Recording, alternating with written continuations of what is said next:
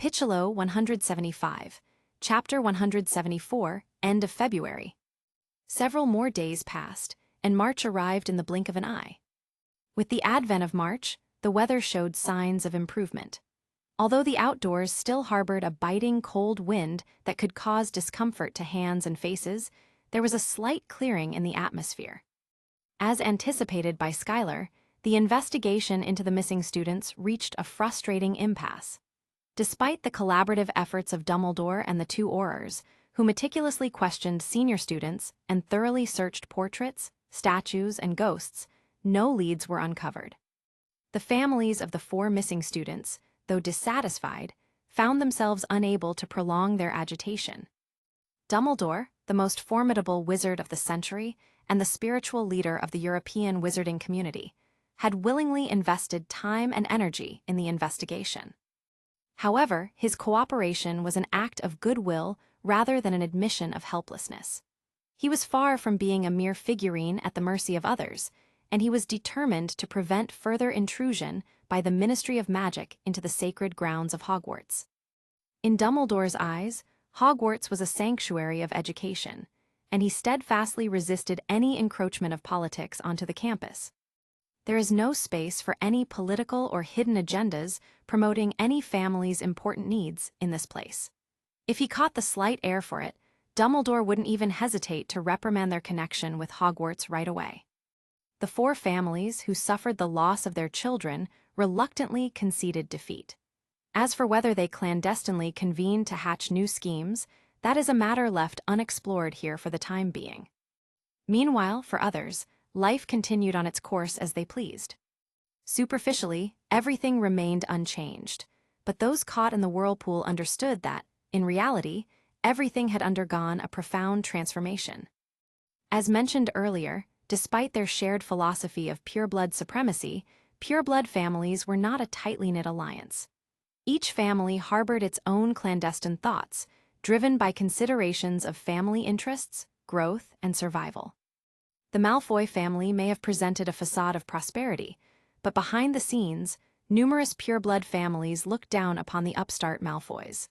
Families like Selwyn, Caro, Avery, Yaxley, and even the decimated Lestrain and Rowell secretly entertained thoughts of uniting to suppress the Malfoy family. The second-tier families, including Wakanda and Black, were initially affiliated with these leading families. However, witnessing the decline of their patrons, they gradually entertained aspirations independent of their once mighty allies. Following the students' disappearance, the Wakanda family reveled in their strategic acumen. By cultivating a relationship with the Malfoy family, Skylar's collaboration with them in the business realm proved fruitful, leading to significant wealth accumulation.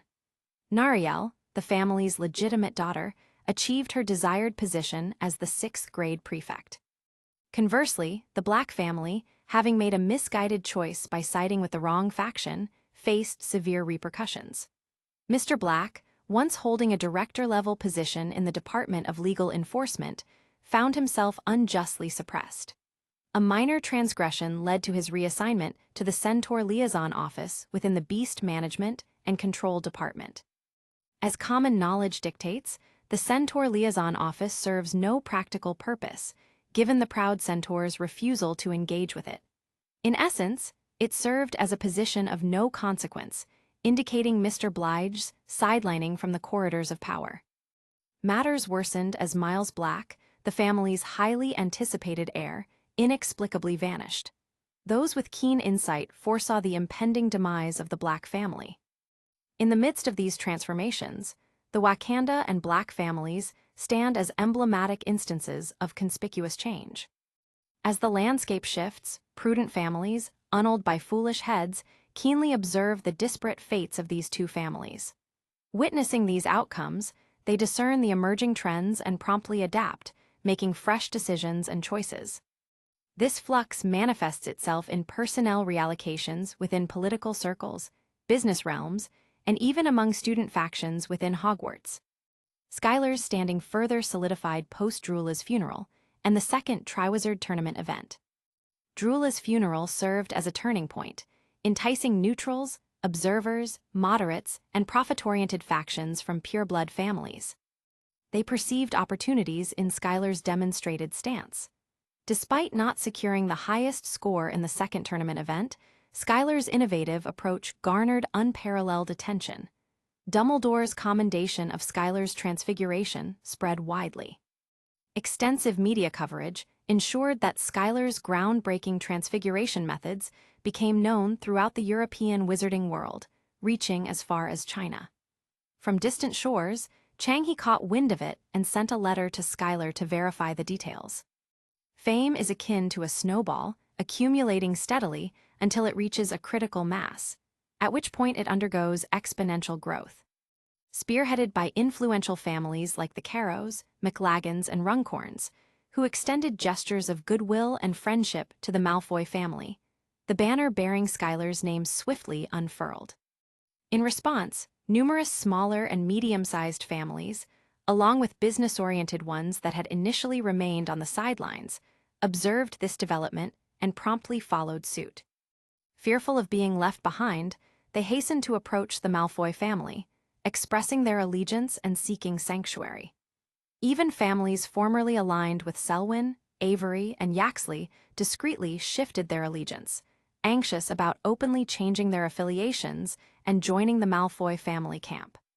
The momentum of the Malfoy family soared once more, reminiscent of the peak reached during the era of the 10th-generation family head, Satamus.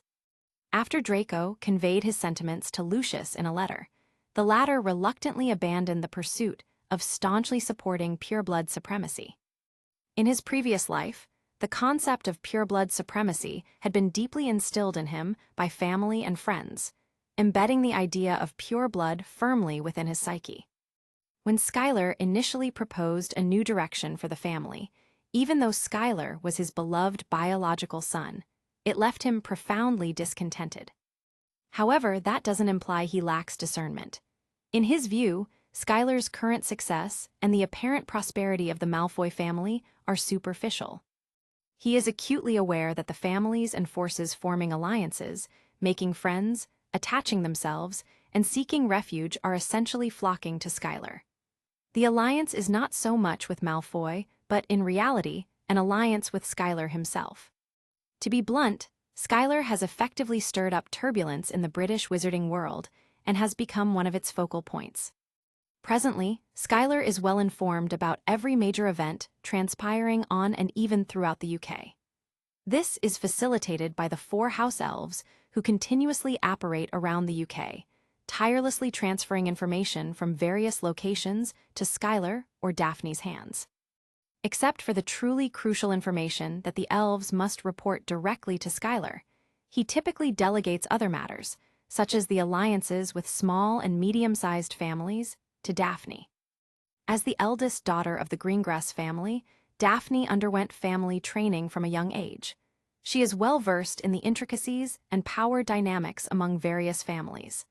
As a noble lady, she has devised enough stratagems to handle situations adeptly. Her presence commands obedience, and encountering her, when the house elf uses apparition to bring her out, is akin to encountering Skylar. Skylar himself remains concealed in the laboratory within the suitcase space. He is aware that the time has come for the Serpentes Vigil Club to enter the planned second stage. Before that, he still needs to master a particular magic. Capitulo 176, Chapter 175, The Rebirth of Nagini. The desk is covered with densely packed research notes, all meticulously crafted by Skylar himself. Upon closer inspection, these notes exclusively delve into the exploration of the animal transfiguration curse magic.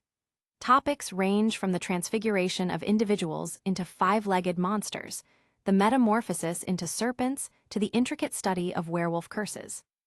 In the laboratory's corner, the floor is strewn with the dissected remains of 5-legged monsters and werewolves, their original forms rendered unrecognizable amid the carnage.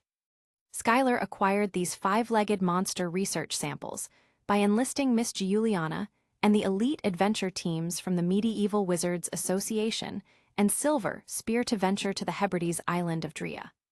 On the other hand, the werewolves were hunted down in Nocturne Alley with the assistance of hags and vampire royals.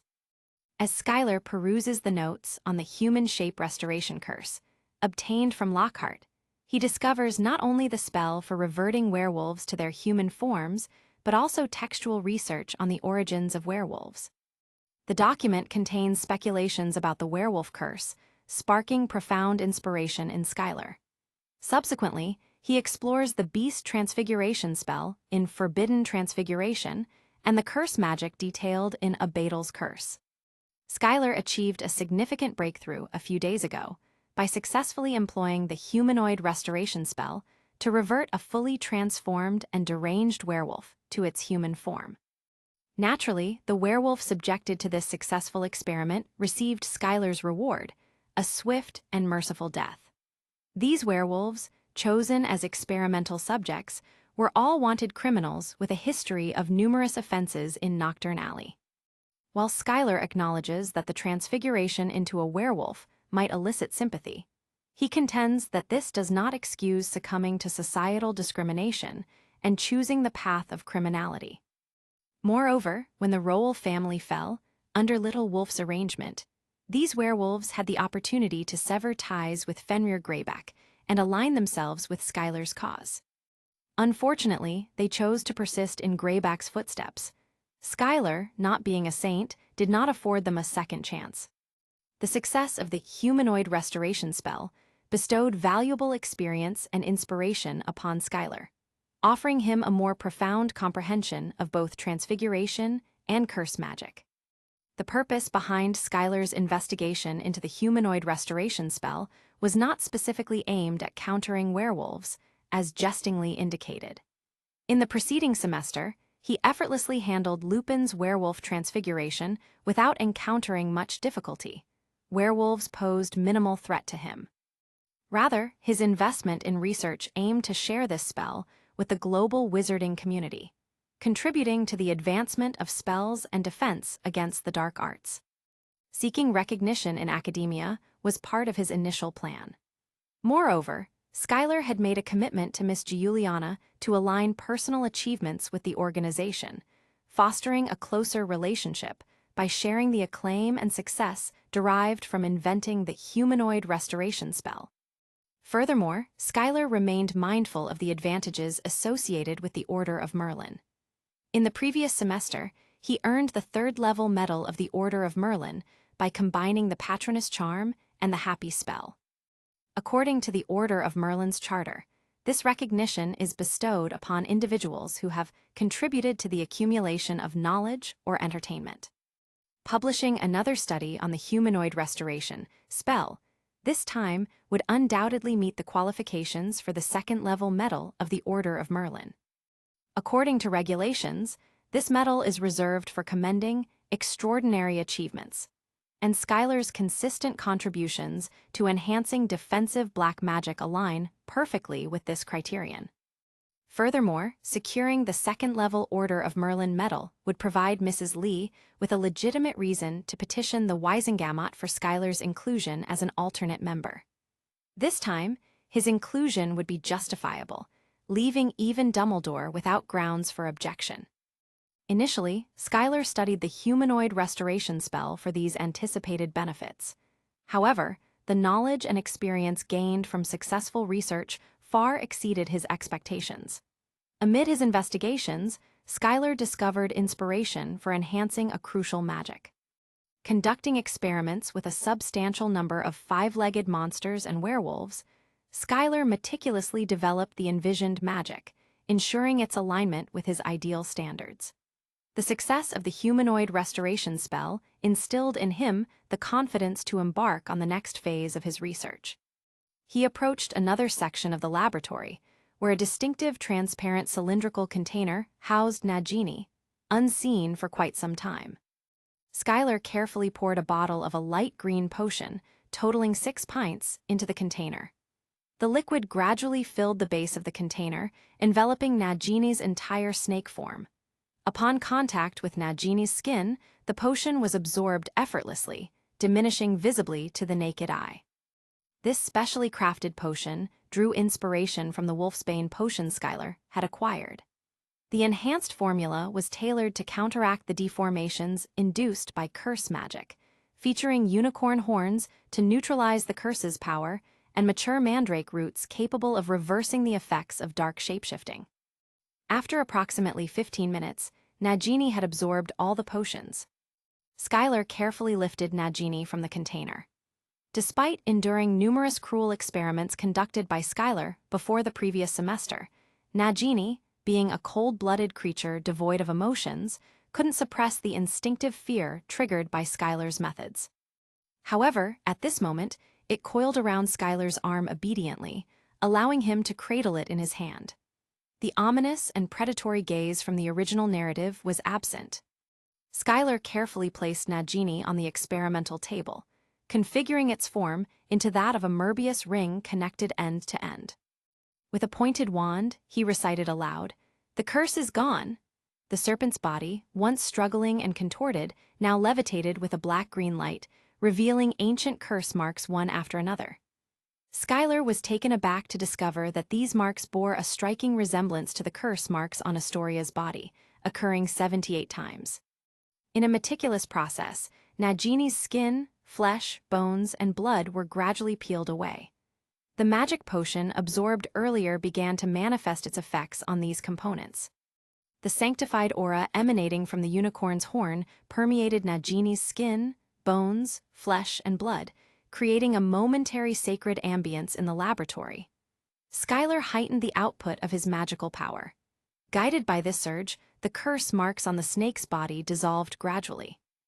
During this transformative phase, Nagini's soul faintly emerged.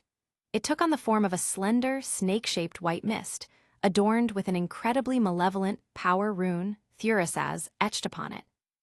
Treacherous, representing the most primal power, often referred to as the power of chaos, is void of a clear distinction between good and evil. However, the magic talisman engraved on Nagini's soul is blood red, emitting a fishy odor and an overpowering scent of blood. The twisted strokes subtly reveal a chilling malevolence. "This scent of blood," Skylar furrowed his brow, saying, "Fascinating. This is the blood of the rune snake. Could this be the legendary Gorgon's curse?" "It's you!" The corners of Skylar's mouth curled slightly as he recited aloud, "Anima de lever." Indeed, it was the spell he had witnessed from Armand II. Originally, one of the secret soul spells of the Black family, specifically designed for cutting and destroying souls, Skylar wondered how Armand II had come to learn it. What Skylar sought was not Nagini, but the cursed talisman attached to its soul. A scythe emitting silvery white light swung decisively at Nagini's soul in one swift motion. Nagini only had time to let out a distressed sound before abruptly falling silent. Skylar, devoid of mercy, skillfully guided the sickle to sever the cursed talisman from Nagini's soul. Originally designed to inflict harm on the soul, this curse was repurposed by Skylar as a precision tool, akin to a scalpel meticulously cutting through the soul. The cursed talisman was successfully detached from the soul, creating a conspicuous void within the snake-shaped white mist that constituted Nagini's essence. "Aquila, lend me your assistance," Skylar urgently called out. As the mark on the back of Skylar's neck heated up, Aquila promptly materialized. However, the majestic creature was left dumbfounded by the gruesome scene unfolding before it. Utterly perplexed, Aquila questioned, "What are you doing?" "I don't have the luxury of explaining right now," Skylar replied swiftly. Simultaneously with Aquila's appearance, a sizable animal skin book with a simplistic design manifested in front of Skylar. This was the Book of Merlin, an heirloom from Merlin himself. Unlike conventional books meant for reading, this one served as a magical artifact containing a myriad of spells, including those for sealing. "Now, assist me in sealing this cursed talisman into the book," Skylar urgently requested. Aquila released a resounding cry, transforming into a cascade of colorful light that swiftly encircled the cursed talisman hovering in the air. Gradually, it guided the talisman toward the Book of Merlin, maneuvering with precision. As Aquila and the magical talisman inched closer to the Book of Merlin, a peculiar occurrence took place. The book autonomously unfurled, revealing its contents, and emitted a radiant white light from its blank pages. When Aquila, pulling the magic talisman, reached within a foot of the Book of Merlin, the book responded to an unseen force, spontaneously splitting open. It exposed 2 blank pages positioned upward, radiating a brilliant white light. The cursed talisman, seemingly encountering a formidable adversary, was swiftly drawn into the pages through an imperceptible suction force. A vivid crimson power talisman materialized on the page, encircled by an image of a snake, effectively containing the talisman at its center. In an instant, the malevolent ambience within the laboratory dissipated. Skylar scrutinized Nagini's now-altered physique, deliberating for a brief moment. Eventually, he emitted a cold snort, remarking, "Well, cultivating is no easy feat for you. No, I misspoke. You've contributed to my research for the sake of contribution, and since you haven't committed any wicked acts, I'll grant you a reprieve." From his pocket, Skylar withdrew 2 vials of liquid. The first contained Phoenix, capable of rejuvenating blood and muscle, nearly rescuing individuals from the brink of death. With a determined gesture, Skylar poured the entire contents of the vial onto Nagini, observing as the snake's body gradually expanded and reshaped. However, the restructuring process deviated from its original form. Perhaps it's due to the absence of the curse's influence, Skylar mused with interest. In that case, raising his wand, he intoned, "Reverse the transfiguration." The snake's body, impacted by the curse, quivered violently. A pervasive, intangible breath, omnipresent and imperceptible, filled the entire space. The scorched skin and bones underwent a remarkable transfiguration, akin to the skilled strokes of a masterful painter. Charred remnants were replaced by white bones, pink flesh, and intricate purple blood vessels that manifested one after another. The snake body suspended in the air assumed a humanoid form in no time. Observing the white soul mist with a conspicuous void at its center, Skylar shattered a second vial of potion, showering its contents over the ethereal mist. The white mist of the soul absorbed the potion, generating fresh mist to fill the void gradually. "Return to the time when you were human. Let soul and body unite." Skylar enunciated the final incantation, and the white mist emerged, progressively integrating into the humanoid body suspended in midair. As the tranquility settled in, an oriental woman with closed eyes materialized in the laboratory. Appearing to be around 25 years old, and in the prime of her life, she retained the attire she wore decades ago, a traditional East Asian ensemble comprising a long skirt with wide sleeves and her hair neatly tied. Her eyelashes quivered, and after a brief moment she opened her eyes. A pair of eyes, pristine and devoid of impurities, blinked as she spoke in somewhat rigid English. "Who am I? Where is this place?" Capitulo 177, Chapter 176, Servant Sarf. "Do you recall anything?" Skylar gazed into her eyes, profound as the stars, and spoke slowly. The woman furrowed her brow, appearing to ponder for a moment, then shook her head slightly. She spoke softly. "I can't remember anything, but I know our conversation was in English, and you and I are both wizards." A glint of realization flashed in Skylar's eyes.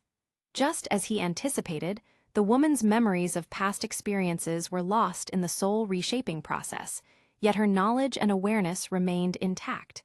It was the most favorable outcome for her. "Since you have no recollection, your previous identity is no longer pertinent," Skylar declared earnestly. "And given that you still acknowledge the existence of magic, deducing your current state shouldn't be too challenging. In the past, you fell victim to an incredibly malevolent curse, which polluted your entire soul, causing a complete loss of self-awareness and humanity. It's not an exaggeration to say that you were alive yet dead. It took 2 bottles of exceedingly precious potion ingredients to rescue you. Strictly speaking, I am your savior and your reborn guardian. After the soul separation, the subsequent step involves selecting a suitable Horcrux and infusing the soul into it. While any item can serve as a Horcrux, the process necessitates potent protective spells for the Horcrux and a substantial reservoir of magical power to accomplish the entire transfer. This implies that even if a dark wizard possesses the malevolence to split their soul, the successful creation of a Horcrux remains unattainable without sufficient strength. The book explicitly underscores the importance of dark wizards safeguarding their Horcruxes. Any harm to the Horcrux will invariably impact the primary soul, further fracturing the already precarious core. The immediate consequence is the dark wizard's descent into madness and gradual loss of sanity. Surprisingly, their magical prowess doesn't diminish. Instead, the soul's increasing malevolence makes them more adept at wielding dark magic. The woman nodded in understanding, acknowledging that Skylar's explanation was indeed accurate. Despite her significant memory loss, her knowledge of magic remained intact. Before undergoing the irreversible transformation into a beast, she had spent time in the Arcana Circus, a gathering place for peculiar individuals. Her knowledge surpassed that of ordinary wizards, and the concept of life debt wasn't foreign to her, stemming from her experiences in the circus. Though her memories of the circus remained elusive, the knowledge acquired during her stay endured. Casting a discerning gaze over Skylar's handsome face and then down at her own form, she vaguely recalled a tale from a far eastern country about a snake demon repaying a favor. With a meaningful smile, she raised her head and inquired, "So, how may I repay you?" Coincidentally, Skylar found himself recalling the same story about a snake demon repaying a favor. Shaking his head to dispel these peculiar thoughts, he replied, "I happen to be in need of an assistant. We can enter into a master-servant contract. You will serve me as my helper for a period of 10 years. After that, you can regain your freedom. Whether you choose to leave or stay will be entirely up to your own wishes. How does that sound?" The woman's smile took on an even more peculiar quality, perfectly complementing her peach blossom-like demeanor. Her eyes and the graceful, snake face exuded an enchanting charm. Skylar couldn't help but entertain the notion that beauties bring disaster. "All right."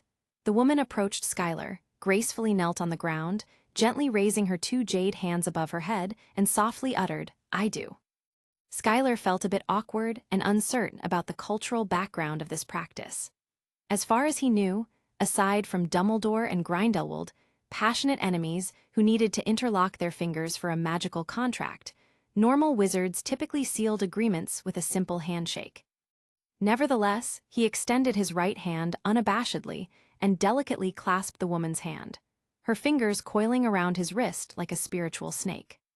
Suppressing a twitch of his mouth, Skylar turned a blind eye to the woman's unusual actions and quietly recited an ancient and lengthy mantra. This isn't an unbreakable contract, but rather a time-sensitive magical pact. The benefit is that it doesn't necessitate the presence of witnesses, but the drawback is that the magical bond gradually wanes over time.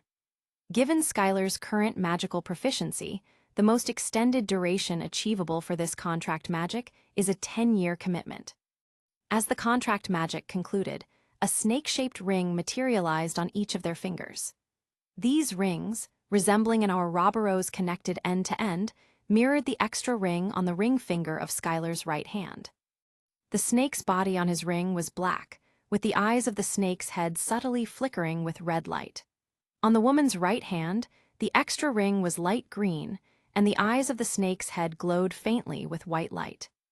"The contract is sealed. To commemorate your new life," Skylar intoned with piety and solemnity, "your name shall be bestowed upon you here. Since you've emerged anew from the serpent's curse, your name will be Sarf." "Yes, Sarf understands." The woman smiled sweetly, evidently content with her new name. Following the completion of the magical contract, Sarf's skin seemed to acquire a golden shimmer, radiating a faint golden halo. Skylar recognized this as a phenomenon resulting from the stimulation of magic within her blood.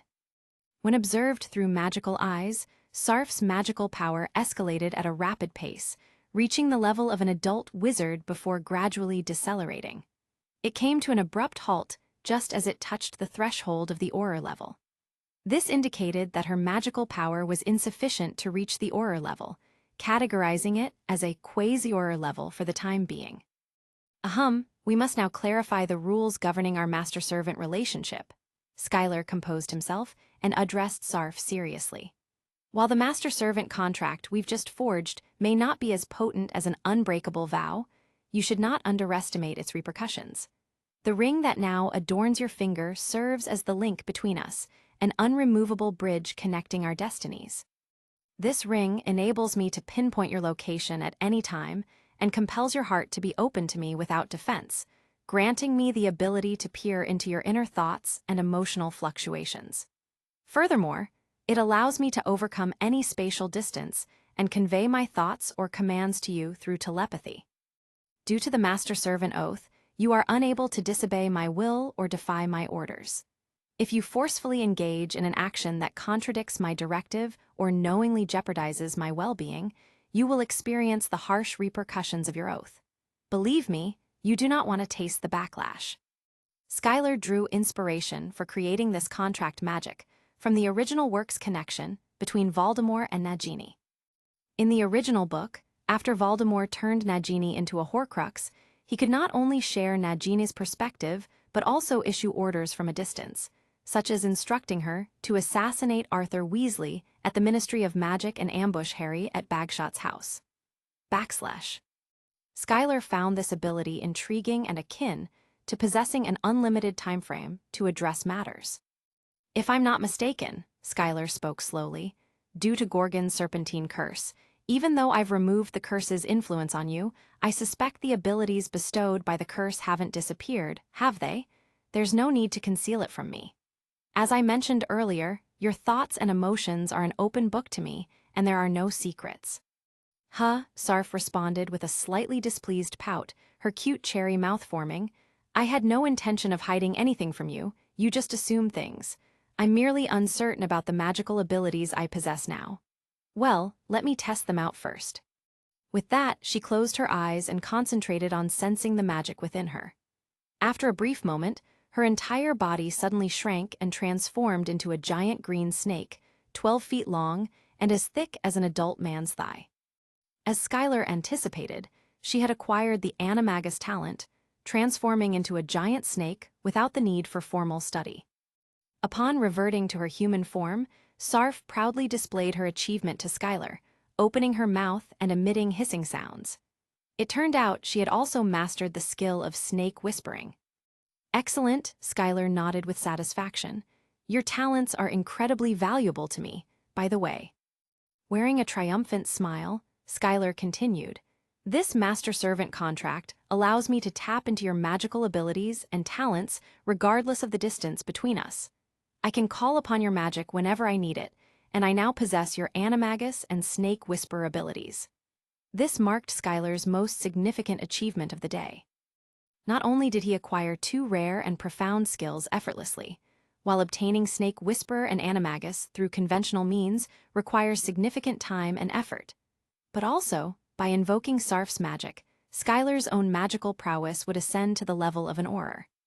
If he had been adequately prepared with the right tactical approach, he would even dare to confront elite Aurors head-on, with a favorable chance of success. A master-servant relationship with Sarf has been established. Snake Whisperer bloodline talent acquired.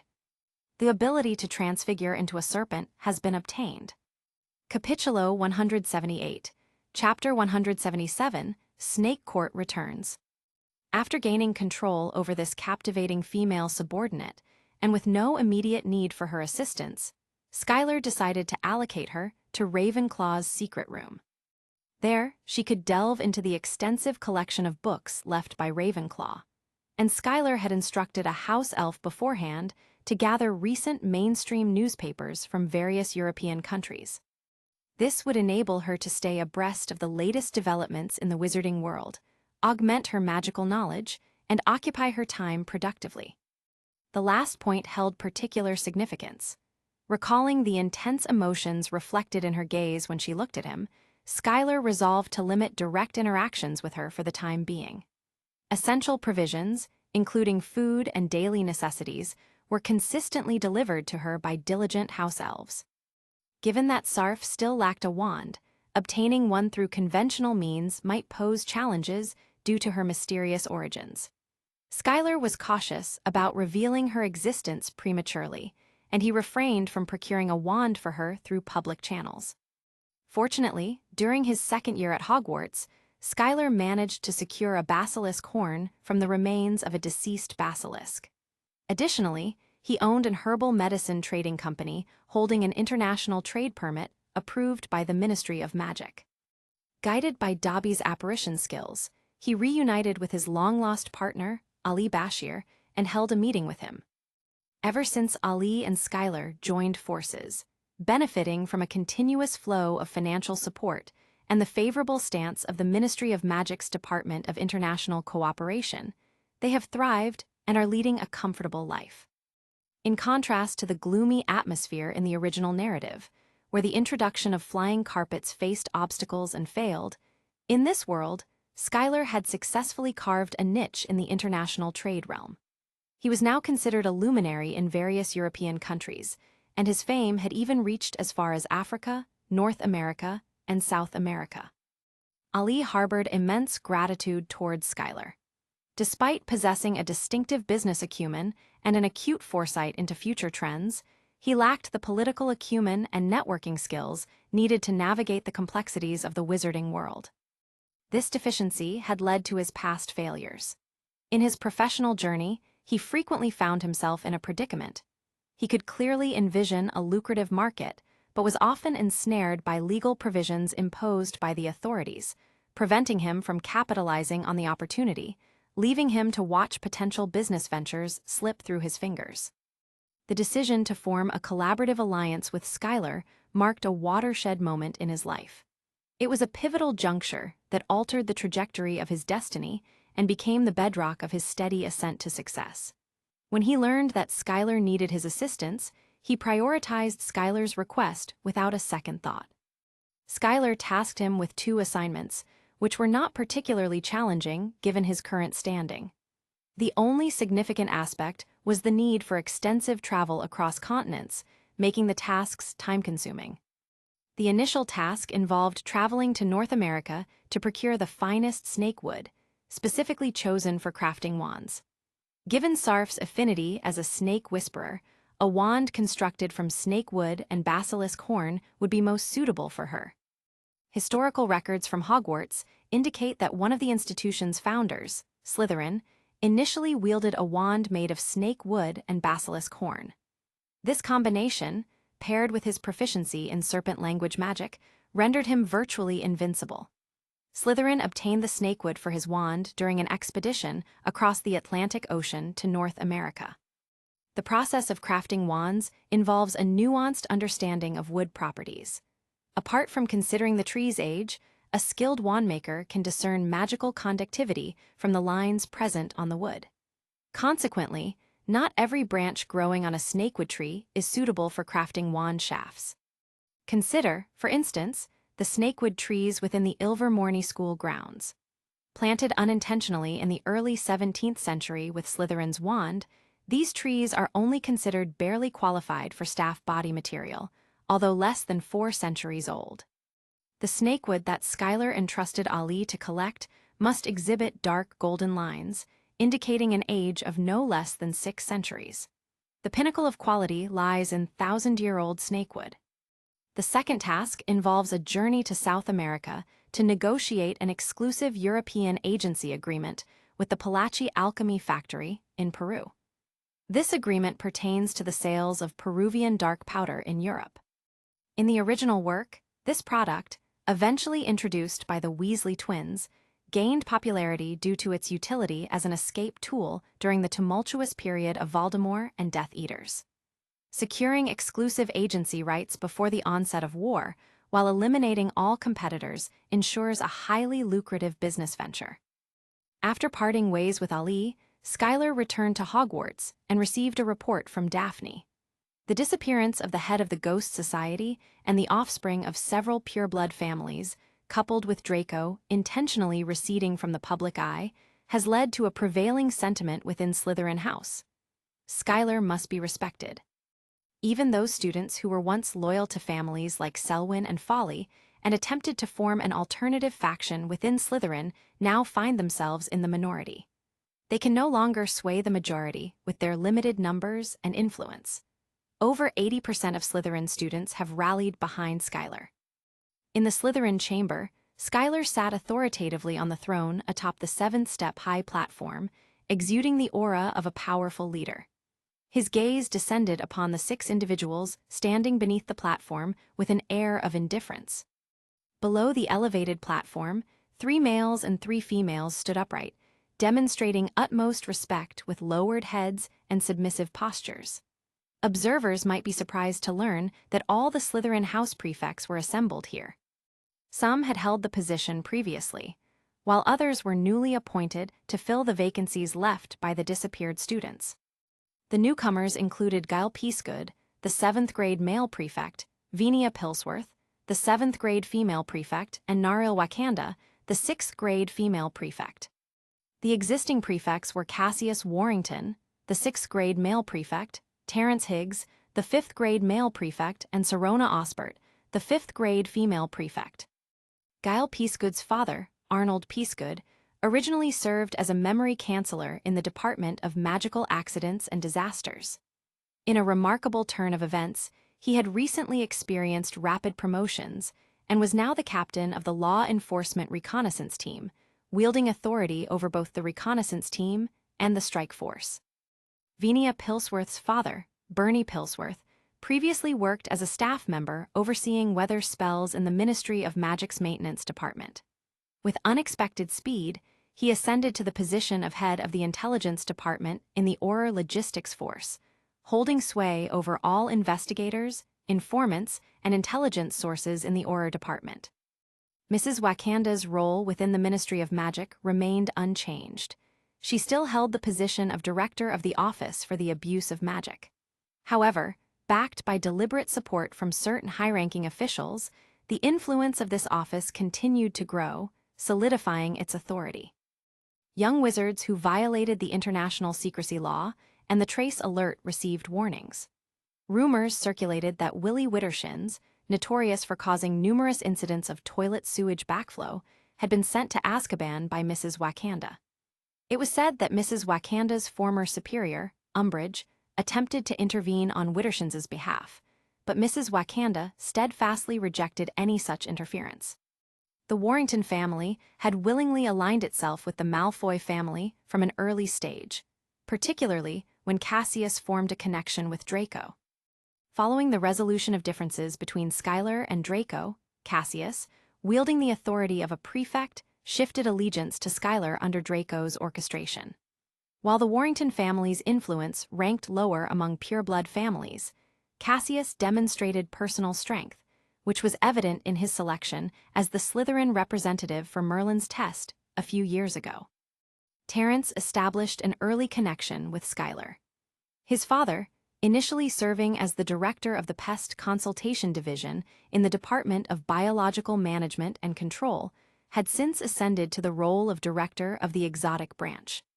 This position granted him control over all exotic creatures in the UK, overseeing departments such as the Human Liaison Office, Goblin Liaison Office, House Elf Resettlement Office, Werewolf Registration Office, and Vampire Registration Office. Under his direction, all information and records concerning Skylar's house elves, werewolves, vampires, and hags were systematically expunged, effectively erasing their existence from the annals of Great Britain. Serona, hailing from the Osbert family, was originally a subsidiary branch of the Malfoy family. Her great-great-grandfather, Unctuous Osbert, held the position of Minister for Magic from 1789 to 1798. However, historical accounts suggest that he was merely a puppet under the influence of Skylar's 10th-generation ancestor, Septimus Malfoy. During that era, widespread belief held that Osbert was a mere figurehead, with Septimus Malfoy effectively serving as the de facto leader of the Ministry of Magic. As the Malfoy family reasserts its influence in the political realm, the Osbert family, having gradually retreated from active politics, once again finds itself thrust into the public spotlight. Serona's father, Unctuous II, has entered the Department of Biological Management and Control, assuming a position focused on magical creatures. As the director of the Magical Creature Branch, he oversees the breeding, research, and trade of all magical creature species in the UK. Under his directive, the Greengrass family gained approval for several projects aimed at cultivating new species of magical creatures, including the pygmy cattail. The purpose behind the visit of these 6 prefects is clear and significant. They not only represent themselves, but also convey the stances of their respective families. Upon pledging allegiance to Skylar, he imprinted a magical seal on each of them. A pure black dragon-shaped crest was engraved on their arms, capturing the essence of a lifelike sculpture.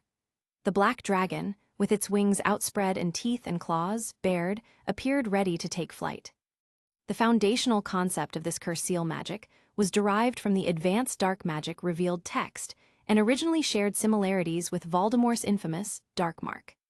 However, Skylar, unsatisfied with the functionality and deterrent effect of the Dark Mark, decided to temporarily set aside his ongoing projects to intercept the curse affecting Sarf. In his assessment, the blood curse on Sarf held a much more potent and intimidating quality compared to the Dark Mark. According to Skylar's conjecture, Nagini, Sarf's predecessor, was likely a subordinate of a dark wizard concealed in Borneo, Southeast Asia. The blood curse on Nagini's body was likely a mechanism employed by the dark wizard to ensure the loyalty of his subordinates. Nagini left Borneo independently, relying on her own magical abilities to suppress the onset of the curse. Unfortunately, she ultimately failed, resulting in her transformation into a snake. Upon studying the Gorgon's curse, intercepted from Sarf, Skylar amalgamated the characteristics of both curses, creating a new curse seal magic. He named it the Sleeping Serpent Seal. Apart from its ability to track the curse holder's location at any time and summon all curse holders together using specific spells, the Mark of the Serpentes Vigil can function similarly to the Dark Mark as a means of life and death control by the spellcaster. Skylar has the power to manipulate their destinies, and with a single thought, he can transform them into beasts, rendering them irrational and inhuman, virtually eliminating the likelihood of betrayal by these individuals regardless of when or where they are. Skylar acknowledged that despite his extensive precautions, the potential for an undiscovered traitor still existed.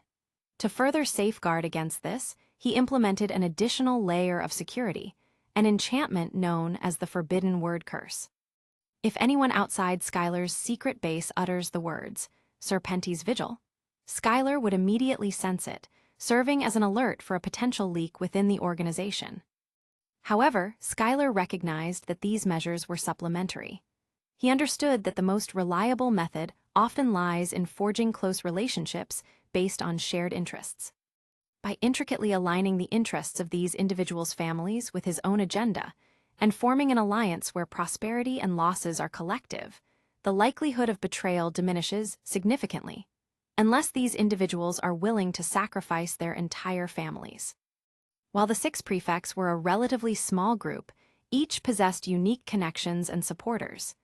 Their allegiance signaled the official entrance of Slytherin into an era dominated and controlled by Skylar. Skylar orchestrated their induction into the Serpentes Vigil Club, where they would actively participate in recruiting senior students. These students, poised to graduate in a few years, could subsequently be placed strategically within various sectors of the business and political realms for internships. As they ventured into the outside world, they would serve as Skylar's allies and mentors, contributing to his influence. Capitulo 179, Chapter 178, Harry Potter's Relationship. It was Friday, and the afternoon brought 2 consecutive potions classes, a favored subject among Slytherin students. Professor Snape's partiality towards Slytherin was evident, and the misadventures of Potter, Weasley, and Longbottom provided ample entertainment for the little snakes. Skylar walked hand in hand with Daphne, engaging in a hushed conversation as they approached the door of the potions classroom in the dungeon. Draco, Goyle, Crabbe, and Pansy were already gathered at the entrance, sharing a moment of laughter while looking at something. Although aware of the situation, Skylar feigned ignorance and inquired, "What are you all looking at? Are we throwing a party?" Having grown closer to Skylar after their collaboration against Draco, Pansy approached with a smile, holding a magazine in her hand. "Oh, Skylar, take a look at this. It's the latest Witches Weekly." In the wizarding world of Great Britain, with a limited population, each magazine category had only one option. Consequently, Witches Weekly stood as the sole women's magazine in the region. Skylar typically didn't indulge in such magazines, but out of politeness, he accepted the magazine from Pansy and gave it a cursory glance. The cover displayed an event photo of a young witch with curly hair, joyfully pointing her wand at a large sponge cake, revealing a row of perfectly aligned, snow-white teeth. Flipping through the pages, Skylar encountered advertisements on the initial pages for the latest beauty potions and cosmetics in the wizarding world. As he delved deeper, he found a brief overview of the Hogwarts Yule Ball on the central spread. The accolade for the best costume and demeanor of the day in the men's category had been bestowed upon Skylar, adding another inconspicuous accolade to his personal list of honors and achievements. In the women's category, the award rightfully went to Catalina Morrow. Given her ethereal dress on that memorable day, the recognition was well-deserved. Even Daphne, who had competed in the female category, couldn't raise any objections and was genuinely impressed. Continuing to peruse the magazine, Skylar discovered the announcement of the Most Charming Smile Award. Surprisingly, he had secured this accolade 7 times in a row, surpassing the previous record holder, Lockhart, who had won the award 5 times consecutively.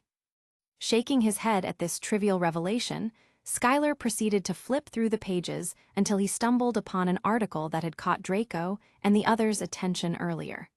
The prominent title read, "Harry Potter's Secret Love Story." Perplexed, Skylar couldn't help but wonder, shouldn't it be Harry Potter's secret heartbreak? He quickly grasped the crux of the matter. Due to his presence in this world, Hermione hadn't attended the Yule Ball with Krum. Rita Skeeter couldn't sensationalize a story about Hermione being romantically involved with 2 different individuals. With this realization, Skylar's interest in the article was piqued. Without Hermione's entanglements, what could this piece possibly contain? As he delved into the article, Skylar was taken aback.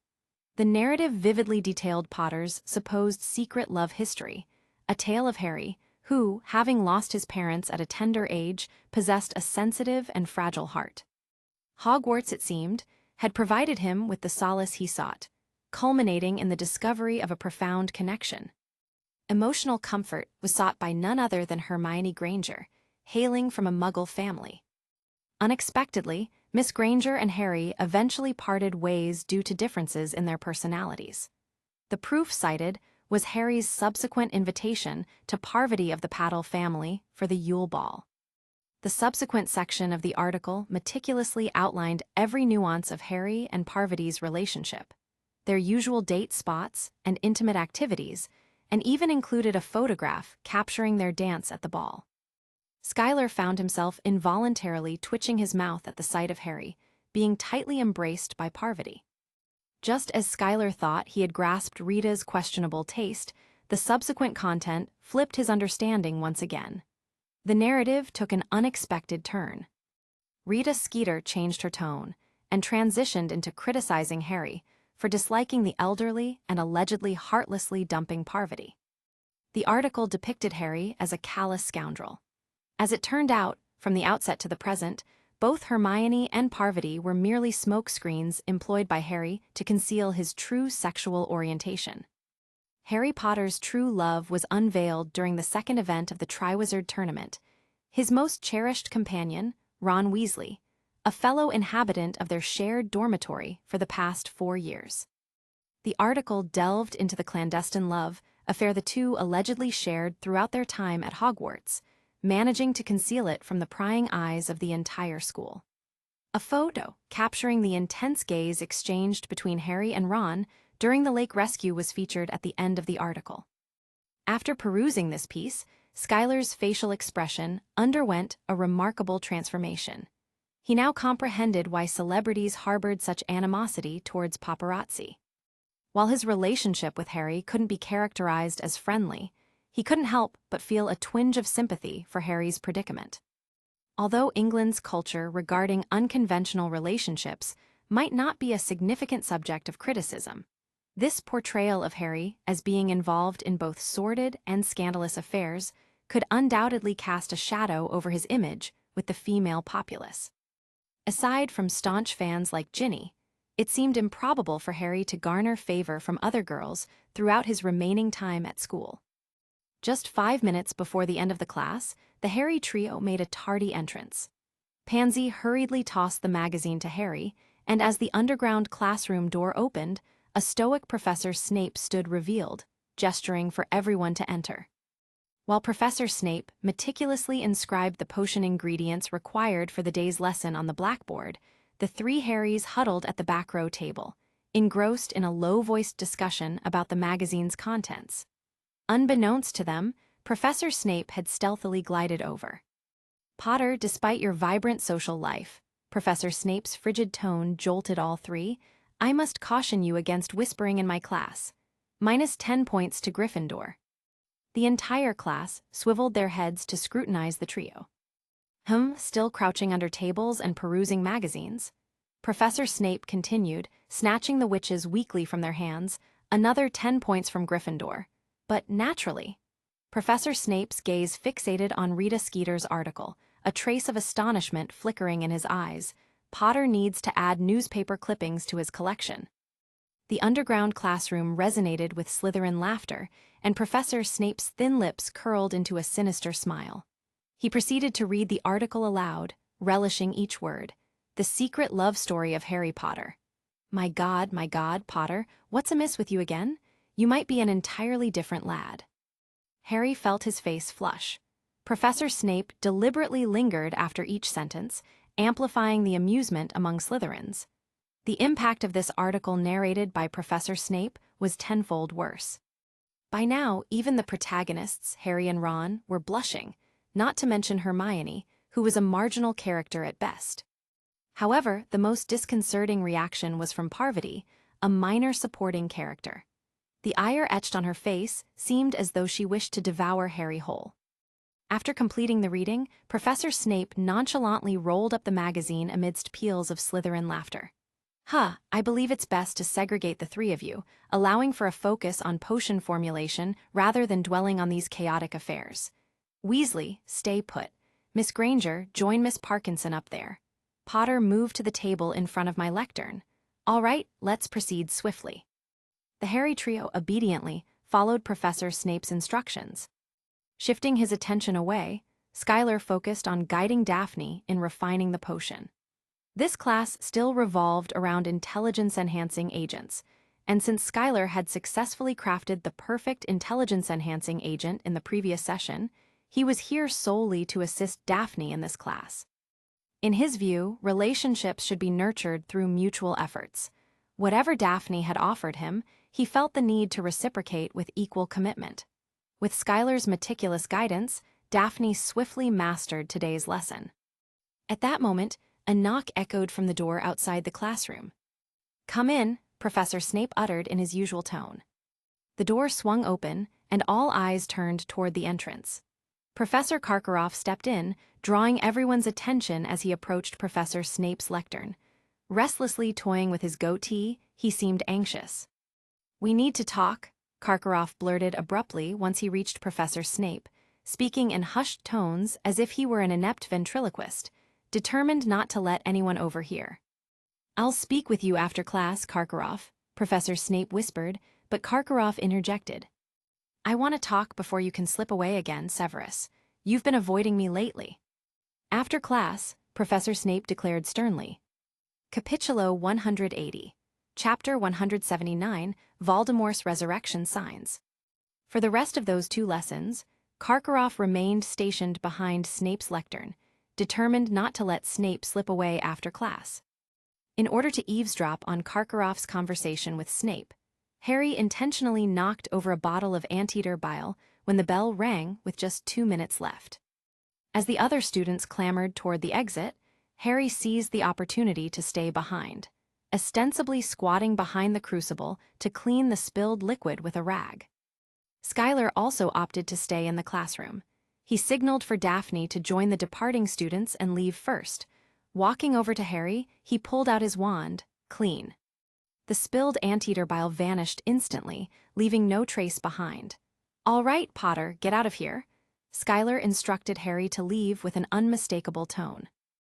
"Both you Malfoys always have more than a reason to bother me." He had no choice but to depart despite Harry's reluctance, losing his excuse to linger. "Malfoy, what are you doing here?" Karkaroff inquired, noting the commotion caused by Skylar and Harry. "Professor Karkaroff, I believe I'm qualified to hear what you want to discuss with our beloved Professor Snape. I intentionally sent away Potter, who sought to eavesdrop on your conversation, and remained here, Skylar stated bluntly. He harbored no fear of Karkaroff. With his current reputation, power, and strength, individuals and factions might instill fear in him, but Karkaroff wasn't one of them. Snape chimed in. Karkaroff let him stay. He's right, and he has the qualifications. Facing Snape's somber yet resolute expression and then glancing at Skylar, Karkaroff seemed to grasp something. He relented, saying, "Since you insist, fine." "What's the urgency?" Snape inquired in a low voice. "See for yourself." Karkaroff raised the left sleeve of his robe, revealing the dark mark of the Death Eaters on his arm, a skull emitting a long serpent. Currently, there was a subtle magical fluctuation. "Did you notice it? It's never been this conspicuous." Karkaroff's tone conveyed unease and anxiety. "You should understand what this signifies, right?" "He who must not be named is making a return from the dead," Skylar stated abruptly. Karkaroff's complexion instantly paled. Despite entertaining this notion in his mind, having the suspicion voiced so explicitly unnerved him. Karkaroff wasn't lacking in strength. He held a prominent position among numerous Death Eaters, which was evident in his role as the headmaster of one of the 3 major magical schools in Europe. However, his temperament, marked by a fear of death, made it difficult for him to confront the looming return of the mysterious figure. "How can you be so certain?" Karkaroff inquired with trembling lips. "It's not that hard to make such an assumption based on the happenings around," Skylar articulated with ease. "Ever since the dark mark surfaced during the Quidditch World Cup, I initiated a close monitoring of intelligence from various sources. There were 2 specific pieces of information that captured my attention," Skylar continued. "Firstly, in Little Hangleton, a small English town, a muggle named Bryce went missing. He was tasked with guarding Riddle House." "A muggle died? Riddle House? What relevance does that person have?" Karkaroff queried impatiently. A subtle smile played upon the corners of Skylar's mouth. "Riddle? That surname belongs to that person, and Riddle House is the place where he grew up in." Karkaroff swallowed nervously. "And then, you mentioned 2 incidents that caught your attention, so what was the second incident?" Confident in Karkaroff's acceptance of his intelligence, Skylar proceeded. "The second incident occurred in Albania. You're likely aware of the speculations circulating in various circles that the man who shall not be named didn't truly perish after losing power, but rather concealed himself in the Albanian wilderness, biding his time for his loyal followers to locate him and aid in his resurgence. My intelligence indicates that someone witnessed Peter Pettigrew, presumed dead, appearing there. One night, he rendezvoused with Bertha Jorkins, a female employee of the British Ministry of Magic. Following their departure from the hotel, neither of them was ever seen again, and Jorkins was declared missing by the Ministry of Magic. Considering the aforementioned incidents, my most plausible speculation is that Peter Pettigrew is, in fact, a Death Eater, and his appearance in Albania suggests his involvement in aiding his former master's resurrection. The disappearances of Jorkins and the muggle named Bryce likely play a role in the man who shall not be named's plan for a resurrection." Karkaroff was taken aback by this revelation. The missing individuals were unknown to him, and he struggled to comprehend why the man who shall not be named would target them. "But there is no way he would be coming for us, right?" Karkaroff asked. While he acknowledged the man who shall not be named's penchant for violence, the idea that their deaths could facilitate his resurrection seemed implausible. Observing Karkaroff's skepticism, Skylar sneered, "Are you questioning my credibility?" Karkaroff, casting a vague glance at Snape, hesitated before admitting, "I don't fully understand. How does killing these 2 individuals contribute to his plan for resurrection?" Skylar shook his head dismissively. "Your imagination is lacking. Who is Jorkins, an employee of the Ministry of Magic? Isn't it conceivable that she possesses valuable information? I, for one, find details about this year's Triwizard Tournament at Hogwarts quite useful." "Ah," Snape exclaimed, a spark of realization in his eyes as he looked at Skylar. "Do you mean?" "Hold on a moment, what are you 2 discussing? Why is everything so cryptic? Please tell me about everything you've been talking about." Karkaroff, feeling increasingly frustrated, couldn't make sense of the conversation. Skylar regarded Karkaroff with a measure of disdain, as if addressing someone with a thoroughly dull intellect. "We've discussed it this far, and you still can't grasp it. Is this how the headmaster of a wizarding school operates?" Seeing Karkaroff's face turned livid, Skylar decided to refrain from further taunting. "Let me pose a question. If a person only has a damaged soul remaining, how could they be resurrected?" Karkaroff muttered to himself, deep in thought, body possession. "No, that's not a sustainable solution. There will be a backlash sooner or later. The Philosopher's Stone? It's rumored to have been destroyed. In that case, only one possibility remains." He appeared to have a revelation, and his expression turned exceedingly solemn. "You've come to the same conclusion, haven't you? It's a ritual involving flesh and blood sacrifice. This ceremony demands the father's bones, the servant's flesh, and the enemy's blood." Skylar smiled, his tone light. "Bryce, the man who mysteriously disappeared, provided the bones from Riddle House. Peter Pettigrew can supply the servant's flesh. Now the only missing piece is—" "Harry Potter?" Karkaroff grasped the significance immediately, his eyes widening in realization. He couldn't help but exclaim, "The man who shall not be named is after his blood." "It took you quite a while to finally get the answer right, Professor Karkaroff. I was expecting more from you," Skylar teased with a sly smile. Seeing how confident Skylar is, while they're discussing Voldemort, made Karkaroff question more about his capabilities. Capítulo 181.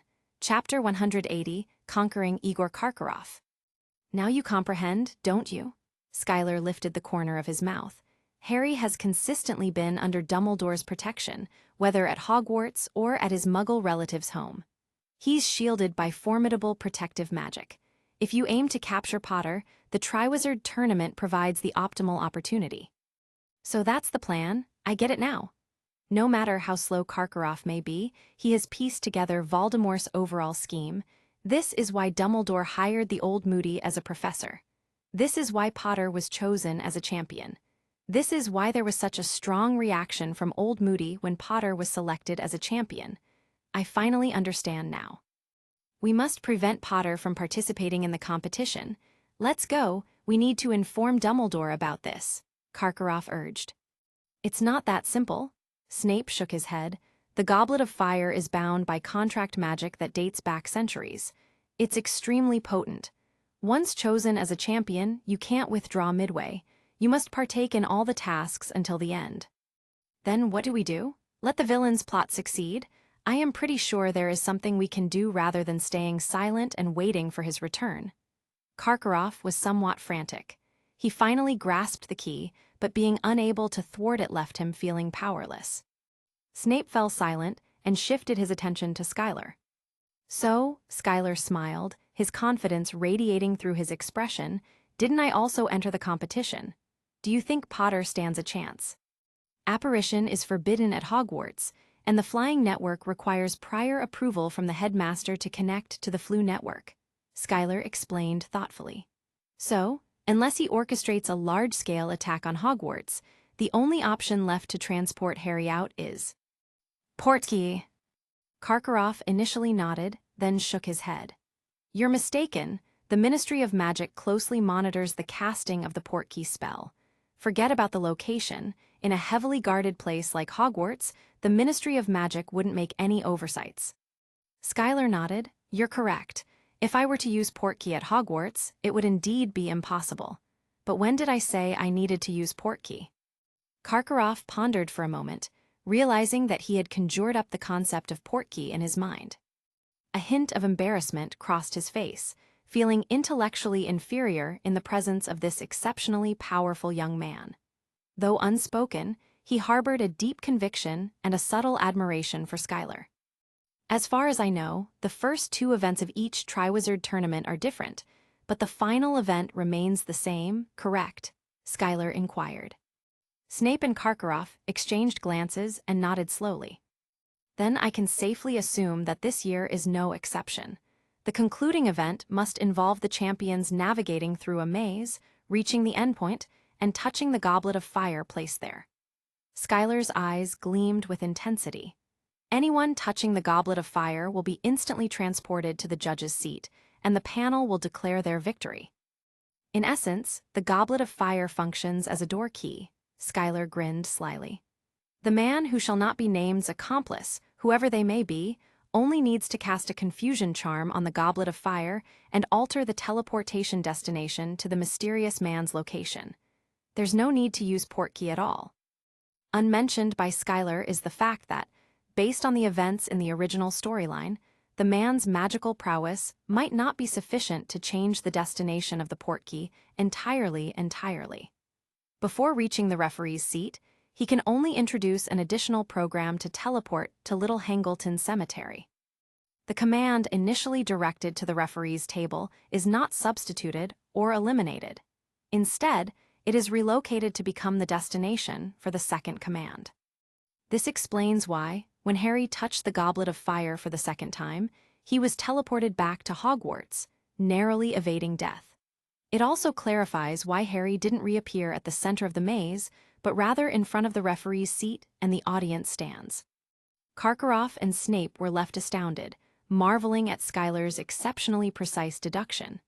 In comparison to Skylar, they felt as if they had lived their lives in ignorance. "Malfoy, I will put my trust in you for this one. I will try my best to assist you from outside," Snape said calmly. Seeing Snape offering his assistance to Skylar, Karkaroff was taken aback. "And how do you plan on doing so?" "Severus, we need to be careful." They looked at Karkaroff after he warned them, and Snape scoffed at him. Skylar's inference proved flawless and exceedingly accurate. The rationale behind Potter's unexpected participation in the Triwizard Tournament had been meticulously elucidated. Moody's earlier speculation, pointing to a powerful confusion spell cast on the Goblet of Fire, had mistakenly identified Potter as the fourth contender from the Magic School, also the lone school champion applicant. This ensured Potter's selection as a participant in the tournament. Given that the mysterious figure's agents had successfully employed a confusion spell to influence the Goblet of Fire during the registration, it was logical to assume that they could use the same technique to manipulate the goblet once again. Snape and Karkaroff fell into a contemplative silence, attempting to process the weight of Skylar's revelations. After a prolonged moment, Snape cautiously inquired, "Skylar, do you know who is responsible for placing Potter's name in the Goblet of Fire?" Skylar nonchalantly shrugged. "I don't know who it is, but what I do know." He flashed a sly smile. "It must be you, Professor Karkaroff, the prime suspects in Dumbledore and Moody's eyes." "It's a mistake. I had nothing to do with this." Karkaroff realized the severity of the situation and pleaded urgently. "Severus, you believe me, right? You know I'm innocent, right? You must help me." Snape clenched his lips, maintaining a stern expression. After a prolonged silence, he spoke. "Veritaserum and legilimency hold little sway over wizards of our level, yet simultaneously, they are inadequate in proving your innocence. I will attempt to converse with Dumbledore on your behalf, but you should prepare for the worst outcome."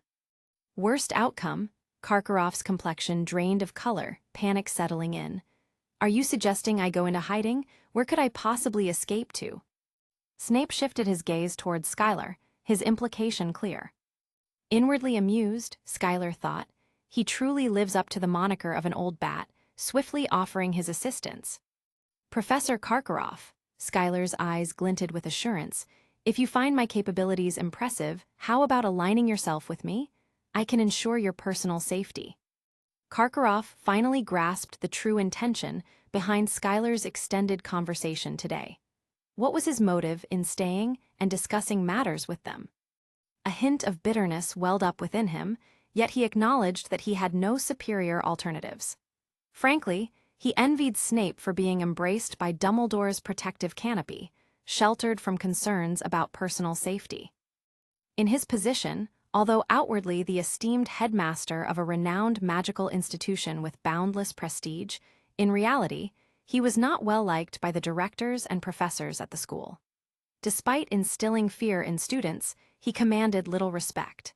In the event of any adversity, the support he could expect from Durmstrang would likely be negligible. Little did he realize that Snape had already pledged his allegiance to Sharon. Capitulo 182, Chapter 181, Gaunt Family's History. Under the watchful eyes of Snape, Skylar and Karkaroff formalized their alliance by signing an unbreakable vow. The terms were explicit. Skylar committed to providing Karkaroff with a secure sanctuary, ensuring the latter's safety. In return, Karkaroff was obligated to grant Skylar unrestricted access to the entire Durmstrang premises, with a particular focus on the Forbidden Library section that captivated Skylar's desires. The quandary of securing a safe house was easily resolved through the implementation of a Fidelius charm. This enchantment, if cast, would prevent Voldemort from pinpointing Karkaroff's whereabouts even if he attempted to use the Dark Mark to track him. As for the question of why Karkaroff didn't employ this strategy in the original narrative, the answer lay in the challenge of finding a trustworthy secret keeper. The chosen individual had to possess unwavering loyalty, exceptional intelligence to avoid betrayals, youthfulness to prevent complications related to sudden demise, and sufficient strength to fend for themselves in the midst of war. Crucially, the secret keeper needed the wisdom to prioritize self-preservation over impulsively joining the front lines of battle. These stringent criteria made the task a complex undertaking. Having secured an unbreakable contract, Skylar unquestionably fulfilled all the aforementioned prerequisites. Following the subjugation of Igor Karkaroff, Skylar engaged in discussions with him to formulate their next course of action. With ample time before Voldemort's return, Karkaroff could remain at Hogwarts, maintaining his facade as the headmaster. Despite Karkaroff's profound fear of death and avaricious nature, his physical prowess was formidable. As long as he recognized someone stronger, guaranteeing his personal security, the risk of rebellion was minimal. Karkaroff proved to be a compliant subordinate, easily controlled by Skylar. Presently, Skylar's primary sphere of influence and control resided within Hogwarts. Beyond the school's boundaries, Skylar's dependable workforce was limited to a handful of house elves. Thus, an urgent need arose for skilled individuals capable of executing tasks beyond the school's confines, with Karkaroff emerging as an ideal candidate. However, instilling fear alone wouldn't suffice to enlist Karkaroff's cooperation. Offering incentives and benefits became imperative, prompting Skylar to contemplate a long-term strategy. Having systematically addressed the pending issues, Skylar deemed it appropriate to prioritize the current tasks at hand. The upcoming day was a Saturday, designated for the customary visit to Hogsmeade. Eager and in high spirits, the young wizards embarked on their journey to Hogsmeade, filled with laughter and banter.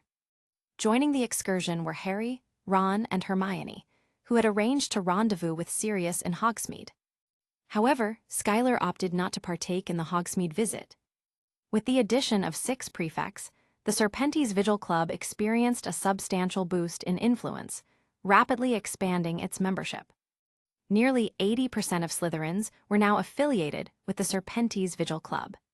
Senior students assumed leadership roles over the prefects bearing the Serpentes Vigil mark, while Daphne and Astoria oversaw the lower-class students. Cho, Marag, Susan, and Luna managed students from other houses.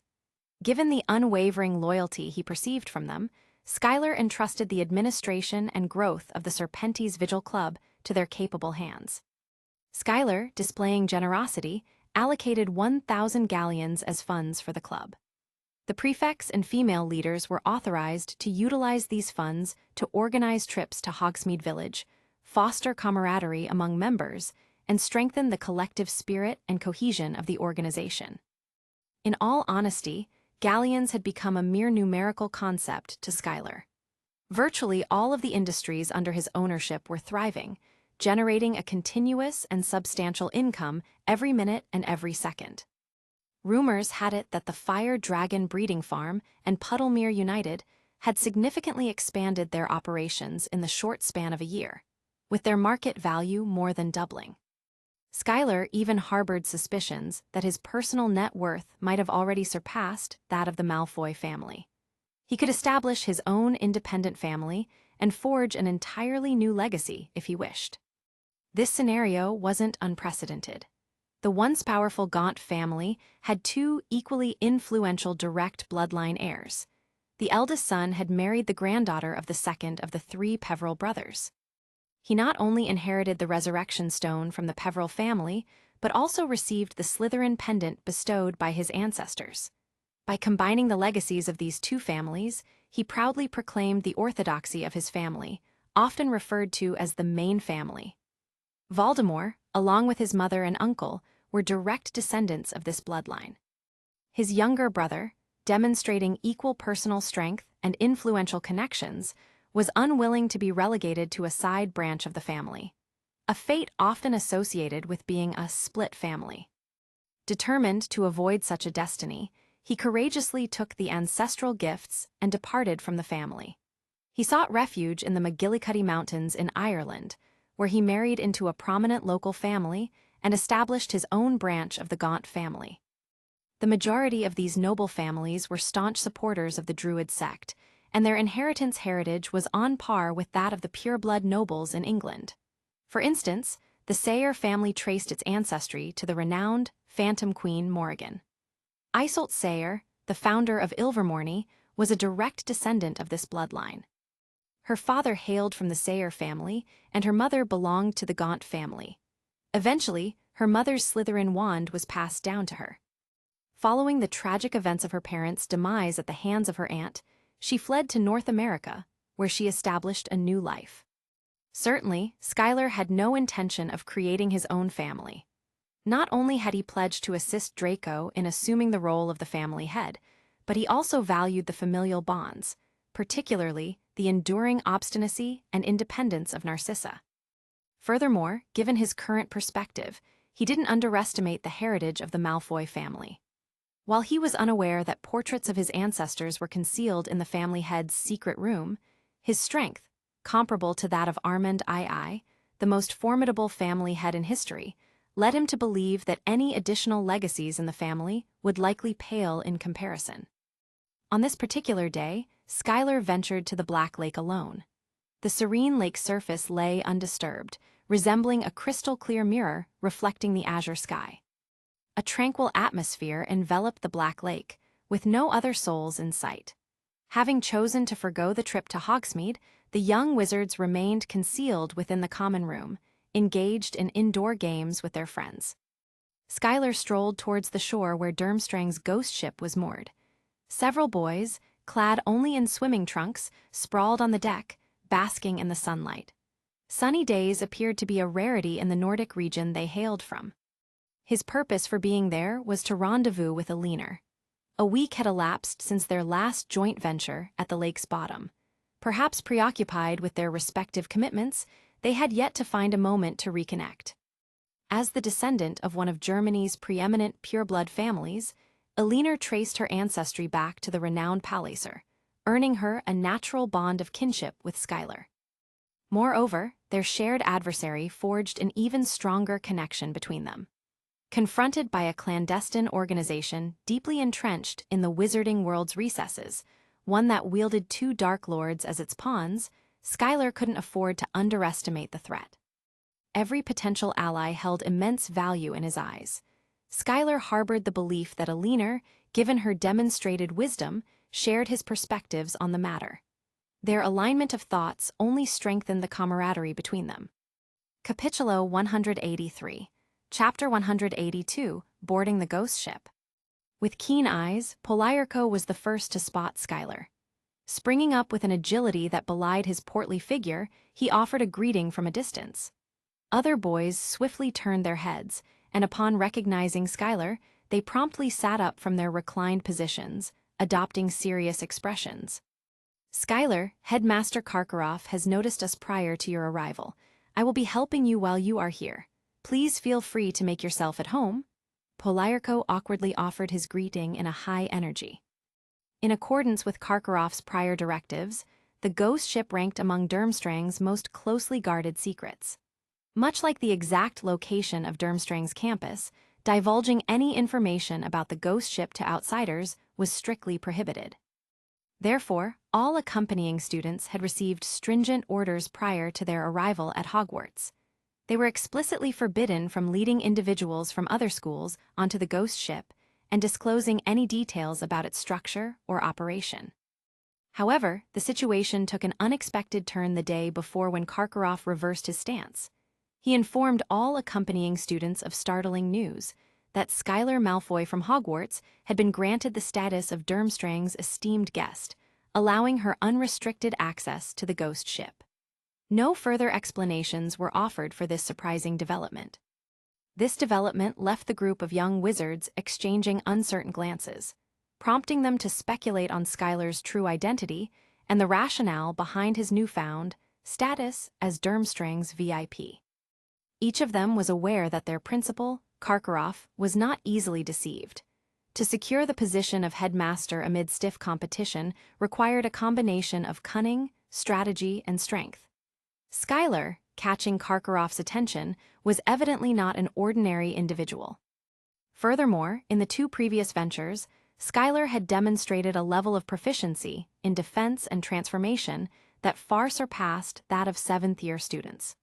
These older students acknowledged his capabilities.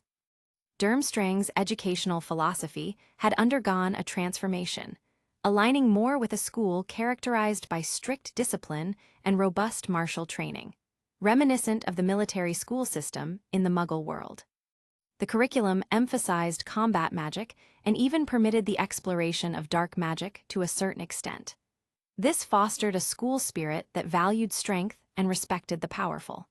Faced with Skylar, who displayed the demeanor of a formidable individual, they were even more hesitant to underestimate him. "Polyarcho, is Miss Hohenheim available? Can I meet with her? Why the serious faces? I'm just looking to ask how she feels," Skylar remarked, puzzled by the somber expressions around him. After all, he was a guest. Did the situation call for such gravity? Among those present, Polyarcho was the most acquainted with Skylar. He swiftly traversed the wooden planks connecting the ship and the shore, ushering Skylar onto the deck. "Elinor, you say? She's around, but she's been a bit under the weather lately or something. She's been holed up in her room, not answering the door even when I knocked. If she knows it's you, though, I'm sure she'll open up. Come on, let me take you to find her." Polyarcho energetically rattled off the words. Following Polyarcho, Skylar descended a staircase. "The headmaster has declared you our distinguished guest, granting you access to the entire ship." He repeated it once again. Honestly, to outsiders, this ship might seem mysterious, but there's nothing particularly special inside. It's not like a Spanish galleon from the 16th century. Due to the use of weather magic, the air inside is neither humid nor stuffy. Polyarcho cheerfully provided a constant stream of information as he guided the visitor on board for the first time. The hull structure consists of 3 layers. The first layer is the crew's bedrooms, which is where our class of students resides. The second layer is the gun cabin, where the magic cannon is activated to defend against enemies. Rumor has it there are 6 cannons inside, with a range of only 500 meters, but they pack a punch equivalent to a great mage's full blow. However, we've never used them, so the rumors remain untested. The third floor serves as a storage area for supplies. Where is it now? Well, it's been temporarily repurposed as a classroom for our studies this semester and a laboratory for research. Polyarcho explained the structure in detail. Skylar could even see how enthusiastic he became at certain times. The captain's cabin and cockpit are both on the forecastle. The magic to enable water mirror space transfer must also be completed there. Ah, here we are. This is Elinor's room. Polyarcho showed a suggestive smile that any man would understand. You may not know yet, but Elinor is a very proud person. Despite many purebloods in the school pursuing her, she never makes excuses. Everyone suspects that she doesn't like men, but I can see that her attitude towards you is very different from others. I think you have a good chance. You know, come on, brother. After saying that, before Skylar could respond, he affectionately patted Skylar's shoulder, and while making a good luck gesture, hurriedly turned around and left. Forget it. Skylar looked at his hurriedly departing figure and had to swallow the words that came to his mouth, wondering if this man had misunderstood something. After confirming that the door number read EVH, Skylar raised his hand and knocked on the door. "Come in," Elinor said hoarsely, sounding a little weak. Skylar frowned. Her sound was very wrong. Could she really be sick? Skylar opened the door, and in front of him was a spacious room decorated mainly in pink. There were traces of the traceless stretching spell being released, and women's products were placed everywhere. The room was very fragrant, and Skylar recognized that this was Aliner's signature fragrance. Don't get me wrong, it was because Aliner practiced dark necromancy magic, and her body was stained with the stench of corpses. Aliner had to use this special alchemical perfume to mask the smell. The room was a bit dark. A wrinkled white window screen covered the only round porthole on the wall. The sunlight filtered in through the gap, bringing a hint of brightness to the dark room. Aliner was lying on the bed, covered with a thick goose feather quilt. Her eyes were tightly closed at the moment, and there was an abnormal flush on her cheeks and neck, with slight beads of sweat on her forehead. The area above her chest was exposed outside the quilt, and people could see the pink suspender pajamas she was wearing. The low-cut round neck was decorated with white lace, which fully revealed her graceful and slender figure. I have to say that this scene is indeed a bit tempting and criminal, but at this moment, Skylar's heart is ringing with alarm bells. He is not a person without self-control, especially when Catalina used a series of rare and unusual spells at the Christmas ball last time. After almost getting into a big fight with her powerful tactics, he has become deeply wary of the traps that may be hidden behind the beauty. He had no time to appreciate this moving scene. Instead, he showed a very serious expression, and his brows were knitted together. Reason told himself that he should turn around and leave immediately to find Polyarcho or Karkaroff and let them check on Aliner's situation. Still, his intuition told him that if he left like this, he would probably regret it for the rest of his life. After some consideration, he stood firmly at the door. The door was still open, and said in a deep voice, "Aliner, it's me, Malfoy. What's wrong with you?" I don't know. So hot? So thirsty?" Aliner still closed her eyes, raised her chin with some difficulty, and said, her voice soft, as if she had lost all her strength. Large beads of sweat slid slowly from her chin down her snow-white neck, flowing through the deep ravine that made people think, until they slipped deep into the collar of the high neck of her chest. Skylar's lips curled slightly. Having lived through 2 generations, his mindset was not that of a naive 14-year-old boy. He wouldn't believe it if the scene before him wasn't a trap. The question is, there's no reason for him and Aliner to be enemies, so why would she set up a trap to harm him? Aliner and herself were both from pureblood families, with one's influence rooted in Germany and Switzerland, while the other's reach was confined to Great Britain. There was no history of animosity between them and no potential clash of interests. Moreover, from the moment Aliner chose to betray Walpurgis, they even shared a common enemy. Forming an alliance between the two would only bring benefits without any drawbacks. If Aliner intended to harm him for personal reasons, it would be highly inconsistent with her character. Since Aliner arrived at Hogwarts, compared to Catalina, who ended up antagonistic, she maintained a demeanor of cold observation and calm assessment. While not entirely indifferent to Skylar, she never displayed any malice. It was evident that she prioritized family interests and handled matters with composure. Her personal preferences were unlikely to influence her decisions. Moreover, even if she did have some hidden motive for harming Skylar that she overlooked, it wasn't as if she was completely ignorant of Skylar's capabilities.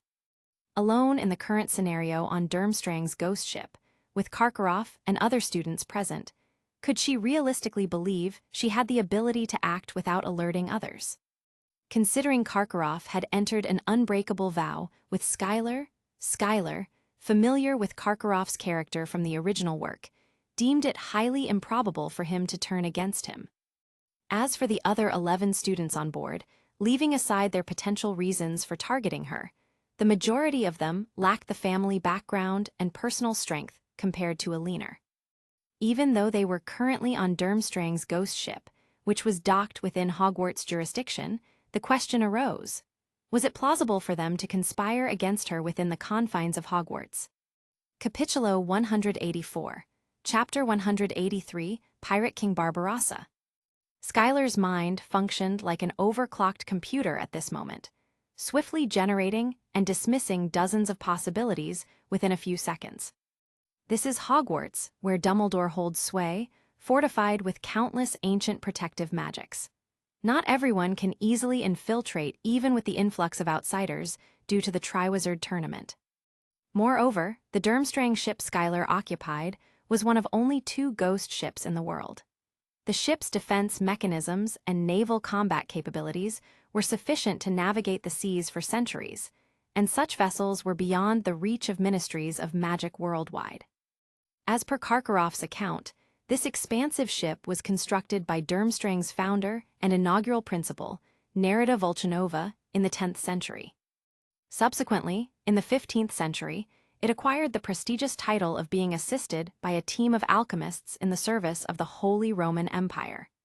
A considerable amount of imperial resources was invested, leading to extensive enhancements and improvements.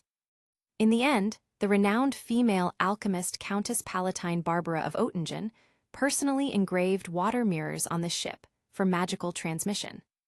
This grand ship boasts over 600 strategically placed warning and defense spells on its top and bottom, rendering its defense virtually impenetrable in every nook and cranny. Karkaroff took pride in asserting that the ship's defense is not significantly inferior even when compared to the likes of Hogwarts and Nurmengard. Since its construction, numerous formidable dark wizards have coveted it, yet there has never been a recorded instance of it being breached or infiltrated by outsiders. It is impervious to ordinary intruders. Not to Aliner. Not to Karkaroff. Not even to other Durmstrang students. While Voldemort possessed the strength to infiltrate Nurmengard in his prime, he is presently a lingering soul. On the other hand, Dumbledore undeniably possesses the capability, but lacks the motivation to deal with Skylar. Using a recently matured female student for a honey trap is also incongruent with his character. After eliminating all other possibilities, the only remaining option becomes the most plausible inference, no matter how absurd it may sound. Skylar gently touched his forehead, shook his head in helplessness, and wore an expression of bitter amusement. Here we go again. What is wrong with this world? What has he done to offend someone? Why does trouble seem to find him wherever he goes? All Skylar desires is to make some investments, earn a bit of money, attract a few beautiful girlfriends, and gather a few accomplishments to boast to his future children and grandchildren. Additionally, he hopes to uphold the family's glory. Apart from those who pose a threat, such as Voldemort, he has no intention of stirring up trouble. Yet, trouble always manages to find its way back to him.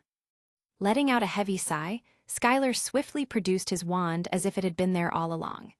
He raised his arm, pointing the wand towards the sole source of light in the room, the round porthole with a screen. Should I feel joy or sorrow? Skylar's eyes flickered with an alluring light, and he spoke with a cold tone. I am uncertain of the honor that has befallen me, Skylar, to encounter the elusive figure hidden in the mist, where only your name and legend persist, your majesty. The captain of the legendary ghost ship Flying Dutchman, leader of the pirate family alliance that rules the 7 seas, and crowned the contemporary Pirate King. His Excellency, the Pirate King Barbarossa. A silhouette materialized slowly in the dim light. It was a tall and robust man with bronze skin, short, black, greasy hair, and a small braid at the back. He wore a short-sleeved leather vest, displaying numerous tattoos on his exposed arms and face. How did you figure out it was me? The man confirmed his identity, his English tinged with a thick Latin American accent. Upon confirming his opponent's identity, Skylar's expression grew more solemn. The man before him had a fearsome reputation, having defeated dozens of elite aurors at sea in the United States a century ago. What's even more formidable is that this man's character, magical abilities, and fighting style, all details about his magic level and other information, are shrouded in mystery. Everything about him seems concealed within the mist, escaping the knowledge of anyone. If it weren't for the fact that the head of the Caro family had provided Skylar with a list of pureblood families associated with Walpurgis, Skylar might not have even come across his name. The pirate family is an exceptionally unique pureblood family. It is, in fact, an alliance of several European and American pureblood families, lacking a unified surname. The control of the 7 sea areas is divided among 7 pirate lords, with the most powerful among them inheriting the title of Pirate King. The people of Durmstrang won't be my enemies, Skylar said calmly. 3 rings materialized from the void onto the fingers of his right hand, holding the wand. Each of these rings activated invisible magical power under the infusion of his magical energy. Swaying, the presence of 2 contemporary wizards who have ascended to the rank of great magisters appearing on the ship right now is impossible. Therefore, there is only one individual in this world who possesses the capability to board this ship without raising any alarms. You, too, command a ghost ship. You're well acquainted with the vulnerabilities in the defenses of ghost ships and can effortlessly penetrate their security, Barbarossa declared. So, Barbarossa's eyes gleamed with a murderous intent. A traitor has emerged within the organization, divulging my existence, and you are already aware of my affiliation with Walpurgis. Tusk, Skylar chuckled. Indeed, it's Walpurgis. Recruiting the foremost families of France and Germany to serve it is impressive. Now, even the pirate family is willing to submit to it. I can't help but wonder, is it? Skylar's tone suddenly turned icy. After defeating you, will the true master come forth to meet their demise personally? Barbarossa shook his head gently. You don't stand a chance. Although you've seen through the trap, you must have realized. In such confined quarters, there's no way I'll allow you to escape with your life. Skylar frowned, discerning that Barbarossa wasn't taking him seriously at all. Given the prowess he exhibited in the Triwizard tournament, even an elite Auror would not disregard him so readily. Could it be? Impossible. Beyond Voldemort and Dumbledore, could there be a third great wizard in the world? While Skylar contemplated the implications of Barbarossa's words, Barbarossa snorted coldly, and a surge of magical power emanated from him. Under Skylar's scrutiny with his magical eyes, the magical power enveloping Barbarossa resembled a tumultuous sea. The surging waves, possessing astonishing momentum, climbed higher and higher, relenting only when they approached the threshold of a Grand Magister. He had actually reached the level of a Quasi-Magister. A Quasi-Magister, approximately on par with Armand II. However, during the previous encounter when he inhabited Draco's body, his performance was constrained, primarily due to concerns about harming Skylar's body. Holding back in battle might have made the fight less challenging for the adversary at the time. But now, facing an opponent with no such reservations, this battle promises to be more formidable. Simultaneously, Skylar had recently acquired Solf's innate abilities and established a magical contract to share magical power with her. In essence, Skylar was now considerably more potent than he was before. Capitulo 185, Chapter 184, Sylph's Wind Magic. In this moment, Skylar has harnessed the magical power within Sarf, propelling his own magical energy to the level of an Auror in one decisive surge. The abundant magic power has sharpened Skylar's demeanor, presenting a momentum not weaker than that of his quasi-mage adversary. Simultaneously, the Supreme Wizard's robe, Night Star cloak, Crown of Wisdom, and Slytherin's pendant materialized on him in an instant. Both the crown and the pendant emitted rays of light, akin to laser beams, linking with Skylar's wands. The wands produced a lively sound, moving like lightning in the air, creating afterimages. A streak of red light shot out rapidly, transforming into fireballs midair, trailing behind with a long tail and hurtling away accompanied by the sound of the rushing wind. The spectacle resembled a miniature meteor shower. Barbarossa took a step back, creating some space in front of him as his wand materialized. With a broad circular motion, he conjured a substantial wave, reaching the height of an adult, forming a dense and sturdy water wall grounded before him. Fireballs rapidly bombarded the water wall, emitting a sizzling sound, and a white mist rapidly enveloped the entire room. Concurrently, a wave surged from the spot where Skylar stood. This wave cascaded over Skylar's head, morphing into a water sphere resembling molten glass that descended onto him, encasing him within. Skylar's form appeared as a faceless, undulating silhouette for several seconds, flickering vaguely within this water cage, as if struggling to break free from the oppressive mass. Then, suddenly, 8 flexible and robust tentacles sprouted from behind Skylar. The tentacles writhed and surged wildly, their long, pink flesh filling the entire water sphere, causing it to stretch and contort violently, akin to a balloon on the verge of bursting. The water collided with the ground with a splash, dispersing droplets that wet the smooth, glossy floor. Skylar stood amidst the aftermath, soaked from head to toe, with water droplets still trickling from the tips of his hair. In this skirmish, both parties remained in the testing phase, refraining from launching an attack potent enough to terminate the other. Superficially, the confrontation appeared evenly matched. However, in reality, Skylar utilized previously exposed strengths, while Barbarossa showcased his mastery over the water element. Not everyone possesses the ability to layer an additional level of transformation upon elemental magic. Precise control over a specific element is imperative for such a feat. When Dumbledore employed a similar water prison spell in the original work, it could incarcerate even Voldemort. The Dark Lord himself required several seconds to break free from the enchantment.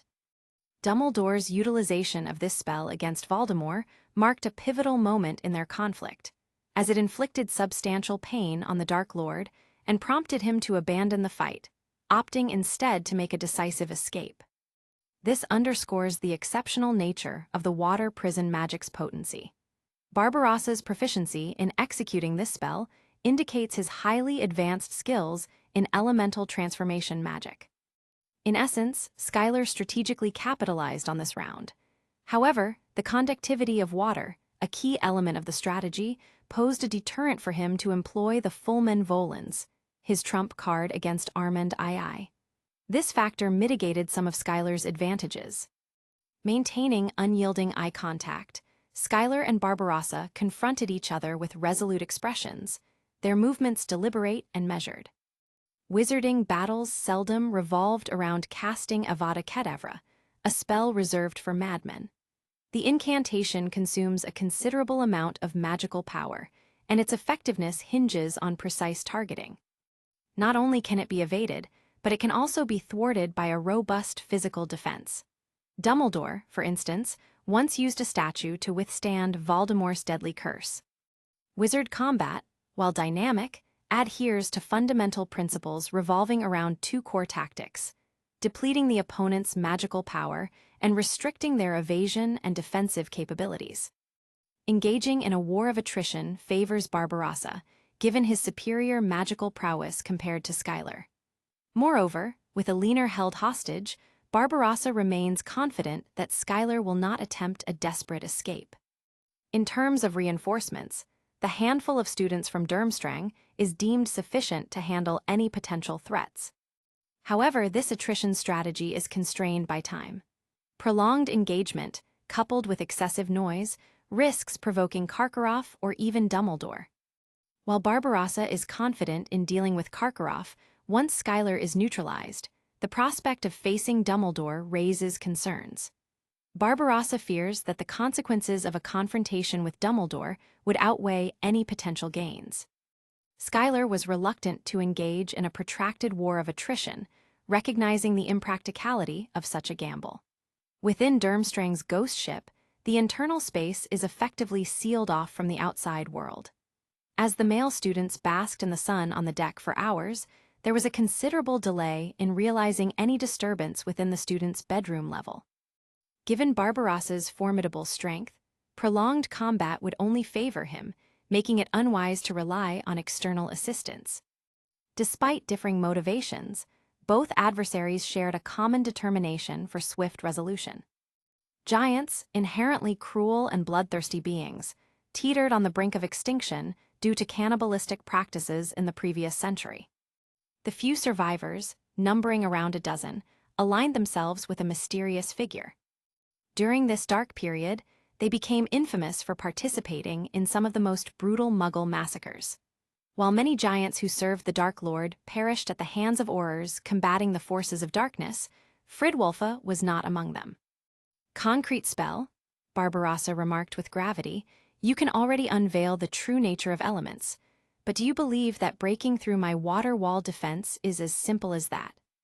Simultaneously, Barbarossa flourished his wand, conjuring successive walls of water that not only obstructed Skylar's path of attack, but also commenced advancing toward Skylar's location, gradually constraining his spatial mobility within the enclosed area. It's not over yet.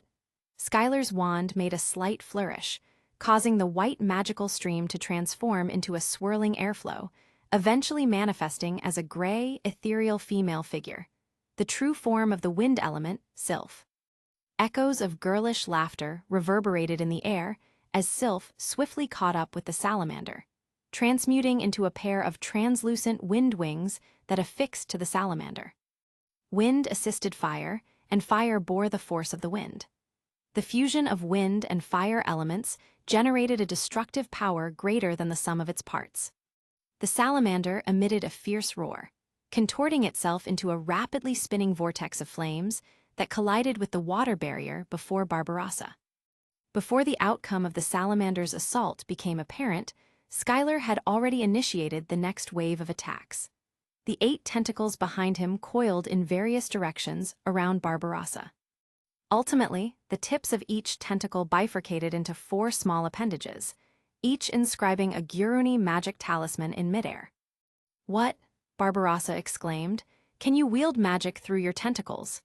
Despite his extensive combat experience and composed demeanor in the face of danger, Barbarossa was genuinely taken aback by Skylar's astounding display. However, his hand movements were anything but sluggish. His wand danced with remarkable speed, directing successive walls of water in front of him. Simultaneously, he shifted his steps cautiously, bracing for the impending counterattack. The salamander's fiery vortex proved potent enough to disintegrate the 4 water walls. The walls collapsed with a resounding crash, transforming into cascading clear water that spread across the floor before transitioning into vapor and dissipating into the air. At this juncture, only a solitary water wall remained on the battlefield, and Barbarossa was initiating the transformation into additional barriers. But it's too late. A steely glint flickered in Skylar's eyes. He brandished his wand and bellowed, "Avada Kedavra." Meanwhile, Ludo Bagman sat among a group of goblins, lowering his voice to convey a message hastily. The goblins responded by crossing their arms, adopting a menacing stance. In the midst of the conversation, Bagman cast a quick glance toward the bar, spotting Harry. He promptly rose and approached Harry, leading him away from Ms. Rosmerda to a secluded spot at the end of the bar. The two engaged in a hushed conversation for an extended period. Ultimately, Bagman appeared somewhat disappointed and slightly annoyed as he bid Harry farewell before departing. Capitulo 186, Chapter 185, The Snake Whisperer. A brilliant green light erupted from the tip of Skylar's wand. Swiftly shaking it, the luminous green transformed into a lethal beam hurtling toward Barbarossa. Faced with a formidable adversary, Skylar abandoned any consideration of resorting to dark magic. Barbarossa had maintained his formidable reputation for an entire century, indicating a wealth of potent and terrifying trump cards. However, it was evident that Skylar harbored no intention of affording him the opportunity to unleash them. With no room left for evasion and no defensive magic capable of thwarting the killing curse, Barbarossa, no matter how powerful, mysterious, or concealed, would succumb to death upon being struck by the lethal spell. Even if he possessed a Horcrux and managed to survive, the tragic fate of perishing with a diminished life would be inevitable. Unexpectedly, Barbarossa bellowed in anger and executed a response that Skylar had not anticipated. His entire form transformed into a puddle of water, and the green light streaked over the watery mass, striking the ship's hull behind Barbarossa and blasting a small hole. Following this, the aqueous form created by Barbarossa shifted almost 2 steps to the right, ascended once more, and swiftly reverted to his original human shape. Skylar swiftly deduced the underlying principle of this magical feat. Could it be the fusion of body transfiguration and elemental magic, allowing the human form to directly morph into the elemental power closest to the essence of magic? The realization left Skylar truly astonished. He couldn't help but speculate inwardly that Rowling herself might be a squib. While she possessed some knowledge about the wizarding world and magic, Her depiction of authentic magical battles in the original book appeared vague. This could be attributed to her lack of understanding regarding the intricacies of magic. Perhaps she resorted to imaginative storytelling to capitalize on her works for financial gain. Despite the setback in his lethal strike, Schuyler remained undeterred. As a master of human body transformation, he comprehended the formidable challenges associated with such transmutations. The adversary appeared to evade the death curse effortlessly, but such advanced transformations undoubtedly inflicted harm upon oneself. That the opponent had been driven to this extent suggested a potential avenue for victory. Observing that his opponent had just reverted to human form and was still catching his breath, adapting to the transition from a liquid state to a human body, Schuyler recognized an opportune moment to press the advantage. Pointing forward with his left hand, the Slytherin pendant levitated in the air, emitting a resonant sound and radiating a vibrant green glow. Parting his lips, Schuyler hissed. The pendant case opened. Several inches in length, a miniature basilisk ghost materialized above the pendant like a three-dimensional image. "Damn it, you're one of the snake whisperers. Should be more careful around you slippery Malfoys," Barbarossa exclaimed, panic flickering in his eyes. At this juncture, he finally experienced a semblance of fear. The surreal spectacle unfolding before him defied his comprehension. He comprehended the profound implications of the rediscovery of serpent language magic, especially considering the utilization of the pendant box. The unleashed force following the activation of the snake whisper induced genuine fear in him, a power capable of jeopardizing his very life. Barbarossa hastily shut his eyes, uncertain whether the basilisk phantom possessed lethal eye contact akin to the real basilisk. He wasn't willing to take that risk. Simultaneously, he invoked a shield charm, casting a vibrant array of colors. A gleaming silver shield and armor manifested around him, bearing the emblem of a crowned skull, a symbol synonymous with pirate kings. The miniature basilisk emitted a banshee-like scream, releasing a khaki light from its mouth that collided with Barbarossa's armor spell. Boom, a resounding crash reverberated. The shields and armor, conjured by the shield charm, rapidly transitioned to a gray hue as if morphing into stone. They then gradually disintegrated in midair. The silhouette of the mini basilisk dissipated, and the pendant resealed itself, returning to its position behind Schuyler. It now hung around the neck of a shadowy figure behind him. Barbarossa, reopening his eyes, wore an expression of disbelief. His right hand, along with the wand below the wrist, had transformed into ashes, gradually dissipating in the air. "Ah!" Enraged, he spat out a mouthful of blood, utilizing his remaining left hand to toss a small spherical object. It struck the round porthole of the ship, causing a similar distortion on the glass window. The void quivered with waves, accompanied by the audible crash of waves against the shore. Barbarossa leaped through the porthole effortlessly, his entire form disappearing without a trace. Schuyler remained stationary and refrained from pursuit. Unfamiliar with the intricacies of the ghost ship compared to his adversary, he recognized the potential danger of a hasty chase. It was likely that the opponent would retaliate by exploiting the internal structure of the ghost ship. You see, Schuyler employed the highly lethal killing curse, yet it merely punctured a small hole in the ghost ship's wall. The self-healing feature of the ship has since repaired the small breach, leaving no discernible signs of damage. On the other hand, Barbarossa effortlessly used a small object to navigate through the porthole, showcasing the vast difference in the two individuals' understanding of the ghost ship. Having successfully defeated the renowned Barbarossa with his trump card, Schuyler felt immensely content with his achievement. He now possessed the confidence to confront anyone, even formidable opponents like Dumbledore or Voldemort. Slytherin's pendant, engraved with Slytherin's snake language magic, could only be activated by those proficient in snake language. After Schuyler acquired the talent for snake language from Solf, he promptly examined the pendant. He successfully unlocked the pendant box by uttering "Open it" in snake language. An indistinct map was also engraved inside alongside the magic to summon the basilisk phantom. With an enthusiastic expression, Fleur took Skylar's hand, leading him on a delightful exploration of the secret witch trail from beginning to end. She eagerly pointed out each store, providing insights into various products and sharing interesting facts.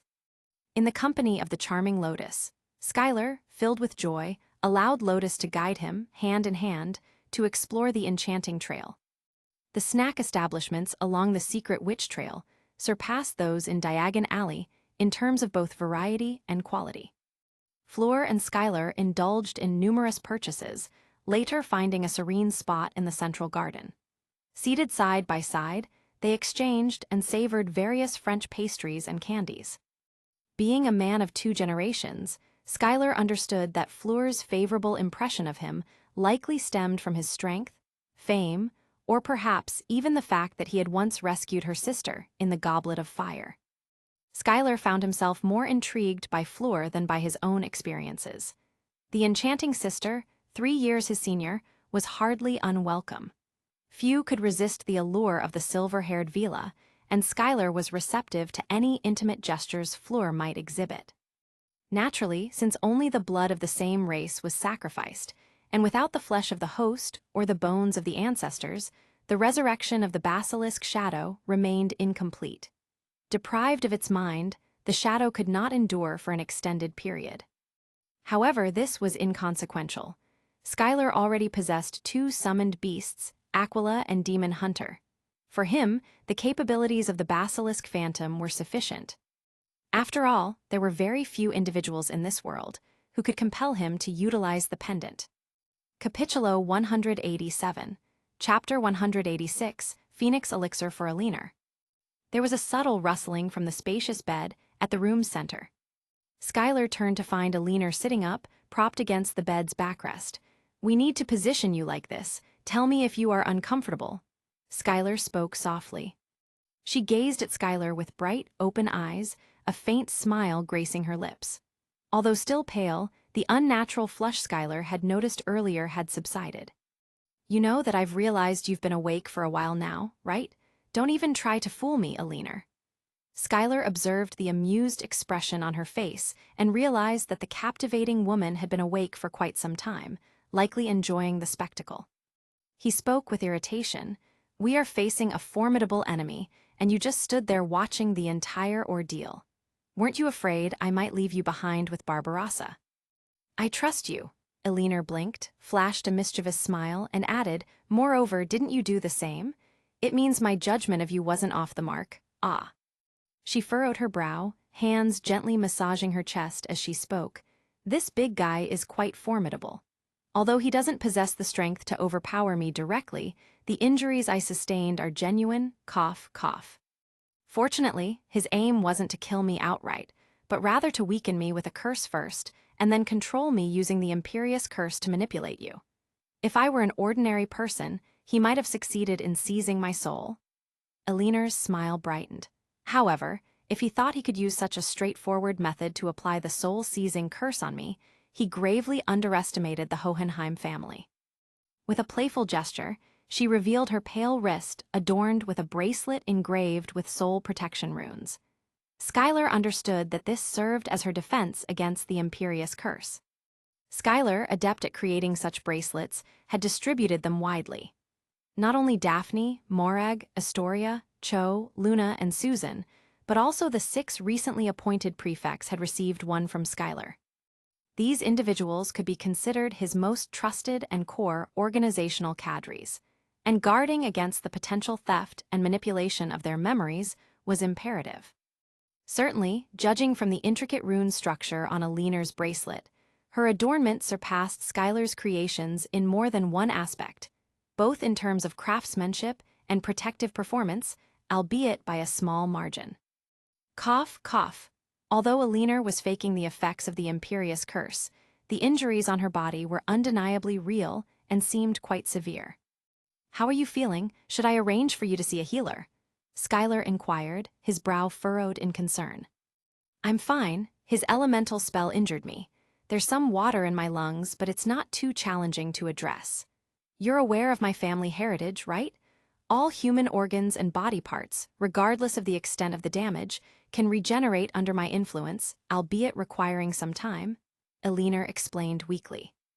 The mention of water in the lungs here differs from the medical concept in Muggle medicine. The fluid accumulating in Eleanor's lungs wasn't actual water in the conventional sense. Rather, it manifested as elemental power taking on the appearance of water. These elemental powers exhibited various water-like characteristics: mutability, permeability, erosive properties, fluidity, unbridled movement, and more. Essentially, it functioned as a form of chronic poison, gradually deteriorating her lungs. In a way, Eleanor was correct. The Hohenheim family's inheritance, derived from the human body, typically allowed her to self-heal. However, her magical abilities proved feeble against the aftermath of the encounter with Barbarossa, signifying she hadn't fully recovered from the battle. Despite Skylar's suggestion to seek medical assistance, Eleanor declined, likely due to her reluctance to risk exposing the intricacies of her constitution. Hogwarts healer, Madame Pomfrey, was no ordinary therapist. She held a prominent reputation within the therapeutic community, possessing an array of formidable skills. Skylar seemed to have an inkling of her concerns, so he gently shook his head and spoke in a resonant tone. "It's best not to take unnecessary risks." With that, he produced a bottle of translucent purple potion from his robes and approached Eleanor. Standing by her bedside, he handed her the potion, saying, "Here, take this." Eleanor, a distinguished alchemist among the younger generation in Europe, possessed an excellent family background. Even Skylar, who had received guidance from Nicholas Flamel, hesitated to claim superiority in the field of alchemy. Without asking for clarification on the potion's content, she reached out and accepted it. Opening the bottle cap, she brought it to her nose for a cautious sniff and then fixed Skylar with a solemn expression. As the truth dawned on her, she uttered in disbelief, "This is..." Although she had an inkling, the sheer value of the potion left her astounded. It was almost unbelievable that the concoction in her hands was indeed what she had speculated. Eleanor pursed her lips and spoke softly, "Phoenix elixir." "Yeah," Skylar affirmed with a smile, "it's tailor-made for you. This potion can not only restore you to your original state, but can also enhance your magical power." Eleanor's small mouth opened, but no words came out as her eyes flickered with surprise. She was acutely aware of the preciousness of the Phoenix elixir. Crafted from the tears of a phoenix, it was an incredibly challenging elixir to refine. Even the most skilled potion masters struggled, with a success rate as low as 30%, even lower than that of the Felixir. The fact that Skylar could present such a rare potion to her spoke volumes. It indicated that this invaluable elixir, usually reserved for personal use or given to the closest confidants, was now being extended to her. Eleanor recognized that although Skylar aimed to forge an alliance with her, the strength of the Hohenheim family wasn't commensurate with the substantial cost he was willing to bear. Hence, the more plausible scenario is that the Phoenix elixir may not be as rare to Skylar as it is to others. He might have developed a specialized method of potion making that significantly elevates the success rate of refining this elixir. While the second possibility might seem astonishing, especially for an ancient potion formula with an extensive history, enhancing the success rate of refining such a potion remains a challenge for potion masters worldwide. Eleanor, with her extensive knowledge, acknowledges the formidable difficulty involved. However, this possibility isn't entirely implausible considering Skylar's track record of accomplishing extraordinary feats. There exists another potential explanation. In alchemy, there is a legendary energy crystal that can defy death under any circumstances and resist the relentless march of time. It represents the pinnacle of alchemical achievement. The Philosopher's Stone. According to Eleanor's comprehension of the Philosopher's Stone, it is a crystalline entity that harnesses life energy.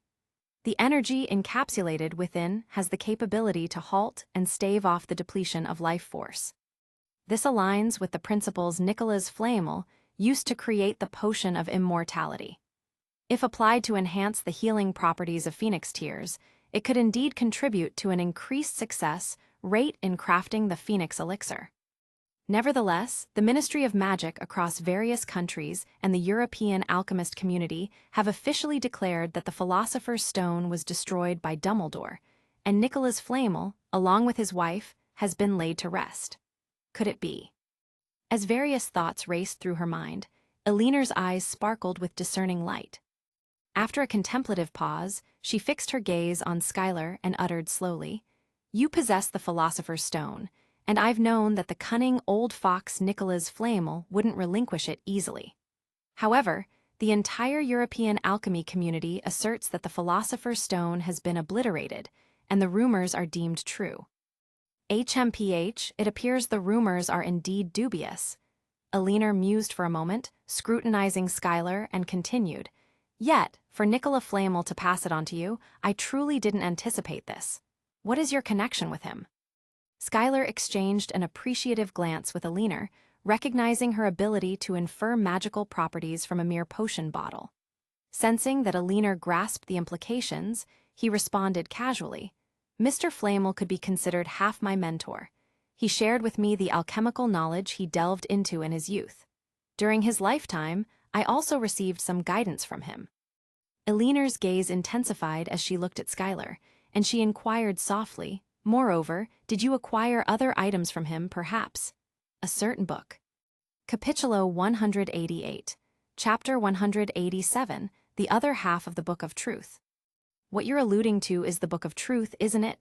Schuyler sneered, a chill in his eyes. "It's no surprise. As an alchemical family that strives for transcending eternity, how could it not be enticed by the Book of Truth, the paramount treasure of alchemy?" "Don't misunderstand." Eleanor subconsciously bit her lower lip. "I mean, every alchemist would be tempted by the Book of Truth, and I'm no exception. But I can swear I have no intention of resorting to force. If you're willing to part with it, I can assure you a generous reward on behalf of my family. It'll surely meet your satisfaction." Schuyler smiled. "A great wizard once told me that the Book of Truth is one of the 6 great tomes in the world, and its value is beyond measure. There are only a few of the most significant secrets in this world that can match it, such as the fairy's sacred fire-forging technique, the centaur's stargazing and fortune-telling skills, the mermaid siren's music magic, etc. However, I doubt the Hohenheim family can offer a price that would stir my interest." "To be honest," Schuyler said lightly, "I am indifferent. I don't question the strength and historical legacy of the Hohenheim family. Your words might still hold allure for other pure-blood families in the UK, but here," Schuyler added softly, "I lack nothing. Money, power, fame, and knowledge are all within my grasp. Do you believe there's anything else you can do to impress me?" "Unless," Schuyler smiled strangely, "in exchange for your family's core inheritance, human body alchemy." Schuyler continued without glancing at Eleanor's pale face. "As far as I know, Mr. Flamel's Book of Truth, in reality, only contains the first half of the book. His ability to create the Philosopher's Stone is just an unrepeatable coincidence, and his Philosopher's Stone is defective, leading to inevitable aging of his body and soul."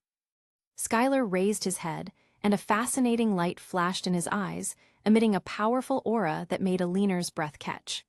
"The second half of the Book of Truth is hidden in your family, right?" Staring at Schuyler in this manner, Eleanor, despite her proficiency in occlumency, felt a slight dizziness in her head. She closed her eyes, took a breath, and then opened them, saying, "It's not surprising that you would think so. After all, the secret of the Book of Truth being split into 2 is known to very few people, and the fact that it is in Mr. Flamel's possession is even more top secret." She wore an extremely helpless smile and said, "Originally, the second half of the Book of Truth was indeed the inheritance of the Hohenheim family, but our ancestor Paracelsus went insane in his later years and lost it." She shook her head. "Whether you believe it or not, this is an irrefutable fact. This incident caused great turmoil in the family, and the family wiped out all the accomplishments and reputation of ancestor Paracelsus as punishment. As a result, there are only a few mentions of ancestor Paracelsus's life in the history books and even on the chocolate frog picture card. Later, the family mobilized its members to find everyone who had read this book and coerce them, using force, money, or other means to exchange for their memories of the book's contents. This allowed us to restore 40% of the book's contents. Strictly speaking, if the upper and lower parts of the Book of Truth are considered equal, the inheritance owned by the Hohenheim family is actually only 20%. Throughout the years, the family has invested significant efforts in attempting to recover the lost parts, but unfortunately, nothing has been found. This endeavor consumed a considerable amount of manpower and time, resources that could have been dedicated to researching and advancing the family's prowess in alchemy. She sighed. Later, a financial misstep by the family led to substantial losses, triggering a cash flow crisis. To navigate this challenge, the family had no choice but to engage in business collaborations with other pureblood families. This eventually entangled us with the secret organization Walpurgis. In truth, the family's goal has always been the pursuit of the ultimate in alchemy. Engaging in power struggles and instigating wars is definitely not what the family desires. Therefore, over the years, the family has made earnest attempts to sever ties with Walpurgis's influence. However, when confronted with such a mysterious and formidable entity, our efforts proved futile. This mission to confront you was also a result of the family's desperation, a compromise of sorts, but Elinor gazed at Schuyler with luminous eyes. In you, I discern the possibility of breaking free from Walpurgis's clutches. Confronted by this enigmatic and potent organization, you chose neither surrender nor retreat. Instead, you persisted in opposing them, achieving the miraculous feat of successfully contending against them. Did you realize how thoroughly prepared we were on the night of the Yule Ball? From Catalina's impeccable dancing skills to the ominous fluttering flower, and her clandestine fusion of duelist heart and phantom eyes, the entire organization was unanimously convinced that failure was inconceivable. Yet, you defied those expectations. How remarkable that is in my eyes. I understand that your purpose in coming today is to propose an alliance with us, Elinor said, her gaze fixed on Schuyler with intense fervor. We are equally eager to forge an alliance with you. Malfoy and Hohenheim stand as the foremost families in Derry and Great Britain respectively. Our collaboration has the potential to incite new upheavals and chart a fresh course in the European wizarding world. The exchange of alchemical expertise between us may birth a groundbreaking school of thought. Moreover, considering we now face a shared formidable adversary, our alliance promises significant benefits with minimal risk. The Book of Truth has long been lost, and the remnants of our family's inheritance were painstakingly collected over 3 centuries. We even delved into the forbidden realms of necromantic alchemy to grasp the rudiments of human body refining. However, the elusive soul refining remains beyond our reach. Despite the exorbitant cost paid, this segment of our inheritance cannot be bartered in any conceivable manner. Schuyler grinned casually. That works for me. The deal is off. I already possess the Philosopher's Stone, and my yearning for the elixir of immortality is rather limited. To me, the entire Book of Truth is simply a repository of knowledge that can elevate my alchemical skills. I am more than satisfied to have the first half. Hold on, Elinor instinctively bit her lower lip once more. I have another proposition. Capitulo 189. Chapter 188, The Ever-Changing Background. Elinor reluctantly pushed aside the quilt that covered her and shifted from a lying position to sitting on the edge of the bed, revealing a pair of snow-white, slender legs. In her current state, Elinor's body was only covered in seductive pink suspender nightgown. The front of the dress had absorbed the sweat on her body, causing the fabric to cling tightly to her figure. Through the thin gauze skirt, the enticing contours of her body were faintly discernible, and a deep neckline exposed a noticeable cleavage. Known for her typically cold and heroic daily attire, especially the red Durmstrang uniform resembling military garb, Elinor's choice of thin pajamas unveiled a softer, more feminine side. Her pale face, hinting at recovery from severe injuries, added to her delicacy and fragility. This stark contrast left Schuyler somewhat overwhelmed. She rose from the bed, advancing gracefully toward Schuyler, exuding confidence. Schuyler's thoughts mirrored those of many men, realizing that she possessed an impressive figure beneath Elinor's usual layers of stylish clothing. In fact, she could be considered one of the most attractive women Schuyler had ever encountered. with the elevated pajamas appearing slightly snug in certain places. As Skylar became momentarily distracted, the proximity between them unexpectedly diminished. Eleanor, with her head held high, locked eyes with Skylar. Her almond-shaped, alluring eyes occasionally emitted a captivating allure. Skylar, I have 2 questions for you. If you provide answers that satisfy me, I may consider sharing the human body refining technique with you. Eleanor delicately parted her red lips. When you entered earlier, knowing it was a trap, why didn't you immediately turn around and leave? Despite being a formidable wizard with elevated spiritual and soul cultivation, Skylar was not immune to the desires that entangle ordinary mortals. Unlike protagonists who embody asceticism, he grappled with the natural human inclinations towards love and desire. At this moment, as the subtle fragrance of Eleanor's cherry lips reached him, his heart raced with an unsatiated longing. Nevertheless, Skylar remained mindful of the business at hand. The alliance between their respective entities was essentially a mutually agreed-upon arrangement, a definite prospect.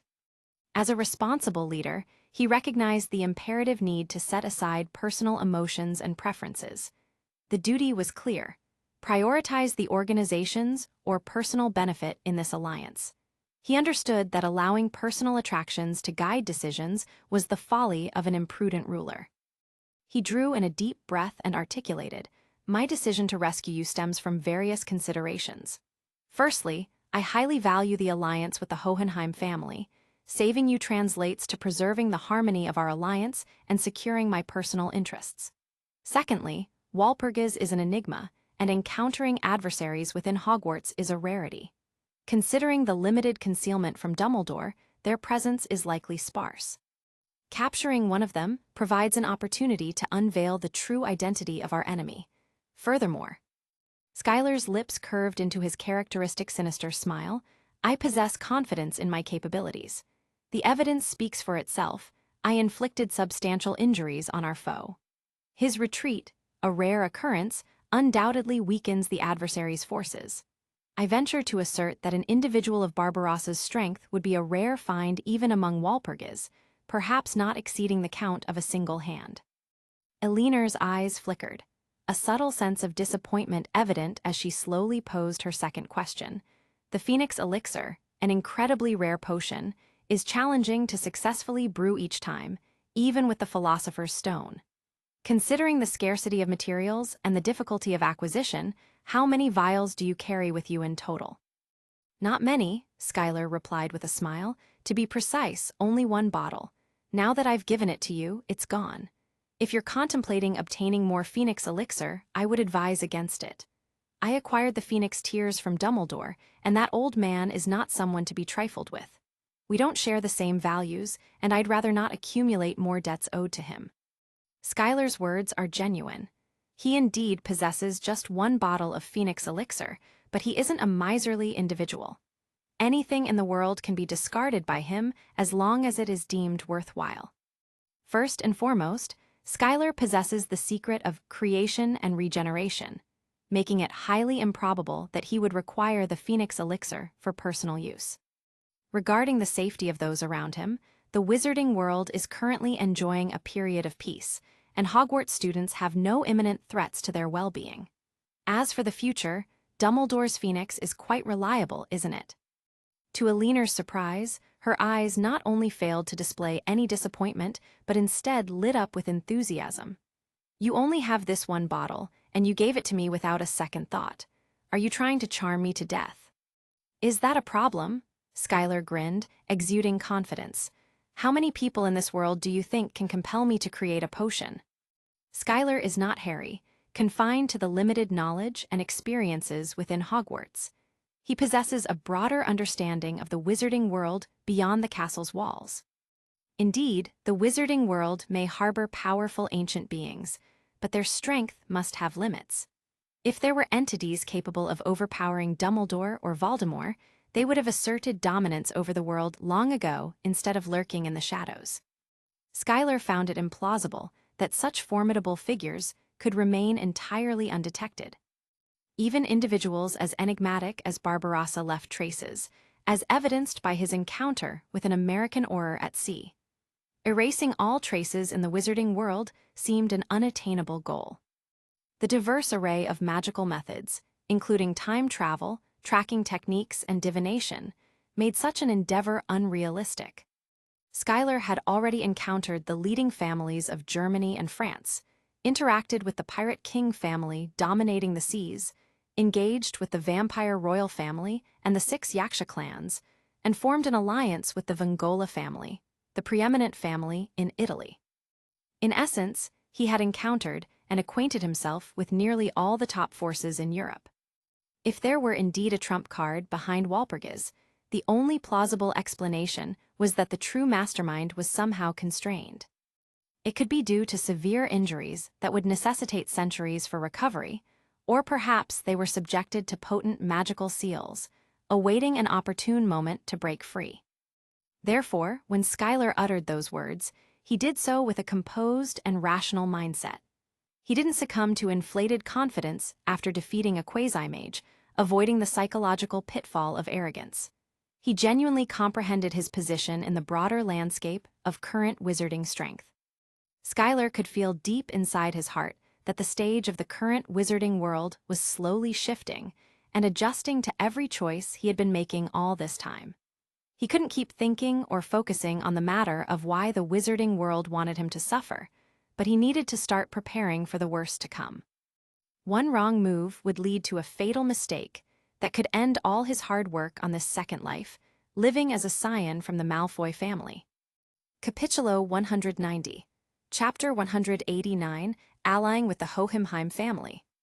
When Schuyler uttered that sentence, his primary intention was to showcase unwavering confidence in his own capabilities, devoid of any ulterior motives. However, he unwittingly miscalculated the magnetic allure he held for women. His exceptional family background and striking appearance were already exceptional, and the formidable strength he exhibited only added to his allure. The self-assuredness he casually unveiled in that moment inadvertently instilled an unexplained sense of security in Elinor. Elinor's gaze was intensely heated at that instant. Hailing from a well-respected lineage, she had been groomed as the family's heir with high expectations. Consequently, from a young age, she had always maintained a robust demeanor, setting lofty standards for a potential life partner.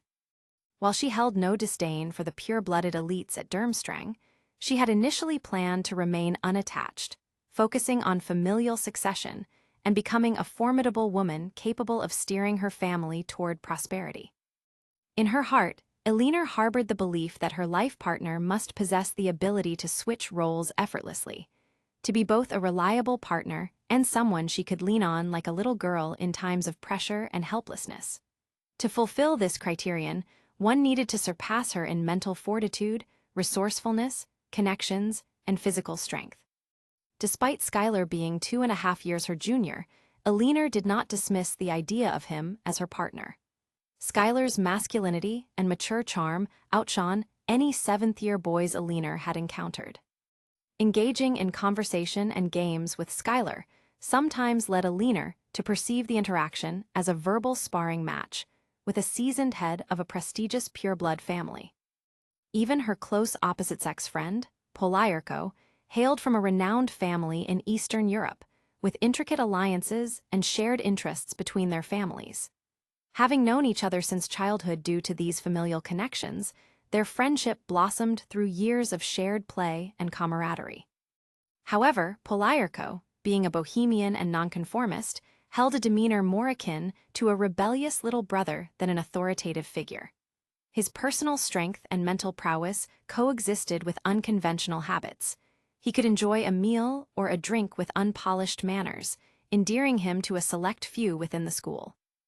Without Elinor's influence, it remained uncertain whether Poliarco would have been chosen as one of Durmstrang's 12 representatives, attracting attention from only a handful of students.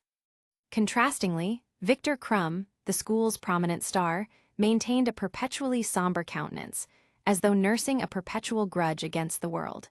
He operated as a lone wolf within the school's confines, eschewing connections and relationships. his solitary nature extended to a lack of close friendships or companions. In the eyes of pureblood families, individual strength, no matter how formidable, held little significance. Exclusive, intricate circles often governed societal resources. Despite his immense power, even Voldemort had to leverage personal charm to secure the loyalty of his initial followers during his school days. On the other hand, Krum relied on his personal renown and Karkaroff's favoritism for protection. No one within the school underestimated Skylar. Indeed, many regarded him as an extraordinary individual. The only factor causing Alina to hesitate was Skylar's existing romantic involvement. While the wizarding world featured a limited population, and to encourage births, governments had adopted a lenient stance on marriage laws. Particularly for pureblood families, major taxpayers and principal supporters of the Ministry of Magic, polygamy was not uncommon. However, these arrangements were often discreet, hidden from the eyes of ordinary wizards. The original book primarily depicted the wizarding world through the lens of Harry, a wizard born in the Muggle world, with limited exposure to the upper echelons of wizarding society. In his perspective, Auror might already be the highest-tier profession within the wizarding community. However, Alina's status was exceptional. As the legitimate daughter of the Hohenheim family, the most influential family in Germany and Sweden, designated as the next head, it was imperative for her to share a husband with other women. It would jeopardize her standing in the family and potentially lead to complications in her anticipated role as the family head. Alina was well aware that several family branches, including her cousins, harbored numerous ambitious individuals. Unless Skylar could ascend to a position where he disregarded all societal norms, attaining a level of power comparable to Dumbledore in his prime. In such a scenario, merely becoming one of his lovers would be sufficient to secure a formidable support. "Do you realize?" Alina gently bit her lower lip. "When you spoke with such power and dominance." She lifted the corners of her mouth, flashing a mischievous smile. "No wonder you can allure so many girls and make them dedicate themselves to you." Skylar hadn't anticipated Alina's sudden shift in topic, so he responded, "You mentioned Daphne and the others." Recalling his girlfriends, Skylar's mouth curved into a joyous angle. "I once believed that the path I chose wasn't worthy of personal emotions, but they tolerated me endlessly, even in my darkest moments. Hey, thinking about it, I am indeed very fortunate. They are all beautiful and wonderful girls. Winning their love is the greatest blessing in my life." "What about me?" Alina swiftly inquired. Abruptly, she took a step forward, gently leaning her body against Skylar. In a charming and low voice, she asked, "Do you think I am beautiful?" Alina's attire was quite thin, her delicate body pressed softly against Skylar, the tender touch transmitting through the thin gauze skirt.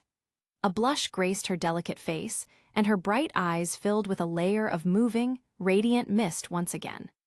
Skylar instinctively averted his gaze. As he lowered his head, he caught sight of a pair of snow-white peaks at the opening of her low gauze tube top. His heart began to race wildly and uncontrollably, a sensation of painful tightness in his chest. Overwhelmed by a sense of emptiness, Skylar closed his eyes and uttered softly, "You are naturally beautiful, and you are no less than any girl I know." "Since you said that I am no worse than anyone." Alina appeared resolute, as if having made up her mind. Prepared to lay it all on the line, she extended her hands and gently touched Skylar's face, whispering, "Don't talk about human alchemy. I can hand over all the inheritance of Hohenheim to you, as long as you become my husband. I know you have other female companions, but I don't mind their existence. I can even promise you that I will never come to Great Britain to cause trouble for you.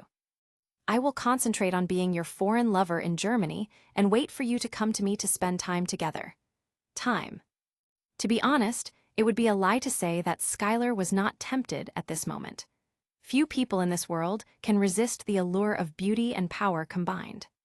However, whenever Skylar contemplates adding the role of a girlfriend to his already complicated emotional world, the images of Daphne, Morag, Astoria, Meredith, and others flash in his mind.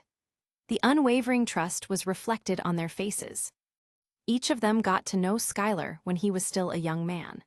They accompanied him every step of the way, and they could be said to have never left his side. Meredith didn't even know whether she was alive or dead, waiting for Skylar to save her. It would be extremely unfair to each of them if he easily allowed a new woman to enter his emotional world. Skylar sighed heavily, reached out, and gently pushed Eleanor away from his arms. "Eleanor, thank you very much for your love for me." Skylar looked directly into her eyes and said unwaveringly, "You are a good girl, and you deserve a better partner than me. I can talk to you about the Book of Truth. I can share it with you. What's the content inside?" Skylar said slowly. "As for your family's core heritage, it's best if you can exchange it. If you think the deal is unfair, I won't force it. I just hope you can keep the covenant between us in mind and avoid doing anything that harms the interests of the Malfoy family." Eleanor bit her lower lip tightly. She finally obtained the Book of Truth promised by Skylar. She also knew that someone with Skylar's status had no reason to lie to her about this matter. However, for some reason, her heart didn't feel the excitement of getting what she wanted. Instead, it was filled with bitterness and loss. Still, she was worthy of being a strong woman, aspiring to be the head of the family. Taking a long breath, she attempted to calm down her mood, and her eyes regained their former shrewd look. "Okay," Eleanor said solemnly, "I can make a contract here. As long as it does not harm the interests of the Hohenheim family, the Hohenheim family will form an alliance with the Malfoy family from generation to generation. The Malfoy family will be the leader in battle, utilizing the manpower and material resources of the family to cooperate with all the actions of the Malfoy family without limit." The two of them extended a hand, grasping it together. Both were senior alchemists, so it was only natural to use alchemy to form an alliance, a teacher's unique way. An alchemical formation in the shape of an eyeball first appeared on the back of Eleanor's white hand, flashing with dazzling golden light. Skylar recognized it as the famous Eye of Horus in the Egyptian alchemy school. Not to be outdone, he responded with a smile, conjuring a black dragon head pattern with red outside and black inside on the back of his hand, emanating a faint yet ominous aura. The Eye of Horus and the black dragon head seemed to come to life simultaneously, swimming toward the place where the two shook hands, intertwining and bursting out with a bright light that caused the surrounding area to fall into a blinding white. "Ah!" Eleanor exclaimed as an extremely strong suction force suddenly manifested at the handshake, causing Skylar and Eleanor to embrace each other awkwardly. The bright light dispersed, and the two separated again. Eleanor's face blushed shyly, and Skylar's face was also burning. This was undoubtedly an accident. This was supposed to be just a flashy alchemical display. Neither of them anticipated that the encounter between their alchemical skills would result in such an embarrassing effect. Skylar examined the back of his hand, finding a black dragon-head-shaped key while a lock adorned the back of Eleanor's hand. The lock featured the Eye of Horus, forming an unusual heart-shaped design. Clearing his throat, Skylar spoke, "The contract is established. Malfoy and the Hohenheim family are now allies, bound to advance and retreat together, protecting each other. The Hohenheim family has been established as an ally." Eleanor appeared somewhat distracted, softly uttering a nearly inaudible "hm." Then, Skylar observed her expression and decided to make a swift exit. "Since everything has been resolved and your people are not feeling well yet, I'd better leave without disturbing you. Take good care and have a speedy recovery." "Wait a minute," Eleanor hastily interjected as she saw Skylar preparing to leave. "What's wrong?" Skylar inquired. "Our covenant has been concluded, but I have not yet thanked you for your kindness in rescuing me and providing me with such a precious potion." Eleanor spoke softly. "Isn't this the same?" Skylar raised his eyebrows. "It's different," Eleanor shook her head lightly. "The family is the family, and I am me. Although you said you would save me for the sake of the friendly alliance between the two families, I still want to thank you in my own name." "Thank you, Skylar." "Okay, I accept your thanks," Skylar said with a smile. "To be honest, even if we didn't join, we don't need to be so polite. We are friends, aren't we? That day of the battle at the bottom of the lake, I already regarded you as a friend." Eleanor did not answer immediately but lowered her head, examining the heart-shaped lock pattern on the back of her hand as if lost in thought. Suddenly, she raised her head, a determined light flashing in her eyes. "I figured it out," she declared. "I like you. It's inexplicable, but I just like you. While it's your right to refuse to be with me, you haven't denied my right to like you." Capitulo 191, Chapter 190, Letter for Harry. The weekend swiftly passed, giving way to a new Monday. During breakfast, Schuyler occupied the most conspicuous seat at the Slytherin table. In a house that embraced a unique culture, emphasizing hierarchy and admiration for the strong, traditionally only seventh-year male and female prefects, and the Quidditch captain were entitled to sit in this prestigious spot. However, Schuyler, a fourth-year student, appeared entirely at ease in that seat, and no one among the Slytherins displayed any surprise or objection. Flanking Schuyler were Daphne and Astoria, while Draco, Pansy, Knot, and others were seated across the long table. The breakfast chatter was interrupted by the arrival of owls bearing messages. As expected, Schuyler received a considerable number of letters. Over 80% of the owls that approached the Slytherin table were seeking him out. The letters hailed from fans scattered across various European countries, including enthusiasts with monikers like Xin Mao and Shidu. These letters not only conveyed praise and appreciation, but also often contained generous gifts as tokens of admiration. This ranged from magic artifacts up to normal souvenirs from every wizarding part of each country on the earth. Schuyler was surprised that some of them even sent some magical delicacies and found their way to him without even spoiling. Schuyler's score might not have been the highest in the second event, but his performance was undeniably the most captivating. The deductions he faced due to his noble moral character garnered sympathy from fans. Letters poured in, accompanied by rewards, all urging him on and expressing hopes for a championship in the upcoming final project. Among the messages were missives from his international pen pals. Mr. Chang He from China, intrigued by the novel transfiguration technique Schuyler had developed, shared various perspectives and opinions for reference. The Medieval Wizards Union and Silver Spear also maintained a regular correspondence, updating him on the research progress of the first half of the Book of Truth. Akabane's Sakurazuki from Japan conveyed deep admiration for Schuyler's strength and performance in the Triwizard Tournament. She expressed envy after watching the broadcast in the newspaper's dynamic pictures. In the Far East countries, there is a warrior challenge competition known as Running Wizard, held by China, Japan, and Korea in turn. However, she pointed out that, given the name, it was evident that only male wizards could participate, leaving witches ineligible. Yingyu acknowledged that despite her efforts to enhance her strength, she would be unable to participate in this competition. Mr. Delacour, Mr. Evru, Mr. Bonnecude, and Mr. Amelinu from France also sent letters of congratulations. These individuals, thriving in the French wizarding world, enjoy a life of abundance. They are considered astute and sophisticated individuals who view Schuyler's score as inconsequential. What matters to them is the strength he has displayed. In addition to the customary polite expressions, the letters also included various observations about changes in the French wizarding world.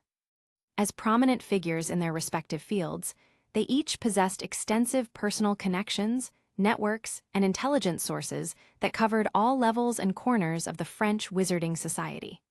Collaboratively, they managed to uncover clues about Walpurgis. Indeed, after the Christmas ball, Schuyler had resolved to eliminate the hidden threat of Walpurgis. At the very least, he aimed to comprehend the adversary's concealed strength and gain intelligence to know both himself and the enemy. Schuyler had a gut feeling that, following the consecutive defeats in the Nightshade Mystic Market, the Morrow family, and against Barbarossa, he was approaching the moment when he would encounter the true owner of Walpurgis. Receiving numerous letters in the Great Hall of Hogwarts was not a novelty for Schuyler. It was a common occurrence for individuals from the four major houses.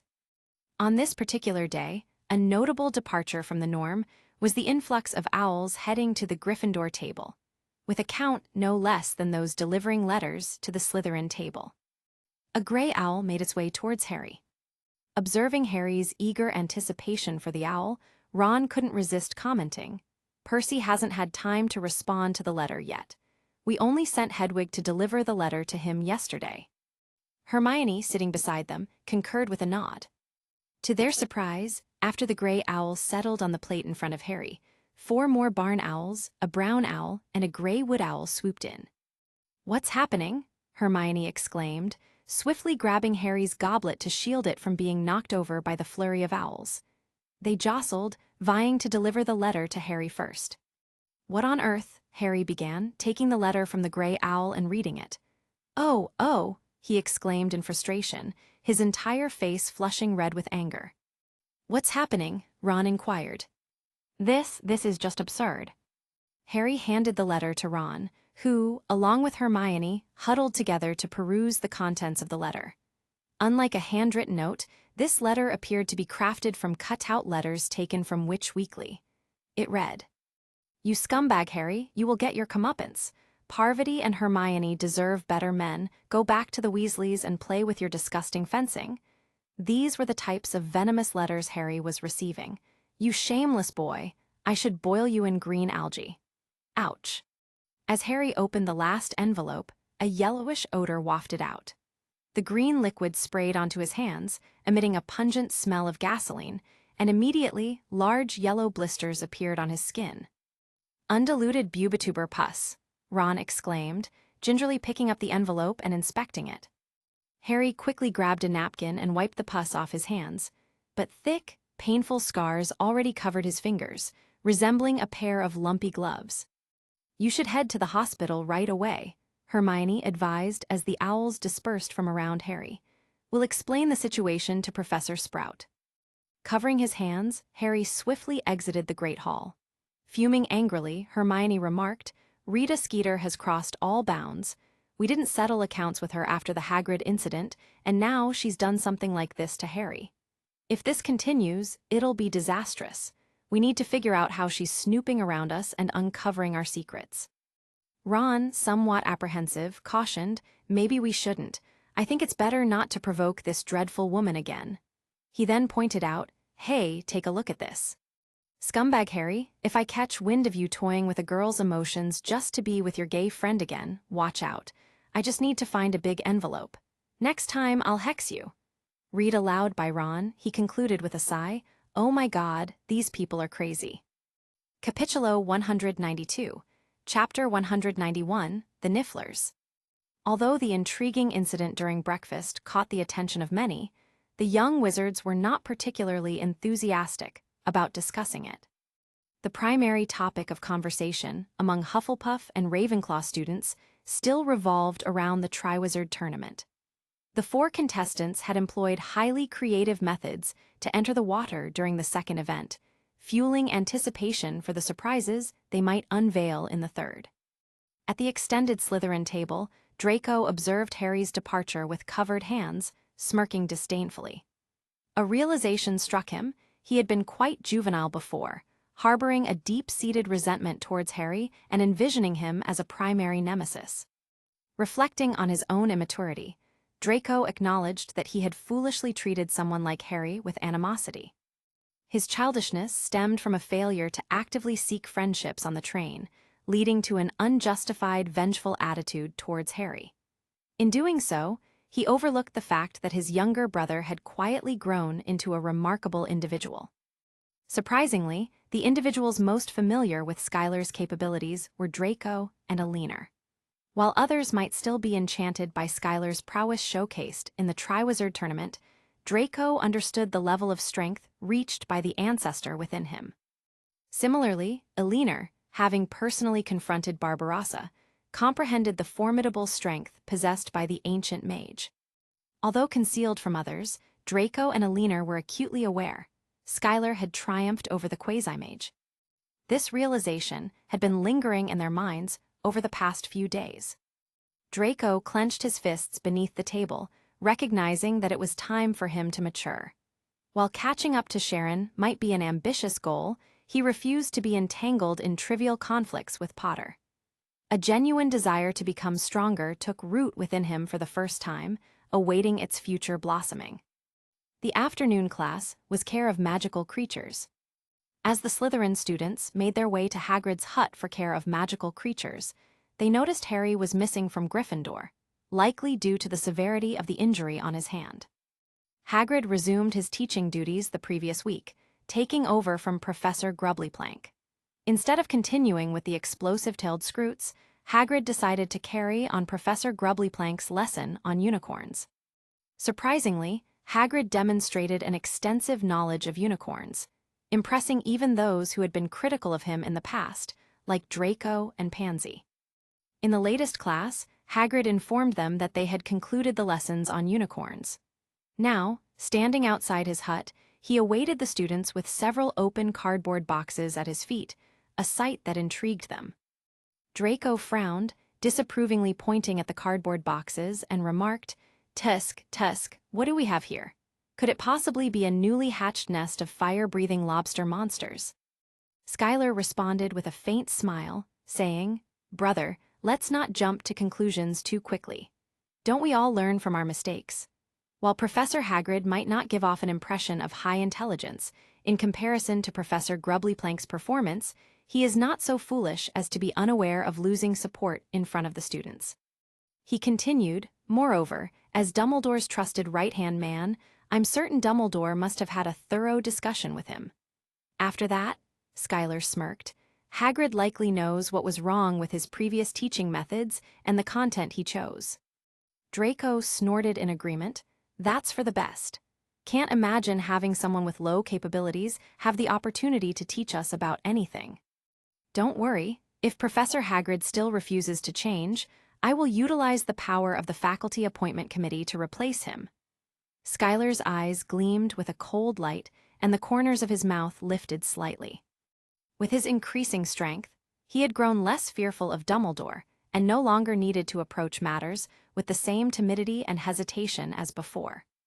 Voldemort and Dumbledore, in all honesty, wield terrifying strength. What significance does Dumbledore's Order of the Phoenix hold? A collection of down-and-out werewolves, retired Aurors nursing injuries, inexperienced and bumbling new Aurors, and underhanded abductors. Aside from Professor McGonagall and his close confidant Elphia's Doge, there are scarce individuals worthy of the spotlight. Turning attention to the Death Eaters, it's no exaggeration to say they're merely a group of extras with an "I'm just here to do a job" mentality. Antonin Dolokhov and Bellatrix, perhaps, stand out as the truly loyal and stage-worthy members. Skylar grasped the situation with clarity. Demonstrating sufficient strength to contend with Dumbledore and thought Dumbledore was the key for him to live and fight against the new upcoming volatile dark forces in the wizarding world. It didn't matter if he was slightly inferior, as long as he could hold his ground for a few minutes. In the realm of Skylar's camp, there were formidable soldiers and ample resources. There are numerous formidable generals at play, including Aurors, Strikers, and reconnaissance teams indirectly influenced by him. Add to that the vampire royal family, the 6 dominatrix clans, the Silver Spear duelists, Snape and Karkaroff's might, sufficient to overpower the other factions. Not to mention his intelligence advantages, courtesy of the Auror Intelligence Department, trace detection, divination mastery, and more. In a true war, timing is never the sole factor. The outcome of a single battle holds little significance in the grand scheme of things. The real deciders are the adequacy of resources and the foresight of intelligence. Voldemort didn't take the lead in this discussion, Dumbledore did. In the original book, following Dumbledore's demise, the Order of the Phoenix, lacking leadership, faced a dire situation. The Battle of the Seven Potters exemplified the challenges of moving Harry from Little Winging in Surrey to the Burrow in Devon. This task required elaborate measures, involving the use of 6 individuals as bait to divert attention. Ultimately, the operation encountered difficulties due to a deficiency in intelligence capabilities. He faced an ambush by over 30 Death Eaters, thereby saving Moody's life. Additionally, considering that one member of the Order of the Phoenix was on the brink of death, with almost no suitable replacement, the situation was dire. If Skylar were leading the Order of the Phoenix, they could have secured a recycled door key from the Ministry of Magic or even utilized a vanishing cabinet for a completely secure transfer. This reflects a resource advantage, exposing a logistical weakness in the Order of the Phoenix. Skylar's reluctance to part ways with Dumbledore stemmed from a debt of gratitude. He had accepted a fragment of a Bedel's scroll from Dumbledore and received guidance on the secrets of the unbreakable vow and bloodline fusion. Repaying kindness with animosity didn't align with Skylar's principles. Regardless, he decided to find an opportunity to reciprocate the favor first. As everyone approached the box for a closer look, they discovered numerous furry black creatures inside. A long nose and mouth protruded forward from the black face, resembling a duck's bill but with nostrils at the end. Its front paws were flat, akin to shovels, adding an unusual touch. As the creatures looked up, blinking at the class, they seemed perplexed by the sudden attention. "These are nifflers," Hagrid explained as other classmates gathered around. "You usually find them in mines. They have a fondness for shiny things. Watch this." A niffler leaped up, aiming to bite the watch off Pansy Parkinson's wrist. Pansy shrieked and hastily retreated. "Very useful little treasure detectors," Hagrid remarked gleefully. "We can have some fun with them today. See there?" He pointed to a recently cleared piece of land. "I've buried a few gold coins. Whoever's niffler digs up the most gold coins will receive a prize. So, take off all the valuables on your body, pick a niffler, get ready, and release them to work their magic." The young wizards took turns stepping forward to choose their nifflers. Despite their similar appearances, most wizards selected them at random. For some reason, ever since Skylar had mastered the snake-like animagus, he discovered an indescribable temperament within himself. He found that, if he wished, he could discern the gender of magical animals through the breath they emitted, along with their emotions and aggression. It was as if he had gained some sort of beast-like intuition that only magical creatures possessed. Skylar blinked, and in an instant, his pupils transformed into snake eyes before returning to their normal state. Unnoticed by the other wizards present, Skylar extended his hand, selected a niffler, handed it to Daphne, and casually chose another one. Capitulo 193, Chapter 192, 2 weeks later. "Wait a minute," Hagrid said, peering into the box. "There's still one niffler left here. Where's Harry? Why isn't he around?" "He had to go to the hospital," Ron explained. "We'll fill you in later," Hermione whispered. She immediately hesitated to answer Hagrid's question, aware that Pansy Parkinson was lingering nearby, eavesdropping. It turned out to be the most enjoyable care of magical creatures lesson they had ever experienced. The nifflers burrowed in and out of the field with enthusiasm, akin to swimming in water. Each niffler hurried to the classmate who had released them, presenting gold coins into their hands. Daphne's harvest was particularly impressive, and her lap was soon overflowing with gold coins. She glanced at Skylar and blinked as if inquiring how he achieved such success. Clearly, Skylar's method of selecting a niffler was anything but random. Skylar smiled but didn't offer an explanation. In truth, he had no idea how to explain this newfound ability. It seemed to have surfaced out of nowhere. At that moment, Harry strolled across the lawn toward them. Both of his hands were encased in thick bandages, giving him a pitiable appearance. "Okay, let's see how you did," Hagrid declared. "Count your gold coins. Don't bother trying to steal them, Goyle," he added, squinting his bright black eyes. "These are leprechaun gold coins, and they'll disappear in a few hours." Goyle took out the gold coin from his pocket, looking forlorn. In the end, Daphne's niffler secured the championship in a decisive manner. In the envious gaze of other young witches, Hagrid rewarded her with a large piece of Honeyjuke's chocolate. Although Daphne was gradually maturing, she still retained the demeanor befitting a 14-year-old girl during class. Grinning, she happily accepted Hagrid's chocolate and planted a sweet kiss on Skylar's cheek in front of everyone. Applause erupted from both Slytherin and Gryffindor, the witches, for the golden couple. Slytherin's young witches, well aware that Skylar was out of their league, turned their attention to Draco, Nott, and Blaise. Meanwhile, the Gryffindor young witches couldn't help but feel a twinge of envy at Daphne's treatment. Parvati gazed at Daphne, glowing with love, and couldn't help but feel a pang of jealousy. How did their paths diverge so dramatically when they were both partners in the champion dance? Parvati found herself turning into a laughingstock in the gossip news, fueling her resentment toward Harry. As for Hermione, another supporting character in the gossip news, witnessing Skylar being kissed made her accidentally tighten her grip on the current Niffler's neck. In return, she got a painful bite from the Niffler, bringing tears to her eyes. The lunch bell resonated across the field, signaling the departure of Skylar and the Slytherin wizards back to the castle. Only the trio of Harry remained, engaged in conversation with Hagrid. Harry shared the troubling news of receiving a malicious letter, and Hagrid advised him not to take it seriously, suggesting he toss the letter into the fire. Ron expressed concern, knowing that leprechaun gold coins would vanish on their own. He had given these coins to Harry at the World Cup as payment for a panoramic telescope. While Harry, oblivious to financial matters, dismissed the leprechaun gold coins incident, Ron's already fragile self-esteem took another hit due to the reminder of poverty.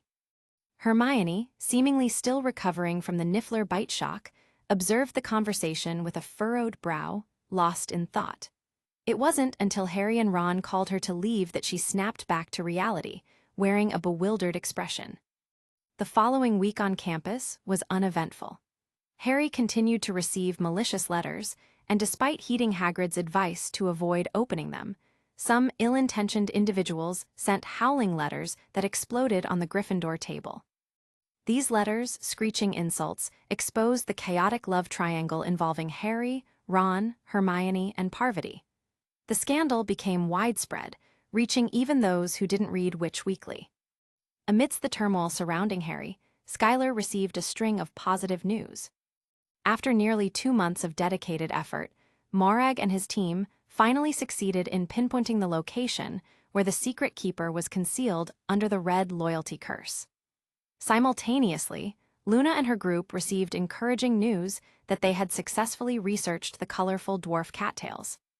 Skylar spent a night searching and enlisted Dobby's assistance to reach Ella's cabin. Using the loyalty spell, he transformed it into a secure haven, with himself as the secret keeper. The next phase involved transforming number 93 Diagon Alley, acquired from Mr. Knott, into a new store. This establishment primarily showcased various armors developed by Skylar, including bracelets enhanced with the shield charm, cloaks rendering invulnerability to water and fire, and more. Additionally, the store featured Peruvian dark powder, an escape tool imported from Peru by Ali Bashir. In the initial stages of the store's opening, Skylar only assigned a few Malfoy family members to manage it. He had yet to make any immediate plans for advertising or actively promoting the business. In Skylar's view, it was a more opportune time for a widespread promotion of protective equipment. His strategy involved establishing a foothold in Diagon Alley first, with the anticipation that business would naturally surge when the war period approached. Voldemort had no alternative but to undergo resurrection in light of these circumstances. While the armor store focused primarily on protective gear, it also featured some unrelated entertainment products for sale. The charming dwarf cattails, exclusively developed for girls, are perfectly aligned with their aesthetic preferences. Skylar was confident that this would spark a craze of people adopting them as pets. After another week elapsed, Ali Bashir returned to England after an extensive journey and met with Skylar in Hogsmeade. Ali surpassed Skylar's expectations by procuring a piece of snakewood exuding an ancient aura. The diameter and dazzling dark golden lines on the snakewood matched the staff's material perfectly, making it the optimal choice. Over the past 3 weeks, Solf utilized the time hourglass lent to her by Skylar to read through the entire collection of books diligently. Interestingly, the time hourglass revealed an unexpected phenomenon. It left no traces of time magic on Solf's body. This revelation surprised Skylar, as he had used the time hourglass extensively during his childhood without showing any signs of premature aging. He attributed this to adhering to the 5-hour limit and staying within the rules of magical time. However, upon closer examination with the magic eye, he could detect nearly imperceptible traces of time magic on his own body. This suggested that employing time magic for temporal travel did affect the body, but the impact wasn't a straightforward aging process akin to Muggle biology. In contrast, Solf displayed no such traces of time magic. This prompted Schuyler to furrow his brow, raising the question of whether Solf's existence had somehow eluded the influence of time magic. Could it be possible? Capitulo 194, Chapter 193, Transcending State. In the concealed chamber, an intricate pattern of 5-pointed and 6-pointed stars adorned the central space, radiating outwards from a cross at its core. This formation held special significance in the art of crafting wands. Originating from Ravenclaw's unique techniques, it stood apart from the Ollivander family's well-known wand-making skills. Despite Ravenclaw's wand-making heritage lacking the renown of the Ollivander family, it certainly did not imply inferiority. Rowena Ravenclaw, the founder herself, devised this wand-making technique, drawing inspiration from the collaborative efforts of the 4 founders who established the Hogwarts houses. The formation pays homage to the magical theories that underpin the creation of the 4 houses. This simple and enduring methodology has stood unchanged for a millennium, defying alteration even by revered figures like Dumbledore. In Great Britain, Muggle elite high schools do establish branches, but the purpose behind these branches is distinctly defined. Their aim is to foster a spirit of competition and collaboration among students, offering them a glimpse into a microcosm of society. This serves as a platform for students to accumulate the social experience and socialization necessary for their transition into the broader society. The sorting process into different schools is typically random, encouraging individuals with diverse cultural backgrounds, varying abilities in sports and culture, different personalities, and genders to learn how to coexist, collaborate, and eventually integrate harmoniously. In contrast, Hogwarts takes a unique approach. The sorting of houses is direct and based on the 4 character traits of courage, wisdom, integrity, and ambition. Notably, this decision isn't made by the students themselves, but rather by an ancient sorting hat, its operational principles shrouded in mystery. Regardless of the students' preferences, they must adhere to the sorting hat's instructions, emphasizing a system that is both distinct and inflexible. As a consequence, upon entering school at the age of 11, day students find themselves labeled according to their character traits, burdened with expectations that are arguably too weighty for their tender age. Neville, for instance, is compelled to summon all his courage to meet the expectations placed upon him as a Gryffindor. Similarly, Snape succumbs to the allure of dark magic and, influenced by the ethos of Slytherin, eventually becomes estranged from Lily Evans. Yet, the more severe consequence of this categorization based on houses is the prevalence of discrimination and bias. In the original narrative, both Ron and Hermione express their aspirations for Gryffindor and their disdain for Slytherin on multiple occasions. Hagrid's blatant assertion is more disconcerting. There's not a single witch or wizard who went bad who wasn't in Slytherin. Such strongly prejudiced statements, especially when directed at Harry during his initial exposure to the wizarding world, contribute to the planting of Harry's own biases against Slytherin. At Hogwarts, it is a prevailing sentiment that Slytherin students take pride in their noble lineage, often leading to discrimination against those from other houses. However, looking at it from a different perspective, don't students from the other 3 houses also discriminate against the villainous Slytherins? This method of sorting not only fosters discrimination, but also perpetuates division and animosity. Throughout centuries, Slytherin and Gryffindor have engaged in incessant conflict, with Hufflepuff and Ravenclaw ostensibly neutral, leaning toward Gryffindor. The presence of Voldemort in Slytherin and Dumbledore in Gryffindor further exacerbates this divide. Even Dumbledore himself acknowledged the hastiness of their classification, expressing to Snape, "I sometimes think our sorting is too hasty." In his previous life, Schuyler often pondered why Dumbledore, as the headmaster, failed to propose reforms despite recognizing the shortcomings of the house system. As the preeminent and renowned white wizard of their time, leading such a reform would likely have encountered minimal resistance. In this life, Schuyler has finally grasped the principle of the house system at Hogwarts. The 4 major houses, Slytherin, Gryffindor, Ravenclaw, and Hufflepuff, correspond to the 4 elements in the theory of magical elements. Slytherin aligns with the water element, Gryffindor with the fire element, Ravenclaw with the air element, and Hufflepuff with the earth element. This bears some resemblance to the Eastern wizardry studies of the five elements theory and feng shui theory. For an extended period, Hogwarts has relied on the amalgamation and interplay of these four elements to sustain the functioning of the entire castle. In essence, the sorting system serves as the foundation for the smooth operation of the magical magnetic field within Hogwarts.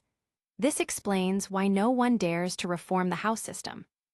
Ravenclaw's secret wand-making technique involves a ritual that imbues a piece of wood with magical properties, drawing on the combination of the four elements.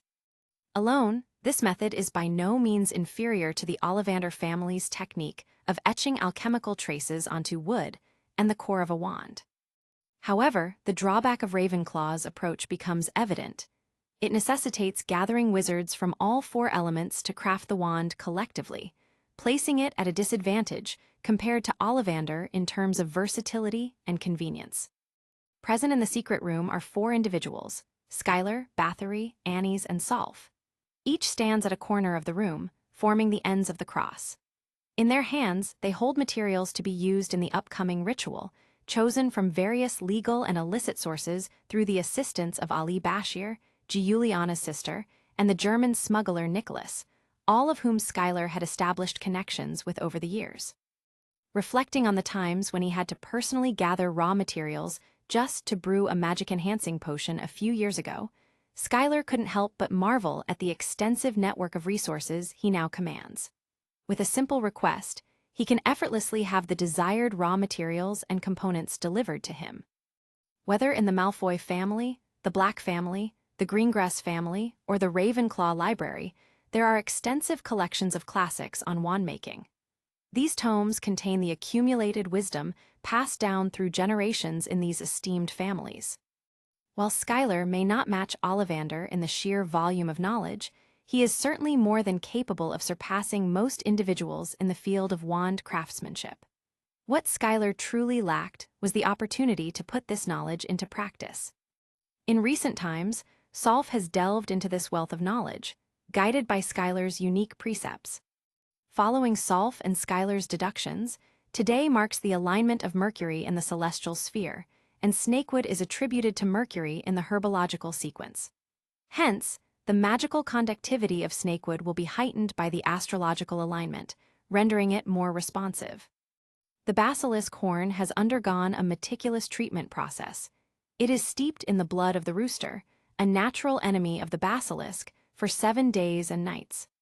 After the drying process, the basilisk horn is positioned outdoors on a cloudless night, illuminated by as many stars as possible. According to classical texts, this practice is believed to enhance the wand's connection with various realms of magic. Skylar positioned the basilisk horn at the center of the intricate pattern, parting his lips to emit a hissing sound.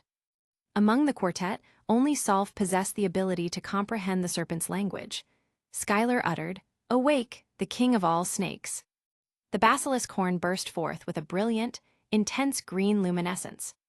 Advancing a step, Skylar tossed a mesmerized, long-horned water snake forward and intoned, "In the name of a pure-blooded, I sacrifice the descendants of Sir Nunnos and summon the power of water. Arise." The horned serpent, a magical creature native to North America, capable of human speech and characterized by its cunning nature, materialized. In the Muggle realm, it is considered a descendant of Sir Nunnos in Celtic mythology, a deity representing pure-blood nobility and associated with the water element, trait emblematic of Slytherin.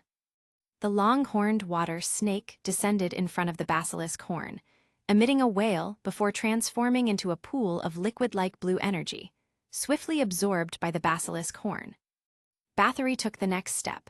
She propelled the three-headed rune snake, momentarily rendered unconscious, forward and then expelled a thick liquid resembling green blood from her mouth. The liquid cascaded onto the rune snake, eliciting varied-length screams from its 3 heads. The entire body of the rune snake transformed into a wisp of blue smoke, gradually being absorbed by the basilisk horn. The runespore, hailing from Burkina Faso in Africa, is a magical creature with a bold and aggressive demeanor. In the heat of their minds, its three heads often engage in combat, forgetting they share the same body.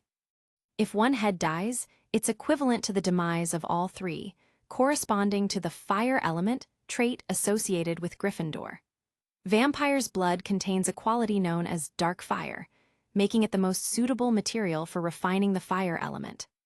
Next to act was the dominatrix Annie's Black. She erupted into wild laughter, tossing a creature with a chicken head and a dragon body toward the center of the ceremony. With a peculiar hand gesture, she caused a slender dark blue nail to detach from her finger, transforming into a blue light that enveloped the monster. The creature was, in fact, a cockatrice, a close relative of the basilisk. Its gaze had the power to kill or petrify, and its breath was highly poisonous. Possessing a paranoid and tyrannical nature, it chased enemies who violated its dignity to the ends of the earth, even willing to die with them. This aligns with the earth element associated with Hufflepuff. Unexpectedly, the extremes of diligence, perseverance, and single-mindedness manifest as paranoia. Dominatrixes dwell in underground caves, never exposed to daylight throughout the year. Their bodies embody a strong earth element, making Annie's nails an ideal material for honoring the earth element. Solf's countenance was notably solemn. She advanced slowly toward the ceremony's center, delicately retrieving the basilisk horns from the ground in her hands. Aquila, Skylar's cold command echoed, summoning a shadow in the form of an eagle that emitted a prolonged cry. Bathed in vibrant colors, Aquila vigorously flapped its wings, transforming two feathers into unseen wind arrows that shot into the basilisk horns. Solf, now is the time. Skylar issued the final instruction. Solf opened her mouth, emitting a series of varied hisses. It wasn't a spell, but a form of communication with the basilisk horn, establishing a unique connection between the wizard and the wand's core. Is it the wand choosing the wizard? While there might be reasons behind a wand selecting a wizard, the wand core's emotional and willful guidance plays a crucial role. Wands, crafted with diverse cores, are meant to align with wizards possessing distinct personalities and temperaments. However, is this the sole truth in the realm of wand-making? Upon the success of Skylar's wand core refinement method, an unbreakable bond forms directly between the wizard and the wand core. The synergy between the wizard and the wand becomes unparalleled compared to any known combinations. The compatibility between Basilisk Horn and Solf is max. Simultaneously, Skylar intoned an ancient and lengthy incantation in hushed tones. The soft murmurs reverberated within the secret room. The snakewood autonomously levitated, gliding into Solf's outstretched palm before commencing a gradual fusion. Imperceptible to the naked eye, golden filaments intertwined within the wood. This intricate network mirrored the basilisk horn's wisdom, extending and weaving through the staff like the nerves in the human body until seamlessly merging with the staff's core. Solf now wielded a pristine wand, radiating a circular display of thunder and lightning in all directions. A snake head, no larger than a fingernail, subtly protruded from the wand's handle, its two red snake eyes gleaming with a sharp brilliance. Closing her eyes, Solf's lengthy black hair fluttered against an invisible breeze. Her aura surged, and a colossal snake-shaped shadow cast its presence behind her. At that moment, a collective realization swept through everyone present. The essence of Solf and the wand seamlessly melded, rendering it impossible to discern where Solf ended and the wand began. Is this the fusion of man and wand becoming one? Bathory, well-versed in magical knowledge, swiftly identified this phenomenon. It's extraordinary. Even in my era, achieving a resonance of such magnitude between wizard and wand was deemed impossible. It has become a legendary existence, witnessed only in tales. Oh my God, Skylar, you are. Bathory struggled to find words. Having lived for centuries, she had encountered various forms of genius, but Skylar's unparalleled proficiency across diverse domains surpassed the bounds of typical genius, earning him the title of a prodigious anomaly. The wand symbolizes a wizard's second life and stands as their most cherished companion. The harmony between wizard and wand is the paramount factor in wand selection, universally acknowledged in the hearts of all wizards. Regardless of the efforts of contemporary wand makers, crafting a wand that impeccably aligns with a wizard from limited materials remains an unattainable feat. At best, wands offer a relatively high degree of compatibility. However, the magic wand wielded by Solf exhibited a mysterious resonance with her, achieving the fabled state of human and wand becoming one. Is this the state where one transcendent their body and becomes one with their magical forces? Am I correct? Annie's inquired tentatively. Has her magical proficiency surged like this? Skylar nodded, his tone nonchalant. Indeed, the wand itself possesses magical power, attaining the state of human and wand becoming one. This implies a connection between the magical energies within the wand and Solf's magical reservoirs. Henceforth, both wielder and wand can mutually draw upon each other's magical essence. Consequently, it's not surprising that there has been a breakthrough in magical prowess. Solf's prior magical abilities were already on the cusp of achieving the rank of a quasi-auror. Following this transformative resonance, she has officially ascended to the echelon of full-fledged auror magical proficiency. Marvelous, Bathory grinned at Skylar, her expression laced with admiration. Brother Skylar, with your extraordinary talents, when will you fashion a wand for your beloved sister? Waiting for your side of the bargain to make me stronger is quite a temptation. Annie's, upon hearing this, instantly perked up and avidly listened. Pureblood vampires, hags, mixed bloods excepted, Fleur possesses a wand? House elves and goblins face restrictions imposed by the Ministry of Magic, prohibiting them from possessing wands. Consequently, they grapple with using magic through brute force, lacking the finesse required for seamless spellcasting. This impedes the full manifestation of their true magical capabilities. Given these restrictions, Bathory and Annie's are unable to openly procure wands through conventional means. Resorting to the black market for second-hand wands yields variable quality, with some even exhibiting resistance to the mastery of their wielders, rendering them less effective than having no wand at all. Fear not, Skylar's lips curled into a slight smile, his eyes gleaming. I would never mistreat my loyal followers. As long as you uphold the covenant between us, I assure you, a day will come when you can openly wield a magic wand. Capitulo 195, Chapter 194, Slytherin Locket Secret. Bathory and Annie's realized there was little left for them to contribute, so they bid their farewells and departed. Bathory seamlessly vanished into the shadows, while Annie's melded with the fallen dead leaves on the ground. The vampire royal family and the dominatrixes each possess their own distinctive magical legacies, complete with unique magical systems. Proficient in magic akin to apparition, their abilities remained unaffected by the wizard's anti-apparition curse, similar to house elves, phoenixes, and portkeys. Meanwhile, Solf remained deeply engrossed in the enchanting resonance with her wand. Skylar stood at a distance, utilizing his magical eyes to scrutinize the fluctuations in the surrounding magic. Nearly half an hour was passed in this manner. Solf gently opened her eyes, resembling the allure of peaches, and bestowed a charming smile upon Skylar. Undergoing significant transformations, after absorbing the mysterious power and aura from the Snakewood snake-horned wand, Solf now exuded a captivating charisma. Every expression, whether a furrowed brow or a joyful smile, held an enchanting allure. Her eyes, as deep as the stars, radiated a sparkling beauty, captivating anyone who gazed into them. Skylar's body swayed imperceptibly, and a cold snort escaped him. It was evident that his mental fortitude remained unshaken. Save your simple tricks, they hold no sway over me. Following the showdown with Alina and Catalina after the Triwizard tournament, Skylar recognized his weaknesses in this domain. Consequently, he dedicated himself to honing his mastery over the magical eyes. As a result, he developed increased resistance to spells cast by way of ocular techniques. Skylar felt that he couldn't afford to lose another battle between himself and Catalina the next time they met. He is truly grateful that Alina recognized the value of forming a relationship between them. Solf, discontent etched on her face, flattened her mouth and retorted, "You." As she observed the subtle threat in Skylar's gaze, she suddenly bit her lower lip, fell into a contemplative silence, and then lowered her head.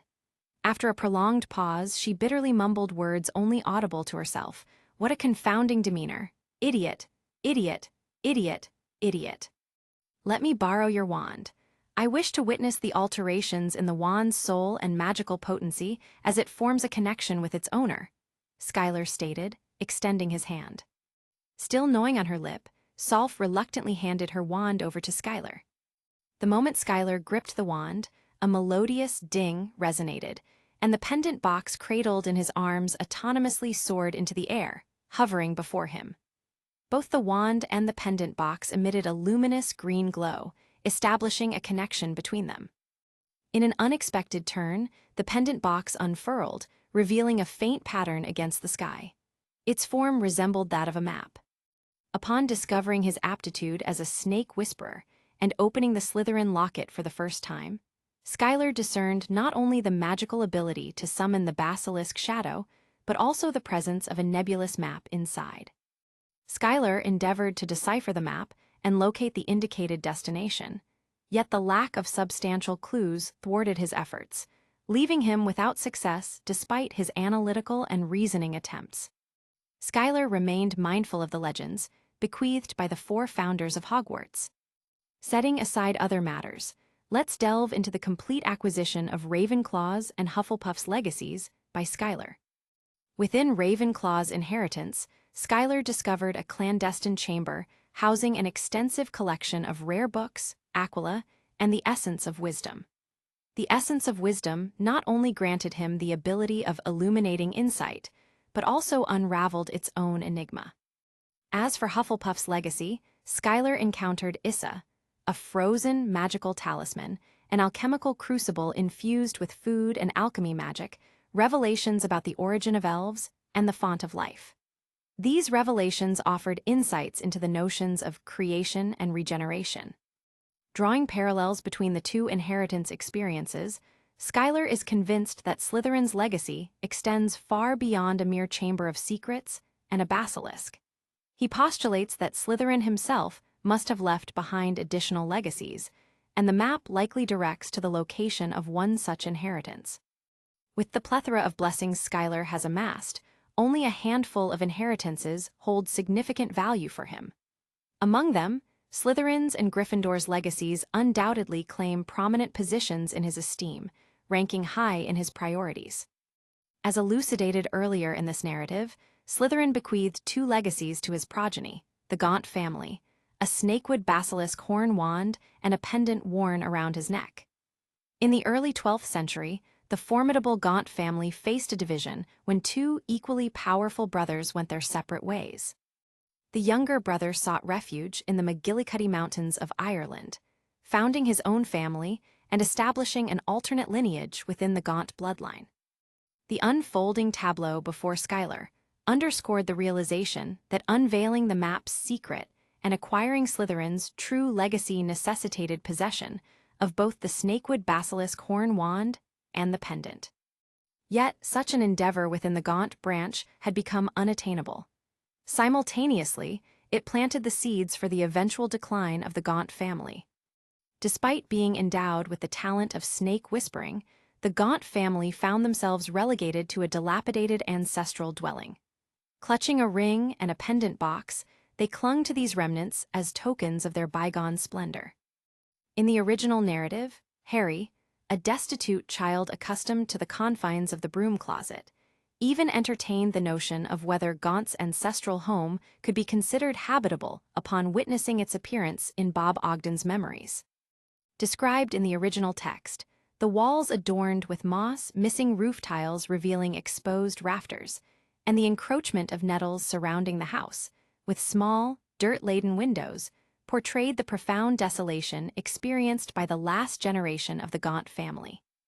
In stark contrast, not only did the illustrious Malfoy family bask in glory, but even Sirius, who had been disowned and only inherited from his uncle, managed to dissipate a substantial sum of money after his demise, bequeathing a considerable fortune to Harry. Ironically, it was the familial schism that precipitated the eventual downfall of the Gaunt family. Skylar refocused his thoughts, parting his lips as he gestured towards the map with the snakewood wand and began to recite the decryption spell in the snake language. "In the name of a pure-blooded person, I command you to unveil your secrets." The map initiated a mesmerizing rotation in response, emanating a radiant glow. Over the span of a few moments, the map underwent visible changes, revealing the contours of mountains and rivers.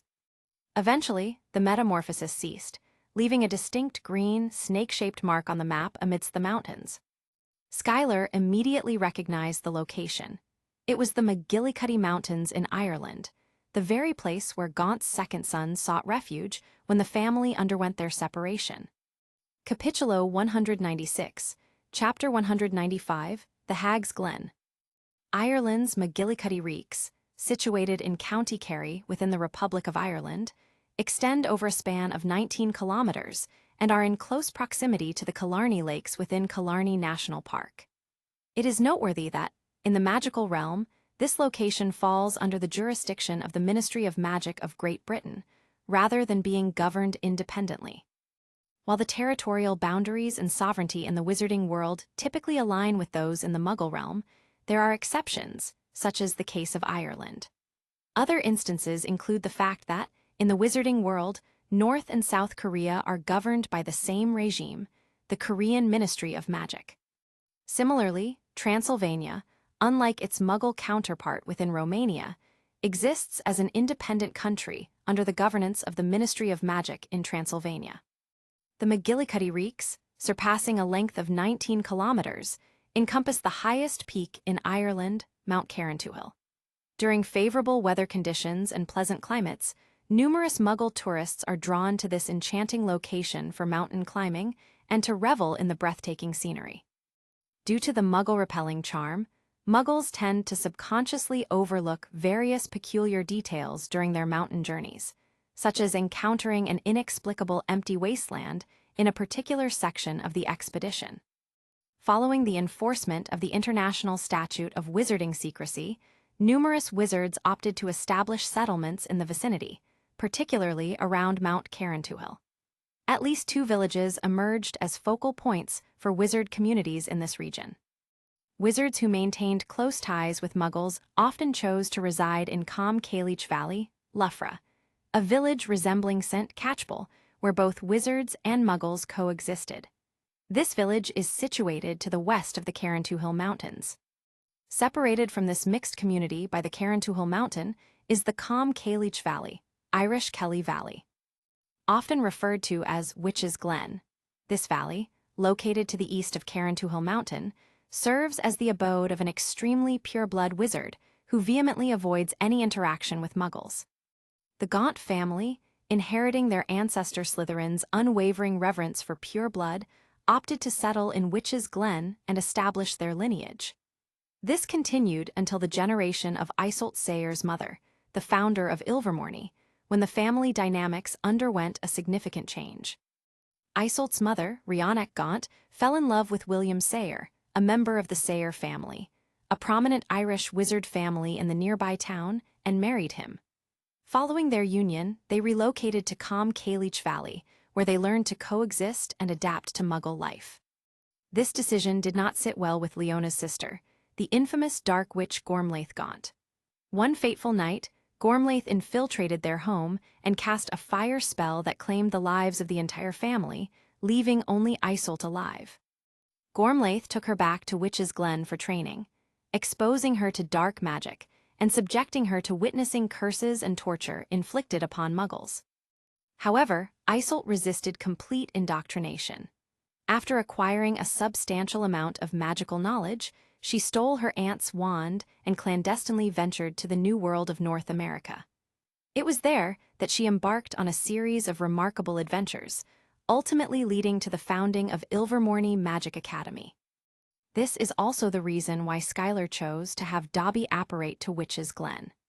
Given Slytherin's advocacy of pureblood supremacy, any legacy he leaves would undoubtedly be near this village that rejects Muggles rather than the village on the opposite side of the mountain. The two of them, accompanied by a house elf, meticulously explored the surrounding area following the instructions on the map.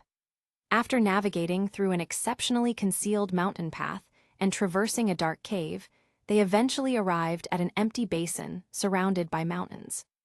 Skylar was confident that this was the location marked on the map, yet nothing immediately stood out. Solf and Dobby diligently roamed the area, investigating any hidden mechanisms that might be present. Having previous experience exploring Hufflepuff's crypt, Skylar promptly employed his magical eyes, scanning in all directions. A faint magical aura permeated the air. He followed the strength of the magical wave, advancing step by step until he discovered a distinct magical signature on a rock. He exerted force to move the rock, revealing a magical mark carved on its underside. Two fierce green pythons, their fangs exposed, entwined around a scepter-like object. Skylar finally confirmed that he had found the right place. He beckoned Solf and Dobby over. "Is this the emblem of the Gaunt family?" Solf frowned. "Why does it differ from what I know?"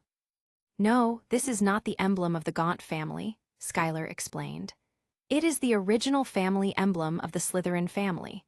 Due to the powerful magic associated with the surname Slytherin, his direct descendants cannot bear this surname, so they adopt the name Gaunt. The design of the family emblem has also undergone slight changes." "What should we do now?"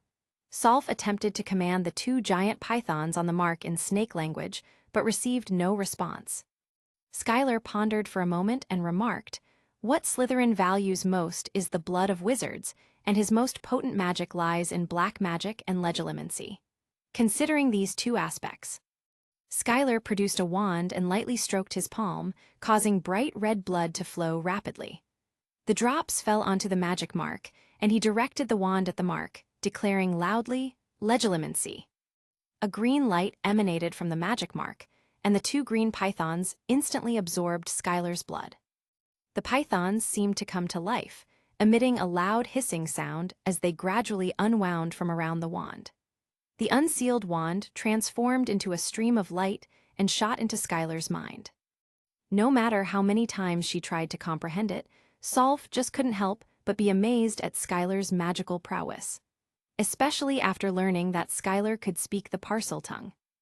Leads to her keep thinking of how much more potential Skylar chooses to keep for himself, and let the world know nothing of it, rather than foolishly flaunting it toward the whole world.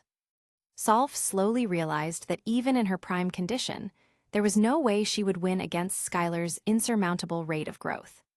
Even most of the wizards or witches in her time could only do so much with the amount of pure mana and their sacred technique to cultivate their magical power to a higher level.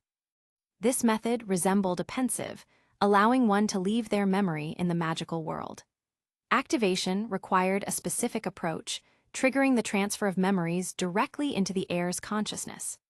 Capitulo 197, Chapter 196, The Big Snake's Orbs.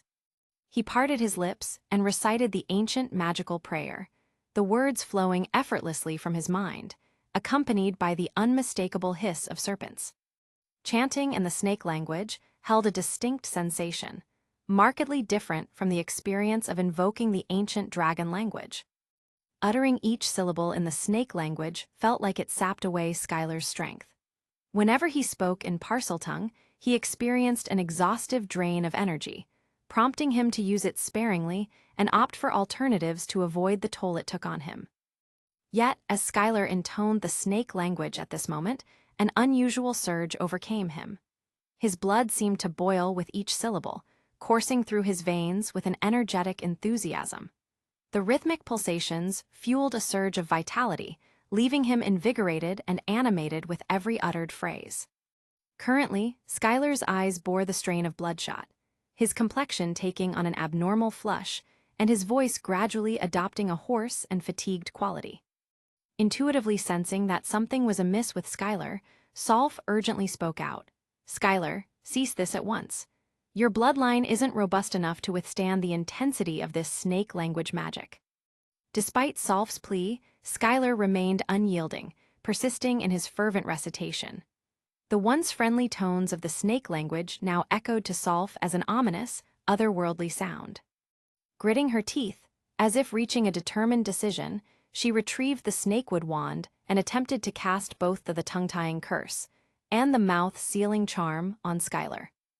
To her dismay, the two curses, despite hitting Skylar, failed to produce the slightest effect. He continued his frenzied chant, seemingly impervious to the attempted silencing. Solve stamped her jade feet, a flicker of panic crossing her expression. What should I do? Solve grappled with a dilemma. The master-servant contract between her and Skylar meant that any unforeseen circumstances befalling him would likely result in Solve, as the servant, suffering the consequences of their shared oath. However, at this moment, Solve's concern far surpassed the confines of her role as a servant. She found herself more worried about Skylar's safety than contemplating the implications of her own potential suffering. Since her rebirth, Solve has inherited the knowledge of her past life, but lacks the corresponding experience to navigate such a precarious situation. She felt like a fledgling bird, uncertain about how to handle the unfolding events. Biting her lower lip fiercely, Solve rushed towards Skylar, seizing the Thestral wand from his hand with one hand while tightly embracing his lower back with the other. Skylar's wand fell to the ground, yet the fervent chanting exhibited no signs of cessation. In a desperate attempt to silence Skylar physically, Solve pressed her red lips firmly against his, sealing his voice channel. At that moment, Skylar seemed to snap back to reality. The ceaseless chanting finally came to a halt, and he was about to utter something when he noticed Solve's tightly closed eyes, tears welling at the corners. Overwhelmed with compassion, he couldn't bring himself to push her away. He had been aware that Solve was reborn under his influence, harboring an inherent dependence on him, and he had endeavored to find ways to prevent such situations from arising. But considering the circumstances, as Solve opened her eyes and met Skylar's gaze, a half-smile playing on his lips, a blush quickly colored her cheeks. An absurd notion crossed her mind. Skylar hadn't pushed her away, could it be? In that moment, she resolved to cast aside any inhibitions. Worldly norms and laws held no sway over her. She simply wanted to embrace a life free of regrets. Her arms coiled around Skylar's neck like serpents, once again silencing any words he might utter with her ardent lips. With Skylar's intelligence, it wasn't challenging to deduce that he had narrowly escaped the clutches of hell moments ago, all thanks to the captivating figure before him who had saved his life. At this moment, his resistance to her had plummeted to an all-time low, and after a fiery entanglement, he found himself kissed with a finesse that left him feeling dizzy. Gradually, any inclination to resist vanished, and he began to reciprocate the passionate kiss almost reflexively. A full 10 minutes elapsed. Reluctantly, the two finally parted. Solve, immersed in the sweetness of the moment, locked eyes with Skylar and confessed unabashedly, "I love you, Skylar." Skylar's gaze held a complex mix of pity and guilt. He murmured, "Solve, you know I have a girlfriend, and more than one?" Skylar attempted to articulate something further, but found himself unable to continue. Solve gently raised her hand and covered his lips. "I understand, Skylar." Solve nestled against his chest, locking eyes with him. "I truly love you with a passion that knows no bounds. The fact that I can be reborn is already the greatest gift fate has bestowed upon me. I won't ask for more. I don't need any status from you. I don't require any promises. I simply wish to be your companion forever, to serve you endlessly, not just for a decade or two, but until one of us draws our last breath. Is that acceptable, my master?" What she left unspoken was that during Skylar's recent brush with life and death, she had already resolved that if anything untoward happened to him, she, too, would willingly sacrifice herself for the sake of love. Skylar let out a light sigh. At this stage, rejecting others would only inflict unnecessary pain. While Solve didn't require Skylar to divulge their relationship, he felt it was essential not to conceal the truth from Daphne and the others. These girls had placed significant trust in him, and he didn't want to betray that trust. Perhaps finding a way to explain the situation would help them understand. With these complicated thoughts set aside, Skylar delved into a serious contemplation of his own circumstances. Salazar Slytherin, dubbed the King of Dark Wizards in his era, had proven to be just as ruthless even in the legacy he left for future generations. This encounter nearly cost Skylar his life, and yet it added another layer of emotional indebtedness. If this outcome failed to satisfy Slytherin, Skylar anticipated an explosive reaction, possibly involving the destruction of the statue of Slytherin in the Chamber of Secrets upon his return to Hogwarts. After a thorough examination, Skylar was both surprised and elated. The initial discontent in his heart vanished in an instant. His blood pulsed with remarkable vigor, emanating powerful magical fluctuations. It appeared that his blood had undergone a mutation, acquiring magical properties akin to unicorns and fire dragons. Although magic primarily originates from the soul and spirit, a wizard's talent and upper limit are determined by their bloodline. Thin or diluted bloodlines often struggle to activate the hidden talents within. Hence, even a millennium later, few individuals can awaken the power of their blood. Exceptions exist, such as the Gaunt family, known for their extreme practices of incestuous marriages. Among other pure-blood families, only a solitary individual typically possesses the talent for awakening bloodline abilities. Notable examples include Tonks from the Black family, Queenie from the Goldstein family, and Sybil from the Trelawney family. Capitulo 198, Chapter 197, The Awakening of Inner Talents. Skylar activated his magic eye, unleashing the potent power coursing through his blood. Suddenly, a surge of heat enveloped his eyeballs, causing them to feel intensely warm. From an external perspective, the whites and eyeballs of Skylar's eyes transformed into a chilling red. With a gentle exertion, a streak of red light shot forth from his eyes, colliding with a nearby rock and shattering it into fragments. Chantless spellcasting is already deadly, but spells being shot from the eyes just from the power of the mind. While it might sound impressive, how is this any different from wandless casting? Even for Skylar, who is proficient in casting spells with any part of his body, this ability seems somewhat impractical. Skylar's eyeballs were no longer as heated after expelling the fiery energy through the red light. Simultaneously, the red glow in his eyes subsided slightly, revealing the faint outline of two erect snake eyes behind the lingering red light. He turned to look at Dobby, and an imposing pressure seemed to cascade towards the house elf. Dobby suddenly felt as if the entire world was flipping upside down. His feet trembled uncontrollably, and his diminutive frame crumbled to the ground, where he remained, trembling in fear, reluctant to make a single move. "Master, please calm down, Master," Dobby pleaded, unsure of what transgression he had committed. At this moment, all Dobby sensed was fear and surrender.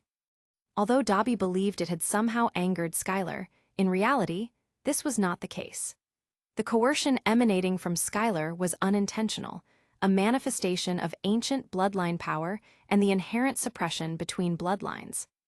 The recent ceremony in which Skylar chanted the snake language was a refining process, purifying the blood and allowing it to return to its ancestral roots. The blood's boiling sensation was a result of gradual sublimation, inspiring the most primitive, pure power within the blood vessels. As previously mentioned, the earliest generation of wizards derived their abilities from the power of chaos, an ancient human adaptation to survive in a harsh environment. During this period, no structured magical theory existed, and wizards primarily utilized magic power for rudimentary attacks. As battles unfolded, human wizards gradually uncovered various techniques for harnessing magic power, including controlling the spirit, altering matter, manipulating elements, and more. These discoveries laid the groundwork for the major schools of magic. While the emergence of magic schools significantly enhanced the combat prowess of human wizards, it also introduced challenges. A notable issue was the growing dependence on magical skills, diverting attention from the pursuit of blood purity improvement. Over generations, due to intermarriage and bloodline dilution, wizards, by the ancient centuries, no longer possessed the same level of raw power as their predecessors. However, during this era, a notorious dark wizard proposed a controversial theory advocating the use of wizard blood to dominate other species magically. This individual would go on to become the infamous Herpo the Foul. He advocated the reversal of the purification process within the wizard's bloodline, aiming to utilize the inherent superiority of the bloodline for the domination of other species solely based on power. His initial experiment yielded significant success. By tapping into his bloodline and uttering specific incantations, he discovered the ability to compel all magical snakes to surrender unconditionally.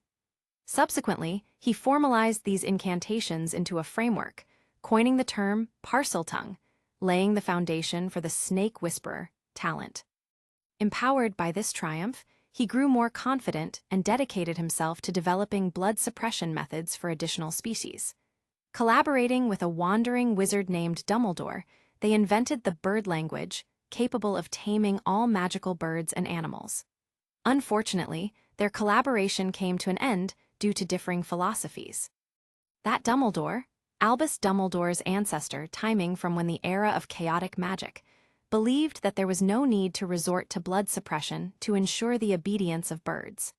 Instead, he proposed using the resonance of magical language to foster a closer connection, akin to a partnership, between the wizard and the magical creatures. Viewing magical creatures as equal partners rather than slaves or familiars enslaved to wizards became a point of contention between Herpo and Dumbledore. Herpo, still in the early stages of developing his dark magic, was far from achieving the legendary status he would later attain. Consequently, he couldn't counter Dumbledore's persistent belief in fostering mutual relationships with magical creatures. Eventually, unable to reconcile their differing perspectives, Dumbledore chose to depart discreetly. This particular avenue of research was reluctantly abandoned by Herpo due to the loss of the crucial Dumbledore bloodline. Following this, Herpo resorted to capturing mischievous elves, which were still wild during that era. Through blood magic, he transformed them into slaves, rendering them entirely subservient to the wizard's blood, incapable of resistance. It's important to note that this differs from modern house elves, who, though bound magically in their souls to their masters, are not completely unable to resist. Unlike their historical counterparts, modern house elves can attack wizards other than their masters. For instance, in the original book, after breaking away from the Malfoy family, Dobby kills Lucius and is subsequently freed. Skylar's current condition mirrors a comprehensive blood suppression. Confronted with Skylar's snake eyes, every house elf, even those that once rebelled or were wild, finds itself compelled to prostrate on the ground without any resistance. It can be asserted that even the slightest hint of disrespectful thoughts in their hearts triggers a direct counterattack by their own blood. Malfoy's inner talent of snake's eyes has been awakened. The suppressive power of all elves awakened. The suppressive power of all snake monsters awakened.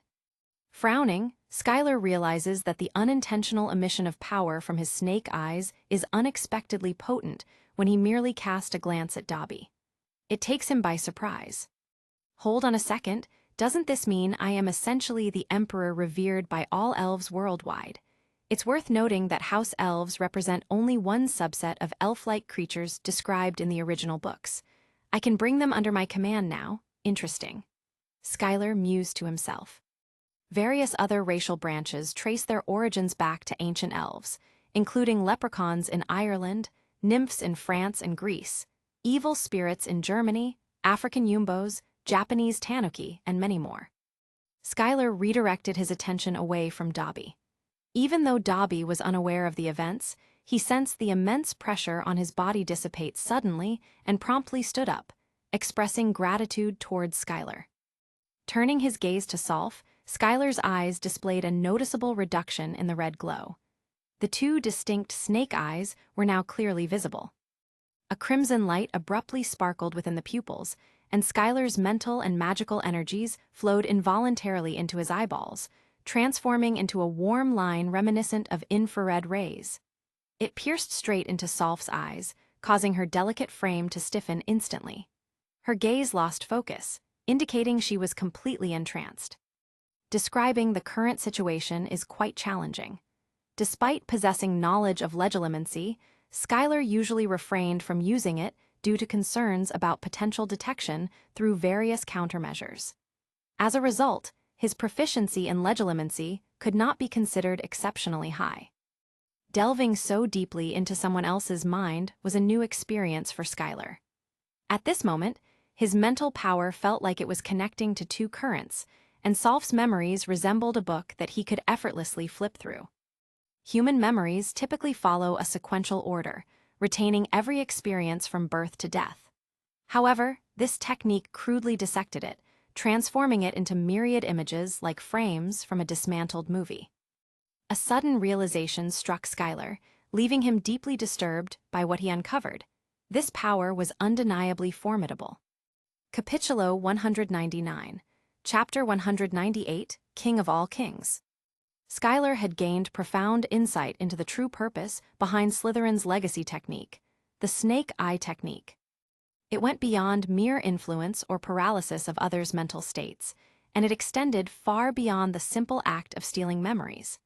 These aspects were merely the tip of the iceberg. Schuyler now possessed the capability to restructure Solf's memories entirely, erasing them or rearranging them in reverse order to reduce her spirit to a newborn state.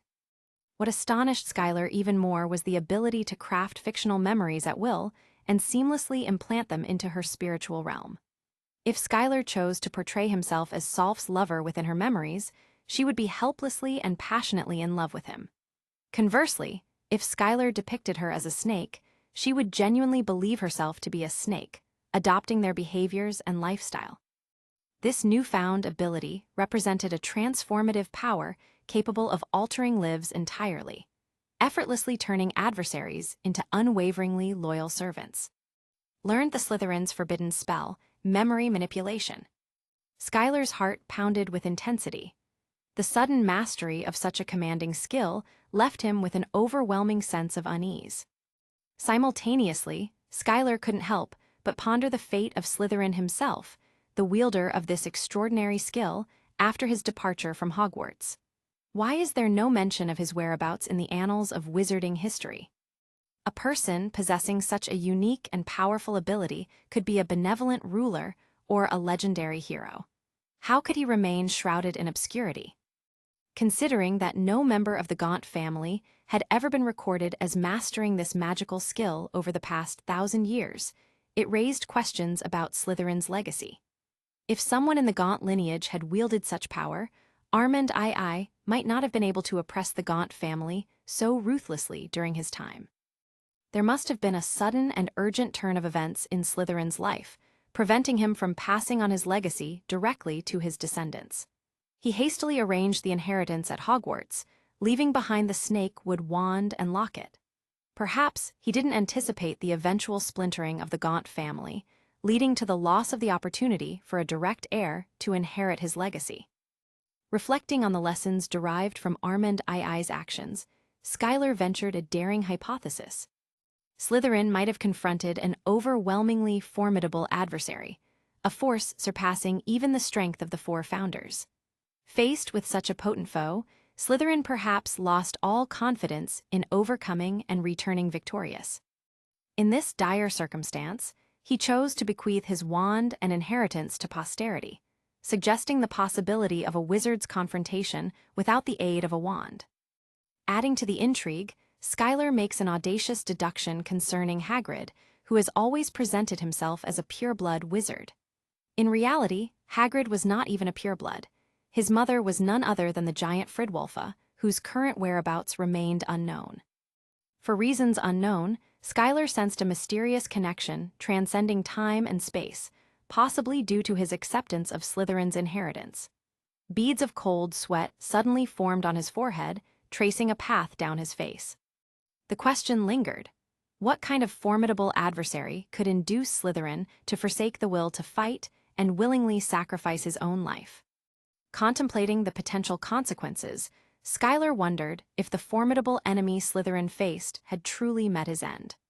By inheriting Slytherin's legacy, was he unwittingly entwined in the intricate tapestry of fate and causality spanning from a millennium ago? Anxiety enveloped him, the realization sank in. It was all true. Having inherited Merlin's legacy, Schuyler found himself obligated to carry the burden of cause and effect, bound by destiny. The resurrection of Morgan Le Fay, the ancient Black Witch, was not a matter of if, but rather when, and the time had seemingly arrived. While Ravenclaw and Hufflepuff, known for their untimely demise and kindness, likely left no lingering threats or tricks for their heirs. Gryffindor and Slytherin posed a different challenge. The former was notorious for frequent duels, even with Muggles, while the latter, with peculiar tastes, sought to immortalize himself with a giant monkey-like statue within the castle. Additionally, Slytherin left behind a perilous 5-star basilisk. The oversight of the potential trouble Gryffindor and Slytherin could cause had eluded Skylar's considerations. Skylar found no joy in the prospect of potentially gaining a powerful adversary through Slytherin's legacy. Overwhelmed by the thought, he buried his face in his hands and lamented, "Why is fate always playing tricks on me? Whom have I unwittingly provoked?" As Skylar grappled with his frustrations, Solf emerged from her trance. Although she couldn't comprehend what transpired, a peculiar feeling lingered in her mind when facing Skylar.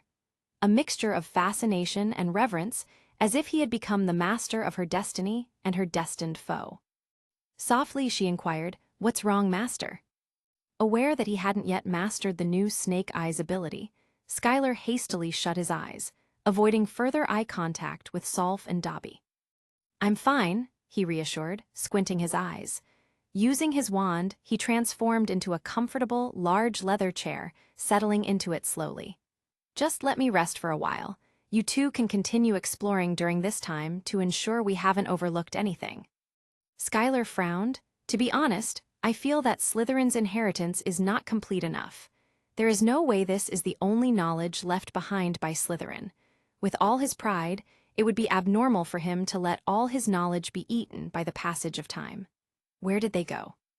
Skylar planned to let Dobby and Solf explore on their own, while he sat there with his eyes closed and meditated until his eyeballs had completely cooled to the point where he could no longer feel any heat, and then he set off back to Hogwarts.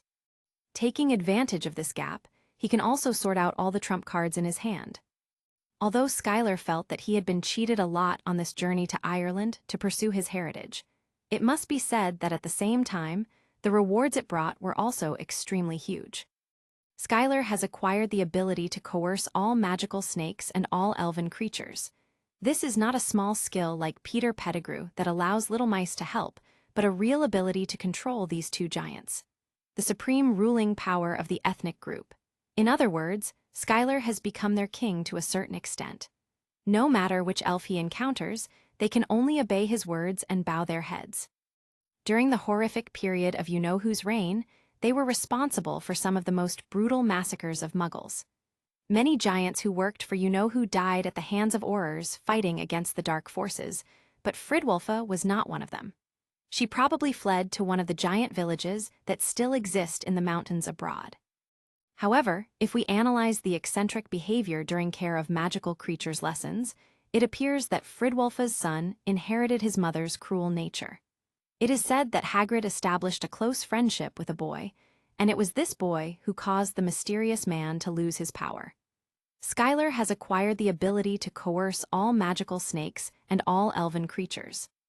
This is not a small skill like Peter Pettigrew that allows little mice to help, but a real ability to control these two giants. The supreme ruling power of the ethnic group. In other words, Skylar has become their king to a certain extent. No matter which elf he encounters, they can only obey his words and bow their heads. During the horrific period of you-know-who's reign, they were responsible for some of the most brutal massacres of Muggles. Many giants who worked for you-know-who died at the hands of Aurors fighting against the dark forces, but Fridwulfa was not one of them. She probably fled to one of the giant villages that still exist in the mountains abroad.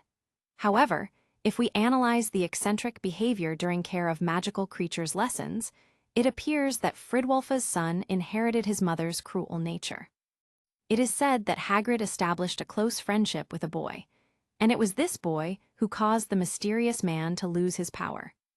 As for the elves, they should not be underestimated. Elves are born with extremely powerful magical powers, but most of their personalities lean towards peace and enjoyment, and the magic they excel at tends to involve activities like cooking, knitting, and neat magic. However, this doesn't mean that offensive magic is absent from their inheritance. On the first day of school, Hagrid was absent from Harry's care of magical creatures class, and was replaced by the temporary substitute teacher, Professor Grubblyplank, an elderly witch with short gray hair and a very prominent chin. Only then did Harry learn that Hagrid was a half-giant, discovered by Rita Skeeter, a reporter for the Daily Prophet, and included in the report. Of course, Skylar has not forgotten that he is actually highly intimidating to dragons. He is proficient in ancient dragon language, but rarely uses it because it consumes too much of his mental energy, but because his patron saint is the resurrected cub of the ancient divine dragon, his body is inevitably contaminated with the aura of the ancient divine dragon. This aura is potent enough to subdue all kinds of fire dragons, pterosaurs, unicorn dragons, snake king dragons, and feathered serpents. Even the demon dragon behaved like a docile baby in his presence, not daring to make any mistakes. As long as he maintains control within limits and doesn't overextend, Skylar can be considered the de facto ruler of all dragon clans in the wizarding world.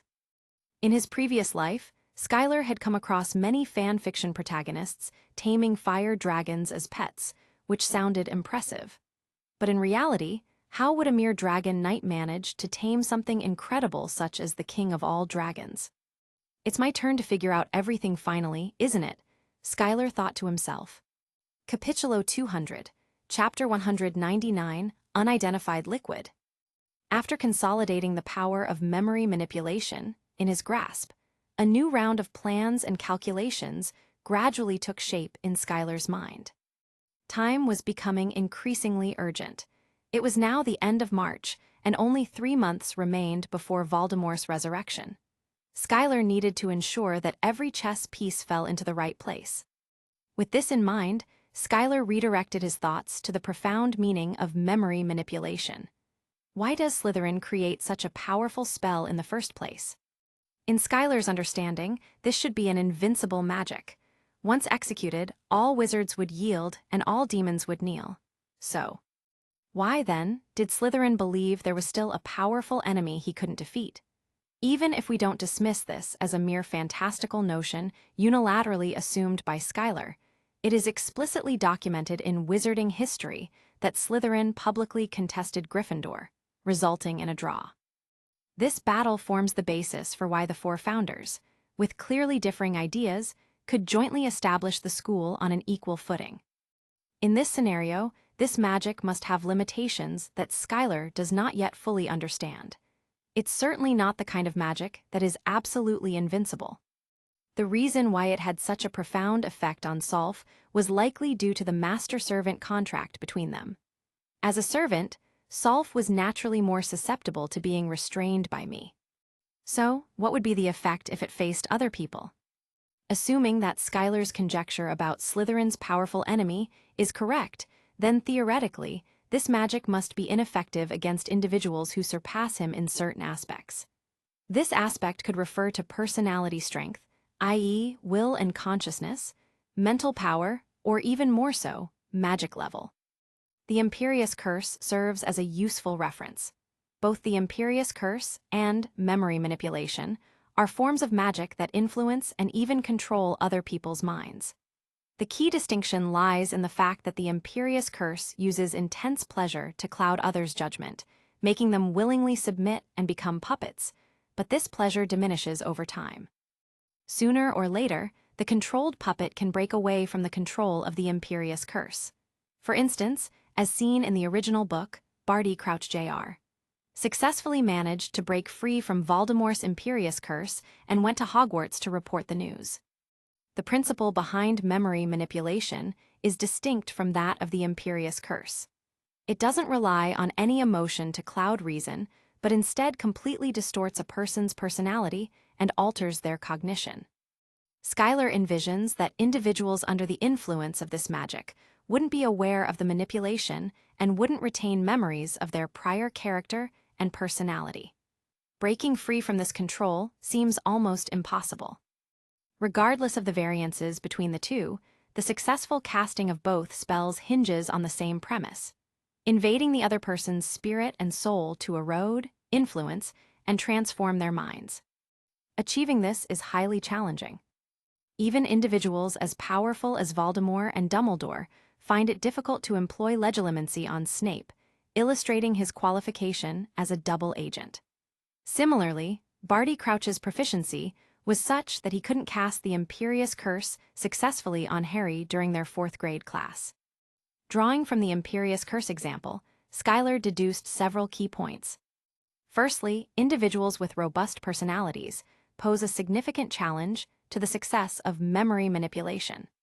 Secondly, those with strong mental power or expertise in occlumency exhibit a certain resistance to the effects of memory manipulation. Thirdly, the purported invasion of the mind and brain is achieved by combining mental power and magical energy, blending them into an invisible force. In other words, even if the opponent's mental power and personality strength are not enough to resist memory manipulation, as long as his magic power is strong enough, it is likely that the user will need to increase the expenditure when invading the mind and brain. As long as the opponent's level of magic power is no less than his own, he can probably consume it until his own magic power is exhausted.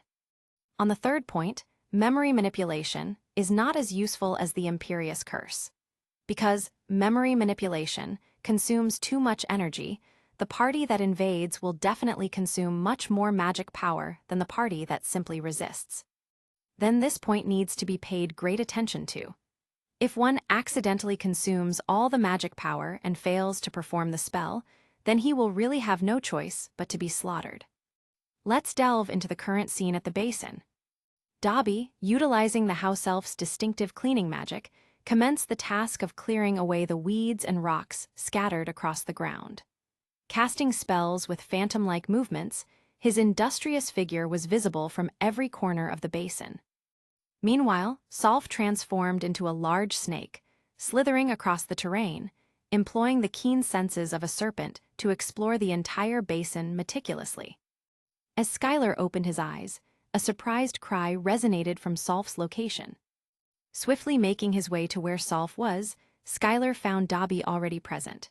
It turned out that while Solf was in snake form, she discovered a small opening beneath a rock. Just spacious enough for a giant python to enter, Solf ventured inside and stumbled upon an entirely new crypt. She hastily withdrew and called for assistance. Schuyler instructed Dobby to remain there as both a warning signal and a guardian. Transforming into large snakes simultaneously, he and Solf burrowed into the earth. Below the ground lies a cave, a space resonating with potent magical energy fluctuations.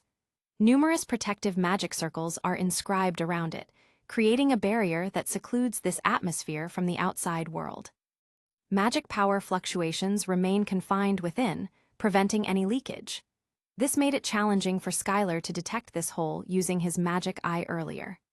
Additionally, the nature of the cave, coupled with the fact that not many individuals would venture into a snake hole like Solf did, renders this crypt highly elusive for exploration. The crypt isn't extensive, allowing one to survey every corner at a glance. In the center stands a stone platform, upon which rests a large turquoise bowl filled with a mysterious dark black liquid. Utilizing his alchemy skills, Schuyler approached the bowl and took a cautious sniff. Though unable to pinpoint the specific composition, it was evident that the liquid contained a magical power-targeting poison. While not necessarily lethal, it promised to diminish magical abilities over a brief duration significantly. Even individuals with Dumbledore's caliber of magical prowess could find themselves reduced to a level akin to that of a Muggle if exposed. Schuyler speculated that the true essence lay concealed at the bowl's bottom, obtainable only by consuming a substantial portion of the poison. Regarding the prospect of employing magic to neutralize the poison, Schuyler refrained from experimenting. The renowned Slytherin wouldn't make such a foolish mistake. Wait a minute, why does this scenario feel eerily familiar? It could only be surmised that Voldemort is indeed the last descendant of Slytherin. Are their thoughts and methodologies truly so analogous? Upon careful consideration, Schuyler found the arrangement to be quite rational. Whether it be Slytherin or Voldemort, they shared a commonality: individuals who prioritize results and goals, resort to unscrupulous means, and possess shrewd and cunning qualities. In this context, their adversary, the one they least desire to acquire the contents of the bowl, must be someone akin to Dumbledore and Gryffindor. Someone who values principles, champions righteousness, and preaches fraternity. For individuals of that ilk, the arrangement proves highly effective, as they cannot bear to subject an innocent person to the risk of consuming poison. Their benevolence and moral standards prevent them from making such a decision. However, the dynamics change when dealing with someone like Skylar, hailing from Slytherin House. Despite valuing emotions and harboring compassion even for adversaries, Skylar is not one to make critical errors in such crucial situations. Certainly, he would never subject anyone in his vicinity to such a risk. He wouldn't allow even Dobby, who was utterly loyal to him, to take such a risky gamble. He questioned whether he possessed the determination to lure innocent muggles and compel them to drink from this potentially dangerous bowl. Nevertheless, this reluctance doesn't imply that he is devoid of options. He retrieves a petrified man, a statue, from the confines of his suitcase. This man happened to be his first adversary in life, Gallop Lestrange. With a wave of his wand, Skylar dispels Gallop's petrification. Gallop, now without his wand, regains self-awareness. Fully aware that he is akin to a piece of meat on a chopping board, he exhibits no inclination to resist whatsoever. This turns out to be advantageous, sparing Skylar the need to employ the imperious curse on him. Capitulo 201, Chapter 200, Pure Blood. Gallop reluctantly consumed several mouthfuls from the bowl, his face contorted in grimaces. He shut his eyes in anguish, his entire body trembling as if grappling with intense pain. "Don't stop drinking it, Gallop. If a single drop gets wasted, your entire bloodline ends here," Skylar commanded sternly. Gallop managed a few more sips, and upon setting the bowl down, he stumbled forward, collapsing onto the stone platform. His eyes remained shut, and he breathed heavily, facial muscles twitching, as if caught in a dreadful nightmare. "Don't stop, keep going," Skylar commanded once again. "I don't want to, don't force me," Gallop gasped, his voice now almost unrecognizable, distorted by the effects of the liquid. "Solve," Skylar declared decisively. "Fetch the bowl and pour the rest into his mouth." "Yes, master." Solve obediently followed Skylar's instructions without hesitation, promptly executing the task. Solve compelled the bowl to Gallop's lips with an icy countenance, forcefully prying his mouth open and pouring in the liquid. Gallop groaned in agony as a substantial amount coursed down his throat. The poison persisted until he could endure no more, unleashing uncontrollable screams that reverberated through the crypt. "No, no, no, I can't, don't force me, I don't want to," Gallop pleaded. "Please make it stop. I know I did something wrong. Oh, please let it stop. I will never, never again." Solve turned her head slightly, casting a glance at Skylar.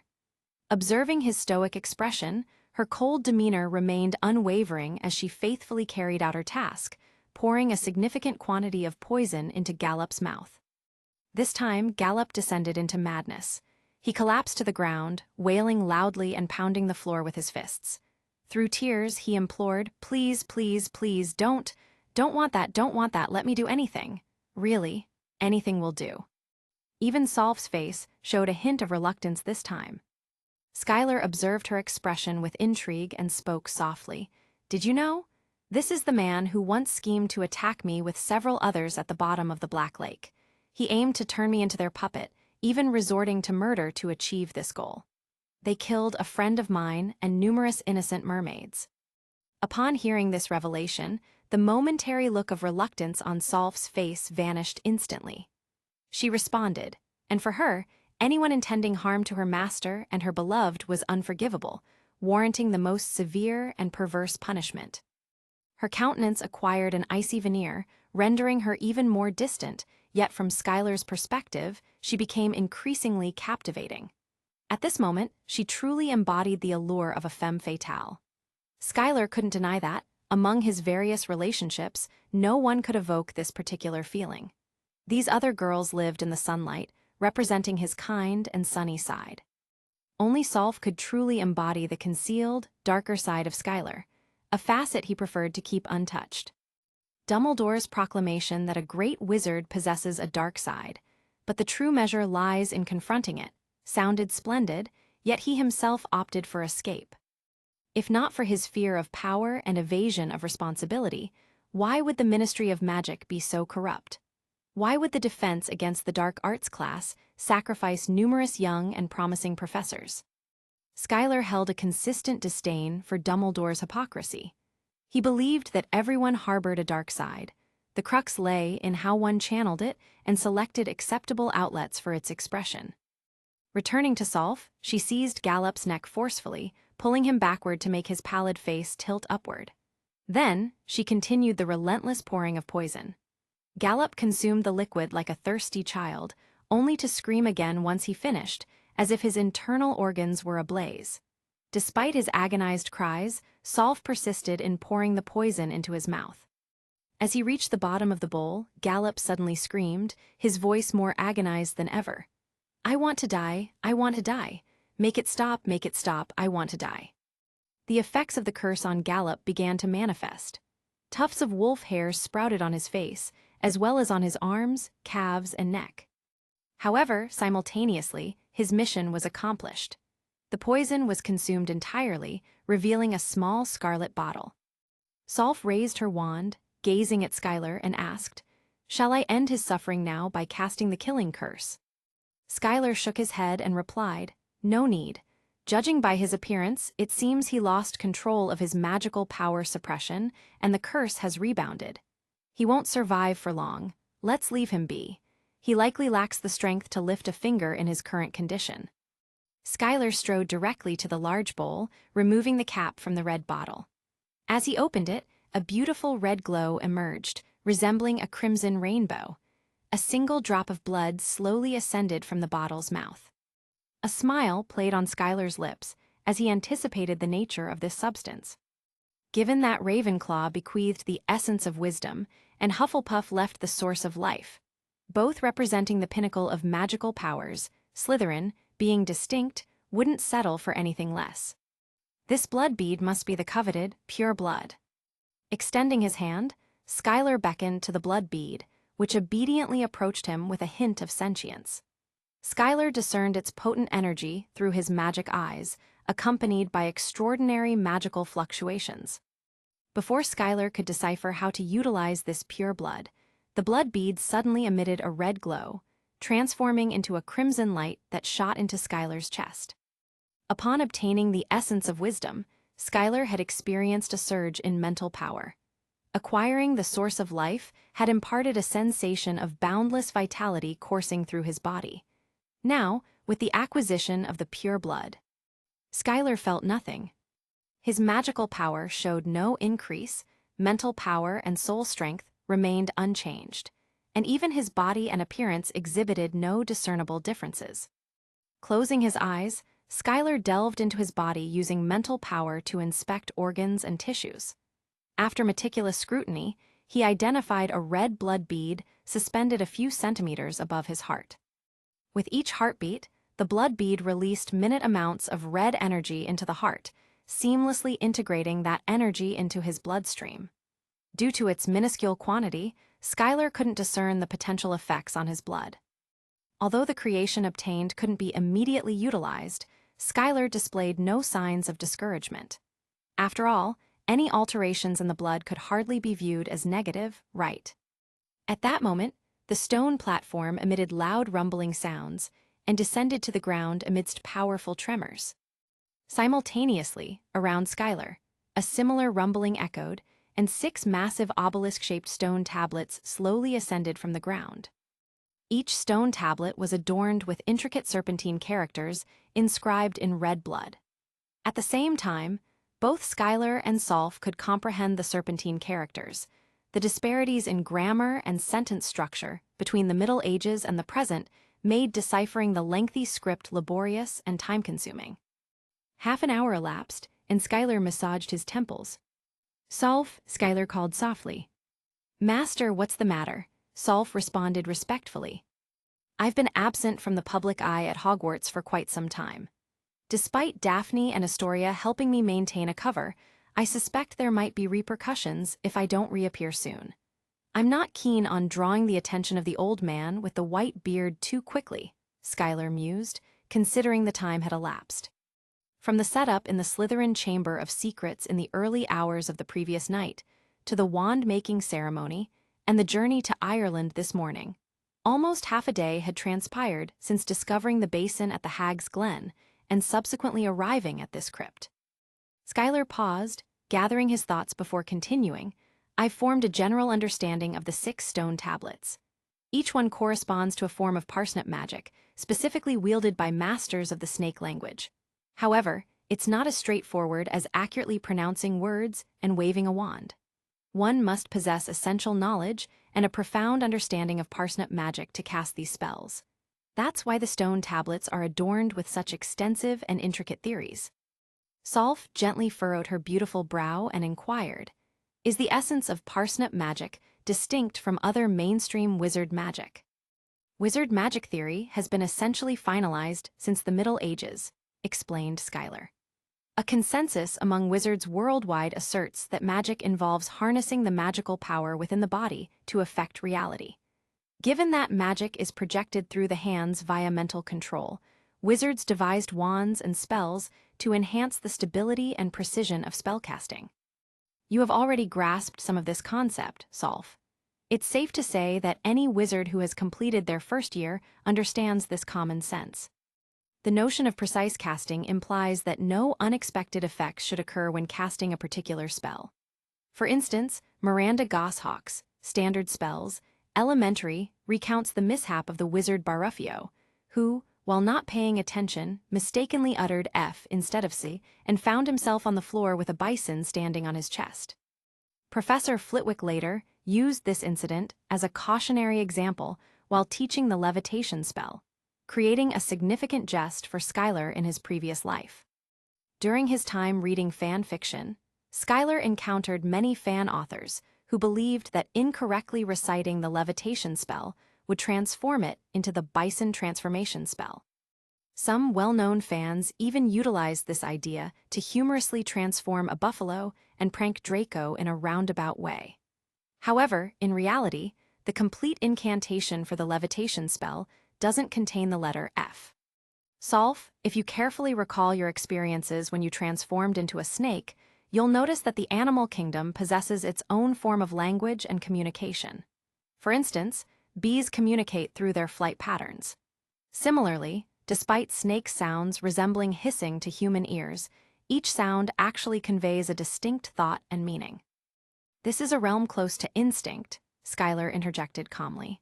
"So, even though you possess the ability to communicate with snakes, you may not realize that every utterance in snake language encapsulates these creatures' perspectives on life, death, and the world. It can be viewed as the philosophical musings and worldview of snakes. Only by delving deep into the thought patterns of snakes can we unlock the full potential of snake language magic. I believe it's high time for us to depart and return. The stone tablets can be brought along and examined at our leisure." Schuyler retrieved his wand and suitcase. "During this period, you will reside in the suitcase space with these stone tablets, taking charge of deciphering and studying the magic inscribed on them. I've noticed that each stone tablet corresponds to a snake language magic. Would you be willing to stay until you've fully mastered all 6 magics?" "Your wish is my command, Master," Solf slightly bowed and affirmed. Capitulo 202, Chapter 201, Snake's Magic. He prepared to depart after Schuyler utilized magic to stow away the 6 large stone tablets and the sulfates into the suitcase's space. However, he cast a solemn gaze at Gallop, who moaned weakly on the ground. At this juncture, Gallop underwent a transfiguration that had never crossed Schuyler's mind. Even if Gallop had perished on the spot, Schuyler wouldn't have been as astonished. Gallop metamorphosed into a complete wolf, boasting a size similar to Silverpaw and thrice the dimensions of an ordinary European gray wolf. However, Gallop's fur color didn't match the radiant, uniform silvery white of Silverpaw. Instead, it presented a blend of gray and brown, resembling coarse bristles rather than the glistening coat of Silverpaw. Schuyler proceeded to cast a healing spell on Gallop, prompting him to regain consciousness. Since Schuyler inherited Hufflepuff's source of life and creation and regeneration mysteries, his healing magic has naturally progressed to an advanced stage without requiring deliberate practice. Any basic healing spell he wields is nearly sufficient to achieve the miraculous effect of revitalizing dead bones and rejuvenating withered wood. This could be attributed to the activation and intelligence of his magical power. As his magical prowess expands, it instinctively absorbs and integrates vast vitality from his body, imbuing his magical power with robust vitality and resilience. Upon Gallup's awakening, Skylar observed a complete transformation into a beast. The creature no longer possessed the ability to communicate in human language. Instead, it only emitted wolf-like howls. Despite its current feeble state, it managed to crawl toward Skylar's feet, gently nuzzling the boots with its wolf nose. Its eyes conveyed awe, submission, and obedience to its newfound master. Given Skylar's mental capabilities, he discerned that this behavior was genuine. It genuinely had no recollection of its past. In its weakened state, it relied on instinct to seek a formidable individual for protection and guidance. Given the changed circumstances, Skylar, not harboring resentments, decided not to dwell on past grievances. He bent down, tenderly stroking the fur around the wolf's neck, eliciting a contented purr from the gray wolf. "Observing your response," Skylar remarked, locking eyes with the creature, "it's evident you possess intelligence.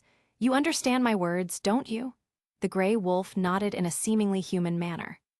"Well, since you willingly acknowledge me as your master," Skylar continued, "from now on you'll be my second pet, and I shall bestow upon you your true name.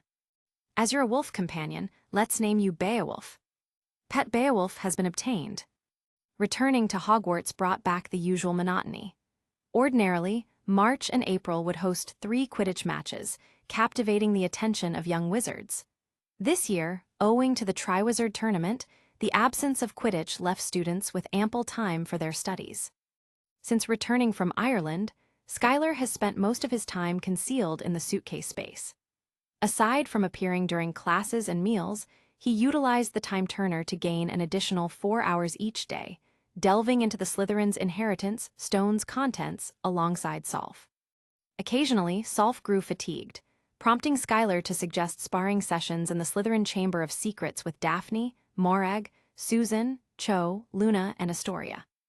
Despite having her own wand and establishing a human wand-one bond, Solf required time to adjust to the nuances and bodily coordination of spellcasting. Her rebirth granted her the opportunity to study magic theory without a wand, aiding in the recovery of intuition and neurological responses for actual combat. This proved essential for adapting to her reshaped physical form and practicing spellcasting techniques, particularly those refined by Skylar countless times. On the flip side, while Solf's spellcasting skills and reflexes still lack maturity, her robust magical knowledge and aura-level magic power enable her to hold her own in intense battles against the combined forces of 6 girls. Solf proves to be an ideal candidate for training the group. The benefits, however, extend beyond Solf alone. The 6 girls experience notable progress through frequent practical exercises, with Cho, Luna, and Astoria making particularly significant strides. Daphne and Morag, having received intensive training and meticulous guidance from Skylar earlier, exhibit impeccable spellcasting speed, shooting accuracy, and spell connection smoothness. Even in terms of physical fitness, where explosive power and endurance may be limited, their agility and dexterity shine, allowing them to outmaneuver opponents by dodging and seizing opportunities for effective attacks. Although naturally gifted, Cho, Luna, and Astoria lack the same level of combat experience. Consequently, their progress is more noticeable as they acclimate to the demands of actual battles. Susan's talent may not match the natural gifts of the other 5 girls, yet she embodies the essence of a true Hufflepuff, unyielding in her pursuit of improvement. Undeterred by the challenges, Susan's determination to grow stronger intensifies, which is evident in her rigorous practice sessions. Despite enduring the most severe injuries and consuming numerous potions for recovery, Susan's short-term progress might not rival that of her peers. However, with her unwavering will and persistence, Skylar is confident that she will surpass them in the near future. While Skylar appears indifferent to the performances of the 6 girls, he keenly observes their strengths and weaknesses. Recognizing their individual merits, he sees potential in each of them. Yet, Skylar remains uncertain about how to broach the topic of Solf with his 3 girlfriends. Despite his strategic prowess in calculating hearts and minds, emotional involvement renders him hesitant and indecisive in making such personal revelations. While allowing Solf to engage in combat with the girls ostensibly serves their collective benefit, Skylar also finds a personal satisfaction in their harmonious interactions. Currently, their relationship appears to be flourishing. Beowulf, having fully recovered through Skylar's healing magic, now thrives within the simulated environment of the suitcase space. Skylar has meticulously transformed it into an ecologically balanced setting, complete with hares, wild deer, and other creatures for Beowulf and Silverpaw to hunt. Speaking of Silverpaw, due to a lifetime of consuming the nutritional and magical potions provided by Skylar, he surpasses Beowulf in strength despite their similar size. Silverpaw's might is exemplified by effortlessly swatting Beowulf several feet away with a single strike. Beowulf proved to be an intelligent wolf, quickly recognizing that Silverpaw held a special place in his master's heart. Swiftly, Beowulf acknowledged Silverpaw as the alpha. Silverpaw, raised in the suitcase space with only Buckbeak as a playmate, found the hippogriff quite aloof. Now, encountering another wolf for the first time, and one willing to be its younger sibling, Silverpaw's calm demeanor masked a deep sense of joy. As the only 2 wolves in the suitcase, they soon engaged in daily bouts of jumping and play, fostering a remarkable bond. Researching the monolith proved to be time-consuming, but with the aid of the time-turner, this obstacle was easily overcome. As days unfolded, April arrived. Skylar successfully deciphered the 6 magic spells on the stone tablet during this period. They are: the first spell, La La La La, can render the opponent helpless for 5 seconds. Remarkably, this magic doesn't require a wand. A simple incantation is sufficient. While it may only induce temporary confusion, its well-timed use makes it a potent trump card. The second spell involves the giant snakes, La La La La, which transforms the subjects, La La La La, or La La La, into a form of La La La La. Apart from possessing a physically formidable body capable of twisting steel, the giant snake employs the power to bite with a venomous Lala effect. The snake's venom, though not lethal, has a unique property ideal for incapacitating the target. It injected into the recipient's bloodstream through the snake's bite, this venom transforms the individual into a showy, La La La adorned creature, rendering them impervious to the effects of La La La La. The third spell involves La La La La La La, a transformative magic that turns the caster into multiple instances of La La La La. The effectiveness of this spell depends solely on the caster's proficiency in La La La La, with the potential to achieve a multitude of La La La La if their magical skill is advanced. The fourth spell enables the use of an external body as a decoy, diverting the actual La La La La from the mouth. This serves as a trump card in evasion, allowing the caster to withstand the impact of even the legendary La La La La. The fifth spell, 10,000 Snake Formation, allows for the prearrangement of traps on the ground. This represents Skylar's first encounter with trap magic in the wizarding world and introduces a strategic aspect to his magical repertoire. This magic can be cast on an area roughly the size of the Great Hall at Hogwarts, leaving no traces on the ground. Activation occurs at the caster's thought, releasing thousands of small snakes that emerge from the ground, attacking all creatures within the spell's range indiscriminately, burying them alive among the snakes. These 5 combat magics, particularly the 10,000 Snake Formation, possess practical applications. The latter, resembling a prototype of war magic, could potentially influence a large-scale conflict when employed by multiple snake whisperers, impacting tens of thousands of individuals. Unfortunately, the 6th and final magic brought Skylar dissatisfaction, as it required no consumption of magical power. This magic demands the caster to sacrifice half of their lifespan. In Skylar's case, assuming a potential lifespan of 100 years, casting this spell would reduce it to a mere 50 years. More distressingly, if a wizard with a shorter lifespan attempts this magic, it could lead to certain death, with the effectiveness of the spell remaining uncertain. The most potent sealing technique, capable of sealing all beings, be they wizards, living creatures, or the undead, comes at the high cost of one's life: the 8-snake sealing technique. A shadow of unease once again settled over Skylar's heart. Was Slytherin's disappearance solely for the purpose of performing this magic? Given that this magic doesn't require magical power or a wand, and considering the invincible seal, it suggests that Slytherin's formidable adversary might not be deceased, but rather sealed away. As magic inherently lacks a straightforward means of breaking such seals, the possibility arises that the sealed adversary may discover a method to escape despite a millennium of confinement. For the first time, Skylar found himself distressed by the consequences of his extensive knowledge. Understanding too much sometimes proves to be a burden. Capitulo 203, Chapter 202, Hermione's Growth. It's Thursday, and the defense against the dark arts class is in session. After the roll call, Moody stowed the roster and spoke in a gruff voice. Today, I'm going to teach you how to deflect curses. So, does anyone know how to redirect curses or the methods of casting curses? As the term suggests, transferring curses involves using magic to alter the trajectory of incoming curses, redirecting them elsewhere. Hermione eagerly raised her hand. Miss Granger, go ahead. Moody offered Hermione a chance to answer. Repello, Hermione responded confidently. You're right, Repello is indeed the most standard answer, Moody nodded. Almost all curses can be deflected with Repello, while the others could be easily defended from a simple shield charm. Now, does anyone have any other answers?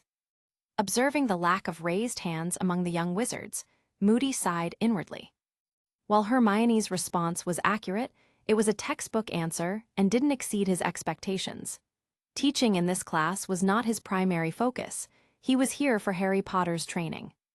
Contemplating the limitations of the defensive technique he was about to teach, Moody pondered how Harry could compete with the other bug-level champions and secure his place as the first to touch the goblet of fire. Acknowledging the unlikelihood of anyone other than the Malfoy brothers providing alternative answers, Moody resigned to explore other possibilities. During this moment, Hermione cautiously raised her hand. Although the motion was slower than her usual confident gestures, her hand didn't reach the same height as before. It trembled nervously, revealing her inner hesitation and uncertainty. Moody's eyes displayed a hint of surprise. Miss Granger, tell me. Well, I'm not sure, Hermione began with regret, fearing she might expose her lack of knowledge. Yet, thinking of the individual she aspired to emulate, she steeled herself. That shield charm. Yes, just like I said. Pratigo, or what is commonly known as a shield charm, is one of the main ways to protect yourself from an oncoming spells or curses. Moody turned his sight to Skylar. But I believe there are other spells that could be harnessed if you are creative enough to defend yourself from any kind of spells. Skylar's eyes gleamed with realization. A burst of insight hit him, indicating that Hermione's knowledge might diverge from the original book, especially with how Moody stared at him. While in previous fan depictions, the shield charm was often portrayed as a basic spell suitable for first-year wizards, the reality was that this magic was remarkably advanced. The Hogwarts curriculum specifically restricted its study to students enrolled in the Defense Against the Dark Arts class at Newt's advanced level. Contrary to common fan interpretations, the protagonists in the original book were able to master this spell through advanced learning. Under Hermione's guidance during the Triwizard Tournament, Harry learned it ahead of schedule. He later imparted this knowledge to the members of Dumbledore's army during his 5th year. Notably, Cho and Marietta, both in their 6th year at the time and from esteemed families, had not even encountered this sophisticated magic. In the British wizarding world, the majority of young wizards typically limit their magical education to the ordinary wizarding level, OWL level, equivalent to the 5th grade. Only a select few wizard students with specific expertise or a keen interest in particular fields opt to enroll in the Newt advanced class for more comprehensive study and practice. In the original book, even Hermione's defense against the dark arts score merited only a good, leading readers in previous iterations to assume that Harry was likely the sole student in the class to receive and exceeds expectations. Moreover, the widespread popularity of the defensive items sold by the Weasley twins in the original book underscored a significant gap in magical proficiency. The Ministry of Magic, with its limited workforce of 600 or 700 individuals, placed a large order of 500 items, indicating that most employees were not adept at casting shield charm spells. This suggests that unless individuals were inclined to join combat units, such as reconnaissance teams, strikers, aurors, etc., the majority of wizards tended not to prioritize advanced magical defense studies beyond the owl level. This limited understanding of the shield charm has led to many wizards lacking comprehensive knowledge of its capabilities. The primary principle of the shield charm involves creating an invisible magic barrier in front of the body to counteract incoming magical attacks. This basic understanding is common among wizards, but the curse's potential extends beyond mere defense. When controlled with precision, the shield charm can redirect incoming attacks in various directions or even reflect them along the original path. Wizards like Harry, born with a natural intuition for manipulating magic, can achieve this without extensive training. However, for most wizards, mastering the complete execution of the shield charm represents a considerable challenge unless they are willing to invest in diligent study and practice. With Moody explaining the course in front of the class, he tries to give the students alternatives on how to face other wizards if they're being limited with their choices. As for how Skylar managed to master the shield charm in the 2nd grade and enhance his exclusive defensive magic in the 4th grade, well, that's a mystery yet to be unveiled. Skylar's proficiency with the shield charm isn't due to a protagonist's halo, but stems from his dedicated efforts in accumulating magical theoretical knowledge since the age of 4. His mastery of the secrets of the 4 pureblood families places him on par with, if not above, his classmates from the outset, transcending typical wizarding hierarchies. Even among other pureblood heirs, Skylar possesses a heritage that surpasses theirs, leaving discussions of half-blood and muggle wizards in the dust. It's a case of winning from the starting point. Considering how Skylar could easily come toe-to-toe with even wizards from the old times, it's not even any more to say that he is already one of the best wizard in his own age. When it comes to Hermione, her knowledge of the shield charm aligns with her passion for learning. Yet, her ingenuity in considering the shield charm not just as a defensive measure, but as a means to redirect spells, showcases an advanced understanding of magic. This Hermione seems to have evolved beyond the bookish persona seen in the original narrative. Gone is the Hermione who, despite witnessing the effectiveness of the Half-Blood Prince's notes, rigidly adhered to textbook teachings. The change is strikingly out of the boundary.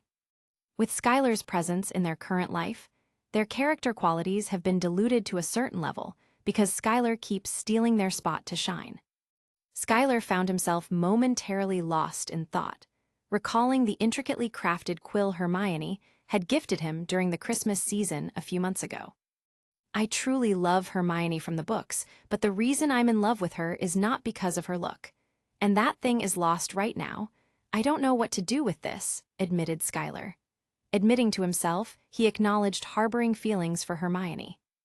It wasn't Hermione's Muggle heritage that held him back the most.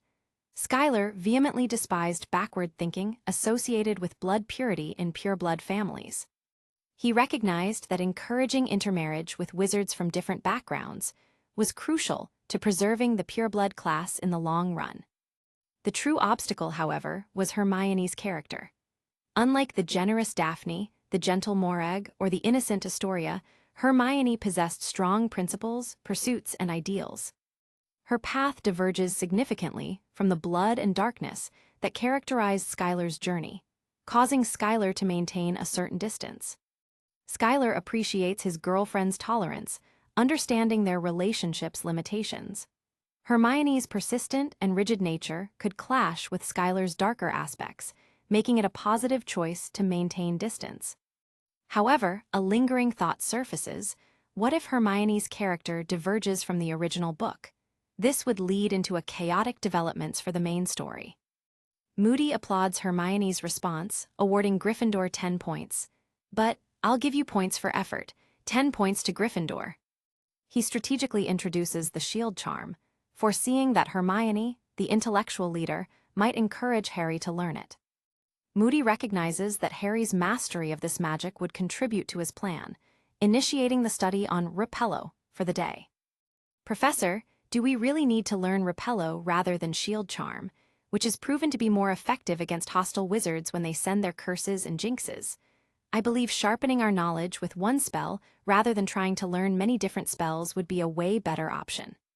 Hermione confidently interrupts, questioning the necessity of learning Repello when the more effective shield charm is available. In her argument, real battles prioritize mastering powerful spells rather than a broad knowledge of spells. She advocates for efficiency, suggesting focusing on the shield charm as it provides a safer defense. Hermione questions the need to spend time on less effective spells when priority should be given to those with immediate practical use. Seems like I don't need to worry much about her. Hermione is still Hermione, after all. Skylar silently applauds Hermione's wisdom in recognizing the trade-offs and prioritizing practical magic over unnecessary spells. Having already mastered the magic discussed, he appreciates her practical approach to learning. Moody, observing this, lowers his head in contemplative silence on the podium. Capítulo 204, Chapter 203, Pratigo. After a prolonged silence, Moody abruptly addressed, "Mr. Skylar Malfoy, what's your perspective?" Skylar felt a bit taken aback. Given the past conflicts between him, Draco, and Moody, and considering the Malfoy family's connections, their relationship with the veteran Auror duo was far from amicable. The Malfoy brothers had maintained a low profile in the class despite their considerable magical prowess. Even Draco, understanding the importance of discretion, refrained from voicing such opinions in class, let alone Skylar. I find Miss Granger's point quite valid. It's akin to the repelling spell and disarming spell in a duel. The repelling spell merely pushes the opponent away, but mastering the disarming spell skillfully allows you to not only disarm the adversary, but also send them flying. If you're adept enough at the disarming spell, there's no need to learn both. Mastering it well is sufficient. Skylar paused, stating, "And from my understanding, both the shield charm and disarming spells can be grasped by fourth-year students despite being upper-level teachings designated by the Ministry of Magic's Education Department. I've heard stories from the 1970s, during the impending war, where the magical prowess of fourth-year students at Hogwarts surpassed ours. Numerous instances prove that fourth-year students possess sufficient magical proficiency and theoretical knowledge to learn these so-called advanced magics." Moody let out a snort, a trace of disdain evident in his tone, though only Skylar caught it. He remarked casually, "In that case, let's alter today's lesson to focus on learning the shield charm. There are various shield charm. For instance, Mr. Malfoy employed one during his encounter with the fire dragon. However, today, we'll delve into the most common and widely used variant, known for its stable effects. The incantation is Pratigo, and there's one key element to this spell's speed. The shield charm demands an exceptional nerve response speed, enabling the judgment of the incoming spell's direction the moment the opponent launches an attack. Subsequently, the shield charm is used to intercept it. Those proficient in Quidditch, particularly beaters and goalkeepers, are likely to have an advantage in mastering this spell. To swiftly and effectively learn this magic, practical practice is essential. I'll divide you into two groups now, Malfoy brothers. Attend to your romantic pursuits after class. Presently, obey my instructions during class. Mr. Draco, you and Mr. Potter," Moody continued. Draco smiled faintly upon hearing Harry's name following his, paired so that he could take advantage of the current study situation and cause damage to him. "Mr. Skylar, you are paired with Miss Granger." Skylar frowned slightly, but Hermione exclaimed. Skylar and Daphne exchanged glances, communicating silently, then walked toward each other.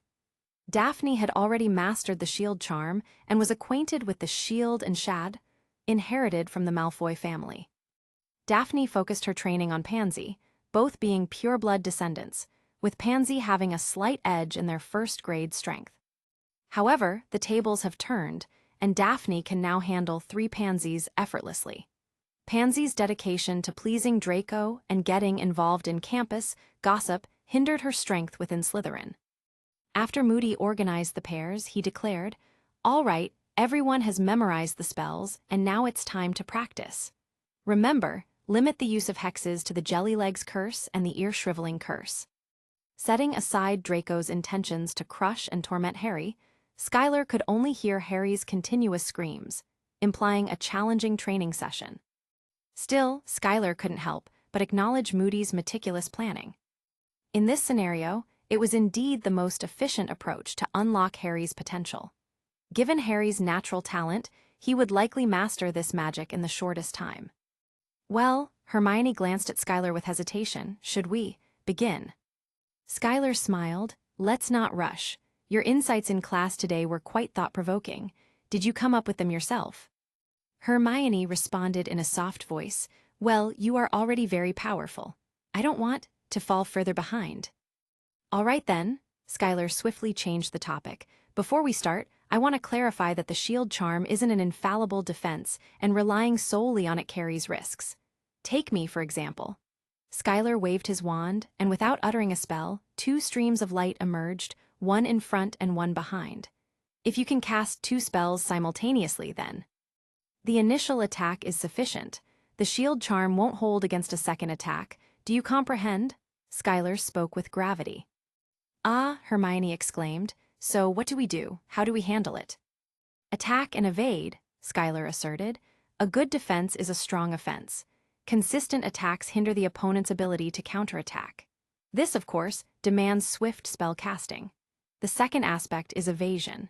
Utilizing nerve responses and physical agility to dodge not only avoids the assault, but also enables you to retaliate with your wand. A balanced duel often involves a constant shift between offense and defense." "I understand," Hermione replied softly. Biting her lower lip, Skylar had noticed many girls doing this lately and had a foreboding feeling, and inquired, "Why are you telling me this?" "I'm not a fool," Hermione stared directly into Skylar's eyes. "In reality, I'm aware that I'm a Gryffindor and a Muggle-born wizard. I belong to your opposing side." Hermione's voice quivered slightly, but she pushed herself to continue. "Over the past few years, since entering the wizarding world, I've lost touch with anything beyond the campus. Pureblood families have held influential positions on the school board, the Hogwarts board, the Ministry of Magic, the Wisengamot, and more for many years.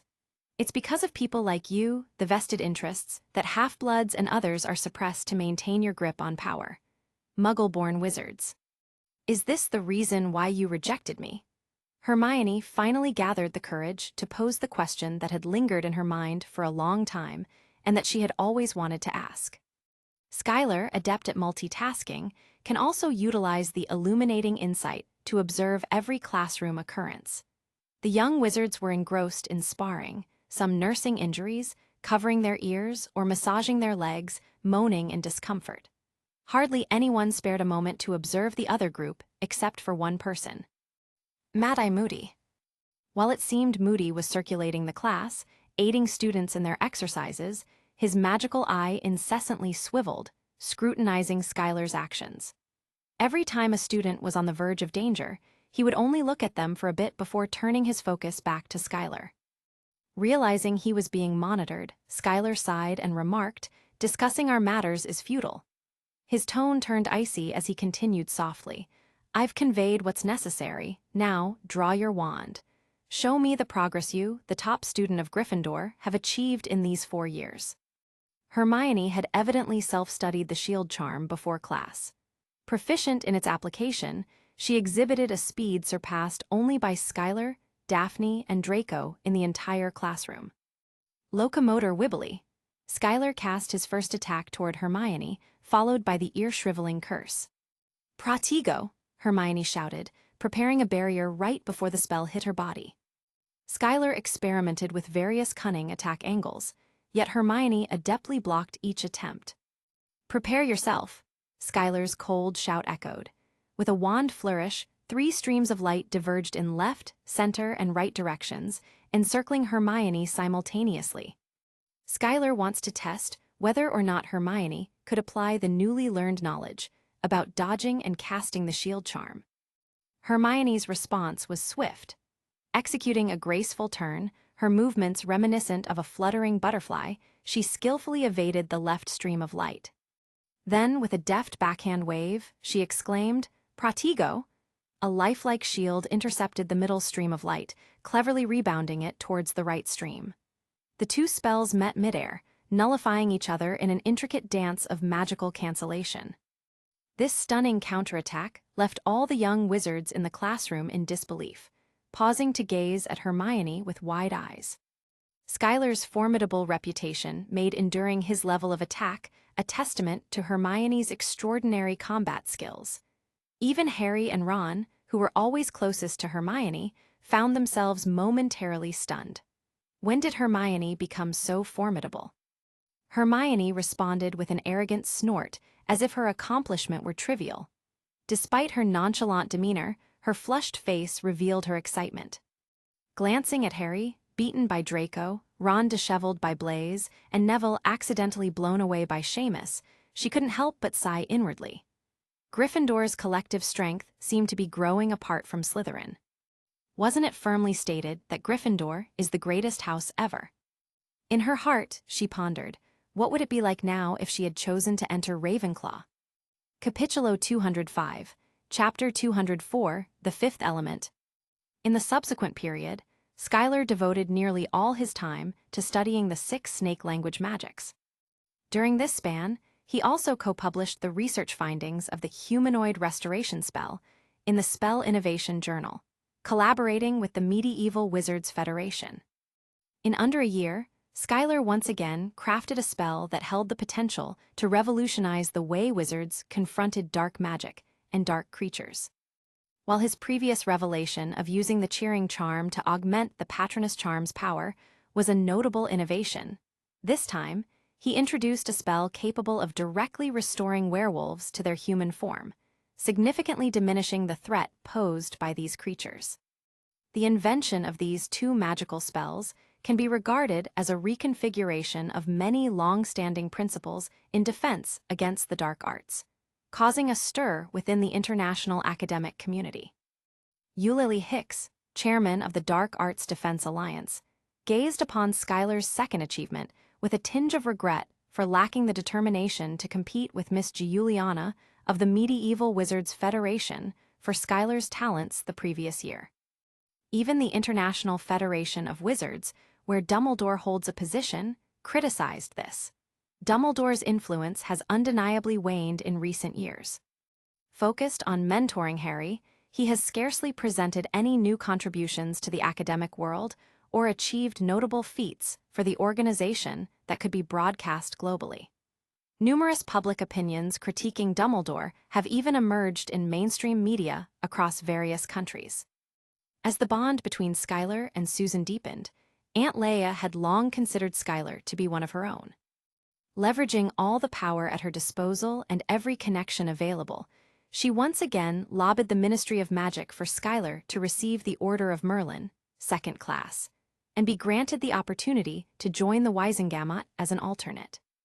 In her role as the director of the Department of Magical Law Enforcement and one of the foremost influential figures in the Ministry of Magic, Aunt Leia wielded a formidable degree of influence. Skylar's noteworthy fame and accomplishments undeniably justified the bestowal of both awards. According to the Order of Merlin's charter, the 2nd class medal is designated for commending extraordinary achievements, making it a fitting acknowledgement of Skylar's exceptional contributions. The approval for the awards swiftly passed without encountering any objections. The investiture ceremony is slated for the initial day of the Easter holiday, during which Skylar and Dumbledore will embark on a joint journey to attend the ceremony at the Ministry of Magic. The Easter holiday spans 2 weeks, with the specific dates varying each year. Assuming the Easter holiday in 1995 spans from April 9 to April 23. Before the Easter holidays commenced, Elinor once again paid a visit to Skylar.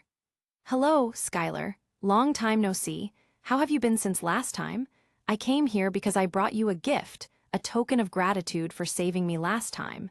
This time, she arrived under the pretext of expressing her gratitude. Skylar found himself dealing with a dilemma regarding the girl who openly confessed her pursuit of him. He couldn't even reply to her greetings as she continued to bombard him with more words. Despite the complexities, she was the legitimate daughter of Germany's premier magical family and a recent ally. Adopting a tough stance could potentially strain their future relationship, something Skylar earnestly sought to avoid. Living two lives, Skylar dismissed the notion that a wizard's power belongs to himself, or absolute strength rules everything. He understood that no matter how powerful an individual might be, attempting to dominate the world through force is impractical. Humanity is a species that continually evolves, and no one can ensure perpetual supremacy without being surpassed. Voldemort's actions in the original book did not resonate with Skylar. Choosing to protect the interests of a select few and opposing the majority was a stance he vehemently disapproved of. In fact, Skylar's way of approach is almost similar to how Grindelwald spread his early influence. Skylar remained steadfast in his approach to dealing with adversaries, aiming to diminish their numbers and cultivate allies. His belief was that, even without a savior like Harry, numerous resistors would emerge under the oppressive rule of figures like Voldemort. Eventually, someone would discover a way to defeat and eliminate such tyrants.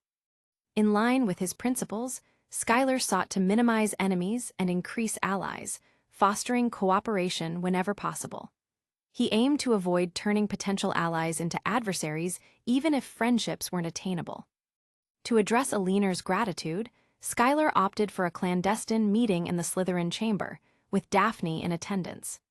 The choice of the Chamber of Secrets was strategic, minimizing awareness of their alliance among interested parties.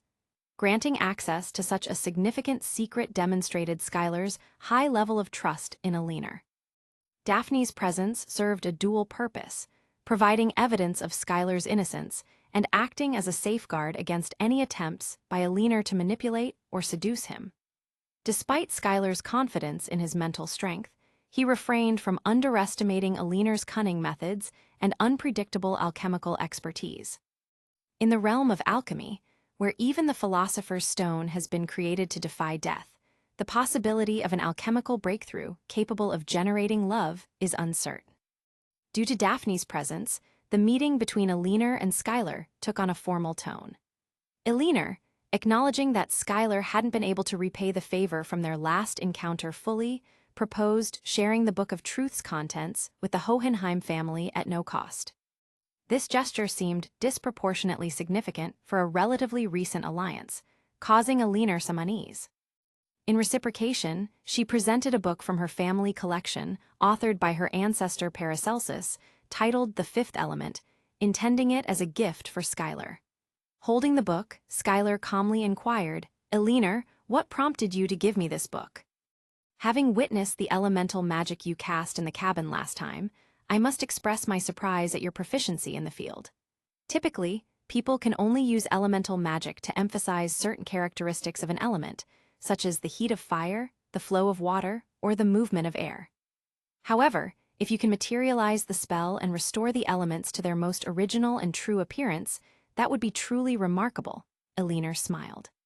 According to the theory of elemental magic, the genuine form of the fire element should be the salamander, the true appearance of the wind element should be the sylph, the true form of the water element should be the undine, and the authentic representation of the earth element should be the goblin. Having observed your execution of the first two, I firmly believe that you must have also mastered the latter too. Even among Durmstrang, renowned for studying black magic and combat magic, Aliner's eyes shone with clarity.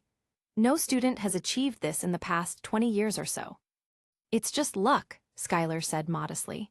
"My grandmother comes from the Rosier family, and due to the family's decline, I happened to inherit its secrets and learned these elemental magics. It's not that I am exceptionally skilled." "Hypocritical," Aliner rolled her eyes at him. "Don't assume that my interest in Great Britain is because I live in Germany. The situation turns dark. Before the Rosier family's decline, that guy named Ivan Rosier Why hadn't I heard of his strength? Looking back several generations, his father, I've never heard of my grandfather or even my great-grandfather displaying such a level of elemental control. This time, Skylar chose to smile lightly, unable to comment. You should also know that the family ancestor Paracelsus was not only a famous alchemist, but also one of the pioneers in the study of elemental magic, Elinor said solemnly. This book was written in his later years by a master of knowledge, and its preciousness is self-evident. The problem is that in the family, Elinor continued with some embarrassment, everyone in the family is engrossed in alchemy, and they are not familiar with actual combat using elemental magic. We've only scratched the surface, and in the end, we found that no one in the vast family could understand this book. It fell into the fate of a pearl covered in dust. Okay, then I will accept the book, Skylar said. That, Elinor hesitated. Don't worry, what I said is absolutely true, especially to my allies. My credibility is at stake if I go back on my own words, won't they? Skylar assured. Since I have promised you that I will share the contents of the Book of Truth with you, I will never break my promise. At the moment, the Book of Truth is not with me. You probably don't know yet. When the Book of Truth was handed over to me, it had been locked by a profound alchemical lock, so I handed it over to a team of alchemists that I absolutely trusted. They are all professionals, and I believe they will bring me good news soon. Just wait patiently. Elinor expressed gratitude after receiving Skylar's affirmative commitment and guarantee. This Book of Truth is crucial to her family and is likely the key to whether she can revive her family and lead it to glory. After Elinor left, Skylar flipped through the book The Fifth Element, and his expression became serious. It's no wonder none of the hundreds of talented individuals in the Hohenheim family could comprehend it. The book consists entirely of curved lines resembling ghostly drawings, with not a single word in sight. Had Elinor not given him this book with great care, Skylar might have dismissed it as some kind of prank. However, given that it was authored by the renowned Paracelsus and treasured by the Hohenheim family, Skylar couldn't afford to think of it as a mere jest. Having been an adventurer and a cult scholar in his previous life, Skylar was familiar with the elemental theory in occultism. In occultism, an element or classical element is considered the most basic entity or energy that constitutes all matter in the world. Throughout history, various cultures have developed their elemental theories, with notable examples including the ancient Greek four elements theory, the Indian Buddhist concept of four elements, and the Chinese philosophy of the five elements. It wasn't until over 300 BC that Aristotle emerged, a student of Plato and a mentor to Alexander the Great. Leaving behind numerous enduring works, Aristotle's proposal of the four elements became widely known in subsequent generations, laying the groundwork for elemental theories in European mysticism, as seen in the works of Paracelsus and Cornelius Agrippa. Aristotle's formal definition of element is found in Metaphysics. Element means a thing intrinsic to a thing, of which it is originally composed, and which cannot be divided into other kinds, e.g., the elements of sound constitute the sound, and the sound is eventually decomposed into them, but they themselves cannot be decomposed into other types of sounds. If divisible, it can only be divided into similar parts. For example, the part of the water is still water, and the part of a syllable is not the same syllable. The same holds true for what people call the elements of objects. Objects will eventually be decomposed into these elements, but these elements are not dispersed into other categories. Aristotle postulated that the four elements possessed opposing properties that could be perceived by individuals. He deduced that the foundation of all things in the world lies in four primitive properties: cold, hot, dry, and wet. According to Aristotle, elements are formed by these primitive properties in varying proportions. Later in his work on the sky, he introduced the five-element theory by adding ether to the four elements. This ether represented the void without separation from matter, or the nothing in objects. Subsequent Mughal scholars and scientists, unfamiliar with these concepts, interpreted it as elemental energy existing in the void of the universe, enabling light to traverse the cosmos and reach the Earth through this medium. However, Skylar understood that the intricacies of the matter were more complex than this simplified interpretation, or the other wizards before would have already discovered the answer Skylar was struggling with right now. Capítulo 206, Chapter 205, Ether Matters and the Black Portal. Skylar might be the sole individual in the contemporary world capable of deciphering the chaotic and irregular curves within the book, the fifth element. His foray into one of the wizarding world's most mysterious domains, space magic, commenced with the book, The Mystery of Space, located in Ravenclaw's Chamber of Secrets. Later, he personally encountered the Vanishing Cabinet, possessing a fully functional pair, one placed in Malfoy Manor and the other in his portable suitcase space.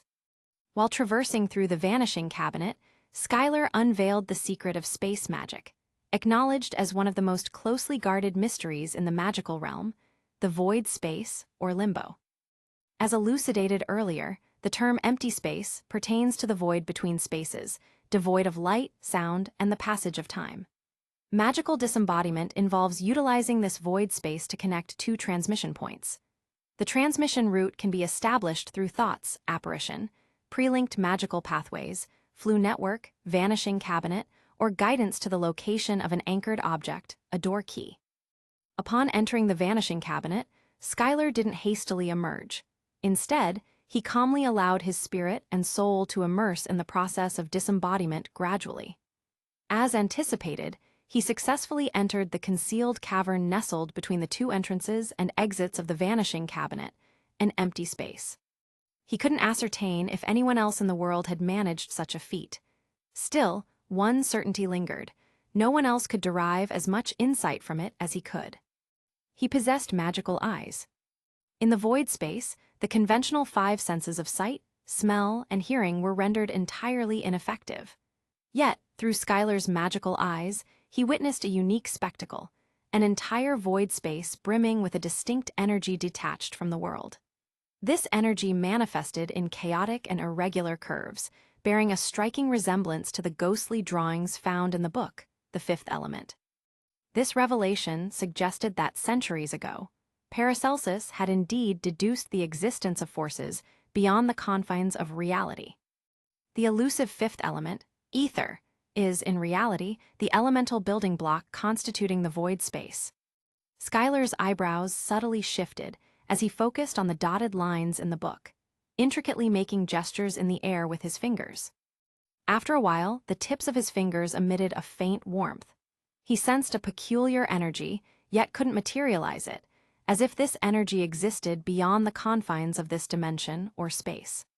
Closing his eyes, Skylar meticulously retraced the steps of materializing the four elements. His initiation into elemental magic transpired prior to his enrollment in school, delving into the secret lore of the Rosier family at Drula's house. Boasting a quarter of the Rosier bloodline, his innate talents resonated effortlessly with the elements. This persisted until he encountered Ms. Vinda Rosier. After acquiring Grindelwald's elemental ring from Vinda, his proficiency in elemental magic soared, enabling him to restore the elements to their primal forms, unleashing their utmost potential. Yet, a lingering sense of having overlooked something nagged at his consciousness. With a snap of his fingers, 4 small orbs of light materialized around his head, exhibiting vibrant red, blue, yellow, and green hues. They exuded a simplistic sense of autonomy, playfully swirling around him.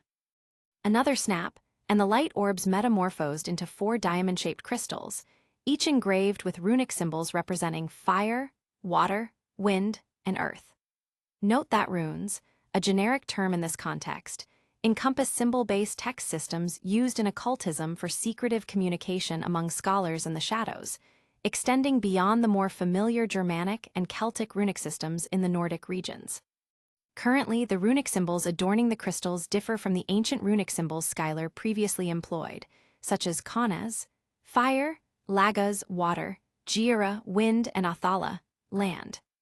These symbols now take on a simpler form, consisting of triangles and straight lines. Even accomplished students in the Newt advanced class of ancient rune studies might struggle to identify the origin of these unassuming graphics. Recognizing these symbols would be plausible for individuals like Dumbledore, Nicholas Flamel, or other alchemists versed in ancient alchemy.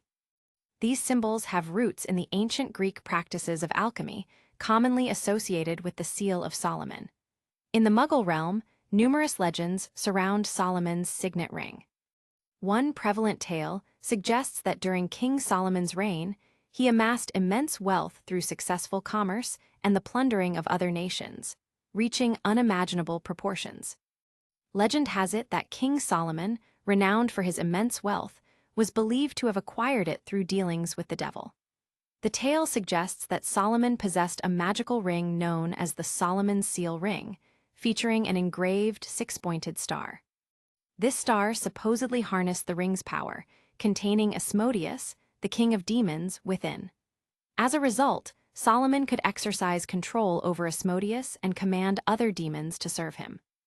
The symbol on Solomon's signet ring, a six-pointed star, is commonly referred to as the Star of David, David's Star, or Jewish Star, recognized in Jewish culture. In modern Muggle society, it has become a symbol representing Jewish heritage. Wizards have long manipulated Muggle history, with figures like the Archmage Merlin being active in the 11th century, despite a Muggle author crafting a legend about him in the 9th century.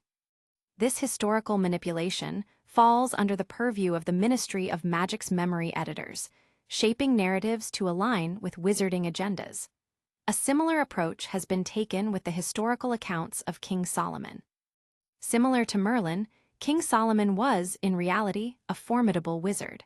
However, over the years following his death, societal and religious shifts led to the distortion of his story, gradually transforming it into the Muggle world's widely circulated history. Contrary to the myth of Solomon's ring driving demons or devils, it was, in fact, an alchemical tool. The ring symbolized the most primitive form of alchemy, the precursor to the philosopher's stone, aimed at transmuting stone into gold, the true origin of King Solomon's wealth.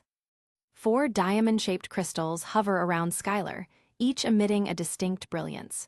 With a snap of his fingers, each crystal projects a straight line of light, interconnecting with the others. Strangely, when connected, these lines form not a square but a 5-pointed star. A subtle smile plays on Skylar's lips. I finally figured out the answer to all these questions. I got you. Skylar focused his entire mind, crafting lines of ether in the air. As his fingers warmed this time, a peculiar ball of light materialized in the midair.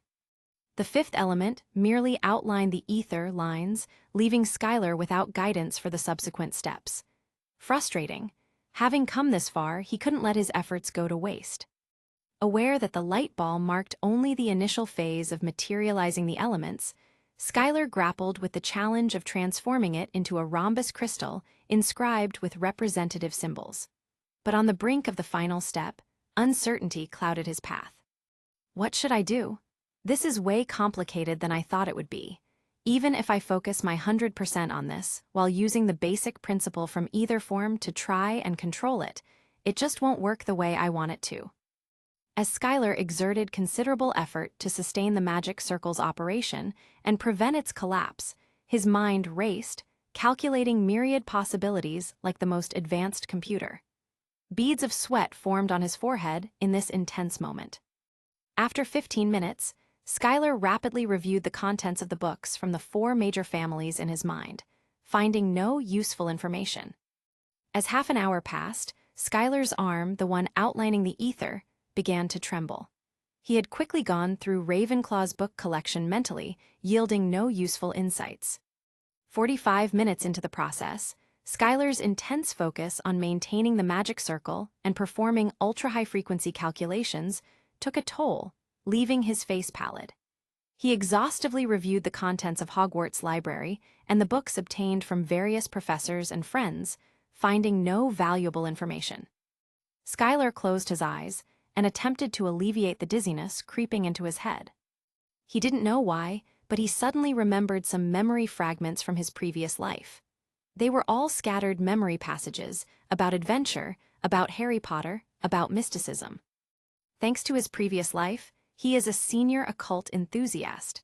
The most mainstream legend is that when King Solomon was in power, he gained a large amount of wealth by developing commerce and plundering other countries, and the amount reached an incredible level. Therefore, it was said in later generations that his wealth was brought to him by driving the devil. Legend has it that King Solomon had a magic ring called Solomon's seal ring, which was engraved with a six-pointed star that drove the ring's power. Schuyler opened his eyes. What he didn't know at that moment was that his pupils had turned completely green. He snapped his fingers again. The light ball representing ether seemed to be touched by something and slowly began to transform. The ball of light twisted around for a while and finally turned into a diamond-shaped crystal. This crystal, twice the size of the others, bore a dark green pattern. "Return to your place," Schuyler softly urged, and the crystal obediently floated to its designated spot in the empty corner of the five-pointed star. As the ether completed the star, a dazzling light erupted from the lines, causing the entire figure to spin rapidly, transforming into a swirling black hole. Wide-eyed, Schuyler recognized it from his previous life. The same whirlpool black hole he encountered in Tibet, the mysterious force that facilitated his transition to this world. Mysterious sounds emanated from the black hole, unfamiliar and otherworldly. Cold sweat formed on Schuyler's forehead. Is this going to be another journey through dimension once again? Schuyler thought to himself as he scrutinized the portal. Capítulo 207, Chapter 206, The Written Destiny. If I enter this portal, I think it would be like those stories where the main characters found themselves in another universe. It could range from any universe like Naruto, One Piece, or even the superhero realm of Marvels. Just as Schuyler pondered potential destinations, whether it be the Naruto world, the pirate realm, or the MCU universe, his worries took an unexpected turn. Contrary to the common trope of protagonists being drawn into a black hole for a new adventure, Schuyler wasn't engulfed in one. Instead, delicate threads of a peculiar energy emanated from the black hole, encircling him like ethereal tendrils.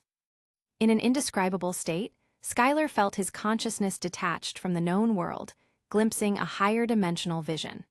To onlookers, his pupils glowed with a vivid green edge, and the subtle formation of a six-pointed star lingered. This peculiar state persisted for a full 2 hours.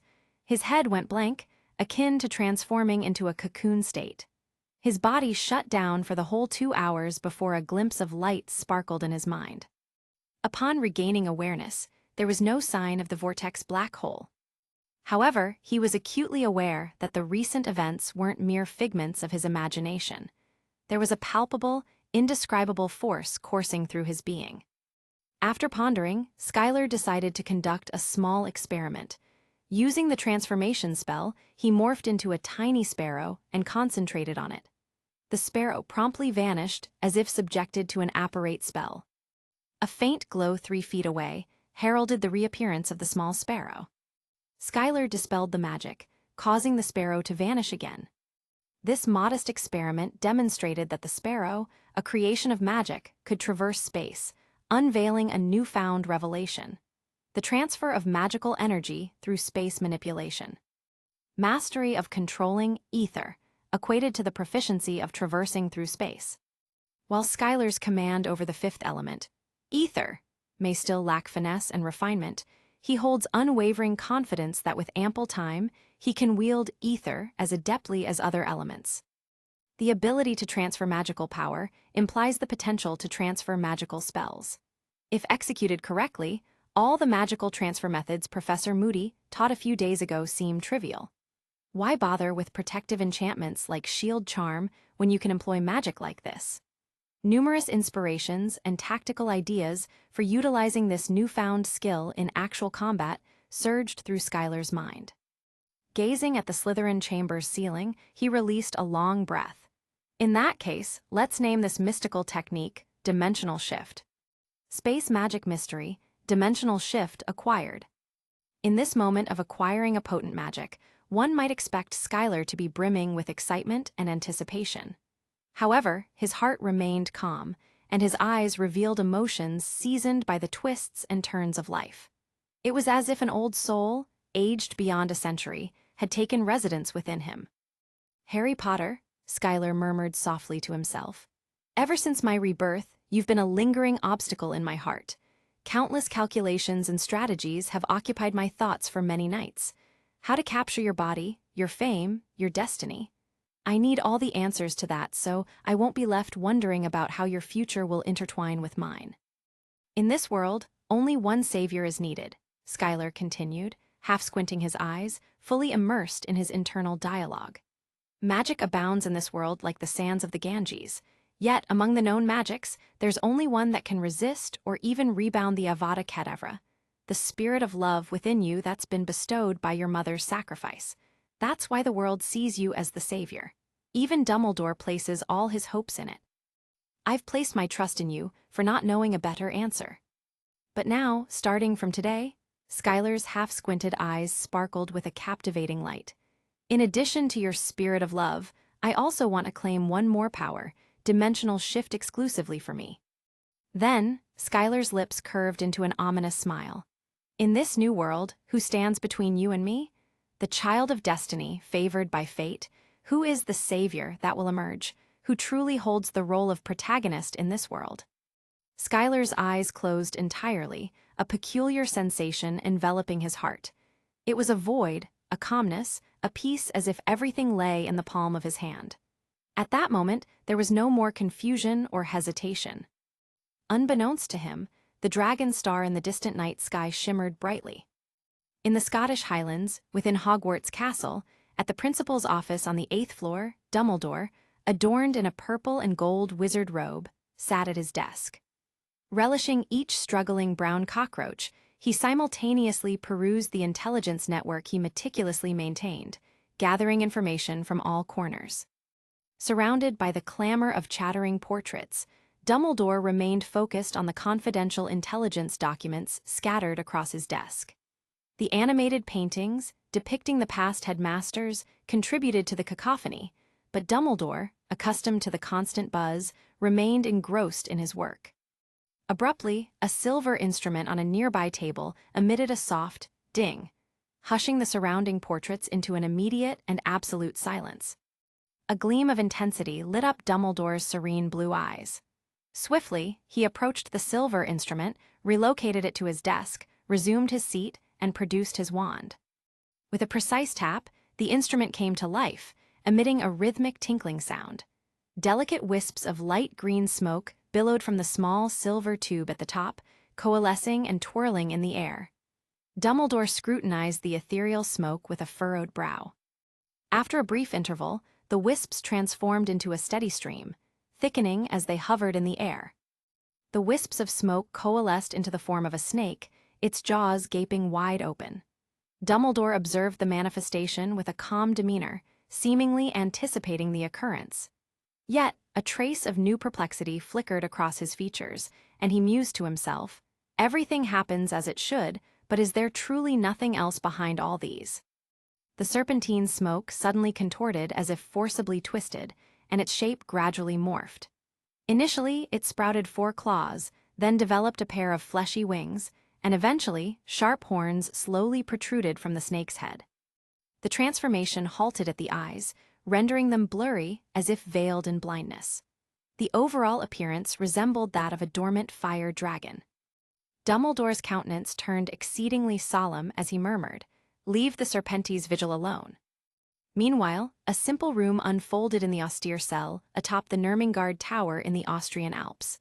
A narrow gap in the black stone served as the window, and within, a stone bed adorned with a tattered, thin blanket constituted the sole furnishings. On the ceiling, peculiar magic runes were intricately engraved, akin to the Gyuruni talisman, but not identical. A weathered old man lay on a stone bed, propped against the wall, gazing at the window with eyes that had lost their brilliance. Suddenly, a sense of awareness seemed to dawn upon the old man, prompting him to glance up at the ceiling. The runic inscriptions, a parting gift from his old friend, came to life, transforming into small spheres that moved with peculiar patterns. The elderly man appeared to discern something. A subtle gleam flickered in the cloudy depths of the old man's eyes as he grinned, exposing a nearly toothless mouth. "Ah, there are new changes in the astral anomaly diagram. Dragon rises, Phoenix is laying dormant, the serpent's fang is hidden." "Ha ha ha ha ha," The old man chuckled with a hint of excitement, occasionally covering his chest and coughing. "Don't you dare think everything is over, don't deceive me. Things have changed, stars have changed, and the stars have turned upside down. 50 years ago, you defeated me, thinking you had conquered fate. Little did you know that fate is ever-changing. I thought I was dead, but now—" The old man's frail form emitted an energy incongruent with a dying person. "Since my destiny has shifted, perhaps my second chance will come." Rising from his seat, the old man's feeble body underwent a miraculous transformation. Though seemingly frail, he exuded an aura of dominance that belied his emaciated appearance. Capítulo 208, Chapter 207, Easter Holiday. A few days later, on April 9, the Easter holiday commenced. On the first day of the holiday, Skylar and Dumbledore stepped into the fireplace in the principal's office, using the Flu network to travel to the Ministry of Magic. Today marked the day when Skylar was to be honored with the Order of Merlin, second class.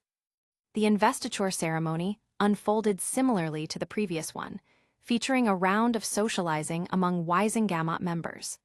Notably, there was a surge in individuals seeking connections with Skylar, expressing their eagerness with heightened enthusiasm. Following a brief, content-light speech by Minister Fudge, Dumbledore, the chief wizard of the Wisengamot, took the stage to present the prestigious award. Amidst the flashes of numerous cameras, Shearing ascended to the elevated platform, received the Order of Merlin from Dumbledore, and proudly affixed it to his chest. This gold medal, adorned with a purple ribbon, surpassed the white ribbon medal previously held by Skylar. Following the award ceremony, the attendees shifted to the Wisengamot Management Agency within the Department of Legal Enforcement at the Ministry of Magic.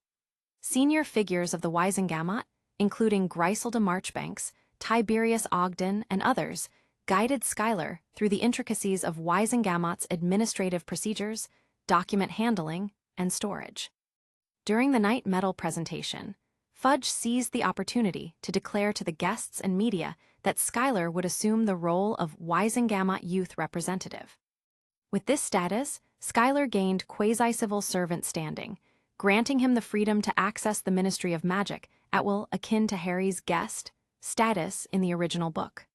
Consequently, it became imperative for him to familiarize himself with key locations relevant to his official responsibilities. The term Wisengamot serves as a collective reference. The term Wisengamot essentially symbolizes the system of checks and balances within the judicial branch of the British wizarding community, acting as a counterbalance to the legislative and executive bodies embodied by the Ministry of Magic. Within the overarching umbrella of the Wisengamot, there exists the Wisengamot Management Agency, tasked with documenting and archiving records of various tried cases, and the Wizard Legal Council, responsible for adjudicating individual cases.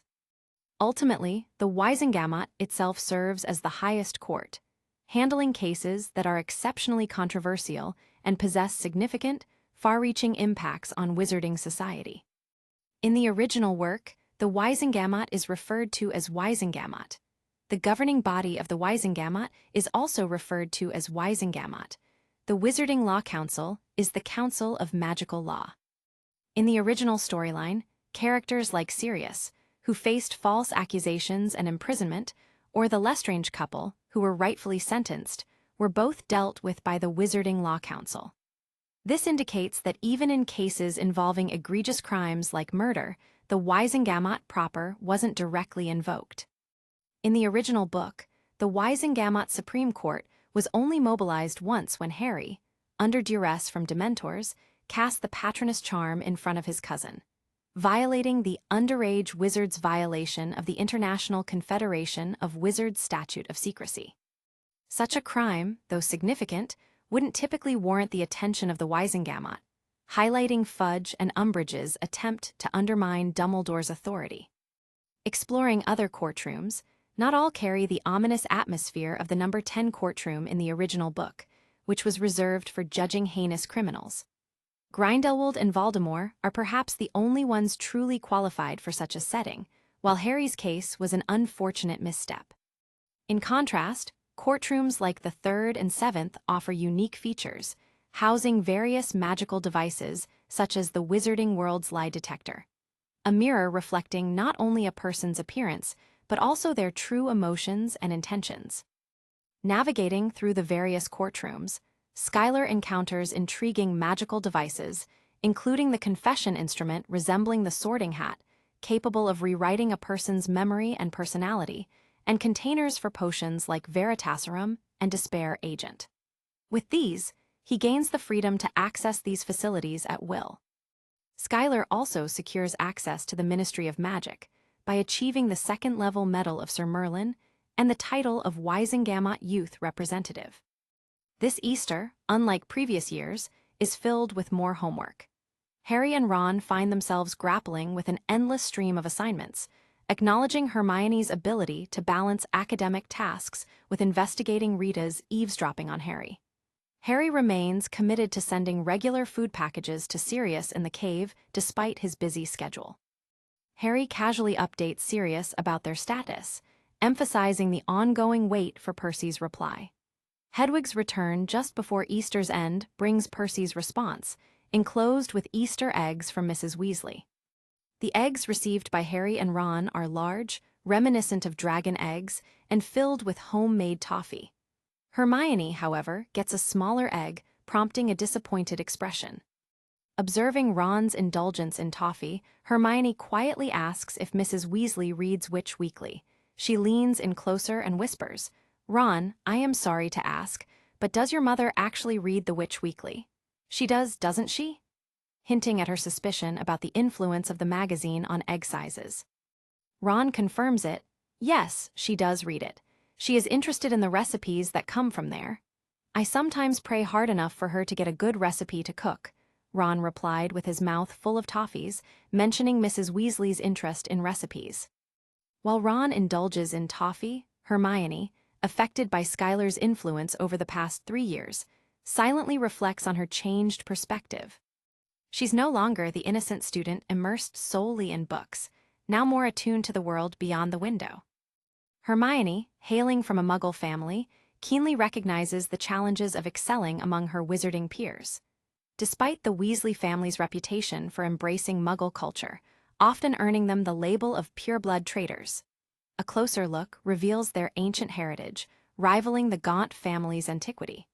Persistent rumors suggest that Gaunt may be Slytherin's descendant, while Weasley claims lineage to Gryffindor.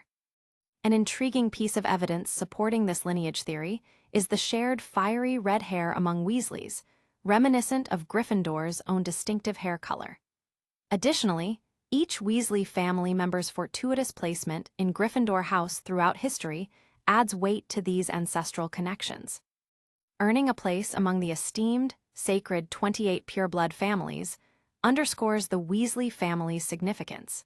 Admittance to this exclusive group requires both a long and ancient family history and a steadfast commitment to the tradition of pureblood marriages, excluding unions with Muggles. The Weasleys meet both criteria, affirming their deep-seated adherence to pureblood values. Despite their professed kindness toward Muggles, the family remains resolute in preserving their bloodline from any potential Muggle influence.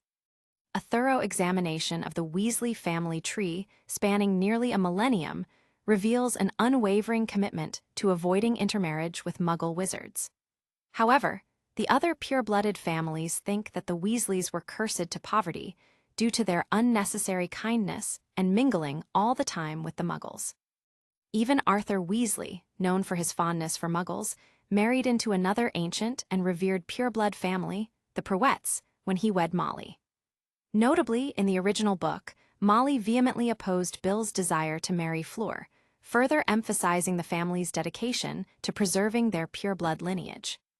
Hermione suppressed her discontent, tightly pursing her lips in response to the Witch Weekly incident. Despite being portrayed as a victim in the article, Molly's support for Harry and Ron made her feel abandoned. Desiring someone to confide in, she glanced towards the Slytherin table, avoiding Harry and Ron as unsuitable confidants.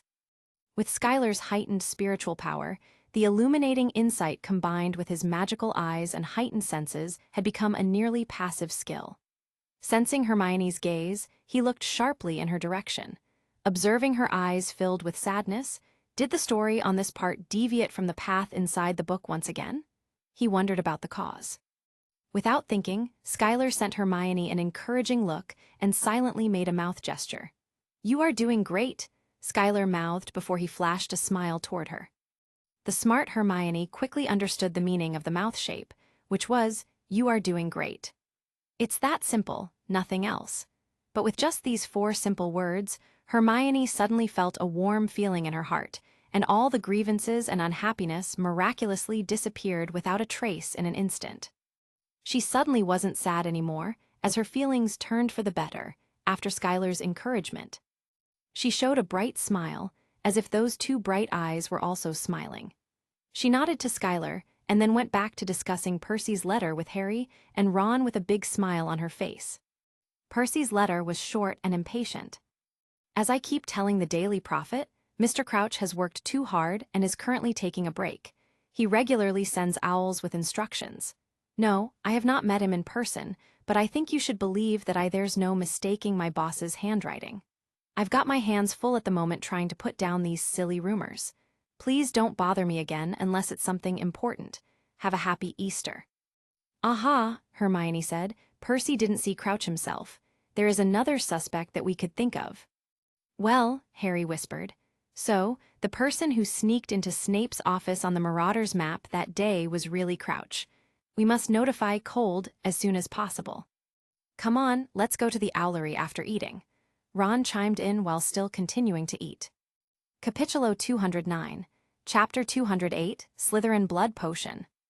As the 2-week Easter break comes to an end, procrastinating young wizards can be found diligently catching up on their homework in the library and common room. During these weeks, Skylar and Solf have successfully mastered the 6 serpentine magic left by Slytherin. Skylar's demeanor has undergone a noticeable change. Once resembling a cultivated and approachable nobleman, his reputation and strength never diminished his humility. During the Yule Ball a few months ago, many girls approached him for dance invitations, and soft-spoken words and patience marked his gentle rejections. Now, having delved into the serpentine magic and the potent realm of space magic, Skylar's temperament takes on a darker and more mysterious quality. These 2 magics not only influence his character, but also manifest in his external appearance and temperament. The aura emanating from him is reminiscent of the charm halo he once embedded in the Supreme Wizard's robe, enhancing his personal allure, yet it holds a distinct difference. Even those closest to him struggle to articulate the changes they perceive accurately. To be frank, he has adopted an even more sinister demeanor than before.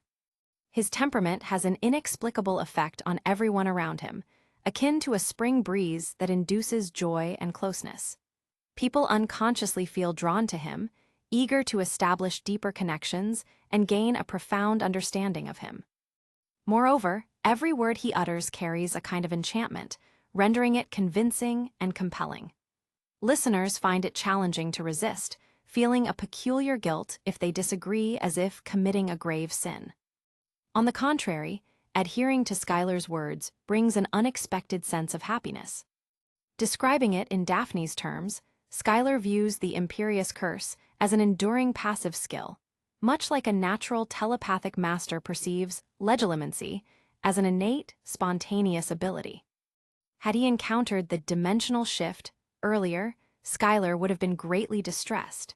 This temperament would undoubtedly lead to significant issues. Not only would Dumbledore take notice, but even Professor McGonagall and Professor Flitwick might sense that something is amiss. Despite their fondness for Skylar, they couldn't allow someone with an ability resembling cult-like brainwashing to be amidst the crowd. Grindelwald's innate talent for effortlessly inspiring people caused immense trouble in the wizarding world 70 years ago, an unforgettable chapter in history. However, at this moment, Skylar no longer takes it seriously. It's an indescribably peculiar feeling. On the day Skylar realized that dimensional shift, the moment he closed his eyes, he felt a summons from the shadows. It felt as if the force of destiny had been imposed upon him. The enigmatic fate in the shadows seemed to split into 2, rendering the trajectory of destiny peculiar. It was no longer a preordained, one-way path, but contingent upon future shifts. All past prophecies within the wizarding world became void, and even time magic glimpsing into the future would falter. Finally, his destiny was within his grasp. Even individuals as wise as Dumbledore or as formidable as Voldemort could not thwart the march of the Wheel of Fortune. Lacking the status of children of destiny or the protagonist's fate, they could only reluctantly trust in vague prophecies, unable to elude the whims of fate. At this juncture, Skylar had surpassed them all. The time has come to elevate the Serpentes Vigil Club to the second stage. Within the Slytherin Chamber of Secrets, a substantial cauldron of light yellow potion bubbled and simmered in a golden crucible. This crucible belonged to Hufflepuff, a magical tool enhancing the time and success rate of potion brewing. The magical potion is an enhanced magic-boosting elixir perfected by Skylar. While refining the original formula isn't overly challenging, it does necessitate the use of basilisk venom. To Skylar's knowledge, basilisks are long extinct, with the one in the Slytherin Chamber of Secrets being the last of its kind. Cultivating another basilisk to adulthood is a laborious and time-consuming task. Considering the questionable value and the time constraints, Skylar couldn't justify such an undertaking. Hence, he relied on his ingenuity to refine the potion formula. During the summer break in July of the previous year, when Skylar had just captured the large snake named Nagini from Voldemort, he already observed Nagini's uniqueness. Nagini, transformed into a snake due to a blood curse, doesn't belong to any known magical serpent species. Skylar has never encountered a venomous python before. It can be argued that there is no evidence supporting the existence of venom glands in large snakes such as pythons and anacondas. Even the long-extinct Titanoboa is considered non-venomous. Nagini's venom, capable of preventing wounds from being sutured, has become a key ingredient in Voldemort's concoction of the rudimentary body potion, underscoring Nagini's peculiar characteristics. During that period, Skylar frequently conducted dark and cruel experiments on Nagini. He uncovered that Nagini's blood was another valuable resource, akin to its venom. In his second year, Skylar stumbled upon a bloodline research note penned by Merlin in Hogwarts' restricted section. The note delved into the study of implanting magical creature bloodlines into wizards to augment magical abilities. Although Merlin had to abandon the research due to its forbidden nature, the notes contained crucial findings, outlining conditions required for the successful implantation of magical creatures' blood into a wizard's body and the magical properties that must manifest. Nagini's blood undeniably fulfilled all the criteria Merlin envisioned for the bloodline of a magical creature. Although Nagini is, to some extent, rarer than the basilisk surpasses Nagini in the potency of its venom and the strength of the dark curse associated with it. It can be deduced that substituting Nagini's blood for basilisk venom would significantly diminish the effectiveness of this magic-enhancing potion. However, this doesn't deter Skylar from exploring alternative avenues. Their bloodline dictates a wizard's potential, and whether it's the basilisk venom or Nagini's blood, their role in the magic potion is to trigger the latent power within the wizard's blood. Beyond blood, a wizard's magical power is influenced by their soul, spirit, and body. While the prevailing belief among wizards is that a wizard's magical power has a predetermined lower limit at birth, increasing gradually with age, Skylar's personal experiences in recent years revealed a different reality. He discovered that a wizard's magical power doesn't grow at a fixed rate, but operates more like the use it or lose it concept in the Muggle world. A powerful wizard's heightened demand for magical power often serves as a stimulus for its growth. Unless a creation akin to the Ravenclaw's diadem exists, enhancing the soul and mental power requires continuous individual training, a topic not delved into here. However, when it comes to improving physical fitness, wizards have limited methods: magical potions, agility potions, bodybuilding potions.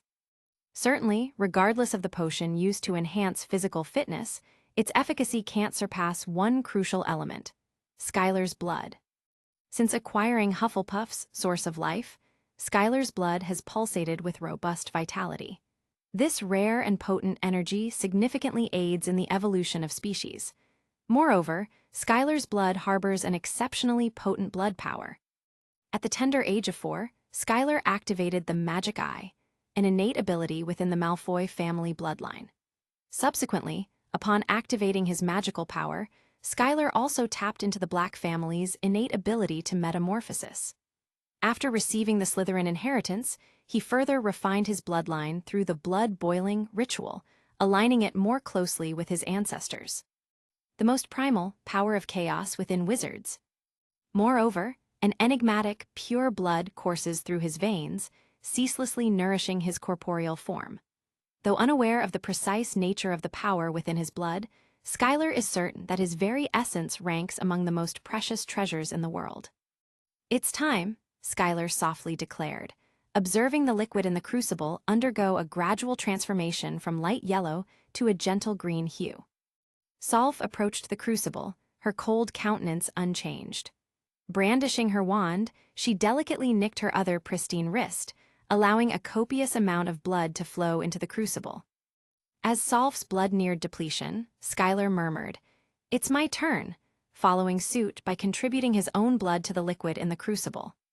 The crucible's contents seemed to stir to life suddenly, undulating within its confines.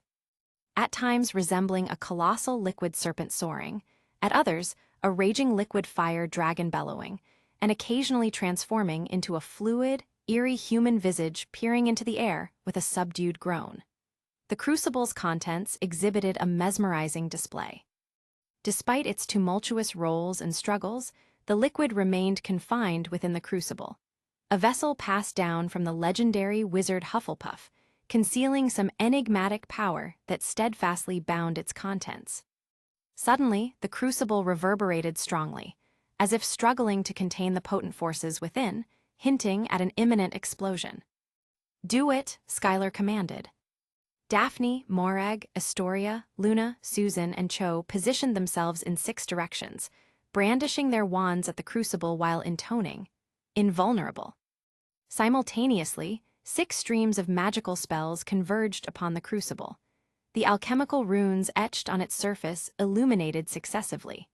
As a sacred and solemn aura emanated from the crucible, the magical concoction within gradually settled, quelling the riotous commotion.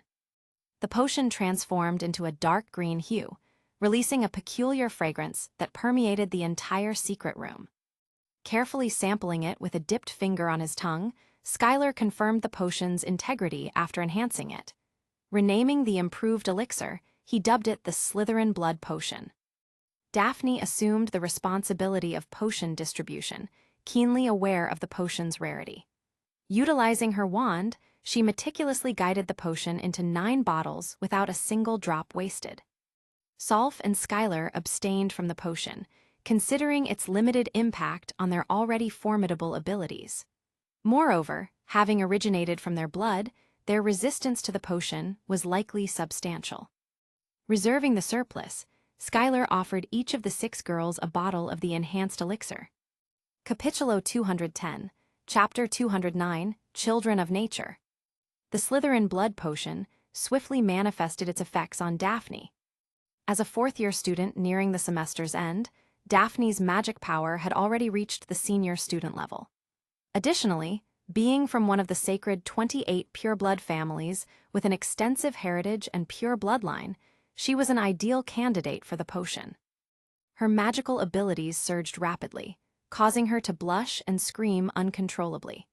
It marked the onset of her second magical riot, a phenomenon with a significant impact. Thanks to Skylar's presence, he effortlessly waved his hand, neutralizing the sound waves and vibrations without needing a wand or incantation, preventing potential harm to the others. Daphne, drenched in sweat, felt her legs weaken, nearly collapsing. However, a sturdy arm supported her waist, and when she looked up, she encountered the familiar and energetic gaze of Skylar. With a warm smile in his eyes, he blinked at her, and a soft chuckle escaped his lips. Gently, he supported Daphne, helping her settle into a plush chair. Skylar found the Slytherin Blood Potion to be highly effective. Daphne, already at a quasi-senior student level, had experienced a sudden 2-level advancement, entering the realm of a junior auror. Moreover, through the magic eye's observation, Skylar noticed that it wasn't just an increase in magical power for Daphne. The unique power inherent in the Greengrass family's bloodline had fully awakened, emitting distinct fluctuations. As Skylar had speculated, given the surname Greengrass, implying green grass, he had long suspected that Daphne's family ancestors might be linked to another group of practitioners besides wizards, specifically the Druid sect. Essentially, there was no fundamental difference between the magic practiced by Druids and that of wizards.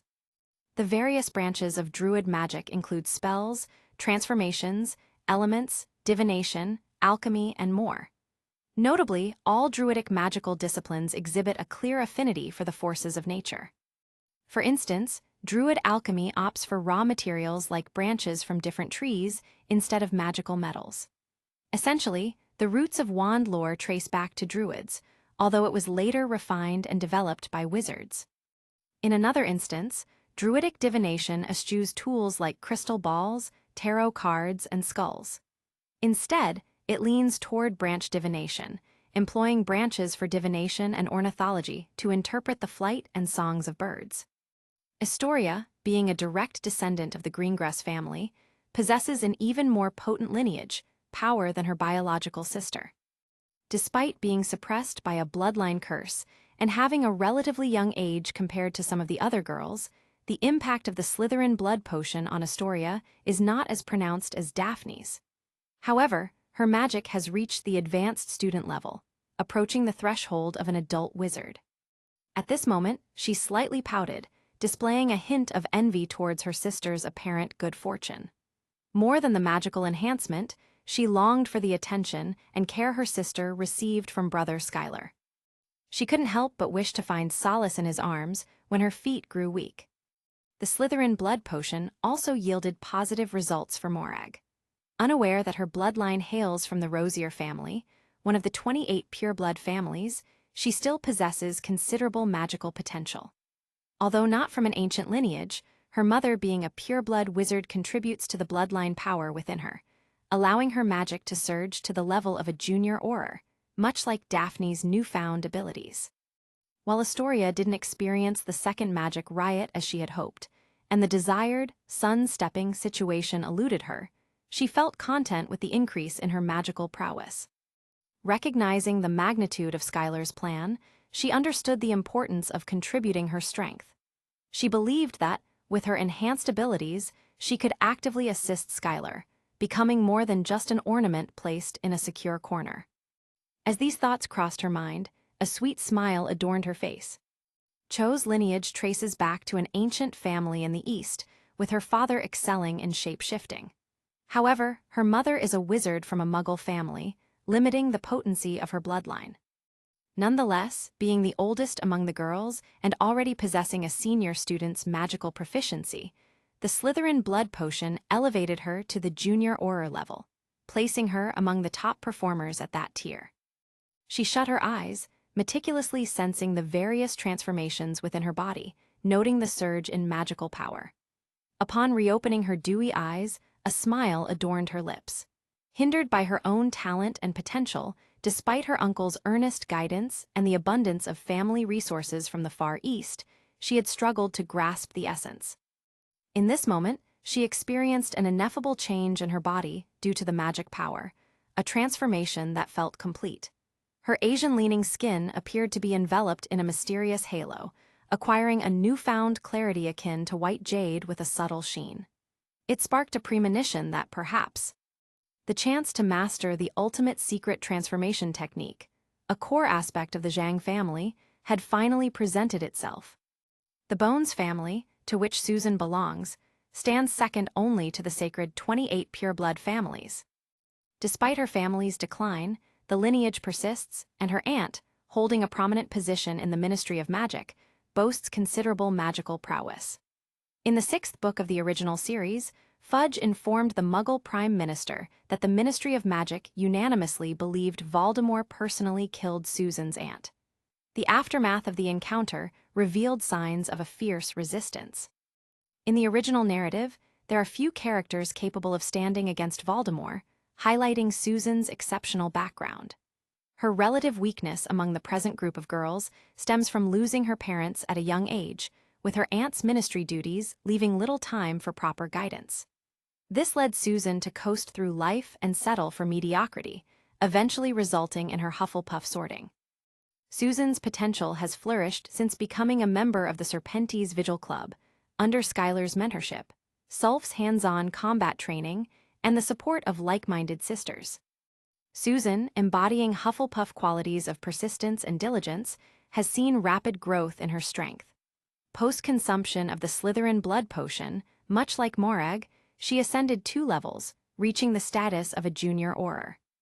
The potion's impact on Luna unfolded 15 minutes after Susan's transformation. As Luna's body underwent subtle changes, the eyes of everyone in the secret room were fixed on her. Closing her eyes, Luna resembled a devout fairy, seemingly engaged in a silent prayer to the invisible air. Unaware of Luna's experience, the other girls exchanged curious glances, prompting their attention to shift to Skylar. Maintaining a smile, Skylar chose not to disclose anything, harboring a speculative guess in his mind. The train encounter with Luna, etched vividly in his memory, revealed a less ethereal Luna, marked by the shyness of a young girl. What left the deepest impression on Skylar was Luna's distinctive aura, a unique essence that conveyed purity and tranquility, seemingly detached from the worldly hustle and bustle, as if she were harmoniously blended with nature.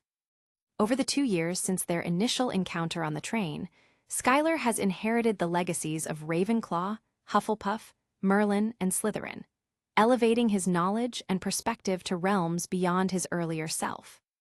Being well-versed in magical lore, Skylar understood the rarity of Luna's blood talent, a phenomenon witnessed only in a select few wizards throughout history.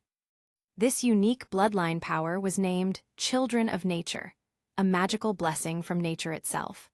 Those with this talent possess a natural affinity with all magical creatures, encompassing both magical animals and plants. The last wizard known to awaken this bloodline talent was the renowned magical beast scholar and author of Fantastic Beasts, and Where to Find Them, Newt Scamander. Luna's aura fluctuated between strength and subtlety, resembling wind and lightning when potent, exuding an overwhelming and compelling presence. When Luna's aura was calm, it created the illusion of emptiness in her presence. Nonetheless, Skylar's magic eyes unveiled the unseen. The air surrounding Luna pulsated with imperceptible ripples. Interesting, Skylar observed Luna's transformations. According to ancient records, the Druid sect has long revered nature and held it in profound awe. Luna's power places her atop nature, manipulating it through her bloodline talent. Nature willingly responds, converging toward her center. It's evident that Luna's capabilities are both advanced and mystical. But why did Mr. Scamander exhibit minimal power beyond controlling a few wild and untamed magical animals? What secrets lie beneath the surface? A glint sparkled in Skylar's eyes as he emitted a cold snort, a sardonic smile gracing his lips. It seems many families are concealing their true strengths in this world. The realization of in-depth exploration of the other known families in the wizarding world hit Skylar all at once.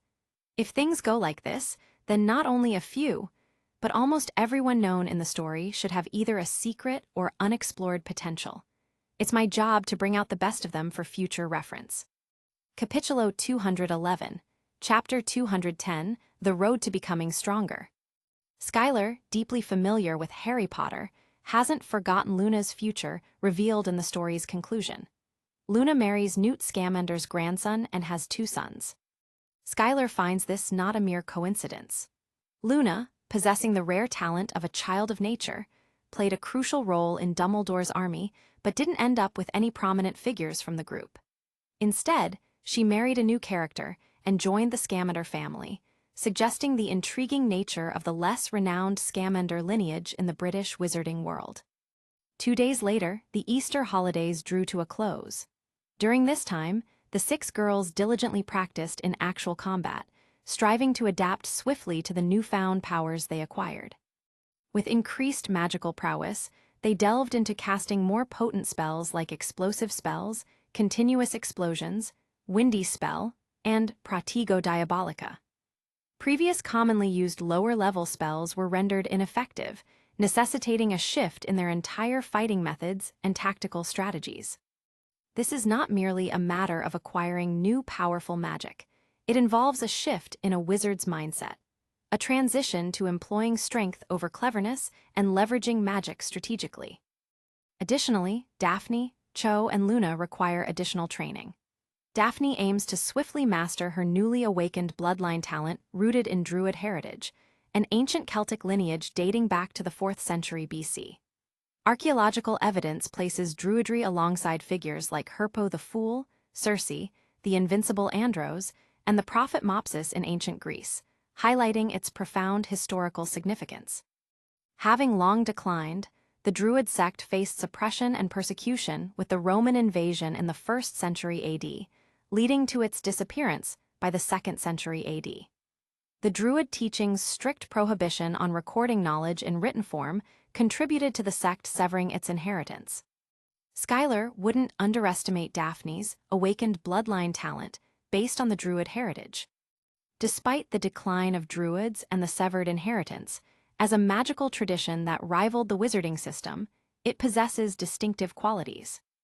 Druids embraced the concept of inheritance earlier than wizards. While wizards were still in the early stages of their magical journey, Druids had a well-established inheritance system. Serving not only as monks but also as doctors, teachers, prophets, and judges, Druids imparted magical knowledge to the youth and assumed the roles of judges in legal matters or land disputes.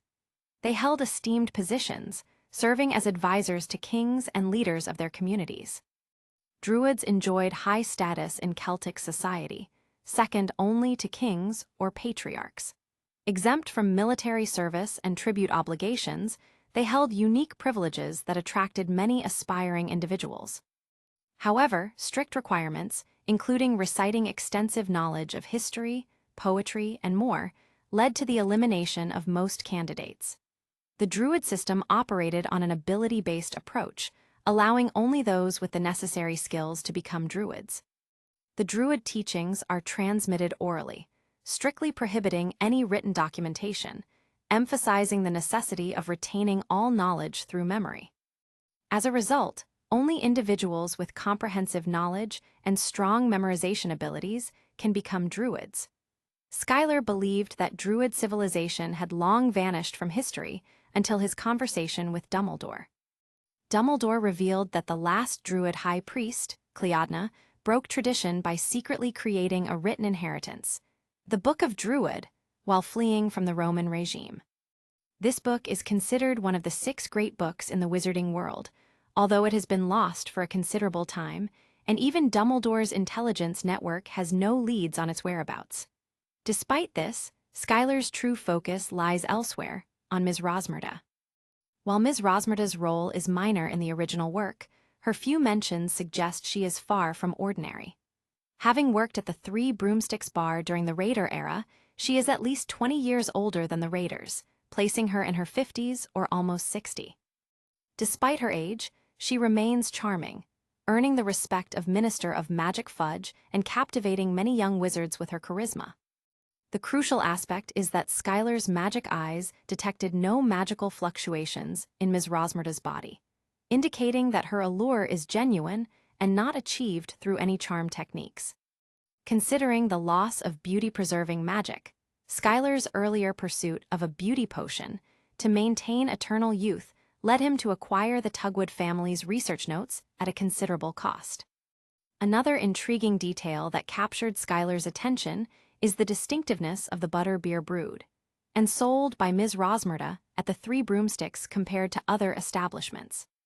Her butter beer possesses a unique flavor, avoiding excessive richness and offering a refreshing sensation. Schuyler deduced that moon dew grass might be an ingredient, as it is a flowering plant native to Scotland. The flowers of moon do bloom only under ample moonlight, typically during full and cloudless moon nights, making it a key component in uplifting and sleep potions. The individual credited with discovering the magical properties of moon dew was the renowned Irish Trojan priestess, Cleodna. Given this, Schuyler had ample reason to suspect that Ms. Rosmerta might have an ambiguous connection with the vanished druids. Before Schuyler establishes contact with Ms. Rosmerta, Daphne's current task is to explore the potential within her bloodline diligently. Her goal is to employ magic to activate talents akin to Snake Whisperer and Metamorph. Cho's primary objective is to master the Chang family's secret transformation technique swiftly. As a gesture of gratitude for Schuyler's assistance to Cho, Mr. Chang shared the Phantom Clone transformation technique. Despite being exceptionally challenging, Schuyler, let alone Cho, has dedicated considerable time without mastering its intricacies. Yet, the Chang family's transformation technique extends beyond a mere phantom clone.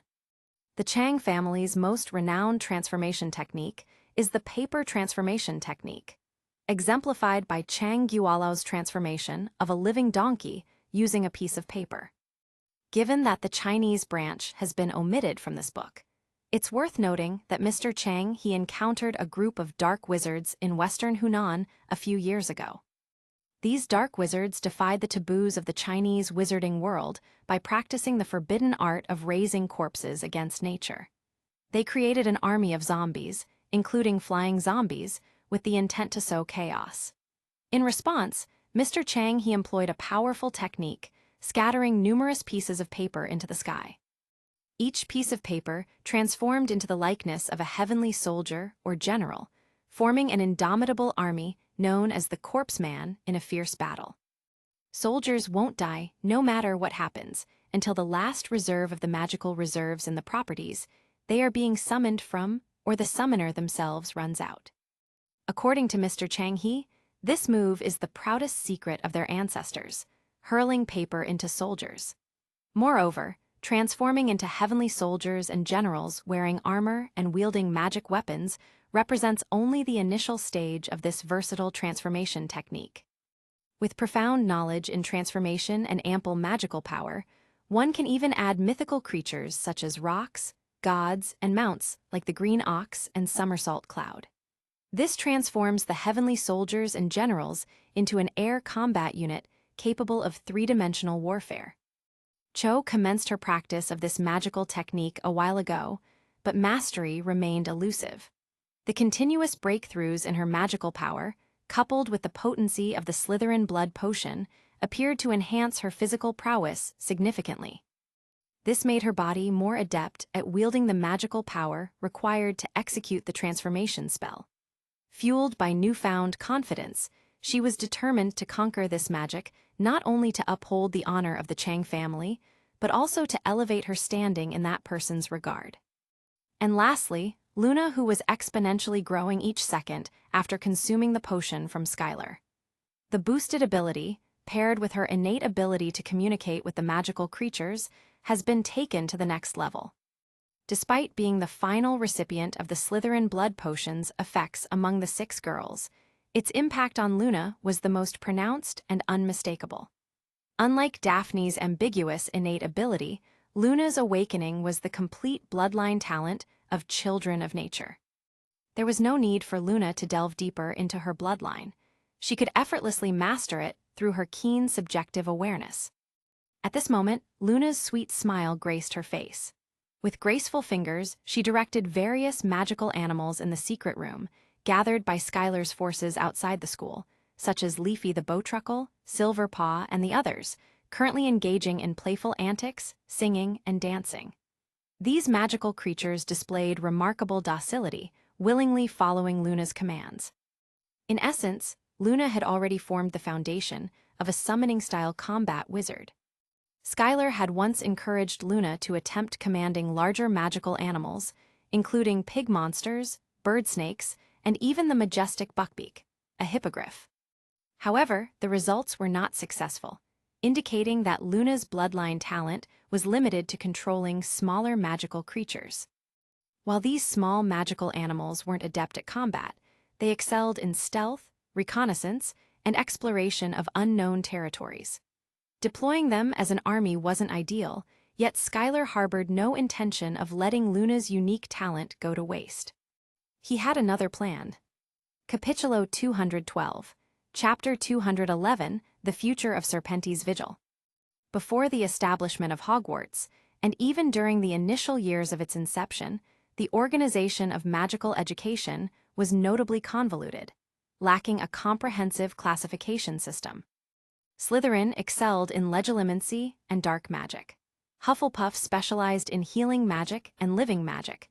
Ravenclaw demonstrated proficiency in magic theory and space magic. And Gryffindor exhibited prowess across a broad spectrum of magical disciplines, including the intricate field of Muggle swordsmanship. Remarkably, none of the four founders' magical expertise covered modern disciplines like transfiguration, charms, herbalism, potions, alchemy, history of magic, or warcraft. Each of this specialization brought its own pros and cons, with each founder more prone to clash with their own ideologies because of their own understanding of how one section of their spells could bring disaster or catastrophe, while at the same time advancing the wizarding world. It took the efforts of the school's first 3 headmasters, as the founders established the school without selecting a principal, considerable time and deliberation to eventually establish a structure. Despite differing opinions, they concluded that these subjects formed the foundational pillars of magical learning, making them the most suitable approach for imparting knowledge in an academy format. Before the establishment of the academy system for magic disciplines, wizarding knowledge was pragmatic and encompassed various magical fields. This eclectic approach was particularly prevalent during the era of the master-apprentice system, where apprentices closely observed their master's daily magical practices, conversations, and behaviors to acquire knowledge. A similar pattern existed in the earliest knowledge transmission in the Muggle world, where liberal arts and sciences were not divided into subjects and were intertwined with philosophy. During that period, as wizards held their broomsticks in high regard and magical knowledge wasn't widely disseminated, there was a loss of continuity in magical inheritance. Few people recall this era, where a myriad of magical flowers blossomed, and every wizard possessed unique skills such as the snake whisper heritage, using snake language for spellcasting, the druid heritage that revered nature, and legacies involving the handling of deceased bodies and undead spirits. The ancient magical inheritances, including those of the undead master, the witch and poison master focusing on cultivating and refining poisons, the puppet master using spiritual diversion to control alchemy puppets, and the insect master primarily controlling insects, have largely become legendary tales passed down through oral tradition in the wizarding world. Only in pureblood families with ancient enough lineage might some records still exist, while many modern wizards remain oblivious to these ancient legacies. Skylar, however, has compiled knowledge from the 4 major families and fortuitously acquired the extensive collection of books from Ravenclaw, the most knowledgeable among the 4 founders. He has gained control over the snake whisper inheritance among the mentioned inheritances. Although the druid inheritance is lost, he has not given up on finding clues. Additionally, he has learned about the necromancer inheritance from Dumbledore, which is located in the Necromancer Guild in Sylvania. Regarding the insect master inheritance, he once obtained the Book of Insect Masters from Ravenclaw's collection, thoroughly reading its contents. As expected, the book on insect master magic revealed a method to control insects. However, it appeared to require a wizard's bloodline, and despite Skylar's attempts, he couldn't decipher it, ultimately deciding to abandon the endeavor. Returning to Luna, she successfully awakened the complete blood talent of Children of Nature. "I don't think I can continue to do it, Skylar. My head feels like splitting by the time I formed a connection with them. It's a different sensation than how it goes with the small creatures." Luna explained how she felt every time she wanted to control a larger magical creature. After numerous experiments, she demonstrated mastery over small magical animals, but struggled with larger magical animals that she couldn't handle. Skylar, being astute, refused to let Luna's talent go to waste. He devised a plan. If controlling large magical animals was challenging, why not focus on the strength of small magical animals? Skylar realized that among them, insects held great potential. Luna, I think I figured out a plan for you. A good thing you are not scared of anything. Skylar turned to Luna, offering his plan. I think we could pretty much agree that if you can only control small creatures, then the insects would be a great choice to hone your skill. I love that idea, Skylar, Luna replied cheerfully.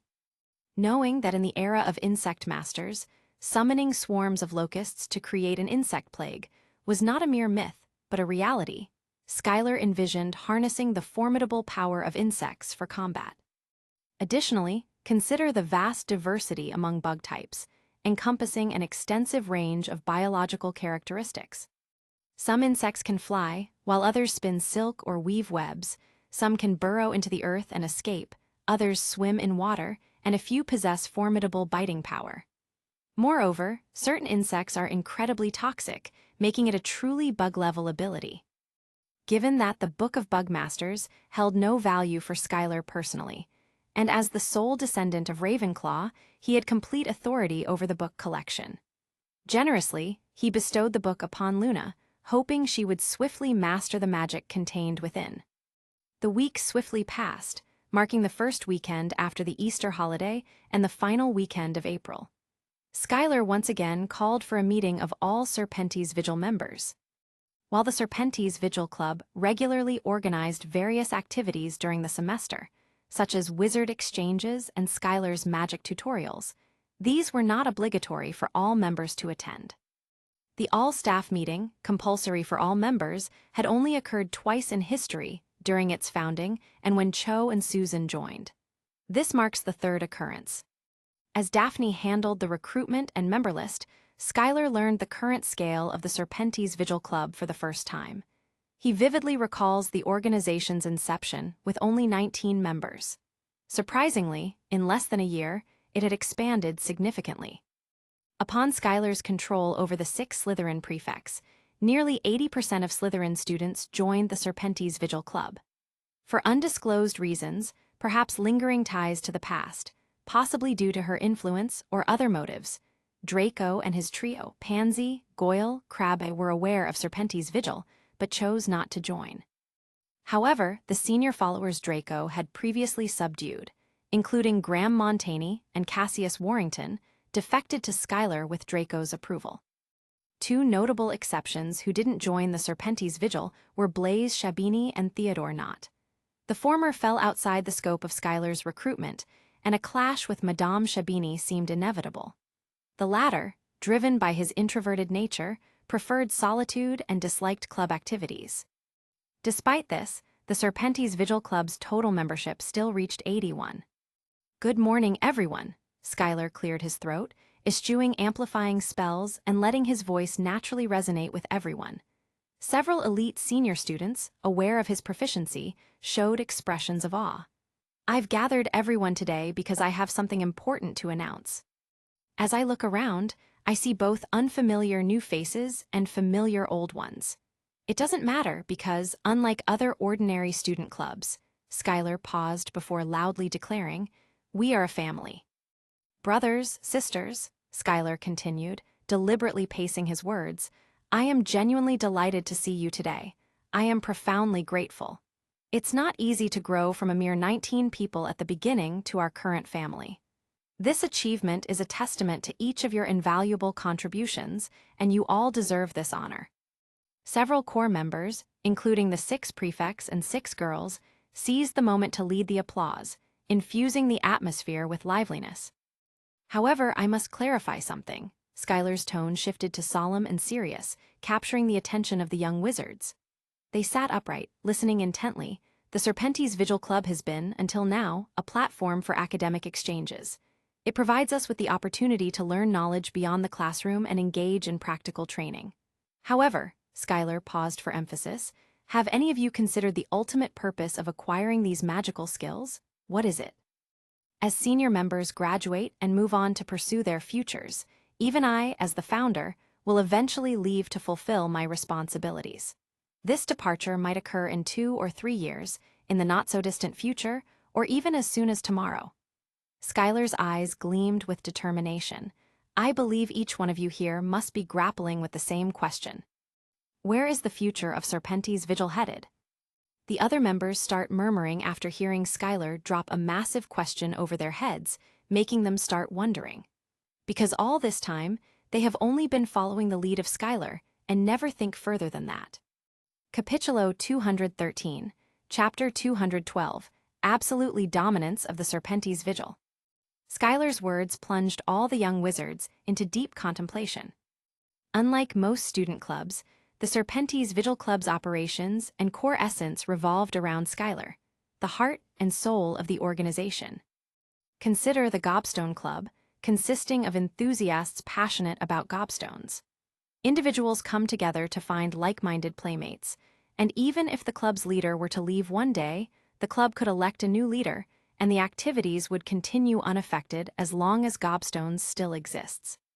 Similarly, the Wizards Chess Club, Crackling Cards Club, Backgammon Club, 10-Pin Bowls Club, Crazy Muggle Comics Club, Chocolate Frog Picture Collection Club, and others operate based on activities rather than the club's leaders.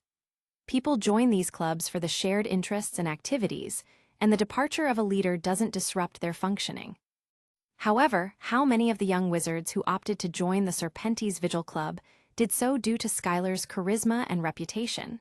To be straightforward, nearly all of them.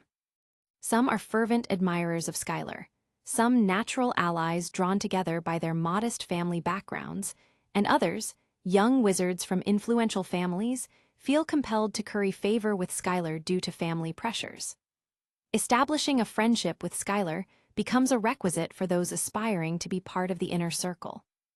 It can be asserted that in the event Skylar is no longer present one day, a substantial 80% of Serpenti's Vigil Club members might disperse. Amidst the perplexed gazes exchanged among the young wizards, none dared to speak without permission. Eventually, Daphne, the apparent leader and de facto second-in-command, broke the silence. "Skylar, you must have a plan in mind," Daphne asserted as she rose to speak, her voice resonating. "I believe that after the substantial period of camaraderie and development, everyone here harbors sentiments and a sense of belonging. We all trust your judgment. If you have any ideas, simply share them. We are here to listen." "Yes," exclaimed a fresh-faced boy from Slytherin's 2nd grade. "We all believe in you," added Melinda Bobbin from Ravenclaw's Year 2. The other young wizards gradually joined in the chorus. "Since you're all eager to hear it," Skylar lifted the corners of his mouth, unveiling his characteristic smile, "I'll provide a heads up. What I'm about to share might sound a bit alarming, possibly even unsettling. But if each of you genuinely believes in me, you should know I don't make light of such matters." Skylar's gaze swept the surroundings, and his gray pupils underwent a subtle transformation, gaining a piercing sharpness, while a murky black shadow seemed to loom behind him. "Based on credible information at my disposal, I have every reason to believe that the individual whose name we cannot mention will be returning soon." The hiss of air conditioning filled the space, and trepidation and unease flickered across the faces of many young wizards. Although the atmosphere teetered on restlessness, the Serpenti's Vigil Club rules were stringent. No one dared to disrupt Skylar's speech with noise or whispers. Despite the apparent tension, the scene remained under control and calm. "Time and peace are on the brink of departure, giving way to darkness and strife," Skylar intoned in a low voice akin to a haunting melody. "In the chaos of death, there will be no more sanctuaries, and even Hogwarts will transform into a battlefield." Strangely, despite the somber and weighty nature of the topic, Skylar's delivery in this lyrical form did not evoke heightened fear. Opposing factions, conflicting interests. Skylar ceased his chant, took a deliberate pause, and then spoke earnestly. "None of us, including myself, can navigate in this tumultuous world alone. So tell me, what is your choice? Will you join the ranks of that individual, using force to govern this land? Or opt to stand alongside the so-called just party? Perhaps find a secluded refuge devoid of others? Or flee to foreign lands beyond the reach of that person?" No one dared to answer. A collective held breath, eyes seeking answers within each other's gaze. Wizards hailing from noble families, like the Carlo sisters, didn't harbor great fear of that person. Despite the formidable power of that individual, they still rely on those with resources, and influential pureblood families serve as their foundation. Therefore, no matter how discontented he might be, he will never sever ties with these pureblood families. Without them, he would merely be a commander without a base. However, the situation is markedly different for the young wizards in Slytherin House, from less privileged backgrounds. During Voldemort's previous reign of terror, even though his primary focus was on Muggle wizards, many pureblood and half-blood wizards suffered as he sought to seize control. Those employed at the Ministry of Magic lived in constant fear, dreading that their positions could make them targets of Voldemort. In the best-case scenario, they might be subjected to the Imperious Curse, ensuring their survival. In less fortunate instances, enduring torture from the Cruciatus Curse and succumbing to the erosion of their minds by dark magic were not uncommon. The worst-case scenario could involve facing a direct death curse, leading them to meet Merlin himself. In the Serpentes Vigil Club, there are also wizards from Hufflepuff and Ravenclaw, some hailing from Muggle families, making them even more susceptible targets for Voldemort. Their likelihood of choosing to join Voldemort is practically zero. Seeking refuge in a secluded place away from everyone, this is a form of self-deception. Great Britain is vast, and isolating oneself from the rest of the world is not a practical solution.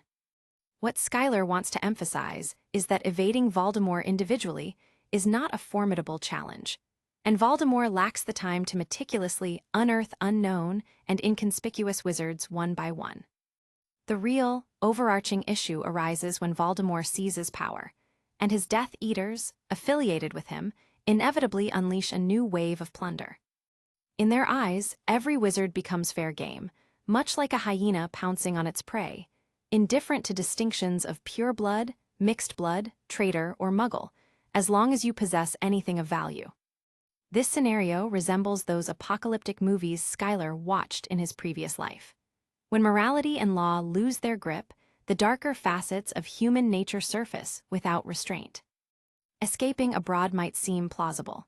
In March, precisely on the 26th, Muggle governments initiated the Schengen Agreement, leading to the establishment of the Schengen area.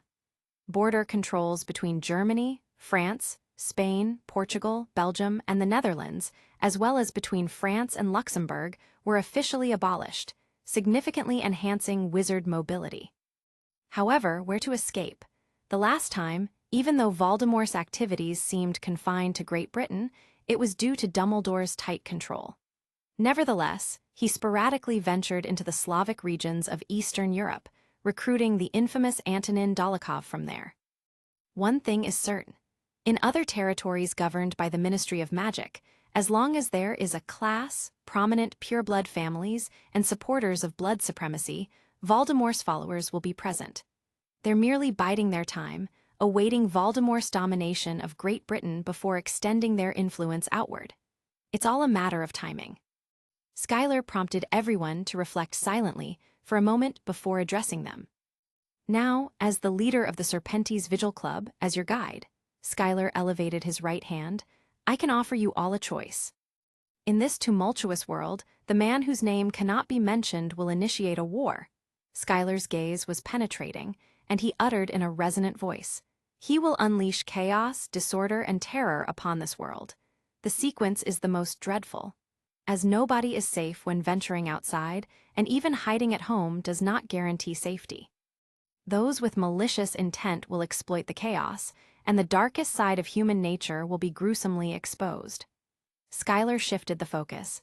Hence, we need the ability to defend ourselves. If one person isn't strong enough, then seek out a group to unite with and mutually safeguard each other. Serpentes Vigil Club was established precisely for this moment. Skylar cast a sharp gaze across every face, leaving each young wizard with the impression that Skylar was addressing them individually. As I've said, Serpentes Vigil Club is, in fact, a family. Each one of you is a brother or sister, and as one of you, I am no exception, Skylar stated calmly. I will stand by you, whether it's in hell or a sea of fire. Now, I want you to ask yourselves. Shirling paused and highlighted the essence of the day. In times of trouble, there are opportunities.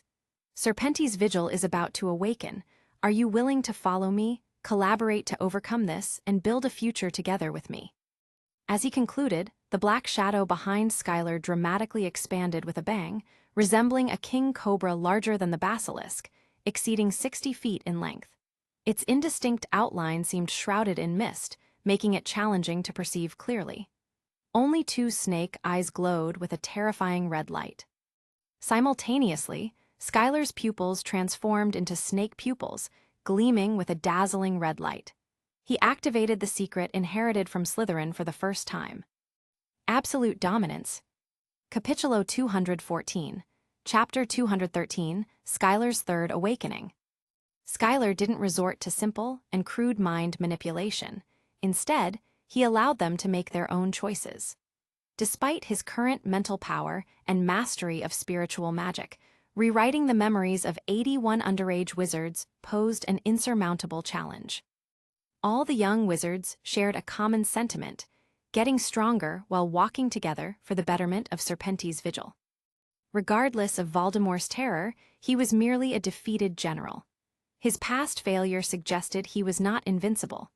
Similarly, Dumbledore, for all his power, was also a defeated general in the twilight of his life, barely holding on. Unbidden, images of Skylar's remarkable feats flooded their minds. The lone stand against hundreds of Dementors, the collaboration with Draco to subdue them, the fearless encounter with Crazy Eyes Moody, and the mastery of protective magic to resist an unprecedented fire dragon. These scenes, coupled with the mysterious language used to control the fire dragon, instill an inexplicable confidence in Skylar's strength. Though they couldn't pinpoint the source of this confidence, they firmly believed that Skylar possessed the strength to rival both Voldemort and Dumbledore. In addition to Voldemort and Dumbledore, Skylar emerged as the fourth option, offering an alternative to hiding or fleeing. Skylar, Skylar, Skylar. We will follow you till the day we die. There is no greater wizard currently alive that shares the same power as you.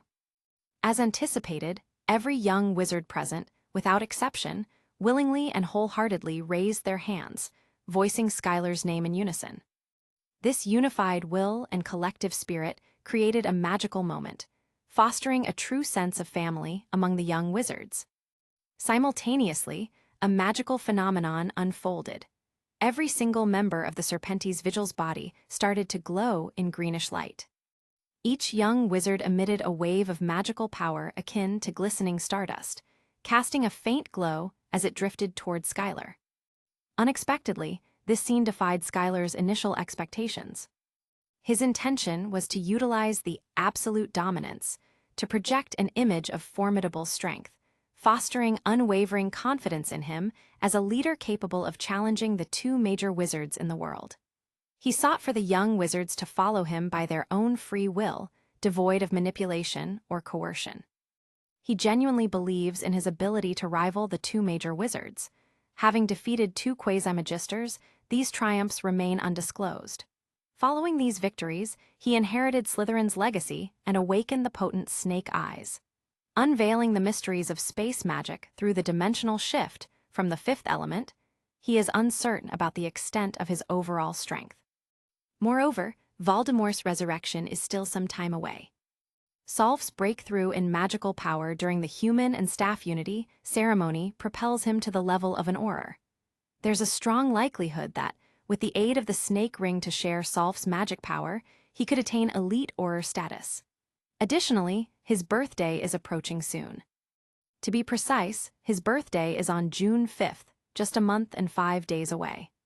Upon turning 15, following the original magic growth trajectory, he is expected to advance to the senior student level.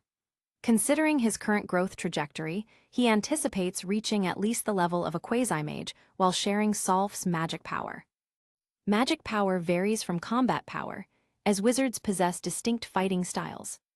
Voldemort, a powerful wizard, prioritizes spellcasting speed, spell potency, and a substantial reservoir of magic power. His approach leans towards offensive spells, particularly dark magic, enabling him to unleash successive life-threatening curses without hesitation.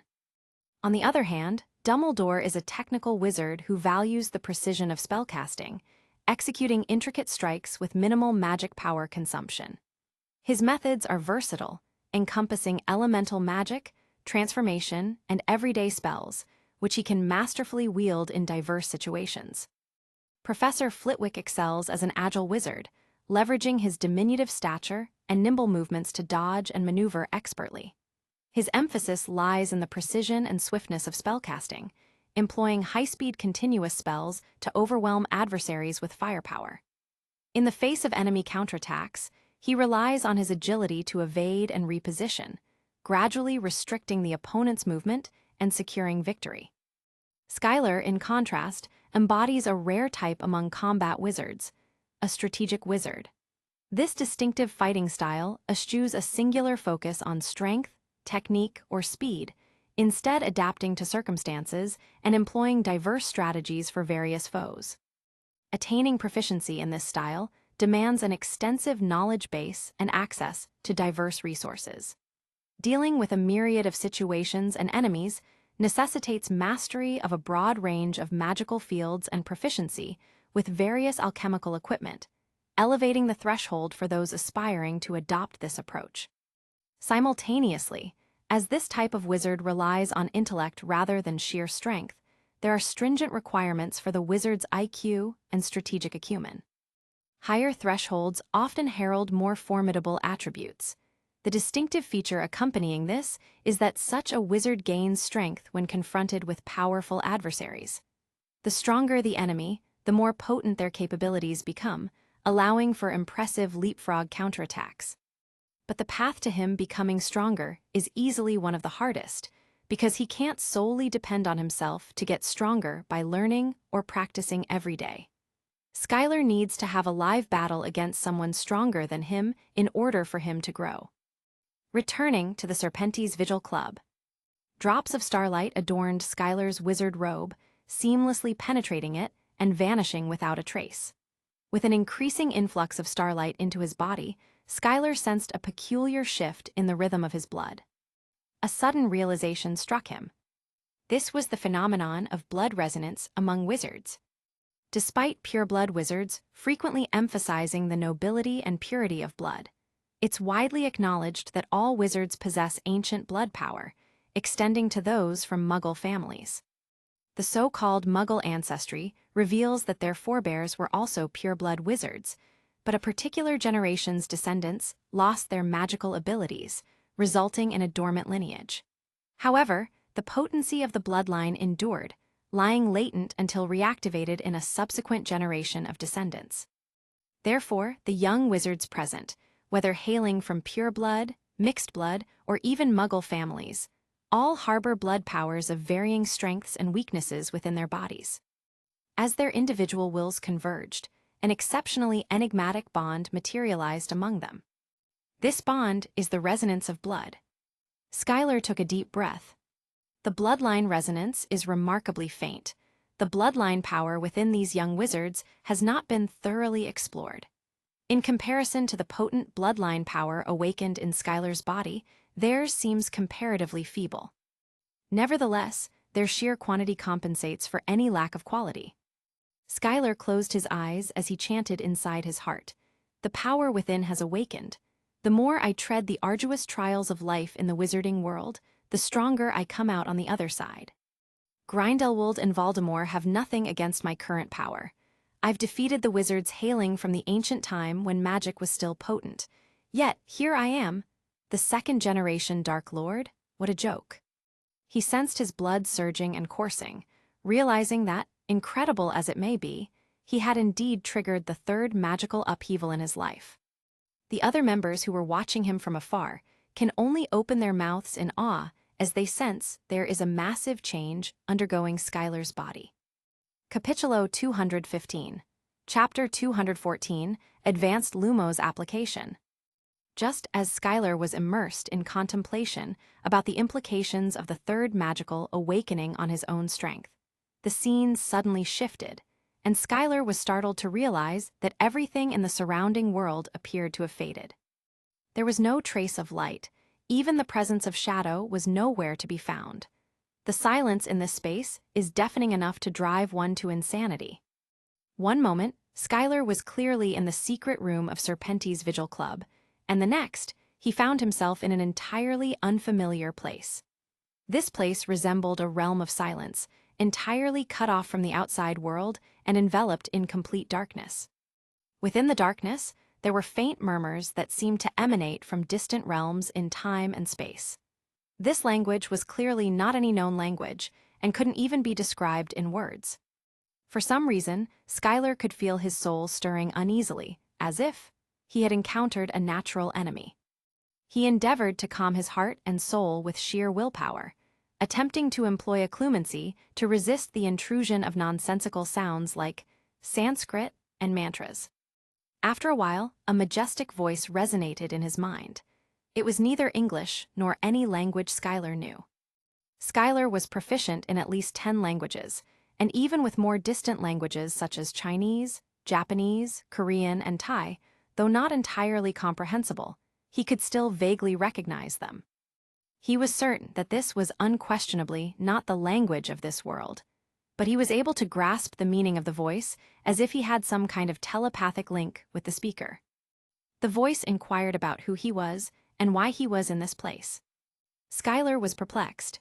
He himself didn't know how he ended up here. "Dear Your Excellency," Skylar employed the most noble honorific when addressing this person of unknown origin. After contemplating, he realized that if he wanted to return to his original location, he would likely need the assistance of the speaker, so he decided to state the facts.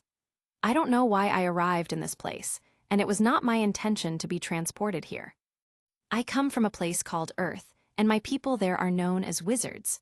Before I arrived here, my body was undergoing a magical awakening." Observing the lack of response from the other party, Skylar continued, "The magical awakening is a process that awakens the power in my blood. I've experienced 2 magical awakenings before, but nothing like this has ever happened. This is my 3rd time awakening to new power, one that feels different." The voice fell into silence, prompting Skylar to stop talking and patiently await the other party's response. He had already conveyed the necessary information, and if the other party harbored ill intentions, further words would likely be futile. The voice finally spoke. "Have you ever breached the dimensional wall?" Skylar nodded, anxious to ensure his reaction was perceived, and added swiftly, "Yes, in my original place, this ability is referred to as space magic. I've made some progress in it, touching the power beyond the space I inhabit. I presume it's the dimensional wall you mentioned. Although the power in your body is quite weak, it's of a high level." "Well," the voice paused for about 5 seconds before continuing, "based on my assessment, you marginally fulfill the conditions." "What conditions?" Skylar grew increasingly puzzled as he listened, but he eventually grasped one thing. With his current strength, he might not be the strongest in his world, but certainly no one would dare claim he was very weak. It seemed he had stumbled upon a significant secret. "Since you're here, it means you qualify to access the biggest secret in the world. Let me clarify my identity first. In your world, or most of it, I'm usually referred to as Destiny. My duty is to safeguard the functioning of different worlds, ensuring they operate normally without interference under the isolation of the dimensional wall. There are only a few exceptional cases, perhaps one in 100,000 Halley years. Oh, in your terms, it should be called light years. Among a million light years, only one unique case emerges, breaking through the constraints of space and coming into contact with the power beyond the dimensional wall. Clearly, you are one of them. I am no longer in control of your case. To put it in terms you can grasp, you have broken free from the constraints of fate." The voice explained to Skylar the meaning of their fated meeting. Skylar's face paled upon hearing the voice echoes. The meaning behind this statement was not lost on him. "Haha, don't fret," the voice reassured, seemingly understanding Skylar's internal turmoil. "Your power is still quite modest, but it holds great significance for us. Individuals like you contribute bit by bit to the power of the dimensional wall. So far, even though you've glimpsed our secrets, you aren't yet qualified to actively participate. Therefore," the voice paused before continuing, "return.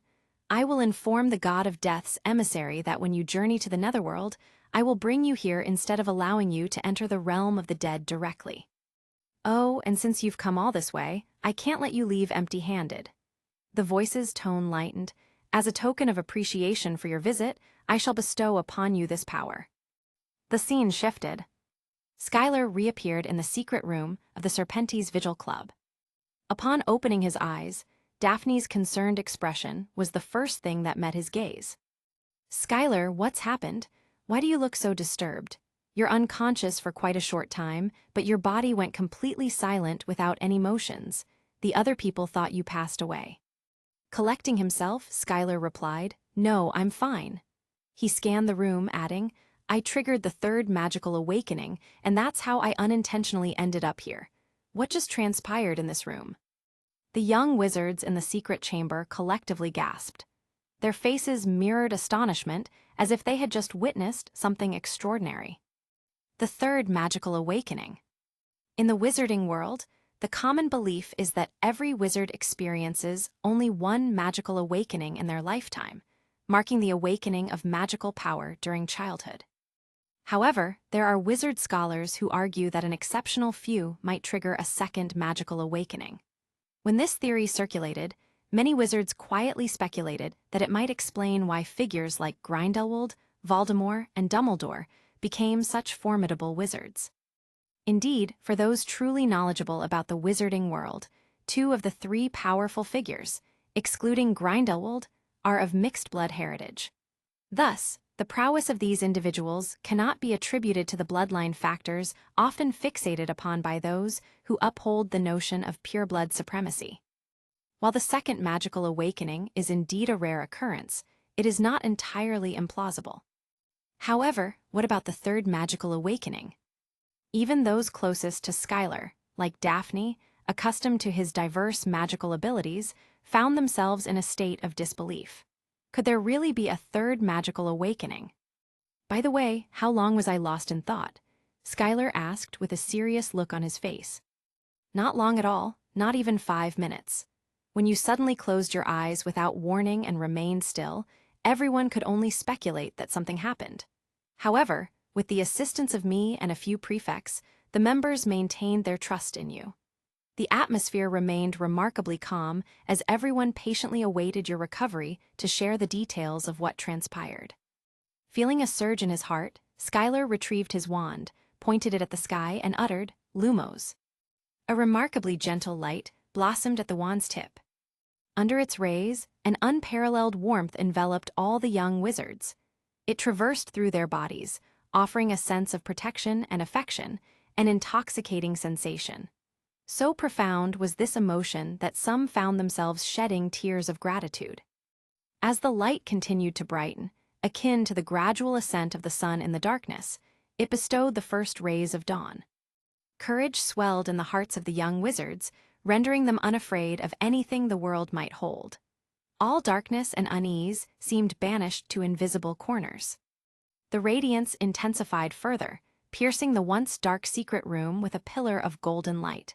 The entire space was bathed in brilliance, resembling a golden sun rising within. In an instant, the hearts of the young wizards brimmed with boundless determination and unwavering resolve. With heads held high, they unleashed a collective roar to the sky, ready to confront a 40-foot fire dragon without hesitation. "Nox!" Skylar uttered the wand extinguishing spell, promptly dimming the light. Yet the goal of instilling courage had been achieved. At this moment, the young wizard's confidence in Skylar had undergone a transformation, their eyes now brimming with fervor and admiration. "Well," Luna's dreamlike voice chimed in at the opportune moment, "was that the wand-lighting charm you just cast? It made everyone feel so safe and warm." "Exactly." "Did you like the wand-lighting charm?" Skylar inquired, a newfound ability to link magic spells with the mind having surfaced after his recent illusion. "I stumbled upon it by chance. I'll need more time to delve into the specifics before I can teach you."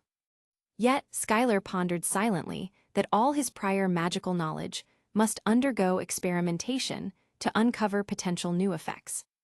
The body has undergone a third magical awakening. High-level secrets of the wand-lighting charm, acquisition of protective light. High-level secrets of the wand-lighting charm, acquisition of courageous fervor. Capítulo 216, Chapter 215, The Serpent's Body.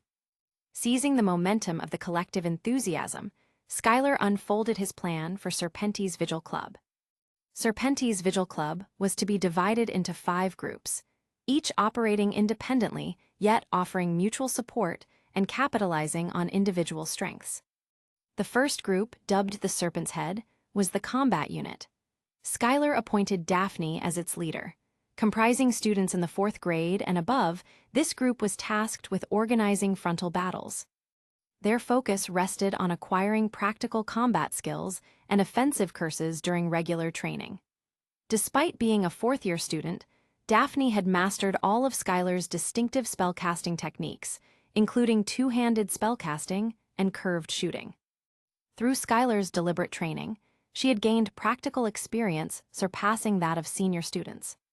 Although her magical power level initially lagged behind 6th and 7th grade students due to her age, this concern was addressed after she consumed the magic blood potion. Daphne's strength and affluent family background made her a compelling team leader. Daphne assumed the responsibility of conducting hands-on training for her team members on a weekly basis. Skylar also envisioned Solf transforming into a student through human body transformation to infiltrate the organization, acting as the shadow leader of the group. Solf would complement Daphne's leadership or secretly assist in her actions. Solf surpassed Daphne in strength and possessed proficiency in the long-lost snake language magic. Her overall combat ability rivaled that of the top Aurors. Collaborating with Daphne, the members of the combat team were expected to operate seamlessly. While Skylar secretly hoped for the development of mutual feelings and understanding between the 2 women, those details were left unspoken. The second group, named the Serpent's Fangs, focused on surprise attacks. Luna was appointed as the leader of this group. Comprising students skilled in magical zoology and herbalism, they specialized in long-distance combat. Their role involved providing side support to the combat team members, requiring them to conduct daily operations on their mobile phones. The box space was dedicated to cultivating magical animals and plants suitable for battlefield use, including devil's net, mandrake grass, poisonous tentacles, knot vines, etc. Luna, a 3rd-year student, assumed leadership for this group, showcasing her expertise in various exotic flowers, plants, and magical animals. After a convincing demonstration of Vinny the Bowtruckle's skills in actual combat, Luna dispelled any doubts others may have had about her abilities, surpassing even Ginny Weasley in the same period. Unbeknownst to everyone, Luna possessed the blood talent of a child of nature and had inherited the legacy of an insect master. All she needed was time to familiarize herself with her new powers. The 3rd group, referred to as the Serpent's Tail, focused on logistics. Astoria was entrusted with a crucial role, leading members skilled in healing magic and potion making. Although this group did not engage in combat directly, their contributions were equally vital to the overall mission. On regular days, their duty involved refining potions in a secret classroom designated by Professor Snape. Though highly magical and superior to their Muggle counterparts, potions suffer from a significant drawback. They cannot be mass-produced and demand considerable time for refinement. For instance, Polyjuice Potion necessitates 2 months, Veritaserum requires at least 1 month, and Felix Felicis takes no less than 6 months to refine.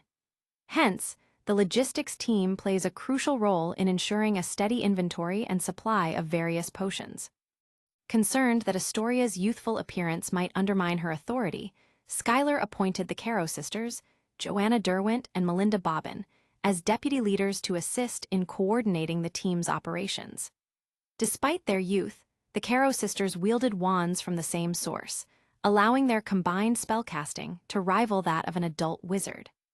Joanna, a descendant of Headmistress Derwent, possesses expertise in numerous family secret healing magics. In contrast, Melinda hails from a family that owns a chain of 13 drugstores, excelling in potions and various unconventional potion recipes. Each brings unique strengths to the team, and with proper assurances of loyalty, they should be reliable in supporting Astoria. Skylar has his methods for securing loyalty, but the details need not be expounded here.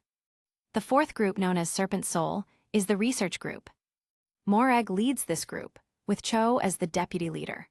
While lacking dedicated members, academically outstanding elites from the previous 3 groups serve part-time. This team's responsibilities include researching magical theories, developing advanced magic spell applications, and enhancing magical potion formulas. Once the members accumulate sufficient experience, they can even pioneer risky new magical spells and potions. Access to the shared library and the freedom to peruse Serpenti's Vigil Society's extensive book collection make joining this group enticing. However, entry into the 4th group demands rigorous academic improvement, and Skylar has established stringent standards for admission. Morag excels in magic, demonstrating an exceptional affinity for elemental magic. Meanwhile, Cho excels in transfiguration and has begun practicing the family's secret art of paper transfiguration. Skylar is reassured by their capabilities. The 5th group, known as Serpent's Eyes, is the intelligence group. Susan leads this team, which operates covertly, analyzing and compiling information gathered by house elves from across Europe. Over time, Skylar's intelligence network has expanded, with establishments like the Miraculous Alchemy Shop in Hogsmeade Village and the Malfoy Armor Shop in Diagon Alley acting as his ears and eyes. These 2 bustling commercial areas in Great Britain fall within his purview. Moreover, in Great Britain, Skylar has forged alliances with pureblood families like Greengrass, Knot, Wakanda, and Runcorn, each boasting its own intelligence networks. With Minister Fudge's leniency and Amelia Bones' cooperation, Skylar has turned the British Ministry of Magic into a porous sieve, with nearly every crucial department under his watchful eye. In the business realm, Ali Bashir's extensive connections make him a key player, engaging daily with numerous business elites. Information garnered from these individuals is akin to privileged insights into the Muggle world's stock market. In sports and entertainment, Horace Slughorn's Slugs Club and Filbert Devrill's Puddlemere united cast their nets wide, striving to gather valuable information for Skylar. Beyond human wizards, large-scale movements of major alien races and even subtle resource mobilization evade neither Skylar's watchful eyes nor his attentive ears. The werewolf group led by Greyback suffered severe setbacks at Skylar's hands. With the popularization of humanoid restoration spells, many werewolves, aware of overcoming their own shortcomings, sought to break free from Greyback's control. Skylar no longer wishes to trail the echoes of his criminal pursuits. As for goblins, ogres, dwarfs, and trolls, Skylar entrusts their oversight to his alien allies, the 6 tribes of Yaksha and the vampire royal family. While the likelihood of them unexpectedly causing chaos is minimal, Skylar, ever thorough, remains vigilant. He recognizes the importance of meticulously arranging all forces and covering every aspect, a crucial aspect of the preparation expected from a qualified contender. Skylar extends his influence and alliances beyond his homeland. The Hohenheim family in Germany and Sweden, informed by Aliner, is actively mobilizing its resources, continuously supplying intelligence to support Skylar's operations. In France, the Vila network, centered around the Delacour family, has been won over by Skylar's prowess. Like the Hohenheim family, all families with Vila wives in France diligently relay every significant detail from every nook and cranny, ensuring that Skylar's forces are kept informed in a confidential manner. Simultaneously, Skylar initiated discussions with the Vengola family in Italy. In the upcoming semester, Southers Vengola, the heir to the Vengola family's next generation, will transfer to Hogwarts in the guise of gaining experience to collaborate with Skylar's endeavors. Notably, the Medieval Wizards Federation, gaining prominence in recent years, strategically placed media outlets worldwide as their keenest observers. Capitalizing on Skylar's increasing standing in the international arena, the Medieval Wizards Federation seized the opportunity to rapidly expand its influence across more countries, regions, and corners of Europe.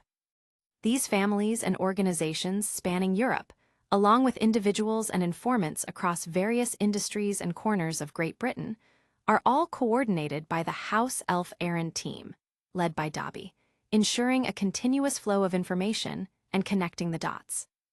In the coming semester, the 7th grade students, under the leadership of Guile Peacegood and the other seniors who are set to graduate, they will soon become Skylar's new intelligence network, infiltrating various political and business organizations in Great Britain. The responsibility of the intelligence team is evidently weighty, with the task of processing millions of pieces of information daily, decrypting, analyzing, organizing, and finally distilling them into genuinely useful content presented to Skylar. Under Skylar's distinguished reputation and charismatic leadership, the group plans smoothly unfolded without encountering any resistance. Comparatively, the Serpentes Vigil Club surpasses Dumbledore's army from the original Harry Potter series by an immeasurable margin. Harry's organization lacked strict discipline, harbored indecisive betrayers like Marietta Edgecombe, and faced internal challenges from skeptics like Zacharias Smith. Moreover, the group lacked a clear purpose as a cohesive force and lacked a structured hierarchy. Members merely congregated to practice various magic spells. Capitulo 217, Chapter 216, May arrived. Time swiftly passed, transitioning from April to May. Following the grouping of Serpentes Vigil Club, under Skylar's watchful eye and the adept management of his 6 closest associates, the organization gradually found its rhythm. Skylar, once again assuming the role of a hands-off leader, delegated all organizational affairs to his competent management team. His primary focus now was enhancing the capabilities of the team leaders. Ensuring how everything will go according to his plans, Skylar has started appointing other members of the Serpentes Vigil Club to share their knowledge that Skylar has imparted them to the newly recruited members, as well to save more time in general. Inspired by the success of the Slytherin blood potion, Skylar recognized the potency of his own blood. Employing a familiar method, he crafted a magic potion utilizing both his and Solf's blood, designed to assist in species evolution and breeding. Conducting experiments on cattails and foxtails, he successfully produced innovative mutant species, cattails capable of changing colors, foxtails resistant to foxtail killers, and more. This new agent demonstrated harmlessness and significantly augmented the survival capabilities of these species. Biologically speaking, these species had undergone evolution. In the final step, Skylar administers the potion to Silverpaw and Beowulf. Remarkably, the same potion yielded entirely distinct results for both. Silverpaw's intelligence saw another boost. As a werewolf descendant with intelligence approaching that of humans, and having previously consumed a bit of Barruffio's brain elixir, Silverpaw experienced a remarkable transformation. It acquired the ability to communicate in human language, learned English and simple spells, and exhibited fighting intelligence on par with humans. Its combat prowess even surpassed that of adult wizards. Skylar attempted to teach Silverpaw various spells, discovering its particular affinity for gravity-type and wind-type spells. Guided by Skylar, Silverpaw swiftly mastered the floating charm and the windy spell. The former allowed it to briefly levitate, while the latter manifested as if Silverpaw could exhale a tornado. After a spirited debate resembling haggling between Skylar and Silverpaw, the wind cannon attack was officially christened as Silverpaw's exclusive secret, Wind Roar. Skylar speculated that Silverpaw might even possess the potential to learn the skill of flying without chanting. Regrettably, Skylar has not yet mastered the flying without chanting magic, preventing him from offering guidance to Silverpaw. Furthermore, Skylar has honored his commitment to Snape, refraining from disclosing the notes. Instead, he re-explained the weaponless flight concept to Silverpaw, allowing the creature to comprehend flying magic on its own. As for Beowulf's transformation, it pales in comparison to Silverpaw's advancements. While possessing wisdom and spiritual awareness, Beowulf still cannot articulate human words. However, its fur has undergone substantial fortification, resembling a unique metallic plating that gleams with a beautiful silver-gray hue. Skylar's experiments revealed that its skin's magical resistance surpassed even that of fire dragon and basilisk skin. Simultaneously, Beowulf's 2 rows of sharp teeth now glisten like metal blades, capable of piercing through gold galleons made of black gold. Skylar also detected toxicity in its fangs and saliva. If a creature bitten severely by Beowulf remains untreated for 7 hours, it will succumb to heart failure. Silverpaw evolves. Beowulf evolves. Despite Silverpaw having reached adulthood, it still enjoys Skylar's attentive care. The reason for retaining it in captivity is rooted in familial bonds. Nevertheless, the young wolf must eventually venture out and explore the world. Skylar can't selfishly keep it by his side indefinitely. The time has come to release them, allowing them to forge their own paths. Although it will make Skylar's power drop significantly, he believes in the fate that ties their lives together. Releasing them to the wild would provide opportunities to make them stronger, which in turn will give Skylar better leverage later on. Skylar summoned Silverpaw and Beowulf on this day, setting them free deep within the Forbidden Forest. Skylar equipped Silverpaw, now as intelligent as an adult, with a map of the Forbidden Forest. He provided meticulous instructions, cautioning them about the Strals and Centaurs' territories and advising them to use strategic force to assert dominance over the wolves in the Forbidden Forest. From there, they were to expand their influence, conquering the territory of other creatures and establishing their dominion within the Forbidden Forest. Having roamed the Forbidden Forest for numerous years, Skylar is intimately acquainted with its intricacies. Besides the Strals and Centaurs, there are scarcely any other creatures posing a threat. The A-tide spiders, once formidable, succumbed to Skylar's relentless onslaught, eradicating their presence. With Silverpaw's successful consolidation of the wolves in the Forbidden Forest, any remaining scattered A-tide spiders stand little chance against the united wolf pack. The vampire bear spirit and the red hat tribe, with their inferior combat capabilities, pale in comparison to the formidable giant wolves, especially when the latter operates in cohesive groups. Upon forming this formidable force, Skylar gains control over all movements within the Forbidden Forest. This dominance not only safeguards Skylar, but also grants his wizards access to the abundant resources hidden in the forest. As for the Centaurs and the Strals, dealing with them poses significant challenges and complications. However, Hagrid appears to be impeding Skylar's plan. The Forbidden Forest Force, led by Silverpaw and Beowulf, has been established. The successful evolution of Silverpaw and Beowulf emboldened Skylar, sparking more imaginative ideas. He introduced several rare regulated herbs from South America, including Peruvian green beryl and Mexican black jade. These herbs, commonly used by wizards and muggles, possess hallucinogenic effects and stimulate the mind, nerves in muggles. They aid in recovering forgotten memories, enhancing sensitivity to light and color, and altering the perception of time. Incorporating these herbs into the magic creature evolution potion, based on his and Solf's blood, Skylar aims to nurture a colony of vampire flies over an extended period. He eagerly anticipates the evolution of these blood-sucking flying flies. However, recognizing this as a long-term endeavor, he plans not to dwell on it exclusively. Simultaneously, he envisions experimenting with the breeding of another new species. In a daring act during his encounter with the A-tide spider and infiltration of its lair, Skylar seized hundreds of unhatched spider eggs and preserved them in a snowy mountain area within a suitcase, maintaining their frozen state.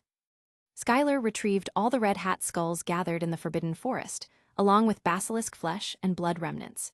He concocted a magic creature evolution potion rooted in his and Solf's blood, using it to nourish the A-tide spider eggs, providing the necessary energy for their hatching. While the red hat creature itself may not be immensely powerful, its skull carries a potent curse. As the natural adversary of the A-tide spider, the basilisk proves ideal for propelling the spider's evolution. Subsequently, Skylar shifted his focus to enhancing the strength of the team leaders. Under the cover of night, he discreetly exited the castle through a secret passage, infiltrated the village of Hogsmeade, and located Madame Rosmerta. Extracting all her memories, he proceeded with his secretive plans. Understanding the rarity and secrecy surrounding the Druid heritage's disappearance from the wizarding world, Skylar recognized the futility of attempting to derive benefit or logical comprehension from this profound secret. considering the woman's relatively average strength in the original storyline, where even Draco could effortlessly employ the imperious curse on her.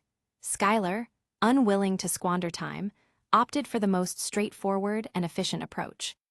His intuition proved accurate. Madame Rosmerta was indeed a descendant of Druid priests. However, the passage of many years had rendered the Druid blood within her exceedingly thin, making its awakening impossible. Committed to upholding her family's ancestral teachings, she chose to safeguard the Druid inheritance's secret zealously.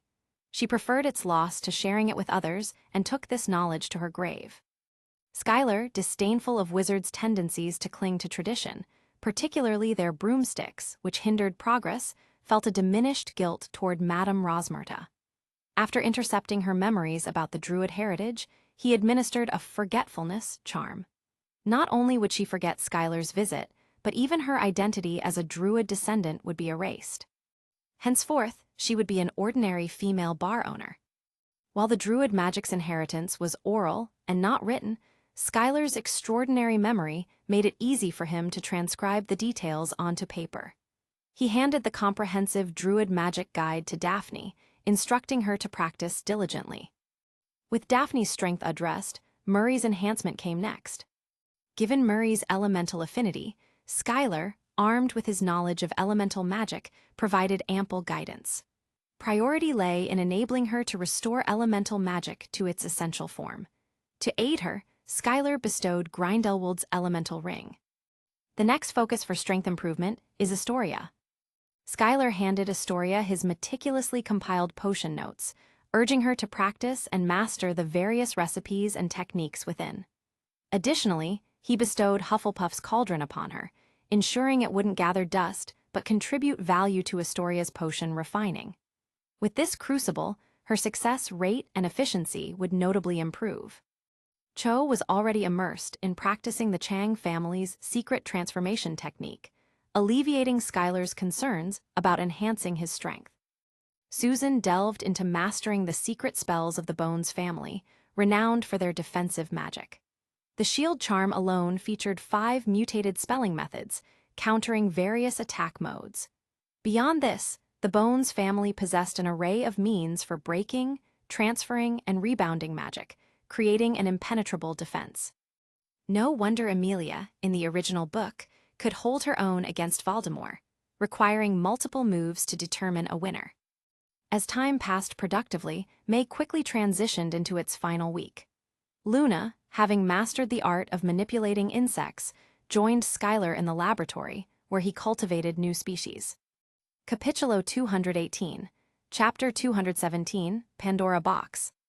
Skylar's laboratory resides within the suitcase space, originally dedicated to Mr. Scamander's research on magical animals. However, Skylar's approach differs significantly.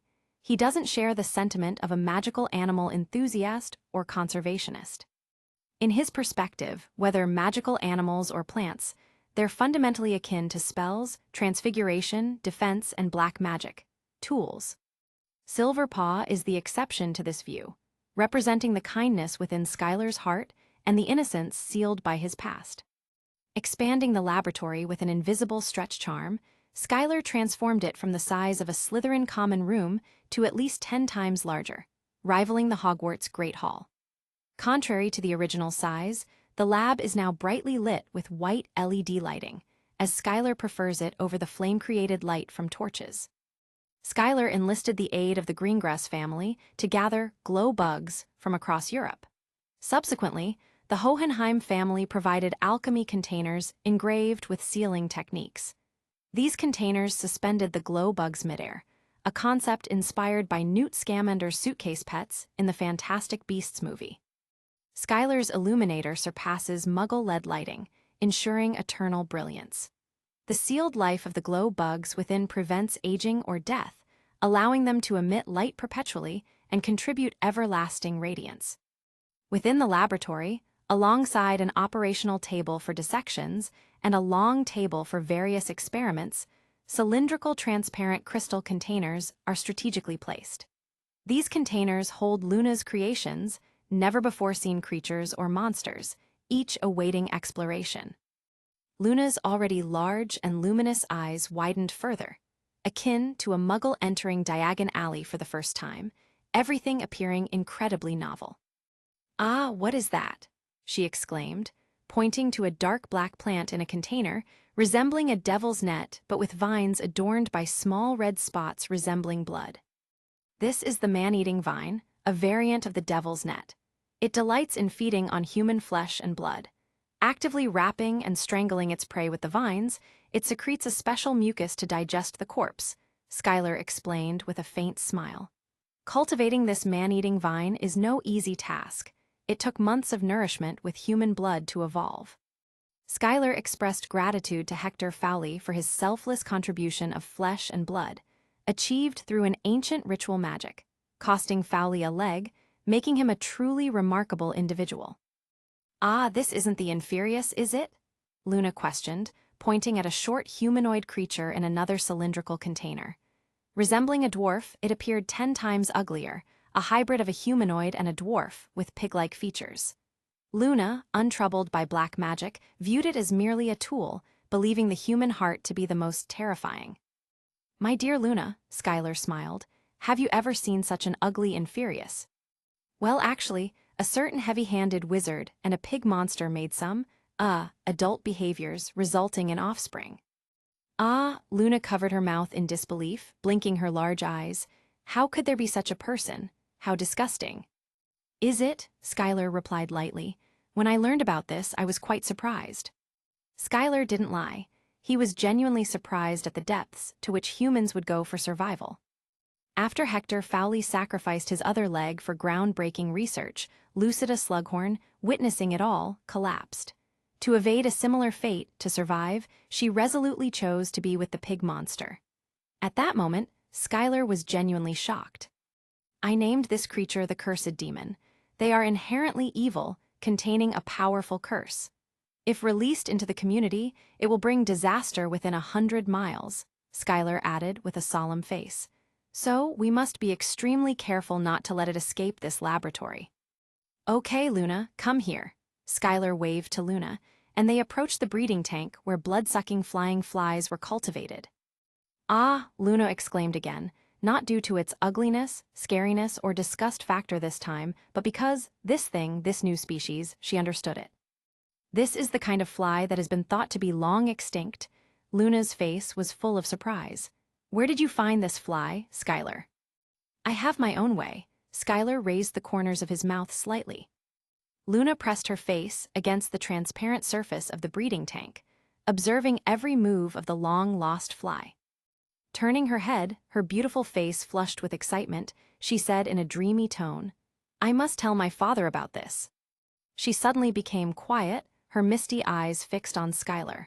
With a calm demeanor, she spoke, "Dad has been trying for many years, but he has never been able to prove the existence of these flies. I think it will not be easy even for you to find this thing, right?" Skylar could only nod dully. He looked at Luna's unusually serious expression and wanted to make a joke, but suddenly he seemed to be hit by a tongue expansion spell and couldn't say anything. Seriously speaking, it is indeed not easy to create a harassing fly. Think about it. How much blood did Skylar and Solf lose to cultivate this thing? They have to take blood supplements every day to recover. Do you think it is hard or not? Luna bit her lower lip, surprise. This action happened again and quickly ran to Skylar, kissing him on the lips like a dragonfly. "What happened?" Skylar hesitated. Luna smiled at Skylar, tilted her head, and showed a mischievous smile. She said, "Don't get me wrong, I'm just thanking you for everything you've done for me." Skylar raised his eyebrows in surprise, then smiled. "I don't know, when did we start expressing gratitude in this way?" "Well, it seems that I am a bit behind the times. No, you still have to go to Morag and ask," Skylar said as if talking to himself. "Come on," Luna had a faint smile on her face, an inexplicable light flashed in her eyes, and her voice was no longer trance-like. "You don't need to ask Morag. I can tell you the answer right now." The two looked at each other, without saying a word. The atmosphere fell into an eerie silence, as if even the surrounding air had stopped flowing. "I can thank you one more time."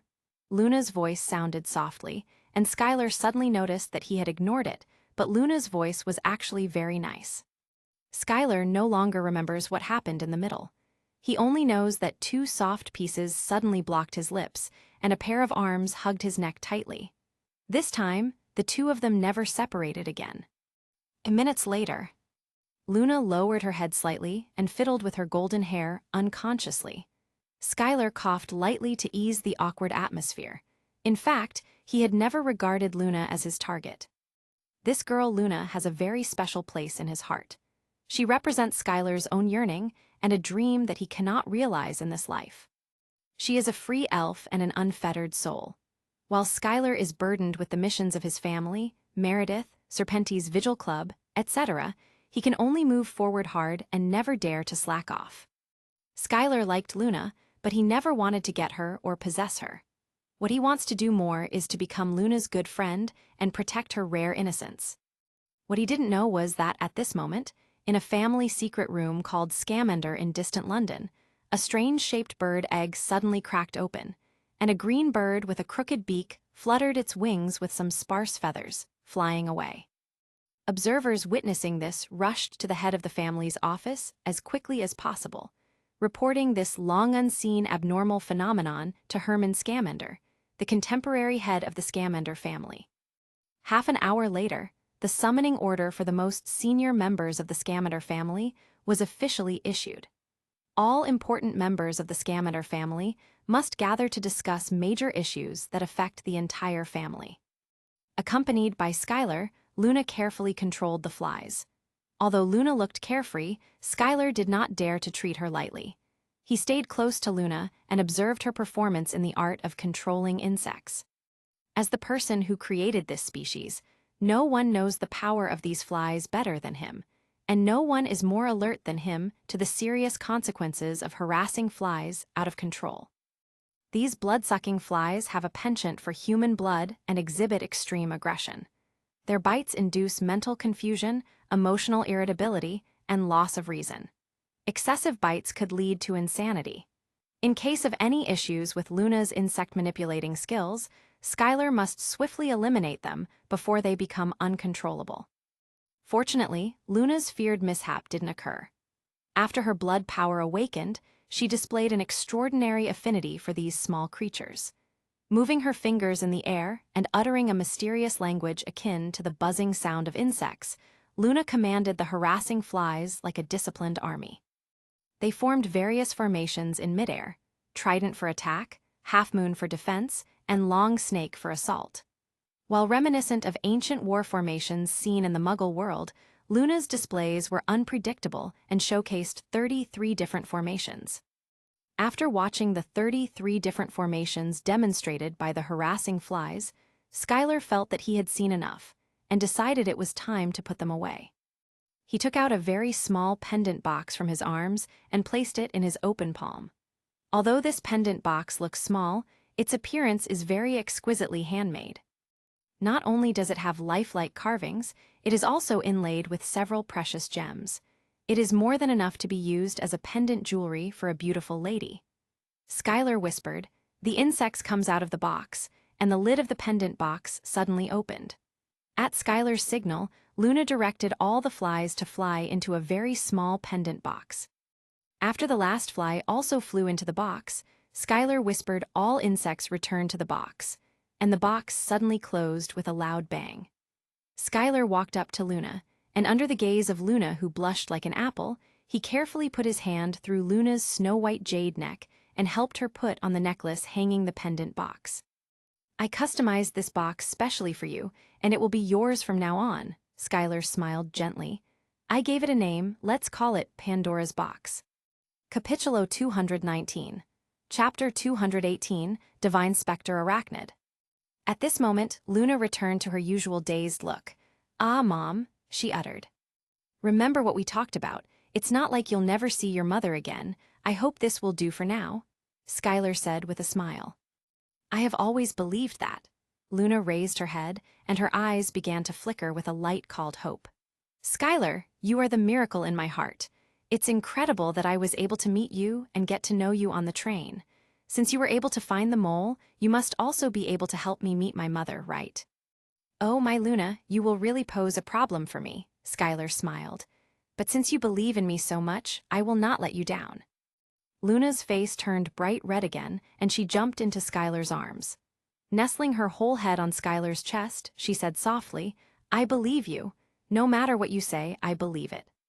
Skylar buried his chin in Luna's soft blonde hair and gently stroked Luna's back with his palms, contemplating what he was thinking about. Well, it seems that the matter of obtaining the resurrection stone will also be put on the agenda. Skylar didn't want to touch the resurrection stone in his previous plan. This was a rare opportunity to plot against Dumbledore, and he didn't even need to take action himself. He could be picked cleanly. Among Voldemort's Horcruxes, Tom's diary, Slytherin locket, and Ravenclaw diadem have been solved. Only the Hufflepuff gold cup, Gaunt's ring inlaid with the resurrection stone, and Harry Potter are all that remain, with one more unknown. The golden cup is in Gringotts, and Skylar has complete and detailed plans for this Horcrux. The problem lies with the resurrection stone and Harry Potter. In Skylar's original plan, Gaunt's ring was to be left to Dumbledore. After Dumbledore was injured by Gaunt's ring, Harry Potter lost his protection. Wasn't it just a matter of Skylar to kill or behead him?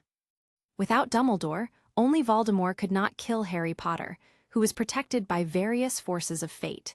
That is to say, that idiot Voldemort insisted on killing Harry with his own hands. Otherwise, Harry would have died countless times if another wizard had taken action. However, this plan may need to be revised. The first reason is, of course, the commitment to Luna. Skylar is well aware that those who achieve great things do not stick to trivial matters. Still, he does not mind using the most cruel methods on his opponents and enemies, as demonstrated by the fates of Hector Fowley and Lucinda Slughorn.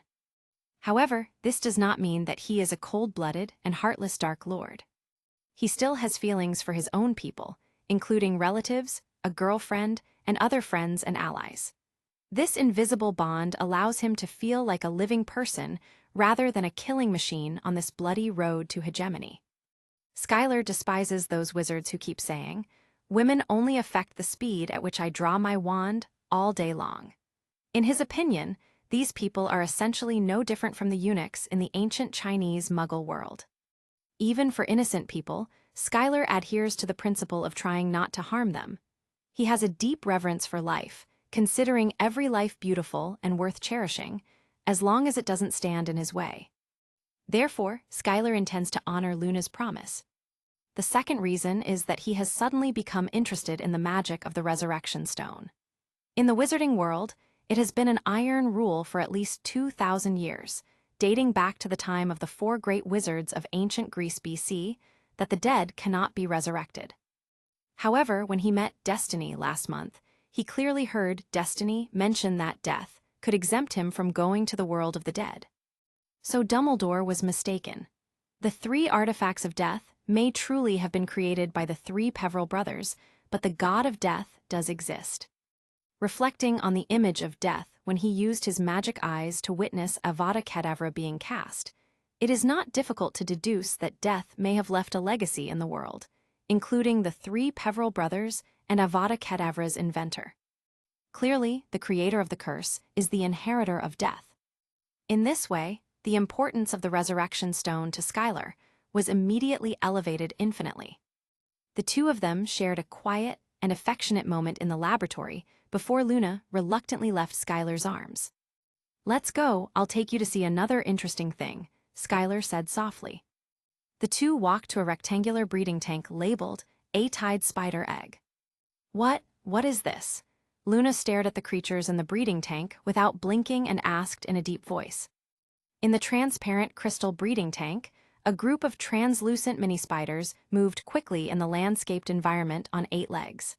Their bodies seemed to be coated with a layer of camouflage, constantly changing colors to blend with the surroundings. Unless observed closely, most people would not be able to spot them. "This is a newly discovered variant of the A-Tide spider. I named it the Divine Spectre Arachnid." Skylar explained the name of this species. "Ah, is it because of the power it emits? I could feel a strong presence near the spider, At a time, it could be kind of scary for me, Luna asked in a daze. Skylar patted Luna and tried to comfort her with his smile. Don't worry about it. That's just one of the reasons, Skylar replied.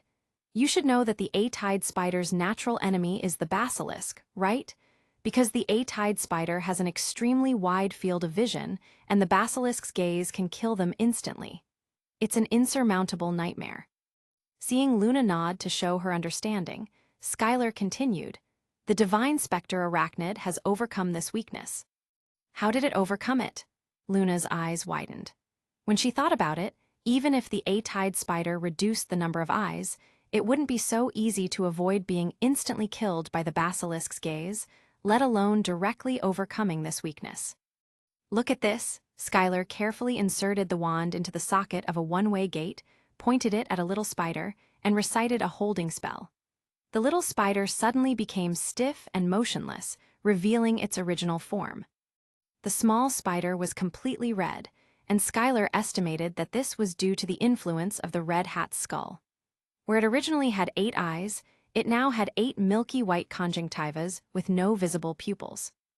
Are they blind? Luna asked in a puzzled tone. This way, they are indeed no longer afraid of the basilisk, but they also lose their vision. Vision is related to their most important predatory ability. This seems to be a bit more loss than gain. You are right to think so, but, Skylar smiled, this illusion divine specter arachnid is not as simple as you think. Then, Skylar lifted the immobilization spell, and almost at the same moment, a green ooze was released. With a bang, a 2-headed snake appeared inexplicably in the breeding tank. Under the control of Skylar's snake language, the 2-headed snake made a terrifying hissing sound, and the 2 heads were about to attack the spider group. At this moment, a dazzling white light suddenly erupted from the divine specter arachnid's milky white conjunctiva, and the 2 heads and 4 eyes of the 2-headed snake suddenly fell into a state of blindness. Almost at the same moment, the conjunctiva of the divine specter arachnid opened, revealing its 8 eyes that were flashing red. They didn't need any orders, and they pounced on the 2-headed snake at the same time, spraying out a large puff of spider silk, like a mummy's shroud, tightly wrapping the 2-headed snake. The 2-headed snake struggled hard while being wrapped, successfully knocking away several divine specter arachnids with its body, and also crushing 1 or 2 small spiders that had no time to escape. The remaining little spiders surprised Luna by simultaneously letting out a sharp chirp. Even Luna, who was separated by a special crystal wall, couldn't help but feel dizzy. Skylar's arm held her from behind to prevent her from falling, not to mention the 2-headed snake that was hit by the sound wave at this moment. It fell into a complete daze, and its 2 heads swayed there as if they were drunk. The spider silk wrapping the 2-headed snake suddenly lit up with an eerie turquoise light. The 2-headed snake let out a weak cry, then was reduced to invisible magic power and disappeared into the air. As you can see, the eyes of the divine specter arachnid already have the ability to blind, affecting a range of at least 10 feet.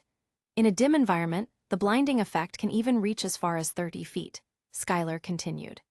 After the enemy is blinded, the divine specter arachnid can restore its vision at any time and wrap the enemy with spider silk. This spider silk is also extraordinary, containing powerful curse power that can seal the opponent's magic power. After a normal level wizard is wrapped, casting even a simple spell might become impossible. Skylar sneered. Even the likes of Dumbledore and Voldemort would see a significant reduction in their ability to mobilize magic power. Suppose the opponent attempts to use physical strength to force a breakthrough or break free. In that case, the mouthparts of the divine specter arachnid can emit a dizzying chirping sound, directly attacking the human spirit. Skylar concluded, this species possesses the abilities of blinding, mental attack, physical restraint, and magic seal.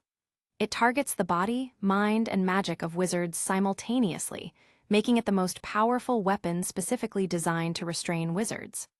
So, I can only entrust them to the person I trust the most, and that person now is. Skylar held Luna's shoulders tightly with both hands, staring into her eyes intently. That's you, my dear Luna. Can I trust you? The corners of Luna's mouth raised slightly as she nodded and said, you can definitely trust me. She reached out to touch Skylar's face, her voice carrying a singing-like tone. Faithful love is the most important treasure for human beings. I will always be loyal to you until the end of the world, until the end of time.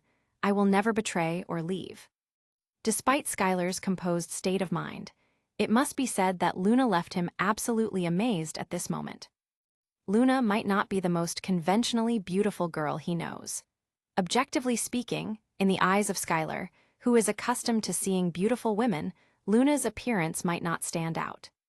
However, her ethereal and unique beauty, combined with her temperament, deeply influenced his thoughts.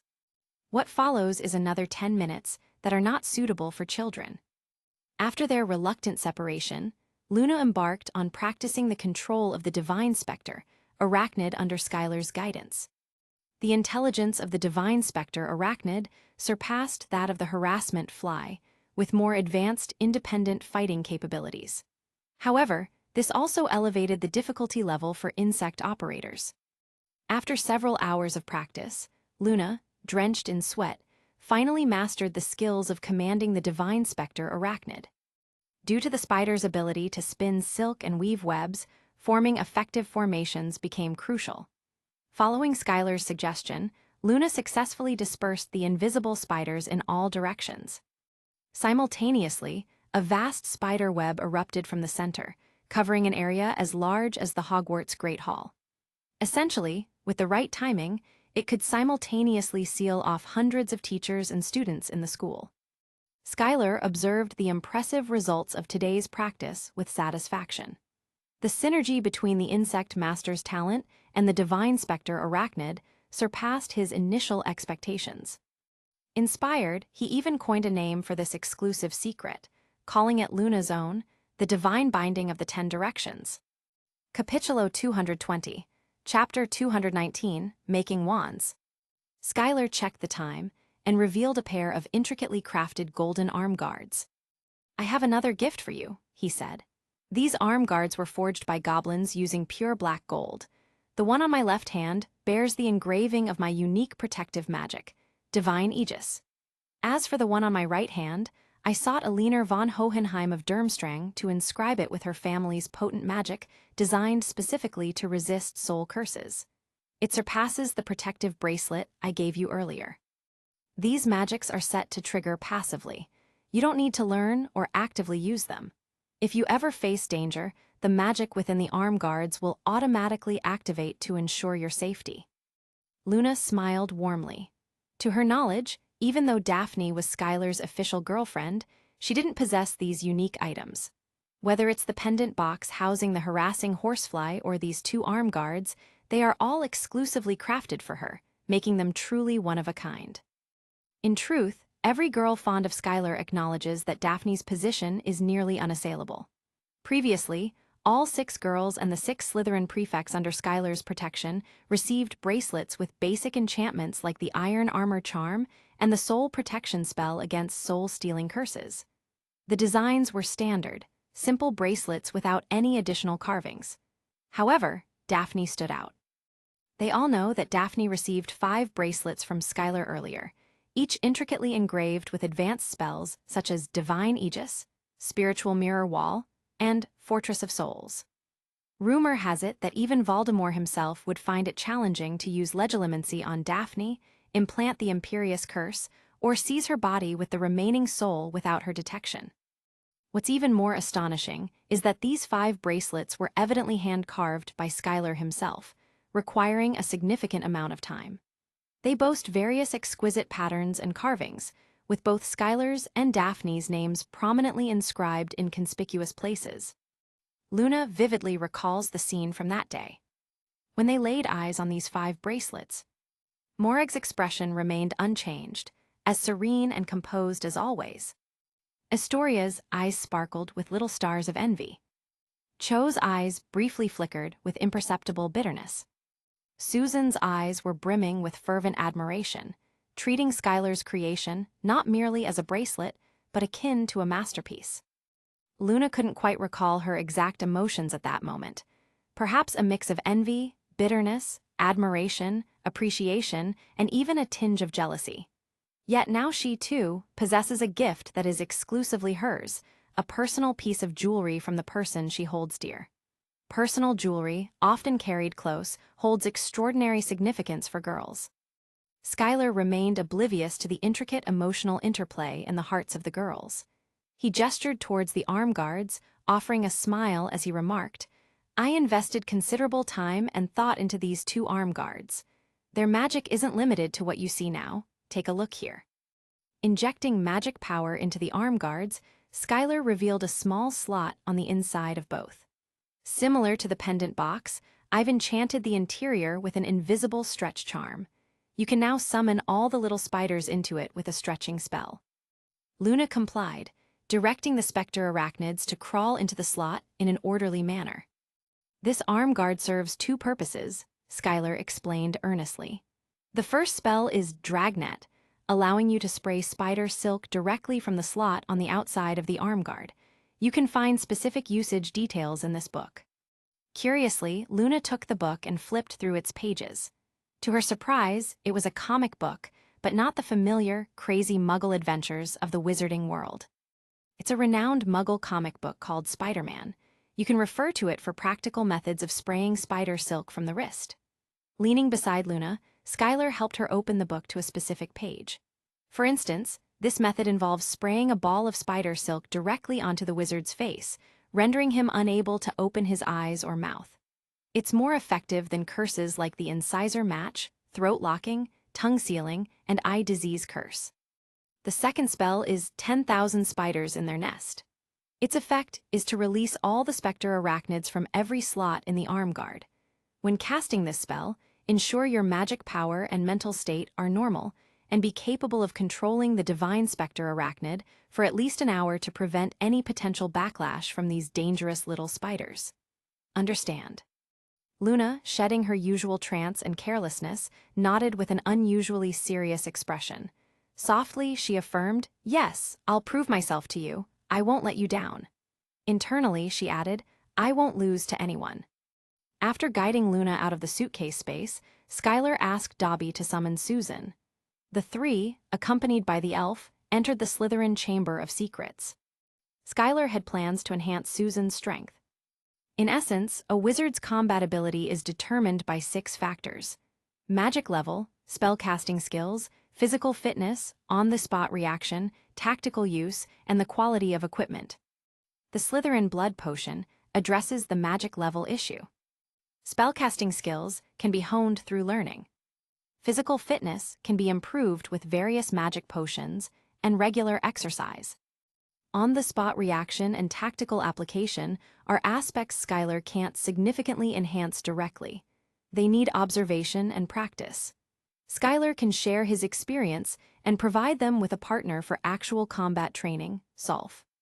While Solf surpasses each of them in combat, the gap is not insurmountable, making her an ideal training partner. The last factor, the quality of equipment, is why Skylar approached Susan. The Bones family's secret magic, from which Susan hails, emphasizes defense over offense, relying on an impregnable defense to seize opportunities for counterattacks. Despite her Aunt Amelia Bones' love leading her to Ollivander's wand shop at 11 years old for a new wand, adhering to the principle of the wand chooses the wizard, Susan's defensive approach requires specialized equipment. Ollivander rejects the idea of selecting a wand based solely on its power and characteristics, striving instead to uncover the key to the highest compatibility between the wizard and the wand. In a way, his approach has validity. Consider Voldemort as an example. Initially, he was a perfect match for the Phoenix Tail Feather Wand, emphasizing excellence.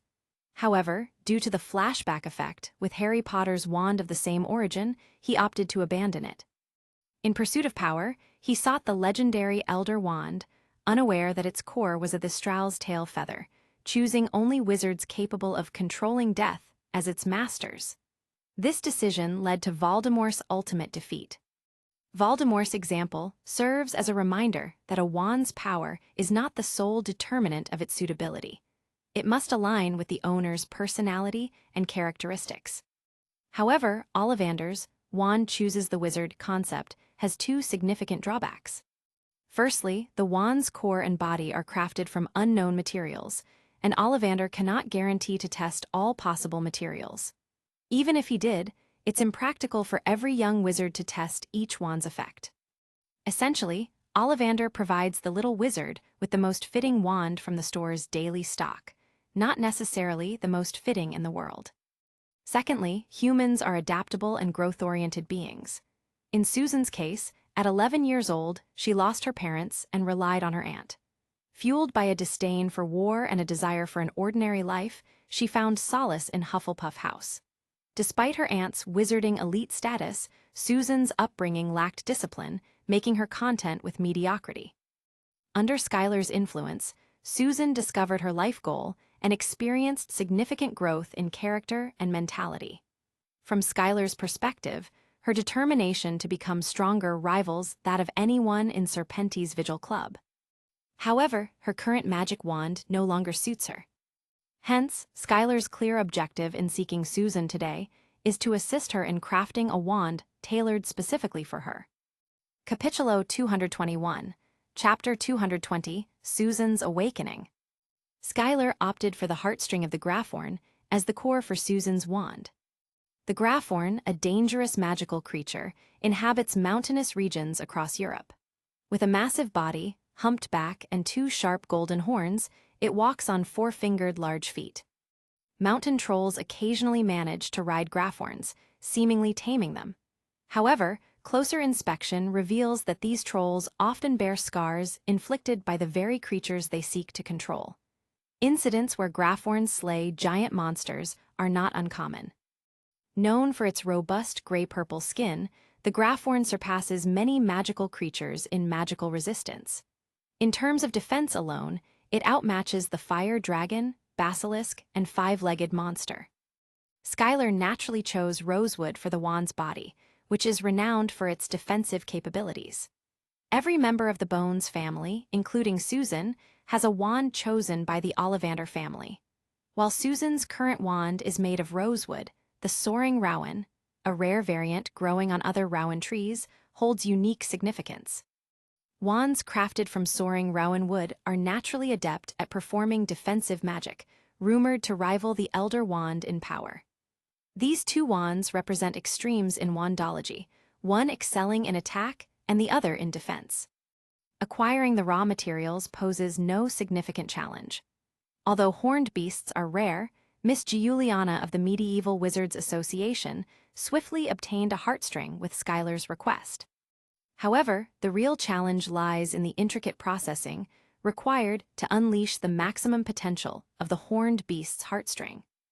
As with all magical creatures known for their aggression, using their raw materials as wand cores presents a common issue. Sensitivity and unpredictability, the effects are notoriously unstable. This is precisely why Mr. Ollivander abandoned traditional craftsmanship, focusing solely on crafting wands with 3 cores: fire dragon heartstrings, phoenix tail feathers, and unicorn tail feathers. It's not that other wand cores lack power. Rather, their effects are far less consistent compared to these 3 stable options. Handling this situation presents 2 viable approaches. The first involves wielding the wizard's formidable magical power to overpower the creature, compelling its surrender directly. Regardless of Susan's current magical proficiency, as it must be her and not Skylar, employing this method risks draining the wand core of its innate vitality and spirituality.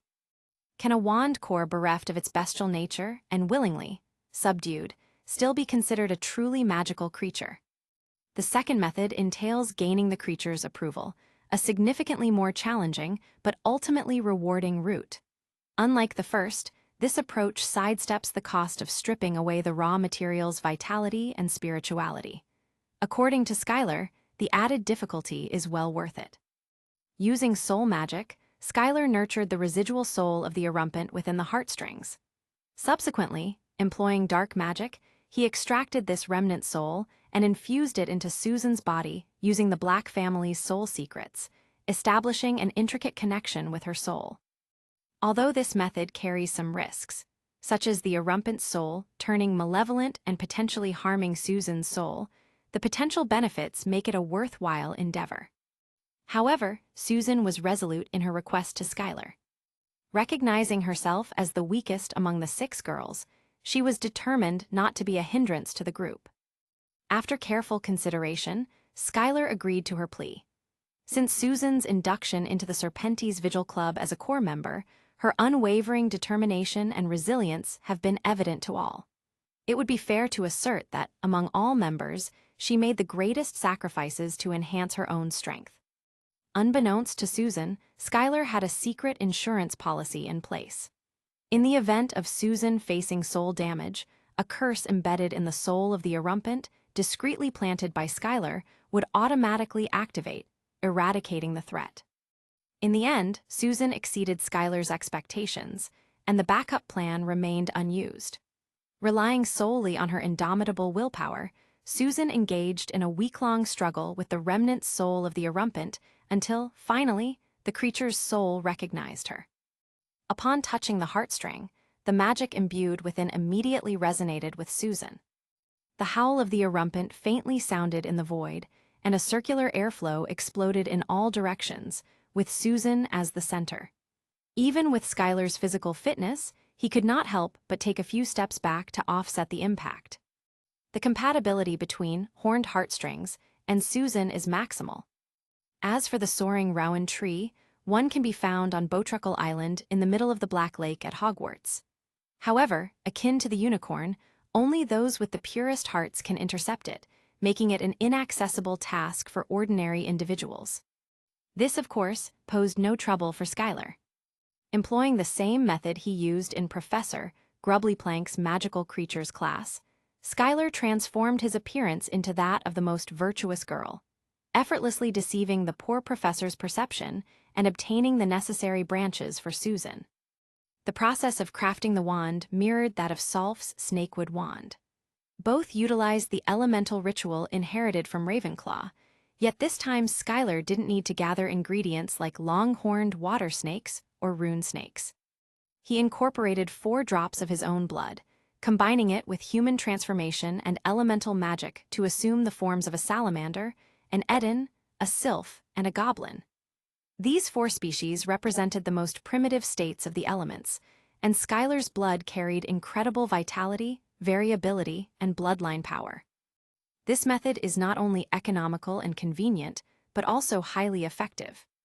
At the moment when the wand was formed, Susan and the wand successfully triggered the phenomenon of human wand becoming one. While her magic power initially matched that of Morag, who had just reached the level of a junior Auror, the fusion of their magic powers significantly boosted Susan's magical prowess, bringing her to Cho's level and making her the leading Auror. What's even more astonishing is that Susan experienced the second magic riot in her life, activating the blood power within her.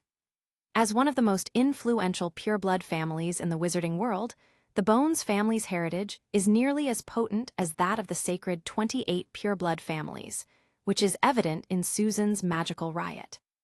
The intensity of the magical awakening was quite remarkable, rivaling the one experienced by Daphne last month. It was indeed beyond Skylar's expectations that Susan would undergo a magic riot. Logically speaking, this phenomenon should not have occurred. The blend of magic power between the wizard and the wand can only increase the magic power and has nothing to do with the power of blood. I didn't see this happen to Solf when I helped her make a snakewood wand. However, he ignored one thing. The bond created between Susan and the soaring rosewood wand goes far beyond just human and wand becoming one. Her body also contains fragments of the erumpent's remnant soul. At the same time as the phenomenon of the merge between the wizard and the wand occurred, the fragments of the erumpent's soul were also fused and absorbed by her, turning into a stream of pure magical energy that flowed into her limbs. Then the magic awakening happened. At this moment, Susan seemed to be covered by a small white air mask that exuded a sacred and solemn atmosphere. With waves of buzzing sounds, the white air mask slowly shrunk at a speed visible to the naked eye and finally turned into an ivory-white humanoid skeleton, which merged into Susan's body. Capitulo 222, Chapter 221, Andro's Successor. The moment Susan opened her eyes, she seemed to transform into an ancient giant, towering like a hill. An invisible force radiated around her, causing the air to stagnate suddenly, enveloping her in an ancient and weighty aura. Skylar frowned, feeling an intense discomfort in his heart. Despite the subtle nature of this feeling, his sharp perception allowed him to sense an ancient and majestic force pressing against him. This power conveyed a sense of threat and, oddly enough, disgust. This mysterious sensation arises suddenly and inexplicably, as if originating from an ancient feud. The power displayed by Susan feels exceptionally repulsive to Skylar, almost as if she harbors hostility towards him. It's as though they belong to opposing factions, destined to attack each other upon meeting, creating an oppressive atmosphere. Initially, Skylar attributed this to a conflict between white magic and dark magic.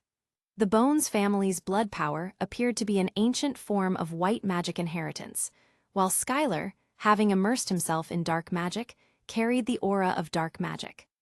This suggested a mutual exclusion effect with the aura Susan was currently manifesting.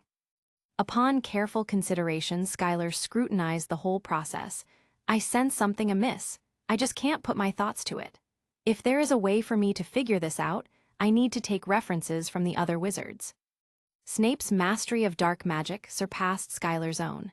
Considering his ability to assist Dumbledore in suppressing the curse planted by Lord Voldemort, it's likely his proficiency in dark magic was comparable, if not superior. Yet, there was no evident repulsion between Snape and Dumbledore. Moreover, Skylar's forte lies not solely in dark magic. My expertise spans a wide range, originally excelling in spiritual and soul magic, then transitioning to transformation magic after learning the celestial transfiguration, followed by proficiency in elemental magic and unveiling the true form of elements. Subsequently, awakening the snake pupil and mastering snake language magic.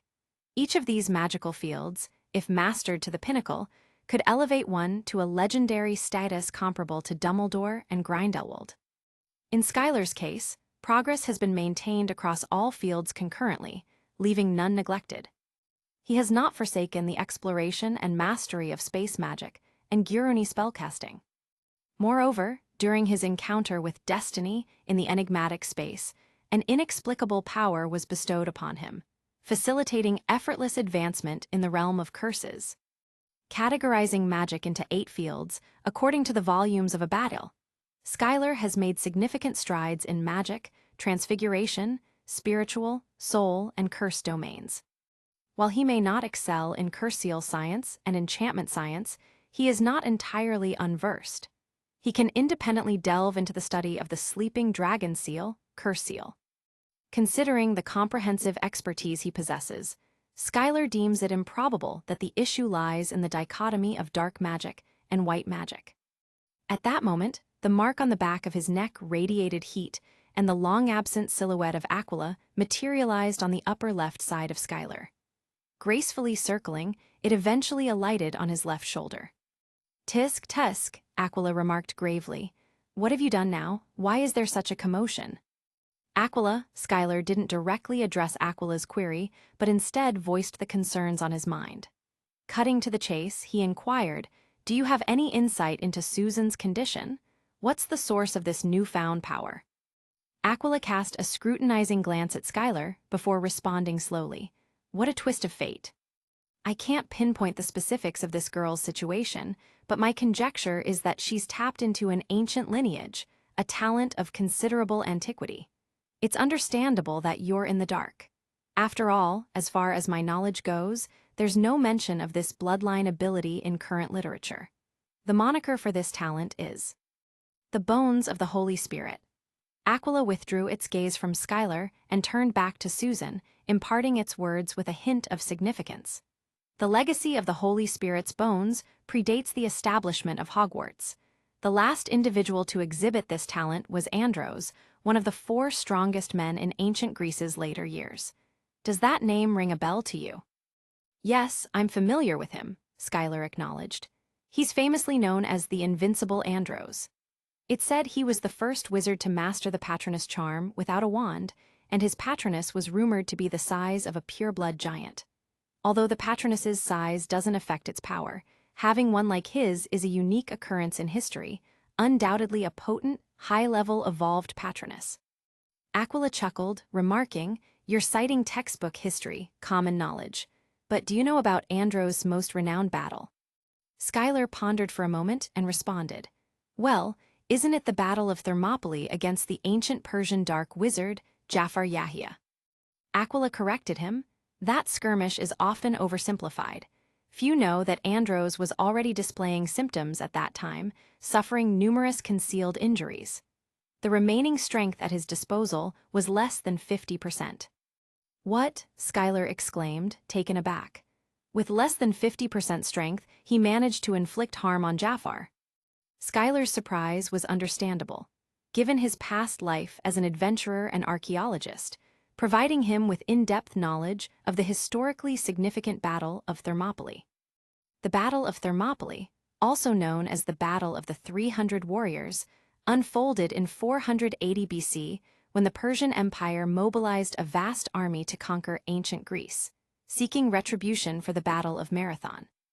In response to this imminent threat, Greece's major city-states, Athens and Sparta, set aside their historical grievances, forming a united coalition led by Sparta. Initially, the Persian army surged forward relentlessly. However, King Leonidas I of Sparta took charge, leading 298 elite Spartan warriors and 700 Thespians as the primary force. Additional personnel, such as engineers and auxiliaries, though present, are not the focus here.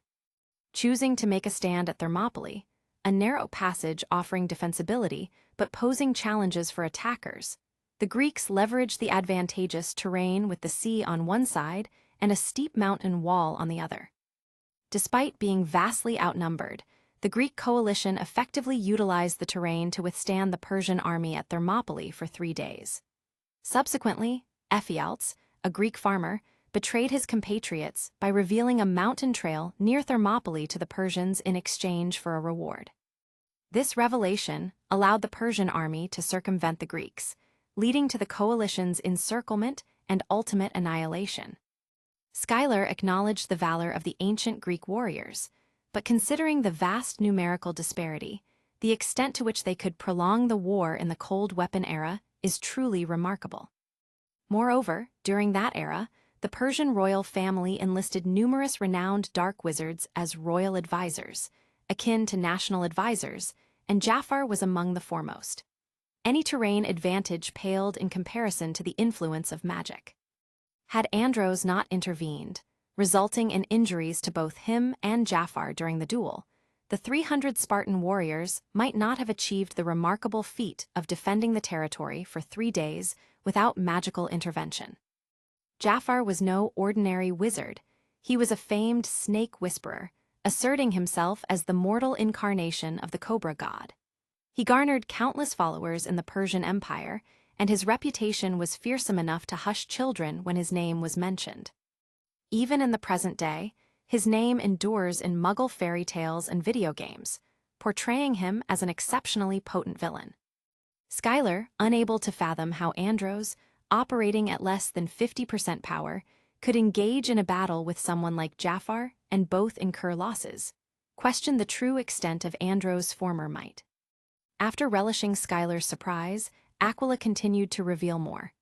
Andros, renowned for his invincibility, has defeated countless opponents in duels. Surprisingly, among the adversaries he faced, Jafar was merely above average, not even ranking in the top 5. What I wish to share is his decisive clash with another prominent wizard from late ancient Greece. "Ah," Schuyler exclaimed, "you mean the notorious Herpo?" "Yes, him," Aquila affirmed. In pursuit of immortality, Herpo dared to defy taboos and delve into the forbidden magic of sealing a fragment of the soul in a container, what later generations termed Horcruxes. Unlike now, the magic of Horcruxes was only briefly described back then. To unravel its mysteries, he ruthlessly slaughtered numerous Muggles and wizards. Ultimately, Andros and Herpo faced each other in a decisive battle on the Acropolis. This confrontation endured for 7 days and nights, reducing the Acropolis to its present state. The residual magical power from that battle persists even today, over 2,000 years later. Despite the Muggles' attempts to restore it with their advanced technology, it remains unaltered. The battle concluded with Herpo sustaining serious injuries and being defeated. However, Andros, the victor, paid a hefty price. Accompanied by Mrs. Ravenclaw, once guided me to the crumbling Acropolis of Athens to investigate the aftermath of that time. According to her analysis, Andros was ensnared by at least 10 potent curses, leading to a substantial reduction in his strength. Can you fathom the tragedy of this battle? Schuyler initially nodded in understanding, but then shook his head. While he had a vague notion, he needed clarification. Aquila, did Andros succumb to lingering issues and heartache from his decisive battle with Jafar, dying from severe injuries after repelling Jafar? Why do you ask? Aquila, slightly bewildered, recognized Schuyler's familiar expression. It seemed this astute young wizard had pieced together something profound. There's something that strikes me as too coincidental. Jafar and Herpo, one in Persia and the other in Greece. Yet, both inherited the legacy of snake whisperers and engaged in a battle with Andros. You mean, Aquila appeared to grasp a realization. Herpo created the Horcrux, ensuring his immortality, so no matter how gravely Andros battered him, he wouldn't have perished, Schuyler asserted. Moreover, a Horcrux possesses the ability for its remnant soul to attach to other magical creatures or even wizards, briefly resurrecting with their aid. Through such possession, the container gains the innate abilities of the remnant soul, like snake language. I suspect that Jafar himself is a Horcrux inhabited by Herpo's remnant soul. A dark wizard is unlikely to resist the allure of immense power and immortality. It's not abnormal to be enticed by a Horcrux. A remarkable deduction, Aquila praised, then inquired, so how does this relate to our current discussion? Don't you grasp it yet? Schuyler sported a confident smile, calmly stating, Susan's power repelling me implies that this power likely originates from Andros encountering an old enemy. You've been dormant for too long, unaware that I've undergone a transformation in Slytherin's secret room, awakening the magic inheritance of the Snake Whisperer and the Snake Whisperer itself. The current situation is essentially a feud between the Holy Spirit skeleton and the Snake Whisperer. What? Aquila appeared shocked, faltering in disbelief. You even inherited Slytherin's snake language. Are you aiming to achieve the feat of gathering the inheritances of the four founders? Schuyler smiled lightly and did not comment. Capitulo 223, Chapter 222, Jormungandr. Schuyler took a few steps back, easing the pressure on himself, with a subtle smile playing on the corners of his mouth. He particularly relished witnessing relationships akin to old enemy or natural enemy. The pressure stemming from such adversaries often serves as a crucial catalyst for progress and advancement. Opening his mouth, he emitted a hissing sound. The pendant box shimmered with a green light and levitated into the air. Its lid lifted, revealing the outline of a basilisk. Suddenly, Susan's power spiraled out of control. An ivory-white skeleton materialized around her, enveloping her. The skeleton gradually expanded, visibly growing until it reached the size of a pureblood giant, surpassing Hagrid in height. Susan gently ascended from the ground, hovering around the position of her heart between her ribs. Refer to this chapter. Abruptly, the skeleton emitted a soft wail, and a vibrant purple flame engulfed its entirety, exuding a ferocious and terrifying aura. The two vacant eye sockets on the skull's head each flickered with a pulsating purple flame, as if alive, fixating eerily on the basilisk's ghostly figure. The locket's basilisk shadow ability is incomplete, capable only of petrifying creatures within its line of sight. This limitation resulted from Schuyler's sacrifice of a substantial amount of the basilisk's flesh and blood, along with its pair of snake eyes. Without these sacrifices, the basilisk's ability would have been even more diminished. In the presence of the two purple flames' gaze, the basilisk ghost emitted waves of agonized screams, as if undergoing intense pain. Schuyler observed the transformations within the basilisk's shadow with unwavering focus. The phantom of the basilisk struggled and screamed, gradually fading, indicating a rapid loss of its power. Once this power waned completely, the basilisk's phantom would cease to exist. "What are you doing?" Aquila exclaimed coldly. In a certain sense, it shared a kinship with the basilisk shadow. At this moment, it empathized with the latter's suffering. If this continues, the basilisk will vanish forever. Don't worry, I have my reasons, Skylar replied calmly, seemingly indifferent. The primary distinction between basilisk shadow and Aquila lies in the former lacking sanity, while the latter possesses it. Despite being a seemingly small difference, in Skylar's perspective, it represents a significant gap. The basilisk shadow, at best, serves as a weapon. It lacks the ability to comprehend Skylar's thoughts like Aquila or establish a camaraderie with him, hindering the possibility of seamless cooperation through spiritual communication when confronting adversaries.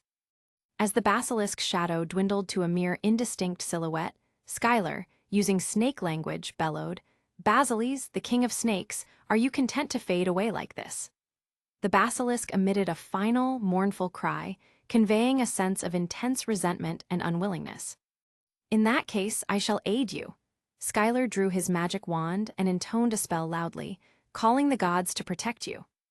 A majestic ancient dragon, adorned with a vibrant, multicolored sheen, materialized with the force of wind and thunder. A resounding roar echoed before Skylar, as the ancient colossal dragon recited the enigmatic ancient dragon language, enveloped in a halo of 7 different hues. It soared towards the towering figure of the purple flame giant. The colossal skeleton and the vibrant dragon clashed in a forceful collision. While the giant delivered a powerful punch to the dragon's head, the dragon's claws simultaneously scraped the ribs on the giant's chest. With a subtle gesture of his left hand, Skylar summoned the rib fragments still ablaze with purple flames, arranging them in front of him. He began chanting in snake language. "Swallow the bones of your ancient foe, ignite your will, let rebirth bestow."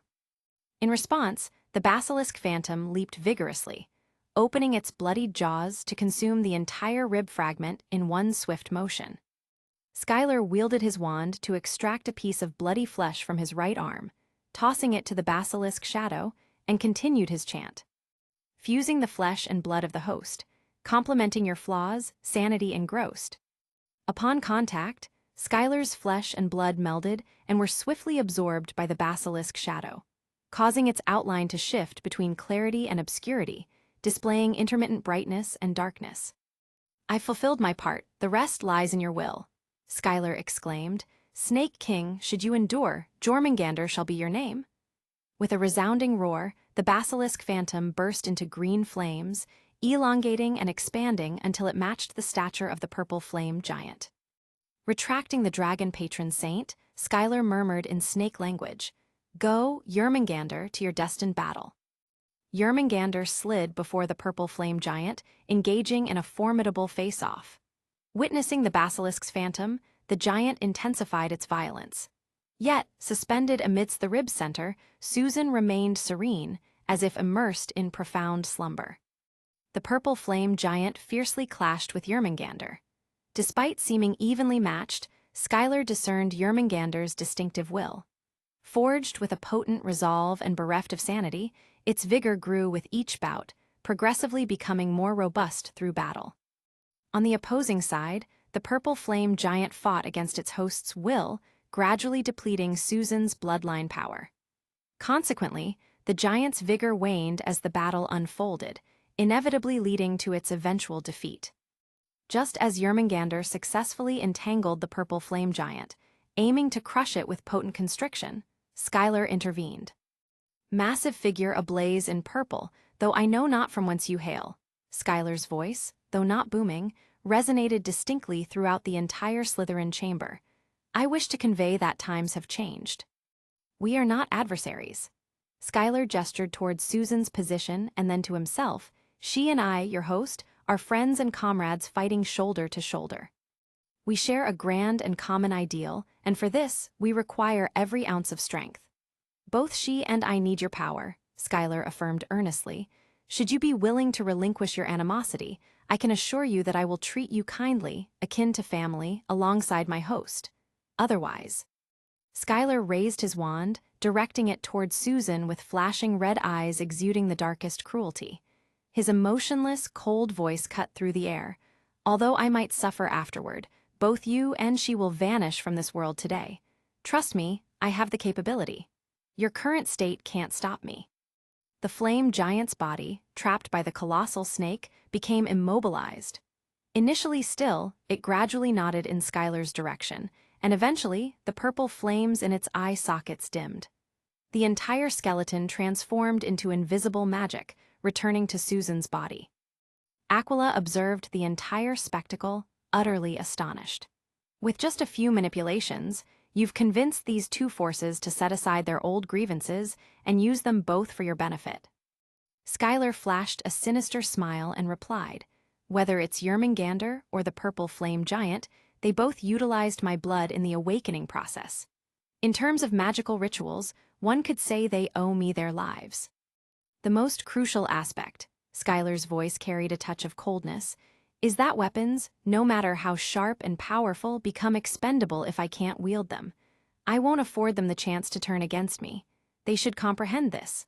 The moment they utilized my blood as a ritual sacrifice, their fate was sealed. Skylar extended his hand, and with a gesture, Yermangander transformed into a green light and was absorbed into the pendant box. Now rubbing her hazy eyes, Susan surveyed the destruction around her and asked in confusion, "What just happened?" "I must congratulate you first, Susan," Skylar said sincerely. "This rosewood wand suits you perfectly. If used for casting magic, especially defensive spells, the increase in power is likely far more significant than you anticipated. Additionally, have you noticed anything different about yourself?"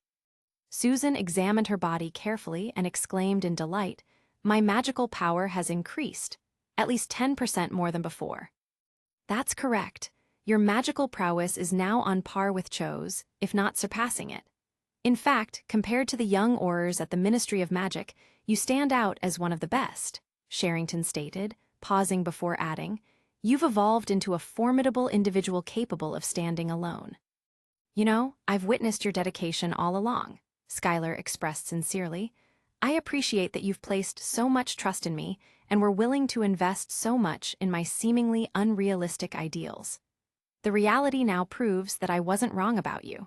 You're no less capable than any other core member in the Serpentes Vigil Club." "Ah, really?" Susan's cheeks blushed with two bright red spots. She had often felt a bit inferior, even though it was never explicitly stated. Self-aware of her position as the weakest among the core cadres in the Serpentes Vigil Club, this was the first time she received praise from Skylar. Shyly, she lowered her head, unsure of what to do with her hands. "You just emerged from a deep slumber, and there's something you're yet to discover." Skylar gazed at Susan with seriousness. "You've awakened an exceptionally rare blood talent." "Me?" Susan exclaimed, lifting her head and pointing at herself. "Blood talent. But my aunt always said our Bones family lacks such talents." "Indeed, you're right, and I won't deceive you. Your Aunt Leia is correct," Sherrington clarified. "The bloodline talent you've awakened is incredibly rare. The last known instance dates back over 2,000 years to ancient Greece, embodied by a man named Invincible Wizard Andros." "I know him. I even have his chocolate frog cards." Susan's eyes sparkled with an inexplicable light. "Are you saying the power I awakened comes from him?" She understood that Andros represented invincibility in his era, and if she inherited his bloodline power, it hinted at her immense potential. "Yes," Skylar confirmed. "This power is known as the skeleton of the Holy Spirit. It employs magic to stimulate the power within the blood, materializing a humanoid skeleton as colossal as a pureblood giant to serve as a shield. Due to the incredible defensive capabilities of the skeleton, it's also dubbed absolute defense. Master this secret, and you could become the most formidable frontline force in the Serpentes Vigil Club," Skylar declared. "You'll be the protector for all of us." Capitulo 224, Chapter 223, Harry's Fate. Thursday, May 27th. In Gryffindor, the morning class is Professor McGonagall's Transfiguration class, while Slytherin students attend Professor Borgin's Alchemy class. With just 1 month remaining until the final exams, the professors have shifted their focus to reviewing the semester's material rather than introducing new content. In Transfiguration, the review revolves around the application of various transformation spells. Professor McGonagall drops a hint that mastering cross-species transformation would guarantee full marks, though she realistically only expects Hermione to achieve this feat in the class. Harry and Ron deliver average performances, likely influenced by Hermione's assistance. However, Neville lags significantly behind, raising concerns about his ability to pass the Transfiguration Owl exam by the following year. The semester's alchemy studies focus on basic alchemical runes, mostly centered around simple runes, such as those mentioned before the Yule Ball. These runes are often applied to clothing, offering features like lightness, increased wearability, comfort, and functions like automatic ironing, repair, and temperature control. If Madame Malkin from Diagon Alley had been aware of these developments, she would likely have been displeased. These runes proved too simplistic for Skylar, having successfully inscribed invisibility magic on the Supreme Wizard's robe, comparable to Death's invisibility cloak. The runes for self-ironing and self-repair seemed trivial in comparison. After the Transfiguration lesson, Professor McGonagall singled out Harry for a special instruction. "Potter, head down to the Quidditch pitch at 9 o'clock tonight," Professor McGonagall instructed. "Mr. Bagman will reveal the details of the third event there." The same scenario and dialogue played out for Skylar. "You too, Mr. Malfoy. If you don't mind, go accompany Potter with you." In the afternoon, Gryffindor and Slytherin shared the defense against the dark arts class. This class held a special place in Hermione's heart, being her favorite throughout the week. For some mysterious reason, Professor Moody seemed particularly inclined to pair her with Skylar. Since the end of March, when she was initially scheduled to learn security guarding, but instead delved into the iron armor charm, Hermione and Skylar consistently partnered in every defense against the dark arts class. Even though Gryffindor and Slytherin shared 3 classes, potions, magical creatures, and defense against the dark arts, it was only in the latter that Skylar had the most interactions with Hermione. Despite Skylar limiting their discussions strictly to defense against the dark arts, Hermione found solace in the fact that during this period, Skylar's time belonged to her alone. Skylar's generous guidance, irrespective of house differences, propelled her defense against the dark arts skills to new heights, contributing to her fondness for the subject. While her peers grappled with mastering the shield charm, Hermione and Skylar had already delved into practicing protection from all evil and invulnerability to all evil privately. Hermione was profoundly astonished to learn that Skylar had not only mastered the derivative spells, but had also crafted his protective magic from them. Witnessing Skylar's protective magic during the Triwizard Tournament's first event, Hermione initially assumed it was a secret inheritance exclusive to pureblood families. She never imagined that Skylar's mastery of magic had reached a level where he could create his own spells. This ever-widening gap between them once again made her feel that he was beyond reach, yet it fueled her determination to become stronger. At 8:30 in the evening, Skylar bid farewell to Daphne and Astoria, encountering Harry in the hall as he descended the stairs. "What do you think it will be?" Harry inquired as they walked down the stone steps into the cloudy night. "Ron keeps talking about the underground tunnels. He thinks we are looking for treasure." According to the historical practice of the Triwizard Tournament, the first 2 events vary each session, but the last one has never changed. Skylar, with a smile, seemed to recall something and continued. If you asked Granger this question, she would probably tell you that she had seen information on this in a report. "True," Harry scratched his head. "You and Hermione are the same type of character. You know so much." "It's not that we know much, Harry." Skylar looked at Harry with gray pupils and said, "It's that you don't pay enough attention to knowledge. Here's a piece of advice for you. You are the boy who lived, and the mark on your forehead has destined you to never be ordinary in your life. If you continue to have this muddled mentality, you will have big problems in the future." Harry frowned, feeling a little uncomfortable. He asked, "What do you mean by this?" "If you really want to know," Skylar said lightly, "ask Dumbledore.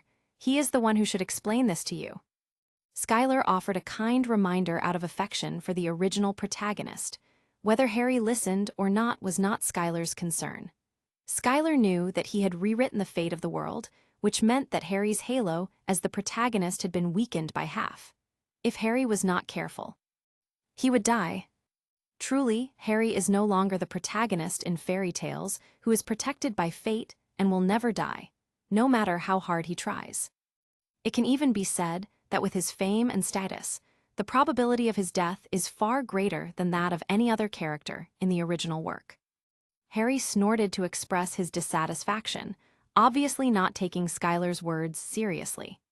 Harry was born into a family that could be considered semi-abusive to him, which created his character of contempt for authority and distrust of elders and adults.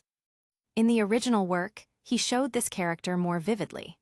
He never obeyed Dumbledore, McGonagall, and the Ministry of Magic's persuasion and orders, always acting according to his own wishes. He dared not even listen to what Dumbledore said, let alone what Skylar, a student of his own class, preached.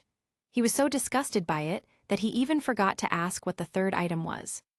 They walked along the dark lawn toward the Quidditch pitch and entered through a gap between the stands. "What are they doing here?" Harry stopped suddenly and asked angrily. The Quidditch pitch is no longer smooth and flat. It seems as if someone has built countless long, low walls here. These low walls are intricate and winding in all directions. "It's a shrubbery," Skylar said, looking down at the short wall closest to him.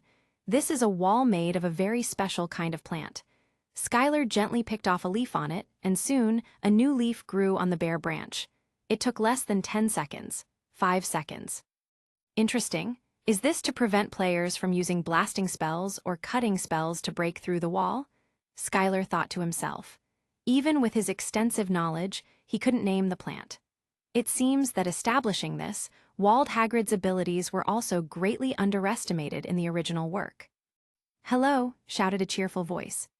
Ludovic Bagman stood in the middle of the court, and beside him stood Elinor and Katerina. The two of them stepped over the low walls and walked towards them. "What do you think?" Bagman asked cheerfully. "It's going well, isn't it? In another month, Hagrid will make them 20 feet tall. Don't worry," he said as he saw Harry and Cedric. With an unhappy expression on his face, he continued with a smile, "As soon as the competition is over, your Quidditch pitch will be restored to its original state. Okay, I think you can probably guess what we are going to do here, right?" Looking at it, Bagman winked and Skylar smiled and said, "It's a maze, right? It looks really interesting." "That's right," Bagman said. "It's a maze. The third one is that the project is very simple and clear. The Triwizard Cup is placed in the center of the maze, and whichever champion touches it first will get full points." "We just need to pass the maze?" Elinor asked. Although she comes from a powerful, pure-blood family, her family is obsessed with alchemy and does not know much about various common things in the world. A typical elite house, with royal families having no business with the outside world whatsoever. "There'll be a lot of obstacles," said Bagman cheerfully, hopping up and down on tiptoe. "Hagrid has provided a whole bunch of animals, and some spells that have to be lifted, and that sort of thing, you know. Also, yes, the champion with the leading score will enter the maze first, and that will be you, Mr. Malfoy," Bagman said enthusiastically to Skylar. "Then Mr. Potter and Miss Hohenheim, and finally it is Miss Monroe's turn. But you all have to work hard to succeed, which depends on your ability to overcome obstacles." After the meeting, Skylar suddenly had an idea and patted Harry on the shoulder. "Harry, can I have a word with you in the woods? Don't worry, it's just about some personal issues, and it won't take up too much of your time." "Okay, no problem," Harry said, slightly surprised. The two walked side by side towards the dark, forbidden forest. Harry's face became more and more solemn, and Skylar even noticed that his hand had tightly grasped the wand in his pocket. "Don't be nervous. I don't mean any harm," Skylar laughed dumbly. It seemed that Harry was quite wary of him, but he seemed to be thinking too much.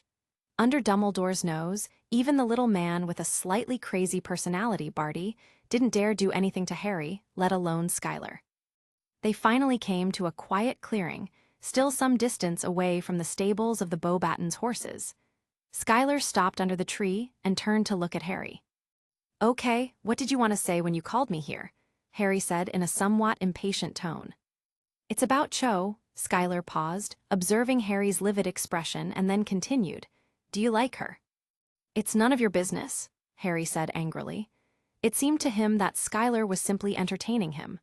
"Well, It cannot be denied that although Skylar had other purposes for doing these things, using this as a topic did have the intention of entertaining Harry. Of course, it's none of my business. You know, Cho is the core member of my fan club and my most hardcore fan. Is it okay if I care about her? Skylar showed a mean look with a smile. I think Cho likes me a little bit, but, alas, I already have a girlfriend. Harry was disgusted by Skylar. He didn't want to continue this topic, so he turned around and asked to leave. Suddenly, there was unusual movement in the trees. A man suddenly stumbled out from behind a tall oak tree. It was Mr. Crouch. He looked like he had been wandering outside for many days. His robe was in tatters, his body was covered in blood, his face was covered with scars, his beard was unkempt, and his face was gray and haggard. His neat hair and beard needed washing and trimming. His appearance was certainly strange, but the strangest thing was his behavior. He seemed to be talking to someone, and this person was only visible to him. He kept muttering to a tree and making gestures. Harry couldn't understand what he was saying, but seemed to hear the name Weatherby. He could only guess that he was mentally disturbed. Think of a tree as Percy. Capitulo 225, Chapter 224, Harry's Heart. Then send an owl to deliver a message to Madame Maxime. She may also want to increase the number of students, since Karkaroff's number has increased to 12. Let's do it, Weatherby, okay? Okay, okay. Mr. Crouch's eyes bulged. He stood there, staring straight at the tree, muttering silently. Then, he staggered a few steps to the side and fell to his knees. Mr. Crouch, Harry slowly walked towards Crouch. Crouch did not look at him but kept talking to a nearby tree. Suddenly, Crouch staggered to the side and fell to his knees. Mr. Crouch, Harry shouted, are you okay? Crouch's eyes rolled up. Harry turned to look at Skylar. At this time, Skylar also entered the bushes and said calmly, what happened to him? I don't know, Harry whispered. Listen, you'd better go and call someone quickly. Dumbledore, Crouch gasped. He rushed over, grabbed Harry's robes and pulled him to him, but his eyes were staring directly above Harry's head. I want to see Dumbledore. Okay, said Harry. As soon as you get up, Mr. Crouch, we'll go find. I did one stupid thing, Crouch gasped. He looked completely crazy. His eyes protruded outwards and rolled around. Drool dripped down his chin. You must tell Dumbledore. Get up, Mr. Crouch, Harry said loudly and clearly. Get up quickly. I'll take you to see Dumbledore. Mr. Crouch's eyes turned around and glared at Harry. Who are you? He asked quietly. I'm a student at school, Harry said. You're not his, Crouch asked softly, his mouth drooping. No, said Harry, who had no idea what Crouch was talking about. Dumbledore's man, Crouch continued while scrutinizing Harry from below. Yes, Harry said. Seeing that Crouch was unconscious and unable to communicate, Harry gave up his plan to take him to see Dumbledore. He planned to bring Dumbledore here. So he tried to let go of Crouch's grip on his robe, but Crouch's grip was too tight. Harry tried to get up and leave, but his movements seemed to irritate Crouch, and he hugged Harry's arms, dragging Harry to the ground. Skylar sighed. Potter, we are wizards. There are many ways to find Dumbledore, Skylar said a little helplessly. Running from here to the principal's office with one pair of feet is undoubtedly the stupidest way. He pointed with his wand. A dead branch on the ground instantly turned into an owl with Harry's name engraved on it. Go and find Dumbledore. The window of the principal's office is on the 8th floor, the owl fanned. He flapped his wings and flew away. Ah, Harry's face suddenly turned red when he saw Skylar's calm reaction, feeling a little ashamed of his panic just now. He said hoarsely, What should we do now? Wait, Skylar smiled. Dumbledore should be here soon. Before that, Skylar waved at Mr. Crouch. A wave of the wand lulled him into a deep, peaceful sleep. After Mr. Crouch fell asleep, the scene suddenly became quiet. Harry couldn't help but recall the previous conversation with Skylar and then thought of the charming Cho. Suddenly, a hot and unconvincing feeling began to resurface in his heart. Looking at Skylar's neatly combed, light blonde hair and his stinky face that was somewhat similar to Draco's, the disgust in Harry's heart grew crazily.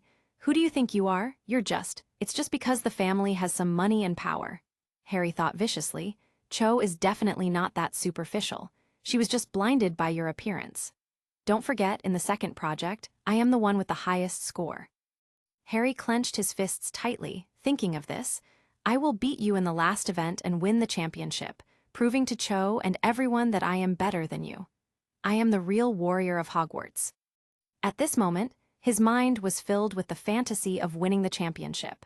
The image of him holding the Triwizard Cup high, and the cheers of the crowd could be heard in his ears. Among the crowd, Cho's delicate and outstanding face was filled with admiration, while the defeated Skylar was like a loser that no one cared about, kneeling in a shadow-covered corner. Skylar's illuminating insight was already at full strength. When activated, all disturbances within the Forbidden Forest cannot be hidden from his perception. If Crouch wants to sneak attack on him, there will be absolutely no chance. Unexpectedly, all the changes in the expression on Harry's face fell into Skylar's perception. Skylar gave Harry a silent and wandless legilimency in a vague way and got a glimpse of the things in Harry's mind. After thinking about it, I couldn't help but laugh and cry. Suddenly, a ray of magic light flashed through. Skylar jumped sideways and nimbly avoided it. The wand in his hand pointed at the tree where the magic spell was emitted. Harry also took out his wand, his expression serious and guarded. "Who's there?" Harry shouted. The opponent obviously had no intention of showing up, but planned to continue using the terrain advantage to conduct an ambush. The Forbidden Forest was very dark at the moment. If Skylar hadn't been able to spy on his surroundings using the illuminating insight, the sneak attack just now would have had at least a 99% chance of success. "The enemy is lurking in the dark and is very disadvantageous to us," Skylar said solemnly. "Potter, you are the one true savior the wizarding world needs. This world cannot live without you. Find a chance to escape and find Dumbledore. He should have already been on the way here. I'll cover you and try to fend it off." "But I can't." "Listen, Potter." Skylar's face was full of anger. "Are you a man? Stop it. Do you want us both to die here and no one in the outside world knows about his return? Let's go. Quickly, we are running out of time, Potter." Harry was still hesitant. To be honest, he and Skylar definitely couldn't be called. Friendly friends can only be regarded as classmates. However, Harry's inner heroism complex did not allow him to leave Skylar and escape alone. Harry's reaction was within Skylar's expectation, so Skylar used his ultimate move. "If anything happens to me, Cho will take care of you." Harry's eyes lit up, and he gritted his teeth, nodding heavily. As if there was wind under his feet, he ran all the way out of the Forbidden Forest without looking back. After Harry left, the expression on Skylar's face calmed down instantly. The person coming must be Barty Jr., but judging from the magic that Barty Jr. has shown before, this version of him is different from the one in the original work. Skylar has always suspected that he is involved in both the Death Eaters and the Shadow Dragon Force. But so what? No matter how powerful he is, he can't be stronger than Voldemort, right? Skylar's strength has grown crazily this semester. It can be said that even if Voldemort comes today, he is confident that he will escape unscathed. In Skylar's opinion, competing with Barty Jr. was much easier than acting in front of Harry. By the way, Harry is really easy to deceive. Capitulo 226, Chapter 225, Barty Jr. Assault. "Finally, I can let go and fight." Skylar rubbed the wrist, holding the wand, and sighed softly. "Ventus." Skylar quickly waved his wand, and several air currents generated in all directions of Skylar simultaneously. The air currents intertwined and merged together, spinning into 4 tornadoes that attacked Skylar's front, back, left, and right sides simultaneously. "I told you to hide," Skylar sneered. Simultaneously, 4 balls of light appeared behind him in 4 colors: red, blue, yellow, and green, illuminating the area within 10 feet of him. The tornadoes knocked down trees one by one, and a black shadow quickly jumped out of the trees, shouting, "Avada Kedavra!" A green light struck Skylar, indicating the intention to inflict a deadly blow. With a powerful wave of Skylar's wand, 2 large oak trees were uprooted and staggered in front of him, effectively blocking the Death Curse's attack. "Ventus." Skylar drew a small circle with his wand, using the whirlwind spell again to launch another wave of attacks. A strong wind with a loud whistling sound blew the two fallen oak trees away. The leaves were all rolled up, each shining with a sharp luster, shooting towards the black shadow with the strong wind. The sound of flying leaves filled the air, cutting through like knives. The black shadow couldn't dodge and was cut by several flying leaves, splashing blood on the ground. Simultaneously, the mysterious attacker revealed his true face. This was likely a young man in his early 30s, lacking the vitality one would expect. Instead, he appeared lifeless, with wrinkles forming at the corners of his eyes. His facial features closely resembled Mr. Crouch's, but his complexion was unusually pale, almost akin to the vampires Schuyler had encountered in the Transylvanian castle. He possessed a slightly freckled face and disheveled light blonde hair. "Barty Crouch Jr." Schuyler whispered the other person's name. "Are you here to kill your father?" Barty Jr. hesitated briefly upon hearing his name but became emotional at the following sentence. He lost control. "He is not my father. I don't have such a father." His eyes brimmed with hatred as if he spoke not of his blood relatives, but of a father-killing enemy. "Since I was young, he taught me the nobility of pure blood and the glory of the family." Barty Jr. gritted his teeth, but when something happened, he wished he didn't have me as his son. His cold eyes said it all in the courtroom. He wanted to send me to Azkaban. Tell me, what kind of a father that would send his own son into Azkaban wholeheartedly? "Very well," Schuyler nodded. "He is still useful to me. If you plan to kill him, do it quickly. Just a reminder, Dumbledore is almost here." "I can't defeat you," Barty Jr. said coldly. "But I want to know, will you stand in the way of the Master's plan?" "Master," Schuyler flashed a playful smile. "May I ask which master you're referring to?" Barty Jr.'s face changed abruptly, and he shouted coldly, "Tell me, what do you know? How far have you learned of us?" Schuyler excelled at seizing the moment when his enemy was distracted, and this time would be no exception. At the instant Barty Jr. lost focus, one of the light balls behind Schuyler erupted, emitting a dazzling bright light. As Barty Jr. instinctively covered his eyes, a silent and formless stunning curse struck him, causing him to stiffen and fall backward. "That's what I'm about to ask more from you. You'd better explain everything while you have a touching reunion with your beloved father." Schuyler smiled sardonically. Schuyler swiftly stowed Crouch and his son into the suitcase space, casting an invisible phantom spell upon himself.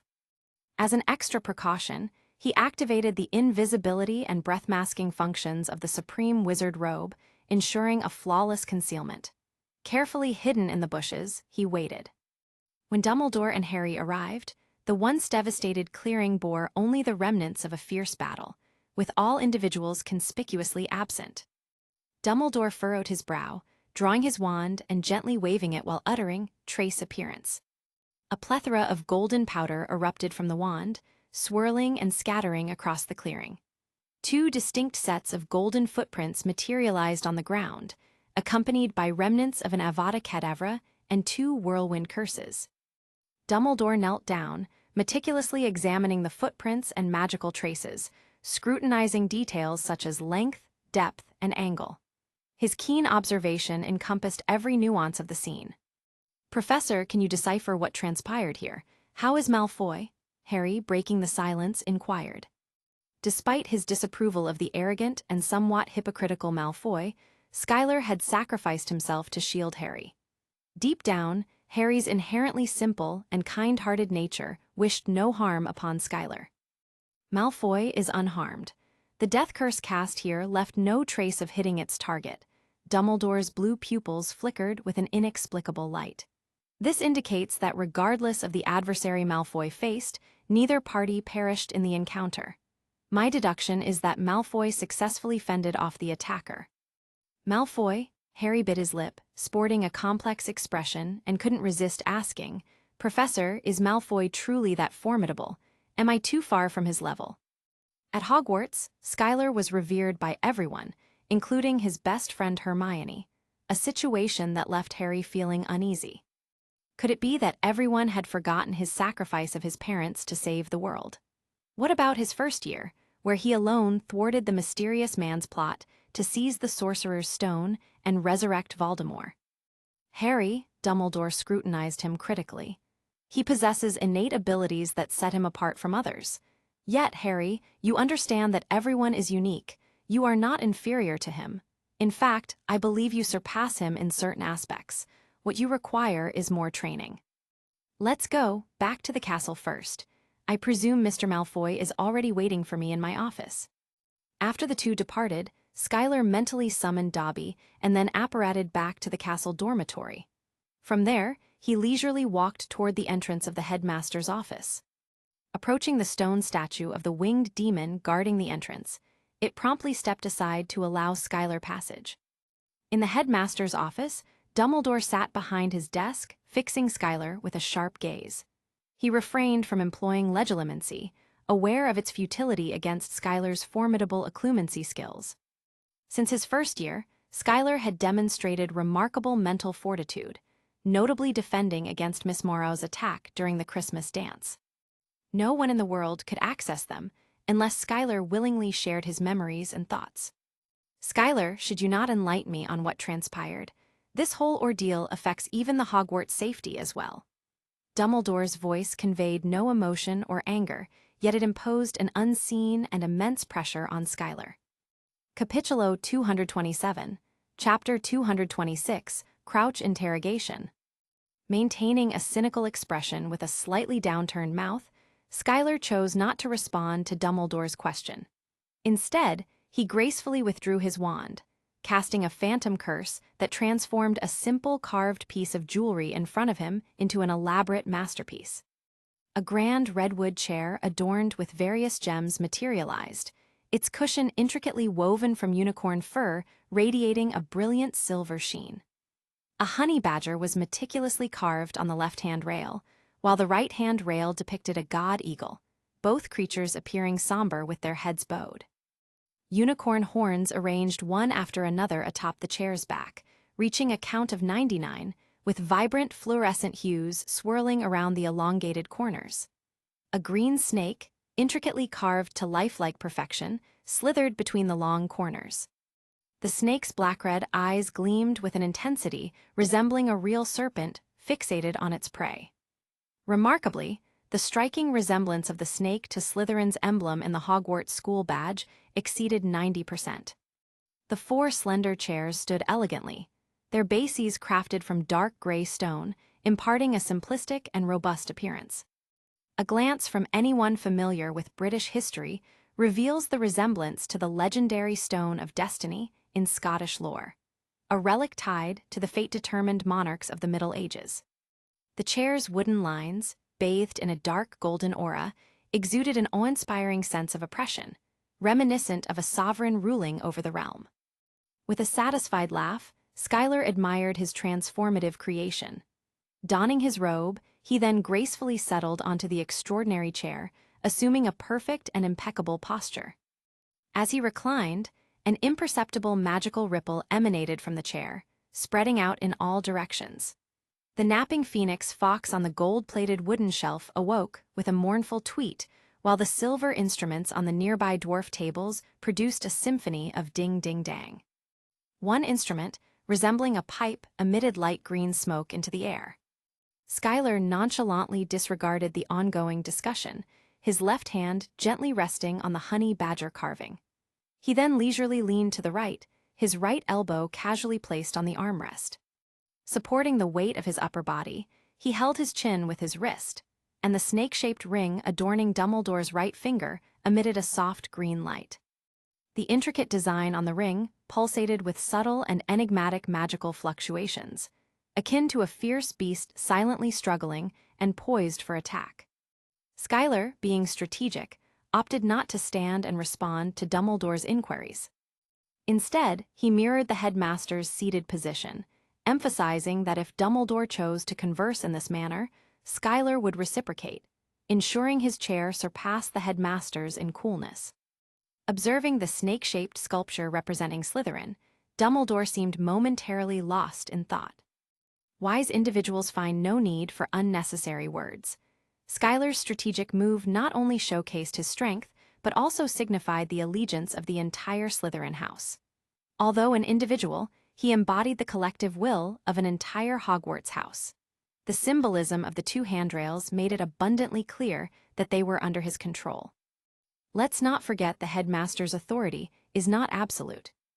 In the original world, Dumbledore's immense power made him an almost untouchable figure, revered for his reputation and his pervasive control over Hogwarts, including the school's operational layer, its professors. The board of directors, overshadowed and rendered inconspicuous, became a mere shadow institution within Hogwarts. Students were oblivious to the existence of the school board, an entity capable of checking and balancing the headmaster's power.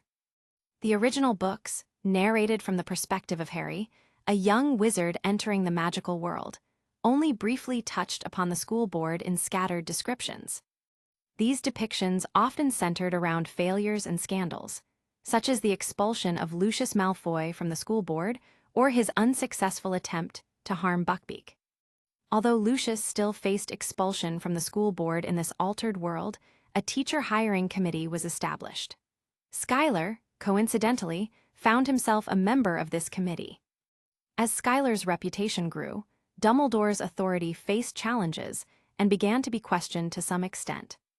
Skylar's potential and unwavering determination cast an undeniable shadow over the seemingly impervious authority of the school board. It's a well-known fact that those who secure positions on the school board amid fierce competition are far from simple individuals. With Dumbledore surpassing a century in age, the looming question of succession after his eventual departure lingers.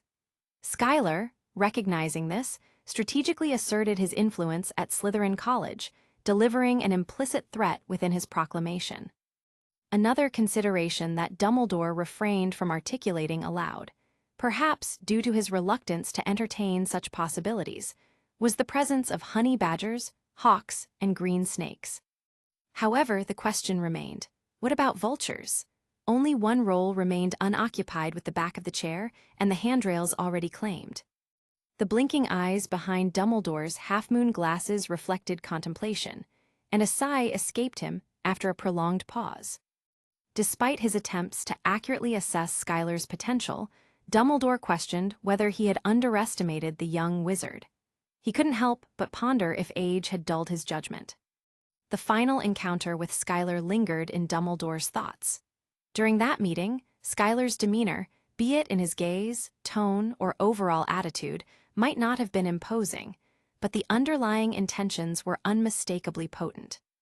Like a long-lost fierce beast, Skylar now displayed a complete lack of restraint, baring his fangs openly in Dumbledore's presence.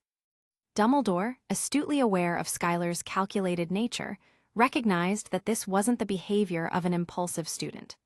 Skylar's bold actions suggested a deep-rooted confidence in his own abilities. Skylar, my concern is solely for the safety of you and the other students. Dumbledore's tone, notably softer than before, conveyed a genuine worry. Skylar, however, didn't dismiss Dumbledore's softened approach. He understood that Dumbledore's skill in swaying hearts with words rivaled that of Greenworth. The Order of Phoenix, a group lacking financial resources and basic amenities, stood as evidence of Dumbledore's ability to inspire individuals willing to sacrifice for a lofty ideal. On this matter, we can discuss openly, Skylar responded with an unyielding expression, addressing the issue seriously. I can confirm that the culprit is Mr. Crouch. As for the assailant, they are likely acting under the orders of a mysterious figure, possibly connected to the shadow of the dragon. Dumbledore rested his hands on the table, intertwining his fingers, and regarded Skylar with intrigue. Why? He inquired. The assailant used a life-ending curse, displaying a ruthless and direct approach, indicating a Death Eater's style, Skylar explained. In response, I countered with a Ventus, causing him to emanate a black mist similar to what was observed on Dwarf Star. Realizing the unfavorable situation and unable to await your assistance as the headmaster, I chose to retreat. As for Mr. Crouch, he is unharmed. I secured him in the suitcase left by Scammond and took him away. Skylar, Dumbledore continued, may I request that you release Mr. Crouch? I have some questions for him. Skylar hesitated intentionally, leaving the statement unfinished. You can rest assured. I understand the significance of this interpersonal connection, and I assure you that I'll make it clear to him that you single-handedly rescued him, ensuring you receive due credit," Dumbledore affirmed with determination. Schuyler feigned a thoughtful demeanor. "Well," Schuyler spoke after a thoughtful pause, indicating that he had carefully pondered the decision. He shrugged and said, "I guess I owe you some gratitude for the book A Battle, right?" Schuyler extracted Mr. Crouch, who was still in a deep sleep, from the suitcase space, placed him on the ground, and swiftly cast a wand movement over his head to lift the sleeping spell. He whispered, "Harry probably informed you that Mr. Crouch exhibited sudden madness upon arrival. Concerned about the potential harm to himself and others, I put him to sleep." Dumbledore nodded in understanding. As Crouch awakened, he rubbed his disoriented eyes and questioned, "Dumbledore, Malfoy, where am I? Why am I here?" Dumbledore's blue eyes shone as he closely examined Crouch's gaze. "Barty, don't you remember anything?" Crouch appeared perplexed. "Remember what? I recall being busy with work today. The international ban on private self-determination made little progress. I delegated the task to young Weatherby. He's quite enthusiastic, a bit too zealous to be honest. I returned home, didn't even have dinner, just fell asleep on the sofa. Then, woke up here." "Now," Crouch spoke with a somber tone, "you should tell me what happened." Dumbledore concisely recounted the events of how Schuyler and Harry discovered him in the Forbidden Forest, how he was attacked, and ultimately rescued by Schuyler. Crouch widened his eyes, finding it hard to believe that he had experienced so much in a single night. If it weren't for Dumbledore narrating the events, he might dismiss it as pure fiction. However, he recognized that Dumbledore and the young Malfoy had no reason or motivation to deceive him with such a story. Desiring to return home, Crouch contested, but Dumbledore insisted he spend a night at the school hospital. He suggested that Madame Pomfrey observe him to ensure there were no lingering effects before allowing him to leave. Weakened and unable to argue further, Crouch reluctantly agreed to stay at Hogwarts for the night. A few hours later, precisely at midnight, Crouch, who had been sleeping with his eyes closed, abruptly opened them. He sat up from the lying position and found himself alone in the ward. The distant sounds of Madame Pomfrey's busy activities echoed outside. Running his hand across his forehead and face, Crouch discovered a considerable amount of cold sweat, leaving his face damp. Capitulo 228, Chapter 227, Memory Manipulation. Yes, Schuyler manipulated his memory before meeting Dumbledore. Schuyler employed a method distinct from common forgetting spells or memory modification spells. He utilized the absolute mastery inherited from Slytherin. While the effects of these three methods may appear similar, their underlying principles differ significantly. Having proficiency in all three types of magic spells, Schuyler thoroughly understood their distinctions. Imagine memory as an intricate network with innumerable interconnected nodes. Each node represents a complex piece of original data and possesses numerous sockets and plugs. These sockets and plugs form cross-node links, organizing the original data into an information network. Through layer upon layer of this network, a complete memory system emerges, logically self-consistent and echoing back and forth. For those familiar with data analysis, this principle is akin to raw data being nodes and the interlinked nodes forming an information network. A comprehensive knowledge system is created when these networks intertwine and stack. When subjected to a forgetting spell, certain nodes on the extensive network are directly erased, as if they never existed. This is also why the deceptive Professor Lockhart managed to evade detection for an extended period. The complete forgetting spell inflicts nearly irreparable damage to memory, making it challenging for anyone to expose him. However, facing a master like Voldemort, one of the world's foremost wizards, poses a different scenario. The Cruciatus Curse stands as the sole known method to break the Oblivion Curse in magic. It demands highly skilled execution to induce both pain and torture simultaneously without driving the victim insane. Memory modification spells, also referred to as memory manipulation spells, encompass various types based on their effects and durations. A common example is found in the 7th book of the original series, where Hermione decides to employ it on her parents, erasing their memories to ensure their safety while she participates in the battle against Voldemort. This type overlays new memories onto the original ones, effectively sealing and concealing the primary memory nodes. These relevant memory nodes do not vanish, but instead get buried from the main consciousness into the deeper subconscious. The effects of this spell are reversible. By casting the correct unspell, the subject can restore their original memories. In the original book, Hermione successfully employed this technique in Australia to retrieve her parents, unlock the magic, and reunite her family. However, the drawback lies in its vulnerability to detection. If someone suspects foul play, especially skilled legilimens, they can bypass the false memories and unearth the concealed real memories. In the original book, young Tom Riddle manipulated memories using this magic after committing murder. He altered the recollections of his uncle and the house elf Heggie, framing his uncle for the Riddle family murder and implicating Hokey in the manslaughter of his owner, Hepzibah Smith. While the overall magical prowess of most Ministry of Magic employees may not be exceptional, this assessment applies to ordinary civilians, excluding Aurors and other armed forces, as well as members of the Wizarding Court. The selection process for Wizarding Court members is rigorous, making it challenging for even pureblood families to infiltrate despite centuries of effort. Before Skylar's appearance, even the influential Malfoy family had never secured any seats on the Wizarding Court. The unspoken rules, understood by Skylar, outline that, aside from the easiest shortcut of obtaining the Order of Merlin, a prerequisite for Wizarding Court membership is the ability to cast a fully physical Patronus charm. The Patronus charm, considered a reflection of the soul, gained significance due to the Book of Spells, record of Rishian's attempt, and the subsequent backlash. A common misconception prevailed that individuals capable of casting the Patronus charm must possess pure hearts. Although untrue, this notion became deeply ingrained in the wizarding world's perception of the Patronus curse. Mastering the Patronus charm is a well-known challenge, and most wizards aspiring to join the Wizarding Court must conquer this spell. This requirement underscores the complexity and proficiency of the members, making it evident that none of the wizards in the Wizarding Court are ordinary individuals. The successful concealment of the 2 murders from the court members at that time attests to the clandestine nature of those acts. However, during Skylar's second year, Dumbledore's suspicion intensified after discovering and confirming the existence of Horcruxes in Tom's diary.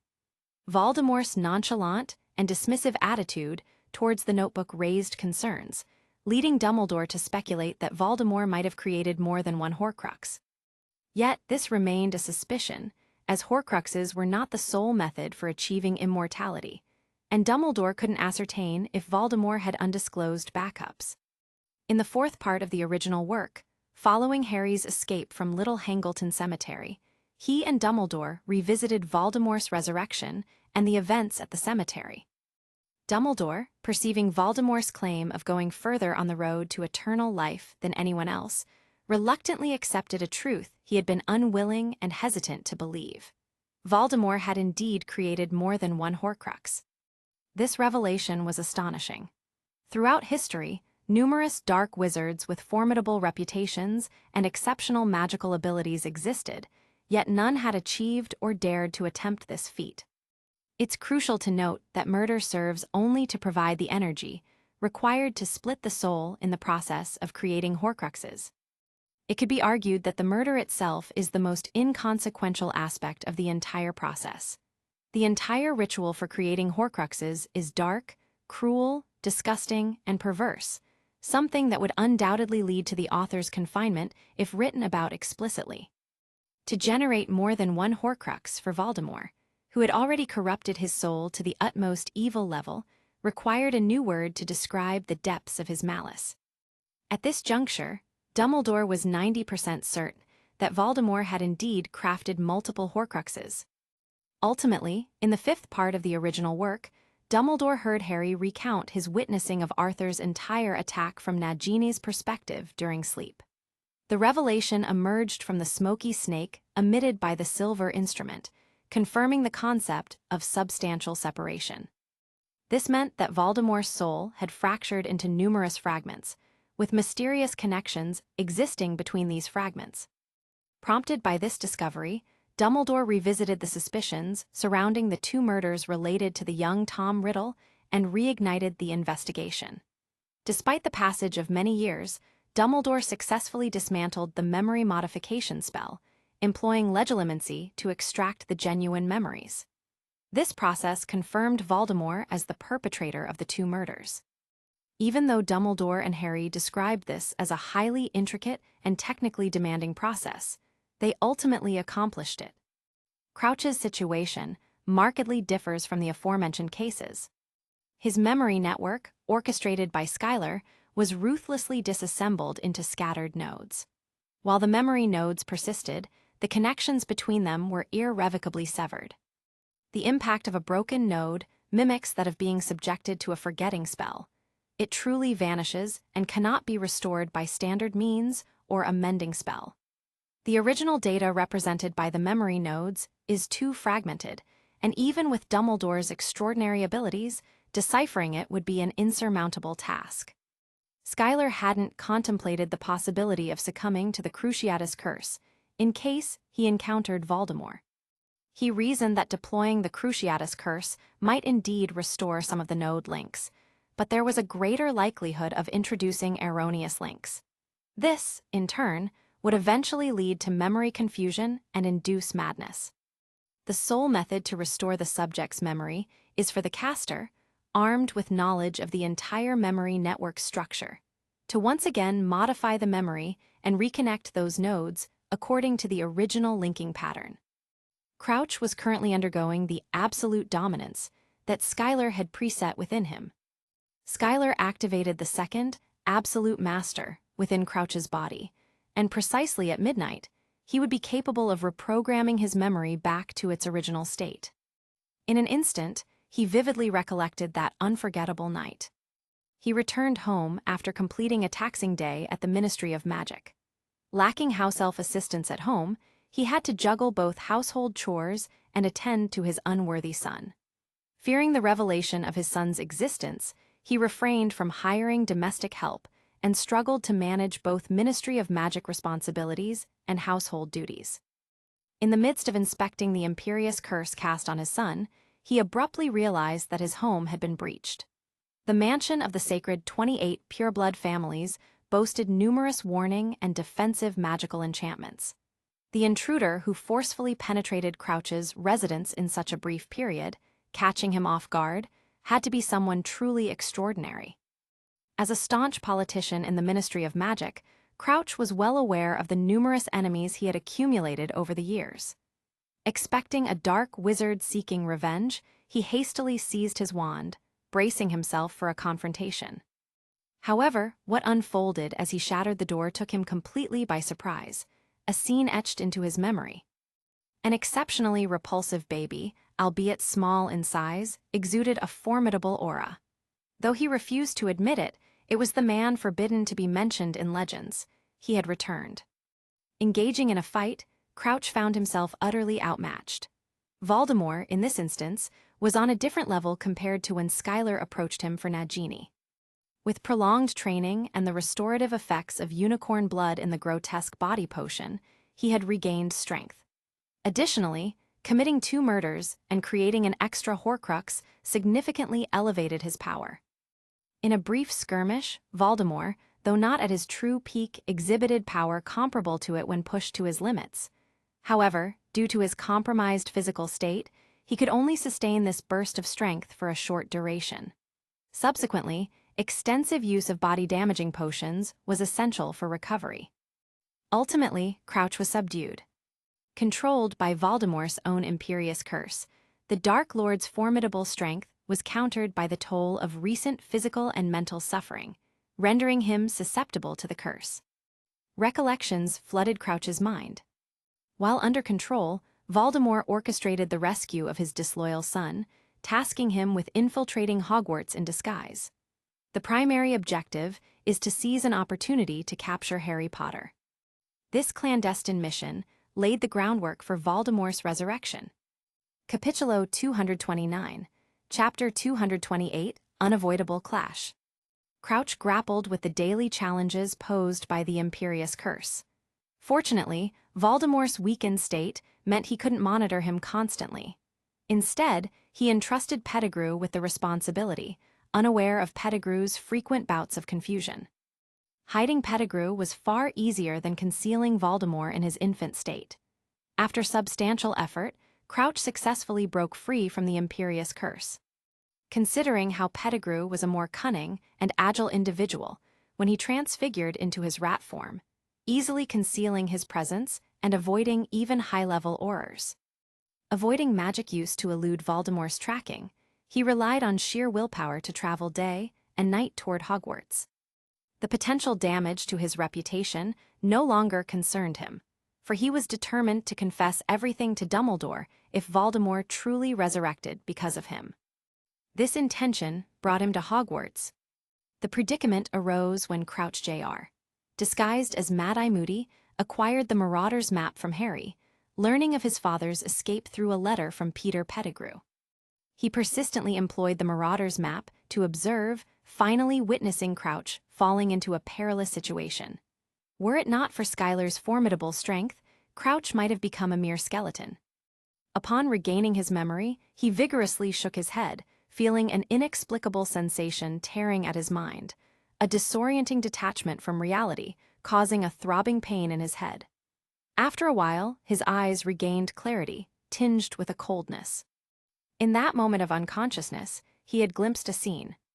His son, bearing the same name and honor, the son who achieved 12 OWL certificates, the son in whom he invested high hopes.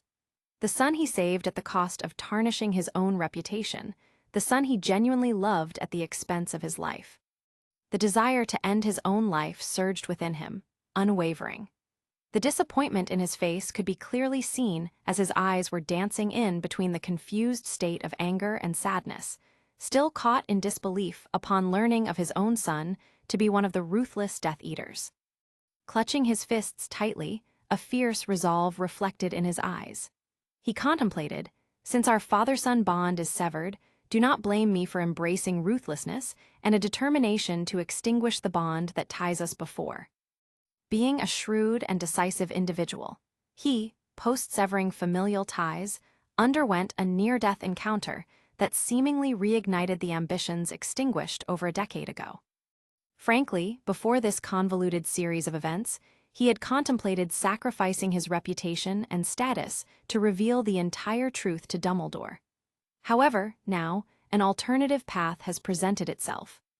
Aware that his survival wasn't a mere stroke of luck, but owed to Skylar, the student hailed as a beacon of hope in the magical world and the future Dumbledore, he recognized an unexpected choice.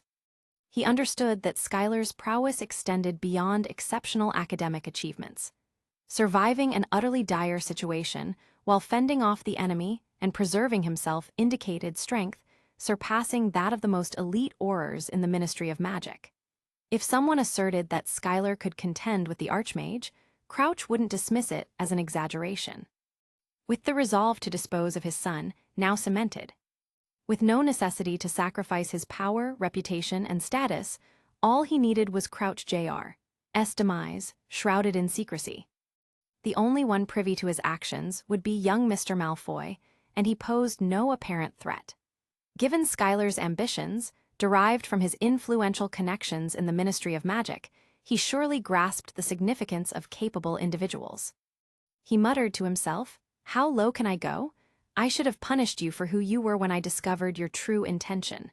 Now, I need to get a helping hand from a family that I despise. The Malfoys, all of this for the sake of the wizarding world's future."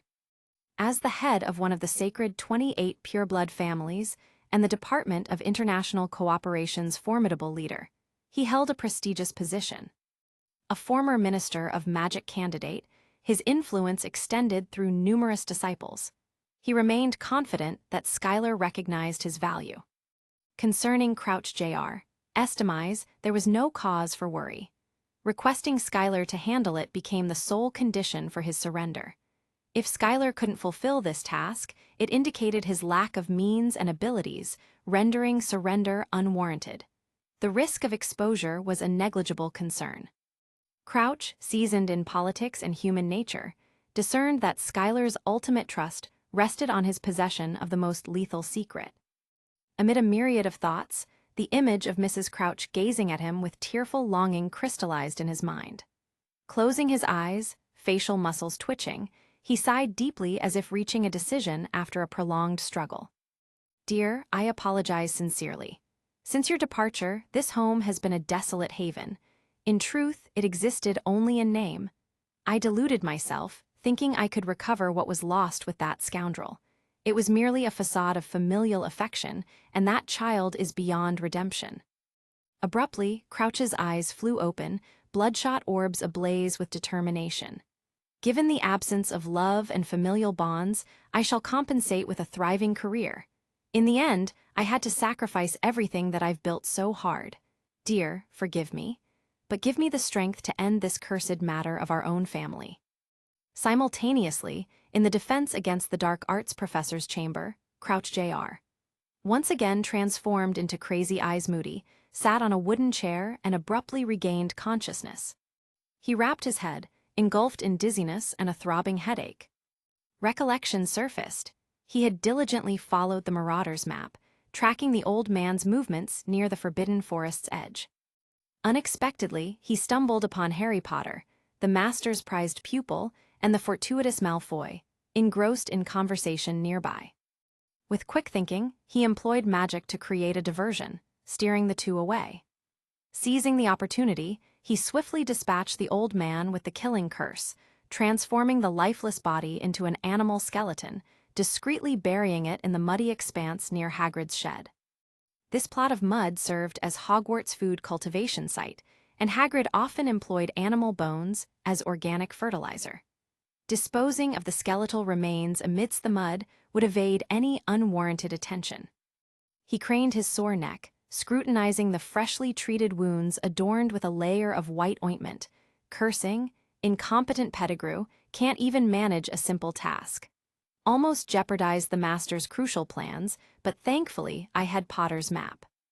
Massaging his temples, the headache seemed to ease, prompting another curse. Truly an old man, wandless and feeble in spirit.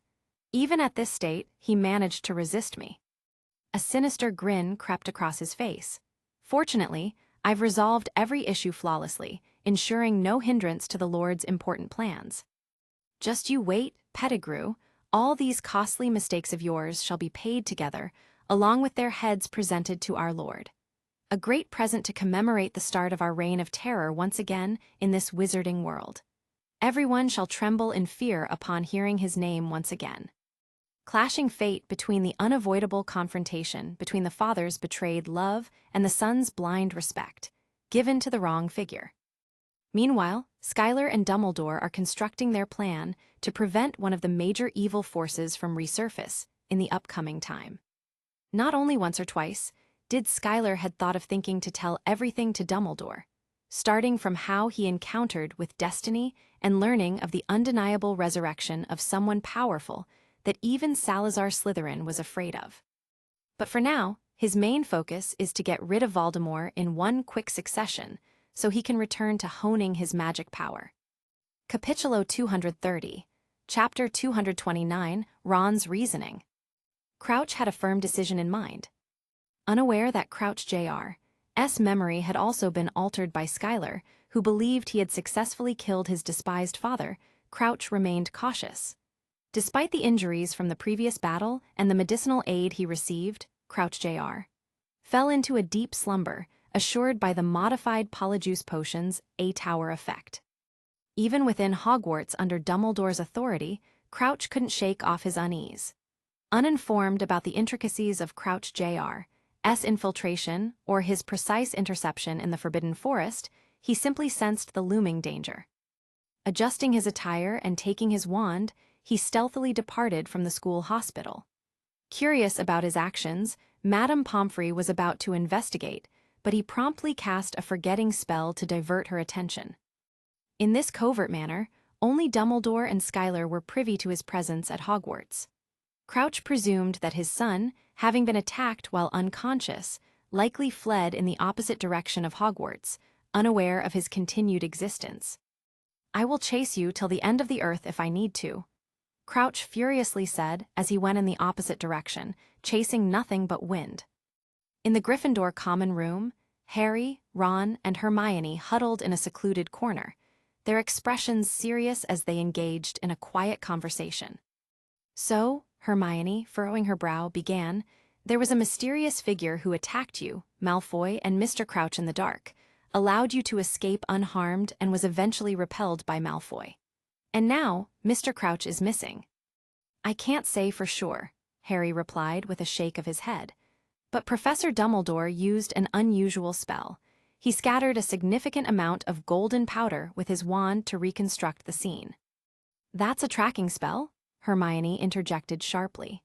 "It can detect magical traces within a certain time frame, including the footprints of wizards and magical creatures, as well as the spells cast in that area. The spell is a trace manifestation." "Yes, it's that magic. I remember Professor Dumbledore casting that spell," Harry continued.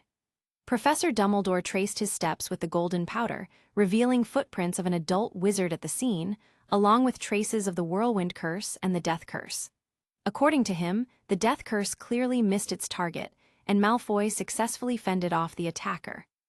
"Death curse?" Hermione and Ron exclaimed simultaneously. Unaware of the full details before, they now grasped the severity of the situation, realizing it was far more dangerous than they had initially thought. Harry, Hermione, with an intense gaze, questioned him seriously. "Why did you venture into the Forbidden Forest alone with Malfoy? What transpired between you two? Seems like a perfect opportunity for him to assault you if I don't know any better. What's wrong with you, Harry?" Ron exclaimed while shaking Harry's shoulders with both his hands. Harry hesitated, finding it difficult to broach the subject of the unbreakable vow. Ron raised an eyebrow, questioning his look, while Hermione maintained a skeptical look. "Malfoy led you there, and everything unfolded in that location," Ron remarked casually. "This all leads to him wanting you to fall into an accident, too coincidental if you ask me." Hermione arched her eyebrows, retorting coldly, "Ron, are you implying something is amiss with Skylar?" A flicker of pain and resentment passed swiftly through Ron's eyes, unnoticed by Hermione. Hermione remained perceptive. While she was undoubtedly an intelligent and knowledgeable witch, she proved not to be an adept liar. Ron's subtle hint prompted her to express her thoughts candidly. "Hermione, did you notice that you accidentally said Skylar instead of calling him Malfoy, like we usually do?" Harry, oblivious to the underlying tensions between his friends, continued, "What Ron said makes sense. Malfoy unexpectedly called me to such a remote and uninhabited spot. I thought it was for some important private discussion, but what he wanted to talk about." His face turned red, and he hastily continued, "Turned out to be trivial and irrelevant, almost as if he had foreseen what would happen there."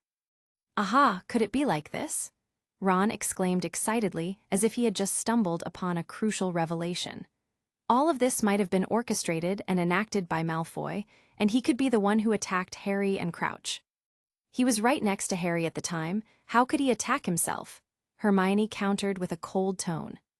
"The Malfoys know plenty of dark magic. What's so surprising about knowing a spell that can split himself in two?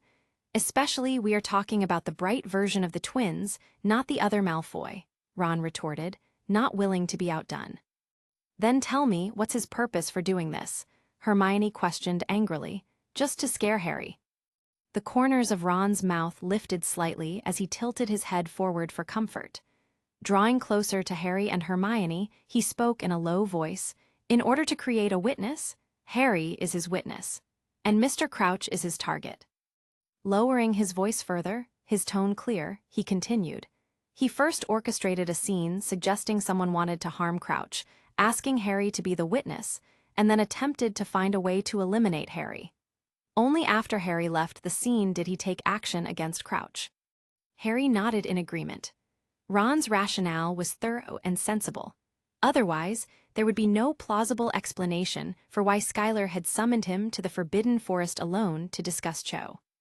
Hermione felt a bit unconvinced and wanted to argue, but she struggled to find any flaws in Ron's reasoning. After a pause, she said, "If something like this happens, even if Skylar doesn't go to Professor Dumbledore, do you think Professor Dumbledore won't approach him? If Skylar really harms Mr. Crouch?" She shuddered at her own conjecture, unable to accept the idea that Skylar might commit murder, even if it was just speculation. Continuing, she added, "If that's the case, do you think Professor Dumbledore wouldn't see through it? I refuse to believe that Skylar, a fourth-year student, could kill an adult wizard without a wand and then act as if nothing happened. If even Dumbledore thinks he's innocent." "I agree with what you're saying. If Malfoy commits murder, it's indeed impossible to hide it from Professor Dumbledore. However," Ron's eyes gleamed with a shrewd light as he spoke coldly, "Malfoy, this guy is more cunning than his father and brother. He's not a Death Eater, and indiscriminate killing is definitely not his style. It should be said that, for a utilitarian person like him, anything that harms others is not beneficial to him. Such things won't be his style. Assaulting Crouch and killing Crouch are things that only Death Eaters would do," Ron said, narrowing his eyes with a confident look. "Who is Crouch? He is the head of a department in the Ministry of Magic and holds a high position." Sirius also mentioned that he once ran for Minister of Magic, indicating his influence, strong prestige, and a circle of supporters. "If I were Malfoy, killing him would undoubtedly be the stupidest decision. Only by controlling him and letting him be used by me can I maximize the benefits of the whole thing," Ron continued. Hermione's face turned pale as she looked at Ron in disbelief. The words seemed out of character for him, and she felt a sense of unease. Harry, less surprised, thought for a moment and frowned. "Are you talking about the Imperious Curse that Professor Moody mentioned? Malfoy is just a fourth-year student like us. Does he have the ability to cast such magic? Even if he does, Crouch is no ordinary person. Working at the Ministry of Magic, he frequently encounters powerful wizards. Is it plausible that others won't see through Malfoy's curse when he reappears? The Imperious Curse is just one of the possibilities. There are thousands of magics in this world, and there are always some that even Dumbledore has never been exposed to," Ron said quickly. "Wait a minute." Just when Ron was about to delve into various black magic he had heard from his family, Hermione forcefully interrupted him. Hermione took a deep breath, her voice chilling. "Okay, you two have come to a conclusion so quickly, as if Skylar is really the villain you said. Haven't you ever considered that your preconceived prejudice against him prevents you from making an objective and accurate judgment on the matter?" Hearing the dissatisfaction in Hermione's tone, Ron's body seemed to tremble slightly. He knew he had touched Hermione's bottom line. He did not dare to look at her but instead looked away, focusing on the ground, and said softly, "These are just inferences, Hermione. You are too serious. In the first place, what kind of business do you have with Malfoy if Harry was the one harmed? Harry is our friend, not him." Hermione snorted coldly, ending the conversation. The three returned to their dormitory rooms, leaving an unhappy atmosphere behind them. The next day, which was a Tuesday, Harry, Ron, and Hermione slipped out of the dormitory early in the morning and headed to the owlery to send a message to Sirius. Standing there, overlooking the foggy grounds, all three had puffy eyelids and pale faces from staying up late the night before, discussing Mr. Crouch's affairs. They encountered the Weasley twins in the owlery, engaged in what appeared to be a heated argument about sending a letter, likely involving blackmail. Ron's face appeared pale. During the days when he and Harry were in a Cold War, he almost always hung out with the Weasley twins. Knowing their intent to make money this semester for opening a joke shop, Ron was concerned about the twins resorting to risky or illegal activities to achieve their goal, as they were desperate for funds, and Mr. Weasley couldn't assist them financially. Ron just couldn't think of how dangerous it was with how volatile the situation had been going around, and their attitude of wanting to get whatever they wanted as fast as possible. Capítulo 231, Chapter 230, Future Plans. Let's set aside Harry's trio story for now. Crouch left the school hospital at midnight, taking advantage of Hogwarts Castle's curfew with no one in sight. Crouch Jr., the sole possessor of the Marauders map, had relaxed his vigilance due to injuries and fallen asleep, making his whereabouts undiscovered. The next challenge was how to contact young Malfoy. Being a Slytherin house member, he knew the Slytherin common room's location but lacked the password for entry. Trespassing without the password risked triggering warning magic and attracting professors, which outweighed the benefits. Crouch's eyes showed no hesitation but occasionally flashed a shrewd look. He considered whether this situation might be a test of his ability by young Malfoy, entertaining the absurd idea that he was being assessed. If I failed to anticipate this, wouldn't my value diminish in Malfoy's eyes? This thought, seemingly out of character for the experienced Crouch, sent a chill down his accustomed-to-the-elements demeanor. Crouch composed himself and silently approached the entrance of the Slytherin common room. As expected, when he reached about 10 steps away, the stone wall automatically opened, revealing Skylar Malfoy waiting at the door. Skylar wore a calm, peaceful smile, seemingly anticipating Crouch's arrival. Skylar was well aware of Crouch's purpose. The newly implanted memory in Crouch's mind was Skylar's masterpiece. Beyond that, he used absolute dominance to reshape Crouch's inner personality, unearthing deep-seated ambitions and desires, particularly the lingering impact of familial disappointment. While part of Ron's deductions from the previous night were accurate, Skylar didn't directly orchestrate the attack. However, Skylar's involvement in creating turmoil wasn't idle. His target, as Ron speculated, was indeed Barty Crouch. Crouch, possessing resourcefulness, ambition, capability, courage, shrewdness, and decisive decision-making skills, was a valuable talent in Skylar's eyes. Assessing his ability to resist both Voldemort's Imperious Curse and the Oblivion Curse cast on Bertha Jorkins, Crouch displayed a commendable magical proficiency and a strong-willed personality. Skylar's primary focus lay in Crouch's talent.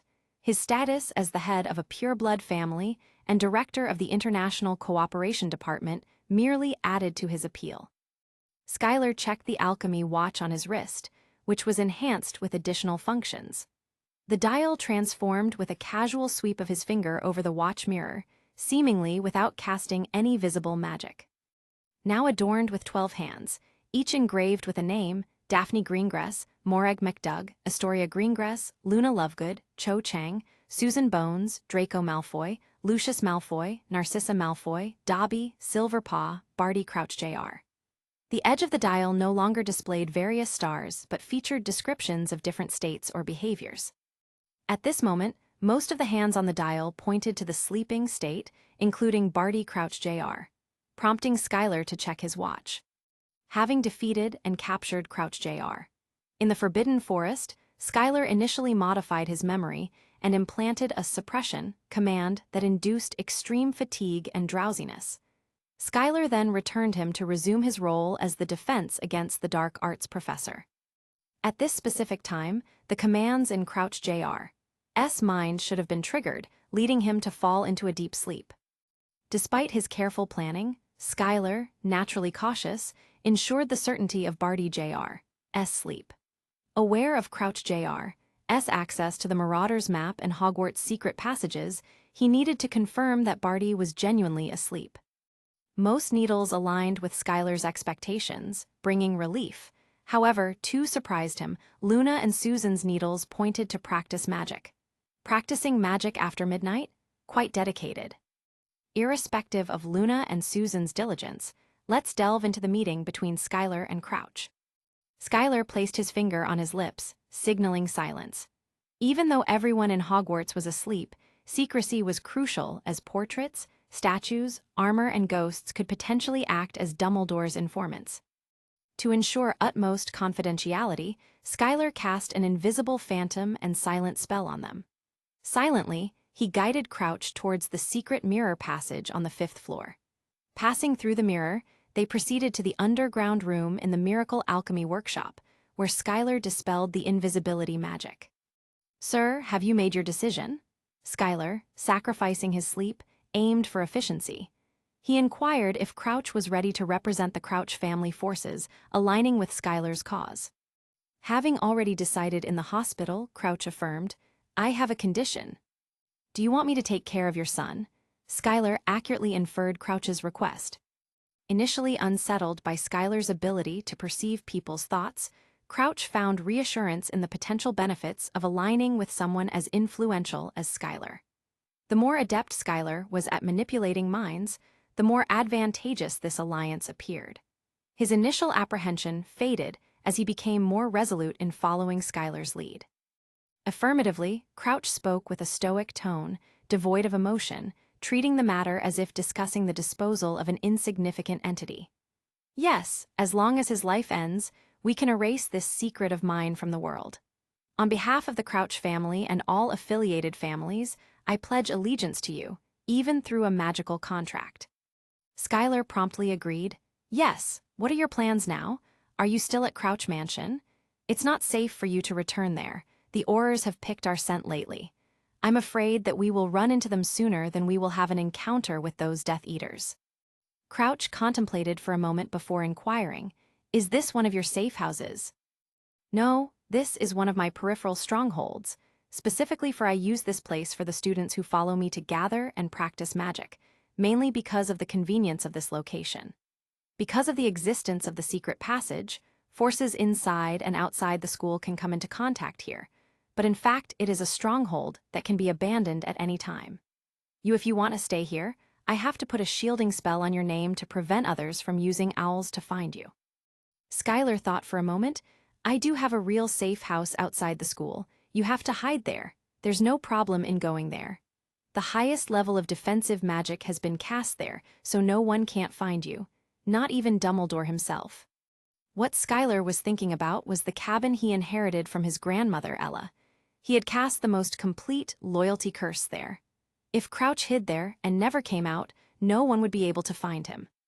Crouch pondered for a while. If he were replaced by Karkaroff, who was timid and afraid of death, he would immediately agree without even thinking about it, as if he was afraid that Skylar would suddenly regret it. However, Crouch didn't think so. Although Crouch lost his ambition after experiencing the pain of losing his wife, but he did not hesitate to get back up and tie the loose end for good. From the fact that he still holds the power of the head of a department and takes his work a little too seriously, it can be seen that deep down in his heart, he still has an inseparable attachment to powerful causes. "Let me ask you a few questions first.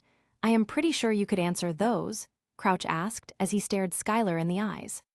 "Go ahead, I'll answer as best as I can," Skylar replied with his hands open, inviting Crouch to ask him the things burdening his heart. "How far have your influences in the Ministry of Magic gone, and how future would it be for me to keep working for them if I don't know of your existence at all?" Crouch asks, squinting his eyes, trying to observe Skylar's body movement. Skylar started explaining to Crouch with a slight smirk on his face. "Well, it goes like this. When Crouch was working at the Ministry of Magic, he was not just dawdling around. Instead, he was as clear as a mirror to everything around him. At that time, he was frustrated with chasing power and felt that it was no longer important to him. Since the matter has nothing to do with him, Crouch just doesn't bother to pay attention to it. During the summer vacation last year, on the day when Skylar was awarded the Order of Merlin, 3rd class, in the Wisengamot, Fudge's prestige was greatly damaged by the Black Escape incident. Fudge tried to win over Skylar to get close to the Ministry of Magic and improve the Ministry of Magic. His image in the eyes of the public is just like the way he used Dumbledore's banner to finally elect the Minister of Magic. Crouch knew this. Later, Skylar took this opportunity to visit the Ministry of Magic from time to time, talking to and asking questions from the staff of each department. On the surface, he was studying and understanding the operations of the Ministry of Magic, but in fact, he used Mrs. Bones. Using Rufus Scrimgeour as a bridge, he began to establish contacts in the Ministry of Magic and used various coercion and inducement methods to build a close and broad interest alliance. That idiot Fudge probably doesn't know what kind of being he has introduced to the Ministry of Magic, and he still thought that he is in control while trying to make everything go his way. Crouch interrupted furiously before looking at Skylar and apologized. "I am sorry." "Don't be, Mr. Crouch. I, too, would be annoyed if someone as incompetent as Fudge is left in charge of the ministry," Skylar replied while raising his palm, saying it confidently with a smile to assure Crouch that they were on the same page. Contrary to those entrenched in the heart of power, Crouch, observing from a distance with detached interest, gained a comprehensive understanding of the unfolding situation. He meticulously observed Skylar's infiltration, noting subtle yet frequent changes in personnel across various departments. The law enforcement reconnaissance team's captainship switched unexpectedly, followed by alterations in the intelligence leadership of the Auror Logistics Force. Subsequently, the directors of both the Beast Branch and Alien Branch within the Department of Biological Management and Control experienced changes. He discerned that the Malfoy family wasn't Skylar's sole support. Based on his scrutiny at the Ministry of Magic, Crouch surmised with over 90% certainty that the Bones family, Wakanda family, Osbot family, Runcorn family, and McLagan family had allied with Skylar. This assessment didn't include those influential officials in the ministry whose family backgrounds remained unknown but held tangible authority. Figures such as Rufus Scrimgeour, Arnold Peacegood, Bernie Pilsworth, Bertie Seeger, and others. Outside the ministry, Crouch, as the head of one of the 28 esteemed pureblood families, maintained his intelligence network. While he might not avidly engage with supporters of pureblood supremacy, it didn't imply a complete lack of interaction with them. He had long been aware of the remarkable connection between the Greengrass family, the Knott family, and Skylar. It was evident that more than just these two families had discreetly allied themselves with Skylar. Skylar's allies and followers were plentiful. What he truly lacked and sought were talented individuals, exceptional people capable of accomplishing tasks for him. He desired genuine talent, not mere placeholders for the sake of numbers. Crouch was certain that if he readily agreed to the proposal of seeking refuge in a safe house, his standing in Skylar's estimation would likely diminish by at least one rank, if not worse. There was a possibility of losing the value that made him a desirable recruit. Capitulo 232, Chapter 231, Barty Crouch's Worth. With this in mind, Crouch came to a decisive resolution. He gently shook his head and asserted, "It's not in my nature to hide when facing danger." His eyes were unwavering, pausing briefly before he continued in a deep tone, "Currently, Great Britain may appear peaceful on the surface, but beneath lies an undercurrent. I'm aware that several pureblood families are covertly relocating personnel. The International Cooperation Department under my charge has apprehended spies from France, the Nordic regions, Eastern Europe, and even North America, indicating foreign forces are closely monitoring us." His gray pupils flickered with an intensity that contrasted with his worn appearance, revealing a shrewd and sharp demeanor. Clearly, the aftermath of the dark mark at the Quidditch World Cup is spreading. Although the traces of the Shadow of the Dragon are concealed, elite figures from various countries may have sensed them. Earlier, in Southeast Asia, the Indonesian Ministry of Magic fell to a dark wizard. Initially dismissed as a minor incident, recent developments suggest new leads. The Dark Wizard appears to have a rather significant origin. Whether the enigmatic figure truly returns to life or not, Crouch drew a deep breath, his tone marked by gravity and solemnity. In my view, the onset of turbulent times is inevitable. While no one welcomes the advent of such times, we must acknowledge that it is our opportunity to make the most astute decisions and take meaningful actions. Decisions that will shape the future trajectory and destiny of us all. Skylar felt thoroughly content, immensely satisfied. "It's a great report, Mr. Crouch. I haven't read or heard any news regarding of what's happening in the wizarding world outside of the Britain scenes. This report of yours will undoubtedly have a lot of effects on our plan moving forward. Thank you." Hearing Skylar commended him on his general report, which is something that he's been doing for the last years of his life, Crouch felt a bit of joy in his heart. There's a Muggle proverb that goes, "Like father, like son." However, the reverse is also true.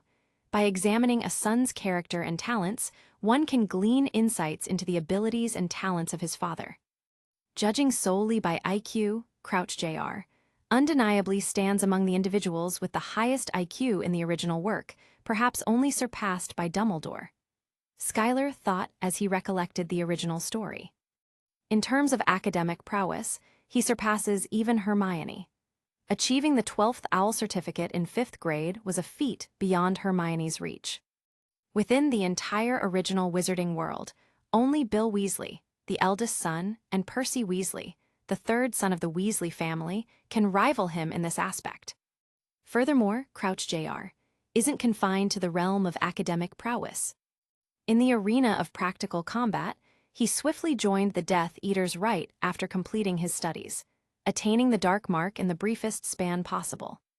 The Dark Mark signifies the innermost circle of Death Eaters, and though the exact time of receiving it isn't disclosed in the original novel, he unquestionably stands as the youngest Death Eater. Shortly after breaking free from his father's imperious curse, he was on the verge of collaborating with Peter Pettigrew to discreetly. Under these circumstances, they managed to capture the authentic Alastor Moody, the second-ranking figure in the Order of the Phoenix. It's noteworthy that this took place in Crazy Eyes Moody's residence, making it a formidable challenge to apprehend the high-ranking member without alerting anyone. The entire process only triggered the defense mechanism of a trash can, drawing the attention of Muggle police. Crazy Eye Moody didn't even get a chance to call for assistance. In terms of cunning and skill, he successfully masqueraded as Dumbledore's most trusted friend, Crazy Eyes Moody, right under Dumbledore's vigilant gaze. His true identity only surfaced at the conclusion of the Triwizard Tournament. These essential traits include potion mastery, occlumency, mimicry skills, adaptability, strategic thinking, keen observation, and remarkable courage. Throughout the intricate process of assisting Harry in winning the Triwizard Tournament, he displayed an acute understanding of the personalities of Harry, Cedric, and Dobby. Crouch Jr. efficiently organized everyone, showcasing superhuman planning, strategic and organizational abilities. Skylar envisions the kind of person Crouch was before facing the dual blows to his career and family. Despite exchanging fewer than 10 sentences, their mutual understanding and unspoken connection reveal their quick grasp of each other's thoughts. Skylar appreciates conversing with intelligent individuals like Crouch, as it streamlines the process and minimizes the need for unnecessary effort. It becomes clear that his decision to recruit Crouch was indeed well-founded. It's not in vain that he invested so much effort and time engaging in seemingly nonsensical conversations with Harry and challenging Dumbledore. Skylar smiled, focusing on the expression on Crouch's face, a glimmer of wisdom in his eyes. "What? Are you still fixated on the position of Minister of Magic?" Crouch hesitated upon hearing this, tightly pursing his lips, contemplating Skylar's implied meaning. "No, it's just I've been wondering. What kind of person are you supposed to be, especially after meeting you for the first time?" Despite his intense ambition, he found himself in a peculiar situation under Skylar's scrutinizing gaze. Intuition warned him against harboring aspirations for the Minister of Magic position, especially in the presence of this young man. "You are about to learn what kind of man I am, Mr. Crouch. Back to the earlier question, are you still fixated on the seat of Minister of Magic?" Skylar asked with a slight smile on his lips. After a thoughtful pause, he sighed heavily, speaking with a touch of fervor. "If I didn't aspire to be Minister of Magic, I'd be deceiving myself. However," he added with determination, "the role of Minister of Magic is no longer suitable for me. My reputation and standing in the eyes of the public have been significantly tarnished and questioned. Most people no longer trust my abilities. I fear they all believe." A slight expression of pain appeared on his face. "A person who can't even be a father, what qualifications does he have to manage a wizarding country?"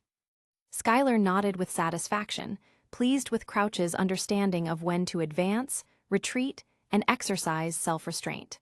This alone positioned him well ahead of Fudge and Scrimgeour.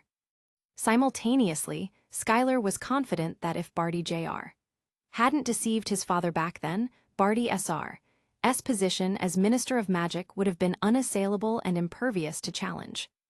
"You are right," Skylar acknowledged with some sympathy. "Although it's harsh, you are indeed no longer suitable for the position of Minister of Magic. That role." The corners of Skylar's mouth lifted slightly. "I already have my preference. The person has been chosen." "It's Amelia, right?" Crouch smiled. Having made the decision to let go, Crouch's thoughts became clearer. In a moment of realization, He understood that Schuyler likely had a comprehensive plan for the Ministry of Magic, with all key positions predetermined in his mind. He couldn't help but feel a bit dazed. Is this Malfoy really just a boy under 15 years old? Why did he feel that this boy was much scarier than his father, Lucius, who was famous for his shrewdness and cunning? Well, Schuyler did not deny it. Mrs. Bones has the ability, strength, background, political skills, and personal reputation. She is the most suitable for this position. What Schuyler did not say was that Amelia's niece is one of his confidants, so the connection between the two of them runs far deeper and closer than it appears on the surface. Capítulo 233, Chapter 232, Discussing the Future Plans. Evidently, Amelia had aligned herself with Schuyler early on.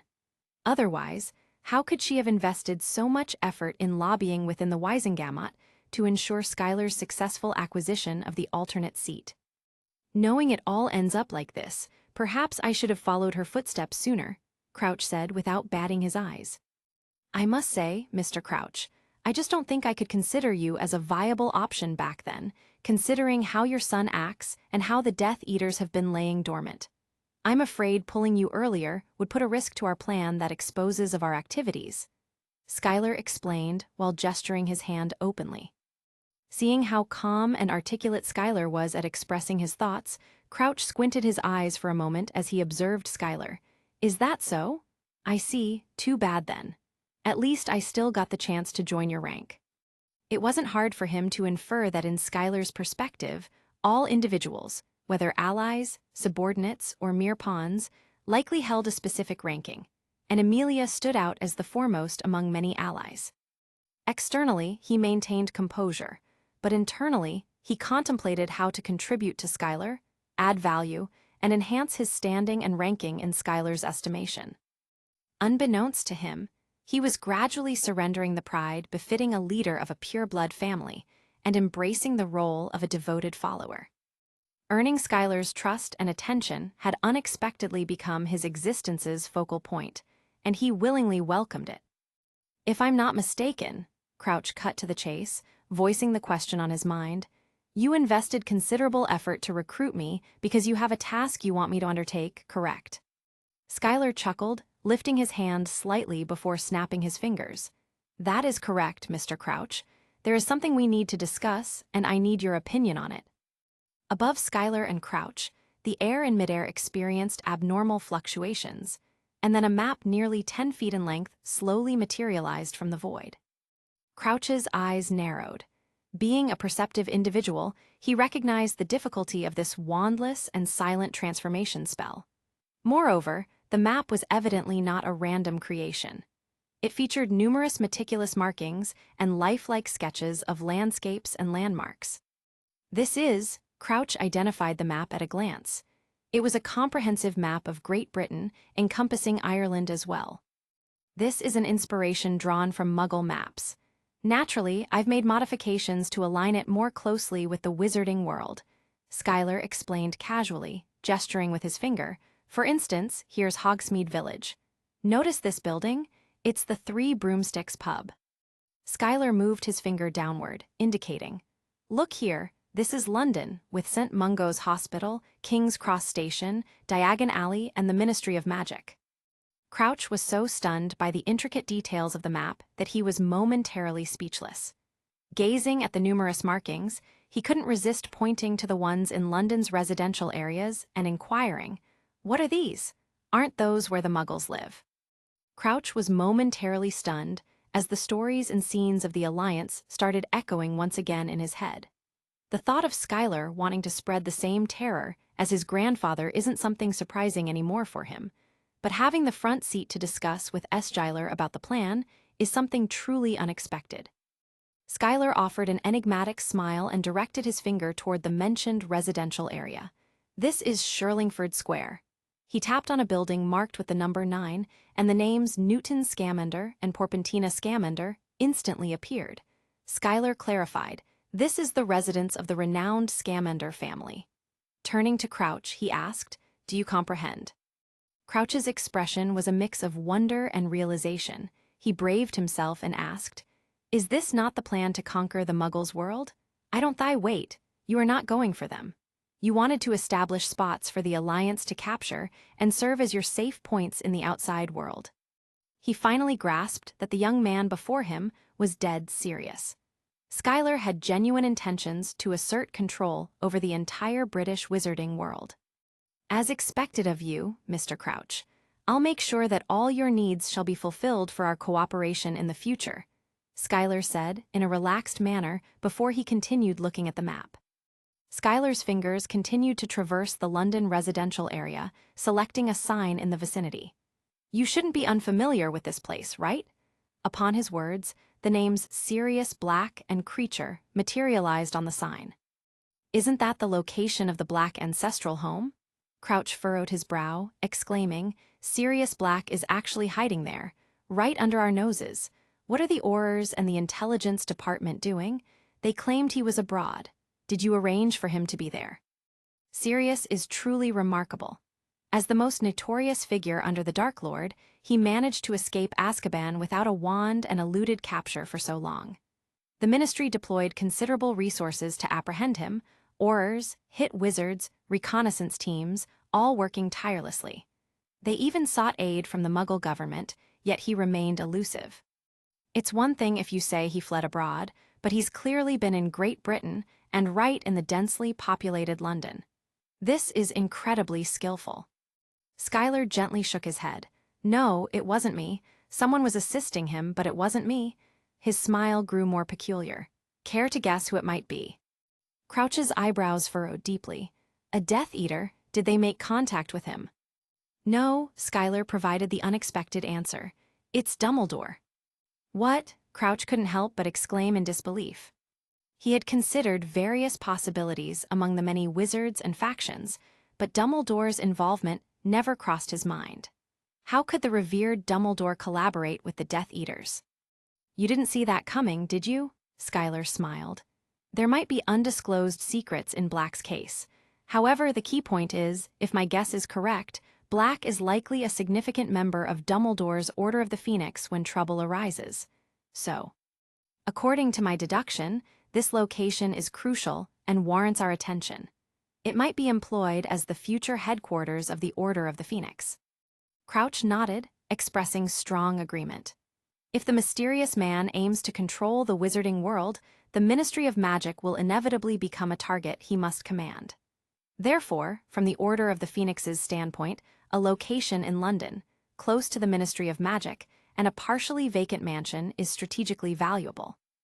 The interior space is expansive enough, and the ancient protective magic surrounding it adds to its concealability.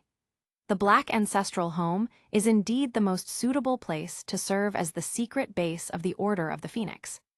Schuyler's fingers then traversed southward, passing through various wizarding gathering places in South London, such as the village of St. Catchpole, Godric's Hollow, the Cotswolds, and Cornwall County Dingworth.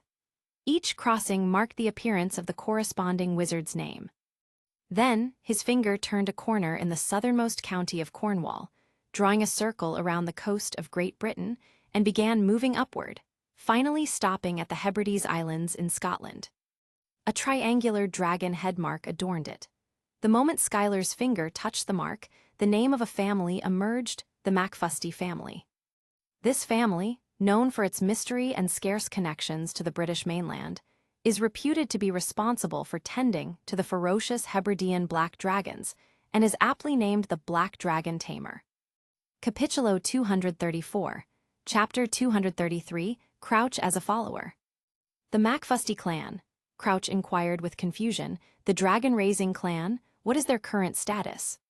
Schuyler smiled mysteriously without offering a direct response, deepening the enigmatic quality in Crouch's eyes. Unpredictable, his smile conveyed a sense of profound mystery. I require their power. Consequently, I want you to undertake this task for me and find a way to enlist them in our cause. Crouch remained silent.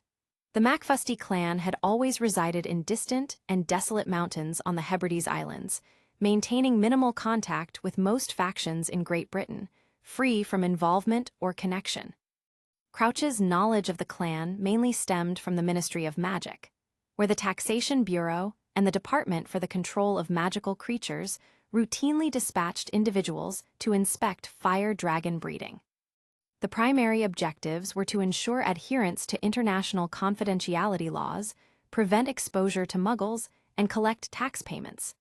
Besides these routine interactions, he knew little about this mysterious clan. However, this lack of information did not imply that the MacFusty clan was easy to manipulate. As the 20th century neared its end, the term clan had become a relic of history. Even the mightiest pureblood factions prefer to identify themselves as families rather than clans. The primary distinction between a clan and a family lies in the fact that a clan constitutes a large group sharing a common ancestor and surname. Clans develop common language, customs, and original religious beliefs through a shared economic existence. The leader of a clan is referred to as the clan leader or clan head, not the head of the family. Essentially, families can be considered offshoots of ancient clans. A family may consist of as few as 4 individuals, akin to the Malfoy family, or be as extensive as the Black family. However, their numbers typically do not exceed 100, and even reaching 50 is considered substantial. In contrast, even the smallest in Great Britain's history, a clan encompasses 100 or 200 members. According to confidential Ministry of Magic reports, the MacFusty clan comprises at least 100 members, with the majority being wizards and less than 10% being squibs. Squibs are usually assigned tasks such as crop cultivation, castle maintenance, and various menial chores, underscoring their subservient role within the clan. Crouch can reasonably estimate that there are approximately 70 to 80 adult wizards within the MacFusty clan, potentially exceeding 100 when factoring in underage wizards. However, this number of individuals nearly matches the total count of aurors, strikers, and reconnaissance teams combined within the 3 major military divisions of the Ministry of Magic. The prospect of recruiting them appears to be a formidable challenge. But Skylar's forces would be formidable if Skylar managed to get their hearts together and follow him under no strict rules, besides guaranteeing their survival and benefits for allowing them to follow him. Skylar's response exudes a calm and emotionless tone, assuring Crouch that the task is well within his capabilities. Skylar dismisses any notion of an impossible task and assures Crouch that assistance will be provided. He marks Hebrides Island on the map and designates it as Crouch's destination in a secluded residence, now an uninhabited desert island. Skylar promises someone will be present to assist Crouch when the time comes. With a confident smile, Skylar emphasizes the necessity for Crouch to avoid public attention due to his current circumstances, as being in the limelight could make him a target for mysterious forces. Skylar continued, being distant from the mainland of Great Britain and relocating to isolated overseas islands will significantly aid in concealing your presence. I require someone articulate, considerate, and capable of communication for this task, a mutually beneficial arrangement. Observing Skylar's confident demeanor, Crouch felt an inexplicable worry and apprehension. However, these unsettling feelings diminished, and he began to believe the task might not be overly challenging. I believe if that's your plan, then I shall be willing to follow. I will wait for further orders from you, my lord, Crouch answered eloquently without even showing a hint of nervousness. Please don't call me Lord, Mr. Crouch. You are one of the respectable figures in the wizarding world for me. You don't need to be so extravagant with your service, Skylar replied with a smug smile. The display of Skylar's wisdom and skill instilled strong confidence in Crouch. Skylar didn't strike him as someone who would recklessly send his own associates into peril. Naturally, Skylar was entirely certain. The term dragon-raising clan merely referred to a large group of individuals with a shared economic lifestyle centered around the dragon-raising industry. Their magical abilities were oriented towards this specialized field, making their magic somewhat predictable. As Skylar delved deeper into various magical disciplines, he recognized that intricate methods combined with sophisticated strategies were the key to success in practical combat. Instead of focusing on mastering a single type of magic, Skylar prefers Serpenti's Vigil Club to absorb talents from various fields and develop in the direction of diversified magic.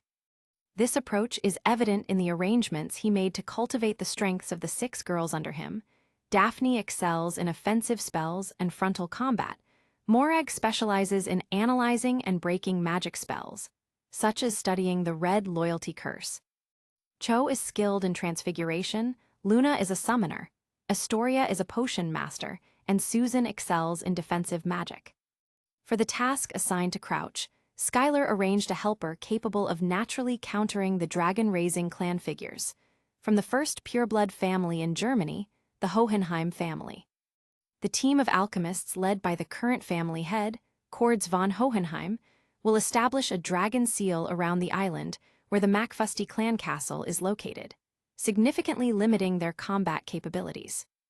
In addition to this magical restraint, Skylar organized another group of helpers for Crouch, addressing various aspects such as the terrain around the castle, traps, detection and defense magic, and even protection against evil curses for foreign intruders.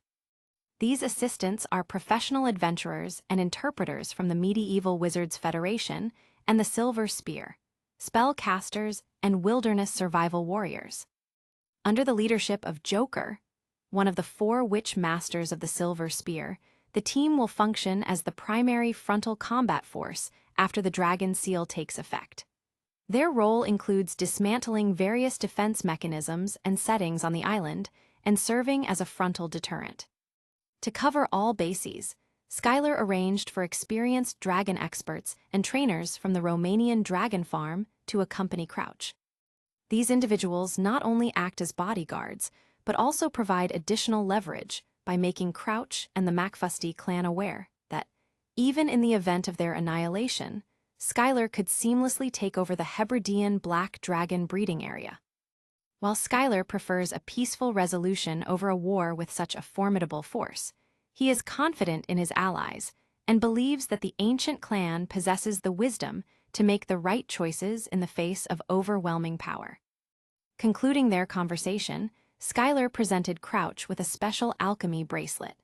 Crafted from solid black gold by goblins, the bracelet features engraved mysterious magic marks. These include spiritual magic capable of resisting the Imperious Curse and masking his name, rendering him untraceable by owls and most known tracking magic. With the alchemy bracelet providing an additional layer of security, Skylar had little concern for Crouch's safety, particularly given the assumption that young Barty believed him to be deceased. For Skylar, this bracelet served as a prudent precautionary measure to enhance his overall plan. Returning to Hogwarts Castle through the secret passage, Skylar allowed Crouch to take a brief respite in the basement of the Miracle Alchemy Workshop. Utilizing the specially opened one-time flue network connected to Skylar's internal line in the Ministry of Magic, Crouch departed after passing through the fireplace. The relationship with the Crouch family has been established as an ally. Despite the numerous activities, Skylar found himself devoid of sleepiness upon returning to the quiet dormitory room. Opting to read a book for a while, he eventually decided to enter the suitcase space. In addition to the private testing room recently shown to Luna within the suitcase space, Skylar had expanded an underground dungeon. This space detained the 4 Hogwarts students captured by him during the battle at the bottom of the lake in the second project. Capitulo 235, Chapter 234, Blessings in Disguise. Amidst the sky, Buckbeak soars through the clouds, and Skylar gazes at the vast, silent expanse, his thoughts turning to Silver Paw. Reflecting on his past life, where he defied his parents to pursue an adventurous career, he met them only once a year on New Year's Eve. Lacking true friends and a life partner, he remained indifferent to human emotions. In this life, however, he considers himself fortunate. He has parents who love him, and despite past disagreements with Draco, he reconciled with his brother and bonded stronger than ever. Skylar has people that he can trust with his life, no matter what happens. Even when the whole wizarding world is against him, he has people or beasts to help him. He values these hard-earned relationships, but rarely shows his emotions openly. Deciding to revive his family during the summer vacation after his first year, he maintains a strong facade, only revealing his melancholy when alone. Seeking solace, he walks beneath an old locust tree, its sprawling branches casting lush shade over silky green grass. The rich fragrance lingered, inducing a sense of relaxation and joy with each breath. Brandishing his wand, Skylar declared aloud, "Let the ink alive and turn into a fearsome dragon." The wand emitted a thick mist of ink, transforming, under Skylar's guidance, into an ink dragon complete with teeth and claws. The dragon's body and claws exuded a faint, sharp luster, but its most striking feature was the blank emptiness of its eye sockets.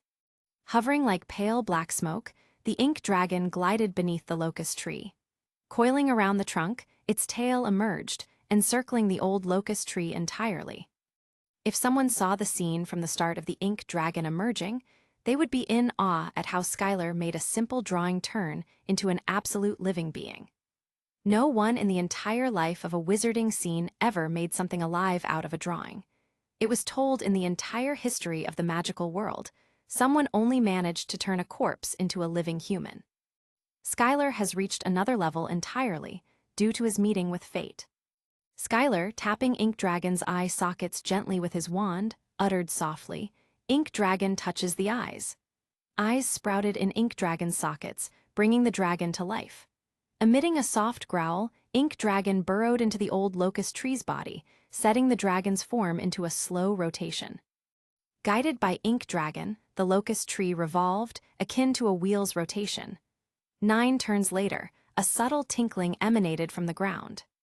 Moving westward through the soil, the locust tree revealed a large hole in the earth, unveiling stone steps leading into the profound depths. Descending the stone steps, Skylar entered the dungeon. "Time to visit an old friend. I hope he made his stay in here comfort." Despite being in a basement, the atmosphere wasn't damp or dim, but rather warm and cozy. Skylar's figure materialized in the dungeon, where Hector Fowley, bereft of his 2 feet, was bound to a spider web.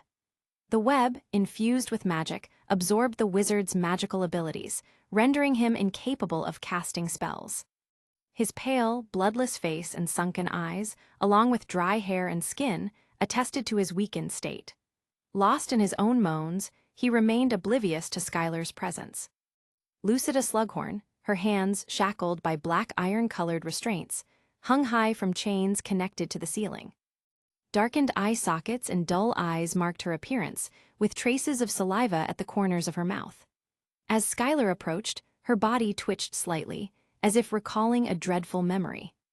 Having already wiped the memories of the 4 prisoners, Skylar observed the scene. From the memories he obtained, Hector and Lucida were the current leaders and deputy leaders of the Ghost Society. Following Voldemort's downfall, they utilized the dark magic inheritance left by him to allure and recruit talented young Slytherin wizards, molding them into loyal confidants. After graduation, they absorbed those who controlled the Ghost Society, turning them into assets for their families. This explains why Skylar was targeted in his 2nd year and the subsequent Slytherin Civil War drama.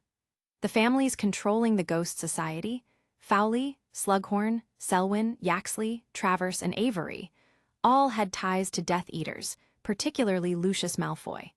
Yet, intentionally or not, the Malfoy family was excluded from inheriting Lord Voldemort's legacy.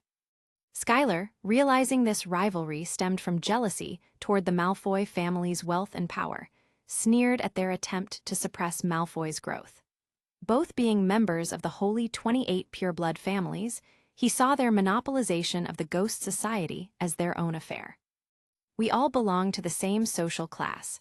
There's no need for enmity, but one should never cross certain lines," Skylar reflected on his own principles.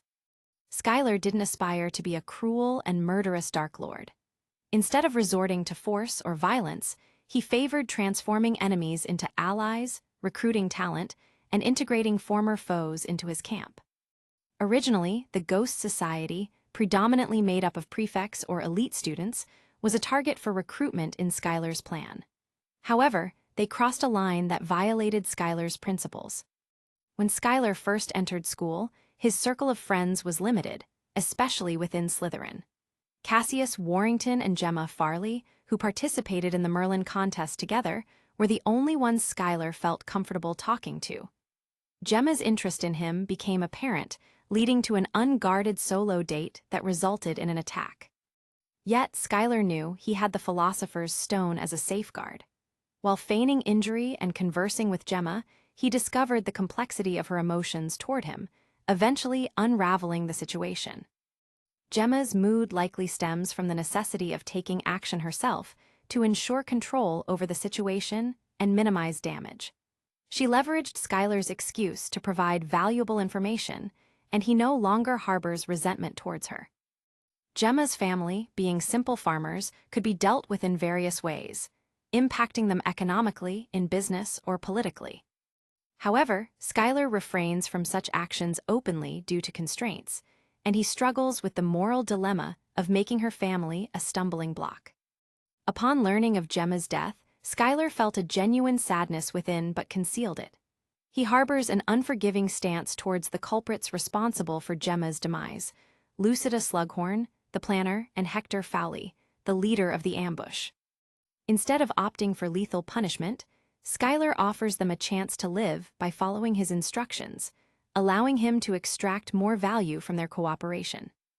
Therefore, the creation of malevolent entities in the laboratory, such as man-eating vines, cursed demons, and other wicked new species. Regarding the remaining two prisoners, Irina Selwyn and Miles Blige, they don't hold central roles in the Ghost Society. While their families have ties to the organization, Irina, for instance, belongs to a Selwyn family branch closely associated with the Ghost Society's controlling branch. They might eventually become Ghost Society members, but Skylar refrains from blaming them for Gemma's death as it hasn't occurred yet. Since they are not directly linked to the incident and aren't core Ghost Society members, Skylar, being generous, has no intention of punishing them for something beyond their control. Looking back, perhaps the Ghost Society's attack on Skylar from the early time he started to establish his influence in Hogwarts was a blessing in disguise. If not for them attacking him, then most of the plans made today wouldn't even see the daylight in the first place. Capitulo 236, Chapter 235, Liberation. Even though they were not directly involved, the terror they witnessed haunted them, causing their souls to shudder. The fear of becoming the next victims enveloped them, plunging them into a perpetual state of anxiety. The concept of peaceful sleep had long eluded them. Closing their eyes brought forth involuntary replays of Hector and Lucinda's tragic fates. No matter their efforts, they couldn't dispel these haunting images. Attempts at occlumency only intensified the vividness of these horrific memories. Regret gnawed at them, regretting the choices that led to their current predicament. They would never have dared to provoke this perceived demon if they had foreseen their fate. Indeed, Skylar had transformed into a demonic figure in their minds, a being of unparalleled terror and malevolence. If there were categorizations and gradations of demons, Skylar would undoubtedly represent the most fearsome and malevolent entity in their perception. Footsteps echoed on the stone steps, causing both Irina and Miles to involuntarily shudder. The ominous, all too familiar sound heralded the arrival of the devil himself. Irina was no longer clad in her original wizard robe from the bottom of the lake. Instead, she adorned a form-fitting black leather jumpsuit. This snug ensemble encased her from slender legs to the neckline, extending even to her palms. Oddly, the jumpsuit lacked any discernible buttons or zippers, perplexing in its method of donning and doffing. An invisible force seemed to cinch her waist and abdomen, akin to an unseen girdle, accentuating her chest's fullness and highlighting her alluring curves. Her long brown hair, fashioned into a high ponytail, cascaded down like a genuine pony's tail. Miles, on the other hand, sported a goblin-forged copper-colored metal breastplate. This slim piece connected to a metal collar encircling his neck through delicate iron chains, complemented by metal guards on both left and right shoulders. He wore dark green louvered trousers coupled with skirt armor on his lower body. The leaf-shaped scales, densely arranged on the armor, gleamed with the luster of jade and emitted mysterious magical fluctuations. Muscles protruded prominently on his back, adorned with a pair of lifelike wings intricately tattooed with magical ink. Completing the descent down the stone steps, Skylar now stood on the cold lime floor of the dungeon. Irina and Miles simultaneously knelt, crawling on all fours towards Skylar, and reverently kissed the hem of his dark green wizard robe. Under the weight of extreme fear, despair, and prolonged mental torment, the will, dignity, and personality of these two individuals had already crumbled. They willingly entered into a magical contract of lifelong servitude, pledging to serve Skylar as their master until the end of their days. "How are they?" Skylar inquired softly. Irina raised her head, presenting her pretty face, and with a flattering expression, she replied, "We strictly adhere to the master's instructions, administering a nutritional potion every 3 hours to ensure their vitality remains boundless, never hindering the master's affairs." "Very good. Your loyalty is commendable," Skylar commended, extracting 2 bottles of potion from his robes. "This is the Slytherin blood potion. Drinking it will enhance your magical power, allowing you to reach at least the peak level of an adult wizard and better serve me." "Yes, it is our mission to serve the master." The two of them simultaneously lowered their heads, agreeing in a deep voice. "When you leave here and go out to work for me, forget your past." Skylar displayed a cold smile. "I will give you a brand new identity.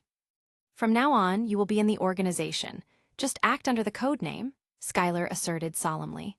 "Irina, your code name is Night Cat, and you are responsible for contacting the underworld and scattered forces in Nocturne Alley, helping integrate them. You can seek assistance from my other contacts, who will inform you when you reach there. Remember," his tone suddenly turned cold, "anyone who resists or disobeys will be dealt with mercilessly." "Yes," responded Night Cat, who had already assimilated into the role. "Miles, your code name is Hawkeye. You are responsible for contacting those creditors owed by Ludo Bagman, arousing their resentment and grievances, and uniting them in shared hatred. Then, find ways to create an opportunity to form a debt collectors alliance. Agatha Timms, the owner of Eel Farm in Leicestershire, has been acquired by me. She holds half of the shares in Eel Farm and is Bagman's primary creditor. As long as you successfully form the debt collectors alliance, she will elect you as the leader. Remember," Skylar smiled, "our target is not Bagman, but this group of creditors who have too much money. Since Bagman is at the end of his rope and can no longer repay the money, you can operate appropriately and ask him to pay back part of the arrears every year on a regular basis to prevent the alliance from disbanding.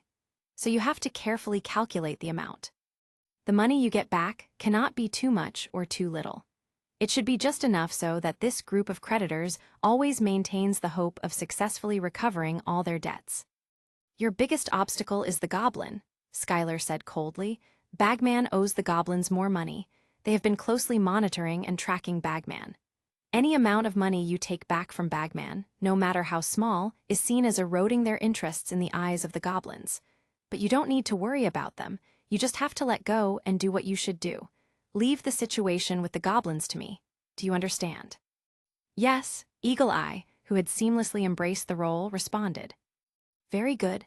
After you leave here, go directly to the Malfoy armor shop in Diagon Alley. Someone will change your appearance there and create a new identity for you." Skylar waved his hand. "Now, go." The two left.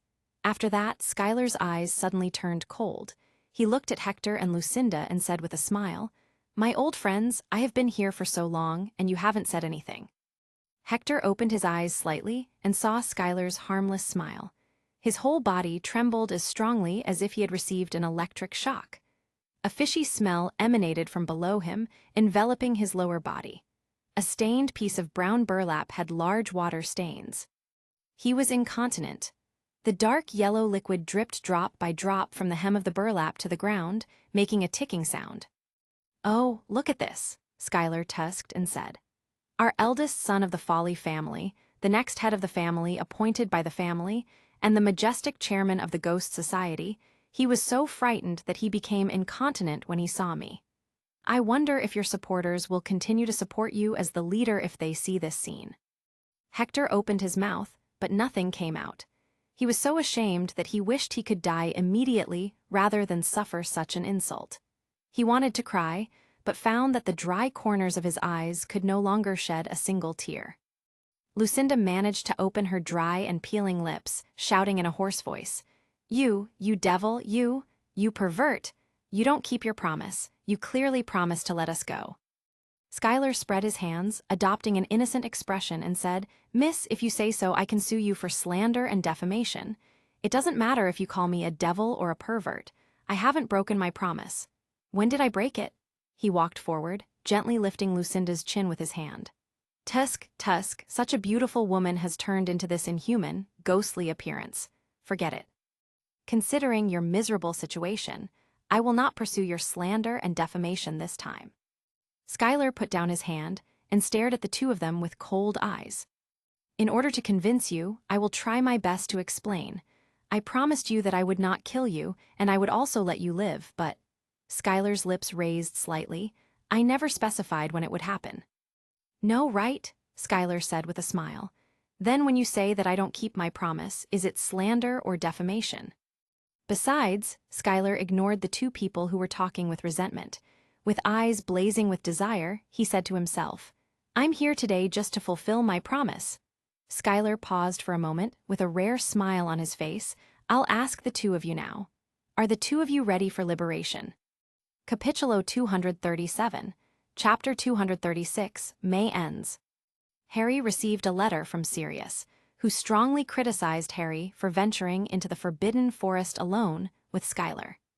Sirius believed that dangerous individuals at Hogwarts were attempting to prevent Crouch from meeting Dumbledore. In fact, Dumbledore had been on high alert since Harry's name entered the Goblet of Fire. Deceiving both the magical awareness of the goblet and the age restriction required careful planning by a powerful wizard. Underage wizards theoretically faced challenges in achieving this covertly. Dumbledore, recognizing the danger, concluded that lurking adults were involved in the Triwizard Tournament scheme. Suspects included visiting Ministry of Magic officials and two principals, Igor Karkaroff, Olymp Maxim, Ludovic Bagman, and Barty Crouch SR. While the Ministry was quick to suspect Madame Maxime due to her being a giant hybrid, Dumbledore, not one to harbor racial biases, even assigned Hagrid to approach her for monitoring. Of course, the unexpected attraction between Hagrid, a man devoted to caring for magical creatures, and Madame Maxime was beyond anyone's control. Nevertheless, suspicions about Madame Maxime could be dismissed. Karkaroff, a proven Death Eater who betrayed his comrades to save himself, was a complete villain. Snape's intelligence suggested he was panicked about Voldemort's return, fearing severe punishment for his betrayal. While he didn't seem to have a motive to target Harry, the possibility of him trying to quickly eliminate Harry to atone for his sins couldn't be ruled out, making him Dumbledore's primary suspect. As for Bagman, he faced accusations of being a Death Eater but cleverly feigned ignorance during interrogation, leveraging his star status to evade charges. Behind the seemingly silly facade, Bagman excelled at deception and used his popular image to his advantage. Rita aptly described him as a veteran liar. In the original book, she even shared this meaningful insight with Hermione. Don't prattle on about things beyond your understanding, dear. I happen to possess information about Ludo Bagman that would make your curly hair stand on end, Sirius teased, poking fun at Hermione's distinctive curls. I can't help it, okay? There is something behind his personality that just seems to tick off my head every time I see him. It's like he is hiding something behind his silly-willy attitude, and I don't like it the slightest, Hermione replied, expressing her doubt for Bagman with an annoyed expression. In Dumbledore's discerning eyes, Bagman was just as suspect as Karkaroff. The prolonged disappearance of Jorkins, a subordinate in his department, within Albania didn't seem to concern Bagman. Moreover, being one of the few individuals privy to all Triwizard Tournament events, Bagman's enthusiasm when Harry became the fourth champion struck Dumbledore as peculiar. How could he be oblivious to the risks posed to a 14-year-old in the dangerous tournament? Thus, Bagman became the second figure under Dumbledore's scrutiny. Barty Crouch SR, initially an upright man with an aversion to dark magic, raised suspicions due to his abnormal behavior. Once a committed workaholic, he gradually neglected his duties, opting to spend his days at home. This shift suggested secretive plotting and an undisclosed plan, making Dumbledore, with his deep understanding of human nature, hesitant to rule out the possibility of Crouch turning to the dark side. Having been an anti-black advocate and losing the Minister of Magic election, Barty Crouch Sr.'s subsequent experiences, including his family's tragedies, contributed to the eruption of his dark side. Knowing well that he didn't take action sooner on his son's behavior is adding more fuel to the fire burning in his heart, ready to correct what went wrong in his life, even if it meant to go under Skylar's command. Given Crouch's abnormal behavior, Dumbledore couldn't be blamed for not discerning Moody's impersonation. All three were genuinely suspicious individuals. Aligned with Dumbledore's suspicions, Sirius believed that the mastermind's ultimate goal was to kill Harry. After sternly reprimanding Harry in the first part of his letter, Sirius implored him in the second paragraph to stick close to Ron and Hermione, avoiding departure from Gryffindor Tower. The directive included preparing for the third task, practicing stun and disarming spells, and even exploring a couple of poison spells. In the ensuing days, Harry oscillated between researching poison spells in the library with Hermione and Ron and covertly practicing in vacant classrooms almost daily. "Do you think I could be on par with Skylar if I have the chance to face him in a fair duel?" Harry asked while looking at Ron. Ron stared at Harry in the eyes before showing a sign of doubt. "Listen, Harry, I am your friend, and I hate the Malfoys as much as you do, but I don't think Skylar is on our level. He is probably on par with the professors." Hermione, on the other hand, tried to speak a few times before finally letting out an awkward comment, following Ron's judgment. "Ron is right. Skylar right now is unbeatable if he faces other students." Harry and Ron look at Hermione for a moment after hearing her biased opinion. They know that Hermione is leaning towards Skylar no matter what happened due to some accident in the past. The trio had their growth spurge as well alongside Skylar's unimaginable power surge. Although they are behind in lots of stages, they have been showing great tenacity, which breeds discipline in which they keep practicing their magic power. Harry diligently practiced the stunning charm, a spell he hadn't employed before, with some sacrifices required from Ron and Hermione. Ron, displaying great loyalty, became a frequent target, knocked unconscious and revived by Harry at least 5 times daily. Despite a mat being positioned for his falls, occasional inaccuracies led to bruises and aching all over. Though Ron did grumble and suggest alternatives like a house elf or Mrs. Norris as substitutes, he genuinely participated in the practice. When Hermione criticized Ron for his landing inaccuracies, Ron retorted, "You can't aim so accurately after being knocked unconscious, Hermione," expressing frustration. Unfazed, Hermione swiftly changed the topic. "That's not the point here, Ron. Harry is a quick learner.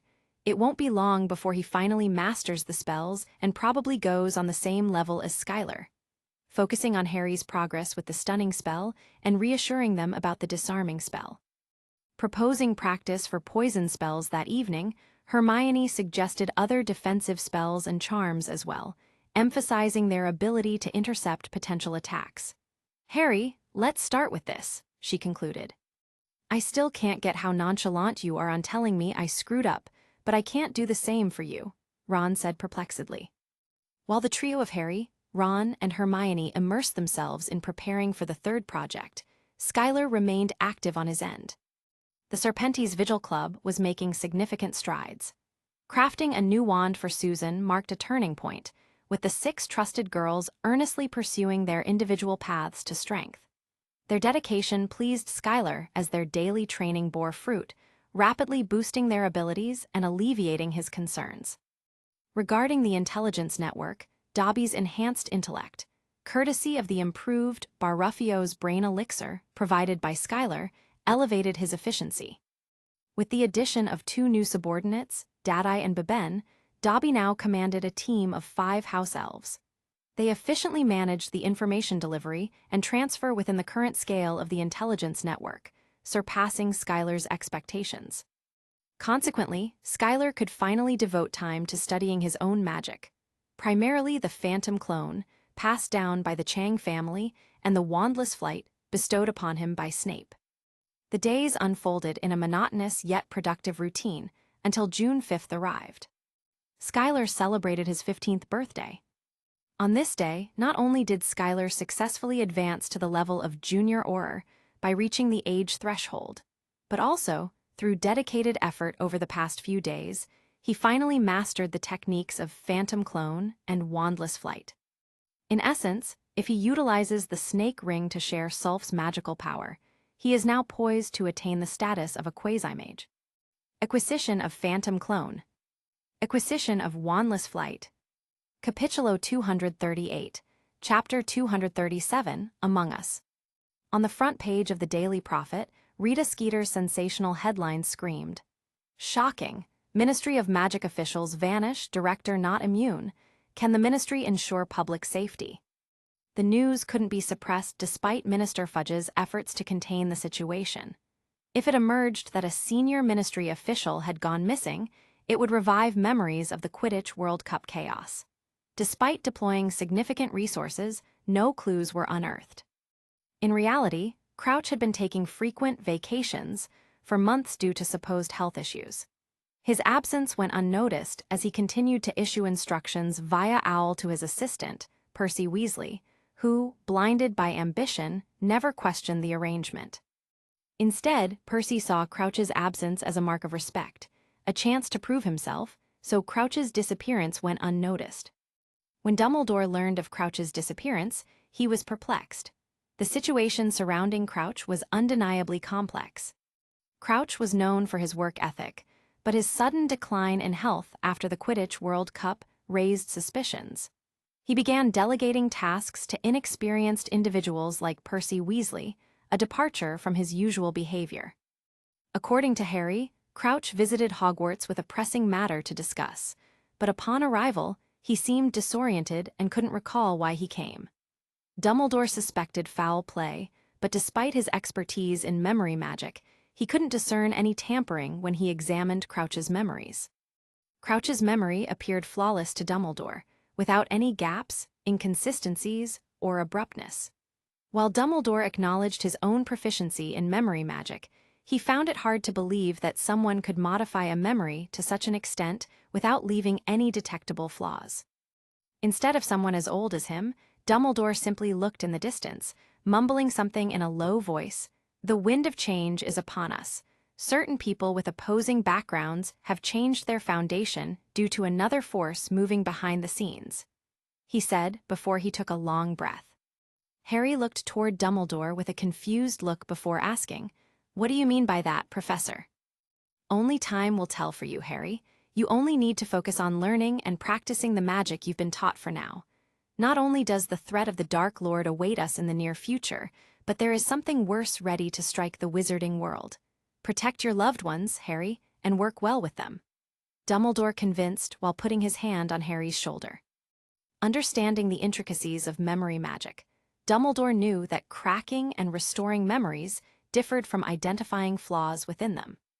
While it was conceivable for someone to modify a memory to the point where it couldn't be cracked or extracted, ensuring it remained flawlessly undetectable was an exceptionally challenging task. Even formidable wizards like Grindelwald and Voldemort would struggle with such a feat. Initially planning to allow Crouch to recuperate at Hogwarts under Madame Pomfrey's care, while he observed and investigated further, Dumbledore was taken aback when Crouch mysteriously vanished after just a few days.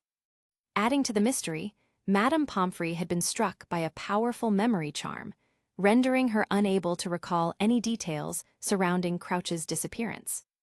"It's been weird how I can't recall anything lately. Feels like I've only been living day by day doing menial tasks and looking after careless students instead.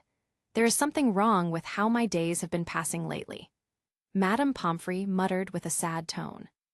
Dumbledore personally witnessed Crouch's arrival at the school hospital and took extra precautions by casting his most potent defensive and warning spells around the perimeter, ensuring even Voldemort himself would be unable to approach without detection.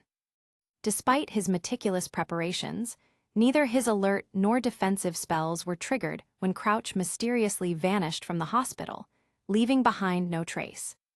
Madame Pomfrey, due to her mental strain from the incident, was unable to provide any useful information and took an extended leave to recover. prompting Dumbledore to secure a temporary replacement to keep the hospital operational. Despite his efforts, Dumbledore's investigations into Crouch's disappearance yielded no results. Portraits, armor, statues, and ghosts offered no helpful insights into the mystery, leaving Dumbledore perplexed. Adding to the intrigue, apparition was impossible within Hogwarts grounds, and access to the Floo network required Dumbledore's authority as the headmaster, making any external interference unlikely. Dumbledore found himself at a loss regarding Crouch's disappearance from Hogwarts without detection. Despite knowing Crouch's last known whereabouts, Dumbledore refrained from announcing it to the media until the mystery was solved, preferring not to excuse Fudge prematurely. After all, Fudge bore some responsibility for Crouch's situation, given the underhanded tactics he employed to suppress him.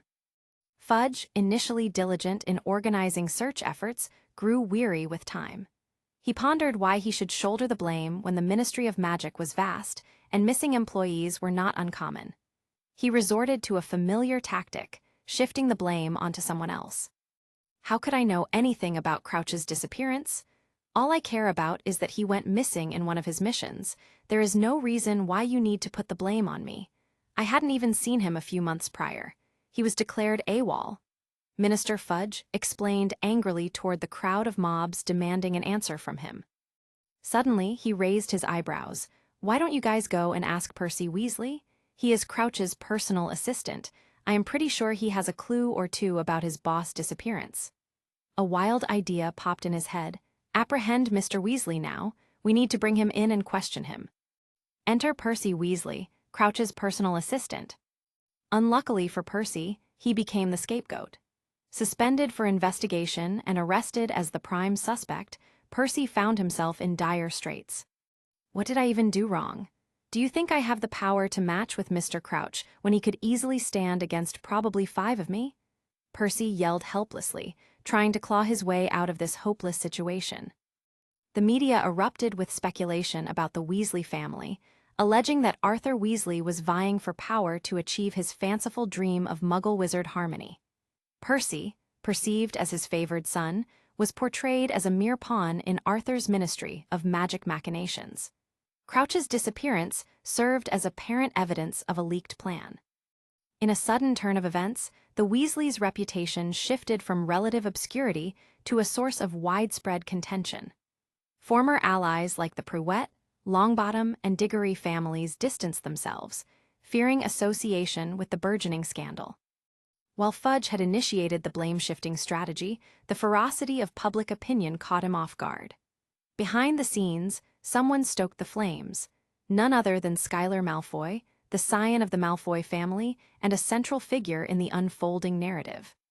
Following Barnabas Cuff's establishment of a connection with Skylar through Horace Slughorn's Slug Club, the Daily Prophet swiftly aligned itself with Skylar's faction. Backed by the medieval Wizards Union's influence in the media realm, Skylar wielded significant power over public opinion, adept at twisting truths and sowing discord. While Skylar may have owed Dumbledore a debt of gratitude and hesitated to sever ties outright, their ideological divergence remained unresolved. Their paths diverged irreconcilably. There could only be one dominant force in their world. Unable to directly confront Dumbledore, Skylar might target members of the Order of the Phoenix instead. Even with Dumbledore's protection, the Weasley family faced unprecedented challenges, straining their resources and jeopardizing their standing in society. The looming threat cast a dark shadow over their once promising future. Capitulo 239, Chapter 238, Wandless Flight. Exam week is approaching, and everyone is reviewing for the exam and looking forward to the third competition that will be held on the day the exam ends. The exams would end on the third project day. Ron and Hermione should have taken the time to review it, but instead, they spent a lot of energy helping Harry prepare. "Don't worry," Hermione said calmly when Harry pointed this out to them and said he could practice on his own for a while. "At least we can get high marks in defense against the dark arts. It is impossible to find so many mantras in a classroom. It will be good training for us to be Aurors in the future," Ron said excitedly, and tried the obstacle spell on a wasp that buzzed into the room, causing it to stop in midair suddenly. "Don't worry," Harry said confidently. "I am very confident I can win the championship this time. Don't forget that I was the winner with the highest score in the second event, and didn't Professor Moody also say that we are in? I passed the test of huge animals and magical obstacles when I was in first grade. I can be said to be experienced in this kind of game of overcoming enemies." "This kind of advantage?" Harry paused for a second with a happy smile on his face. "I don't believe that Malfoy has it." He clenched his fist and waved it in the air. "I will prove it to everyone. I am the true warrior of Hogwarts." Harry practiced spells whenever he could. Professor McGonagall kept catching Harry, Hermione, and Ron practicing around the school, so she allowed them to use the Transfiguration classroom during lunchtime. Harry quickly mastered the impediment jinx, which could stop attackers, the exploding charm, which could blow up solid obstacles, and the 4-point spell discovered by Hermione, which made his wand point true north so that he could navigate the maze. Determine whether the direction is correct or not. As for the shield charm, he had already mastered it in defense against the dark arts class, and he was even able to make this spell instantaneous when Moody gave him a small spell in private. At this moment, he was smug and high-spirited. He was already looking forward to the third project coming soon, and was intoxicated in the fantasy of the moment, when he stepped on the head of Skylar Malfoy and raised the goblet of fire high.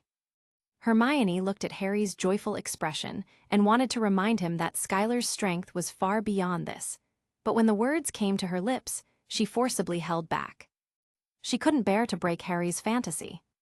Since the day Hermione almost had a conflict with Draco in care of magical creatures this semester, Hermione has changed a lot and has become more considerate of others than before. She was considerate and could actually understand Harry's difficulties. Ever since Harry entered school, he had always been the focus of everyone's attention. From the boy who lived at the beginning to the Quidditch ace seeker, and then to the hero who won the Academy Cup in the first grade, he has one halo after another, even though in the potions class of Professor Snape, who hated him the most, he was still the center of attention of the professor and classmates. No matter how much he was ridiculed by Snape, it would be better than being treated as a transparent person. However, starting from the second grade, everything changed. A dazzling new star rises in Slytherin House.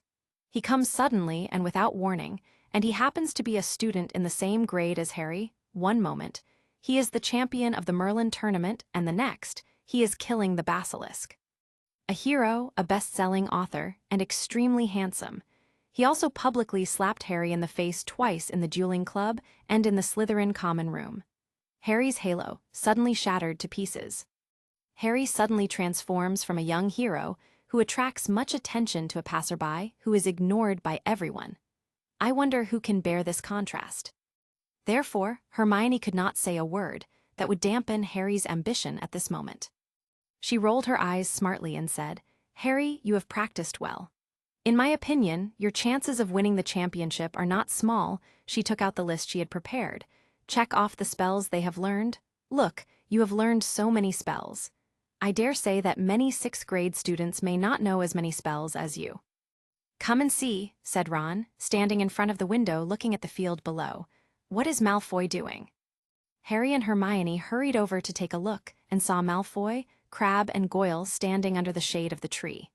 Crabbe and Goyle seemed to be on sentry duty, both of them grinning stupidly. Malfoy put his hand over his mouth and spoke. "He seems to be using a walkie-talkie," Harry said curiously.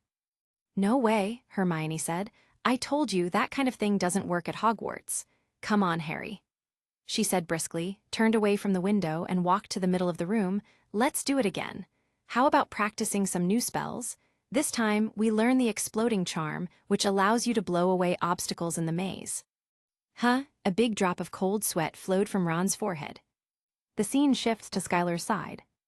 Skylar was leisurely flipping through the dark magic book he inherited from Drula's cabin in the corner of the common room where no one dared to disturb him.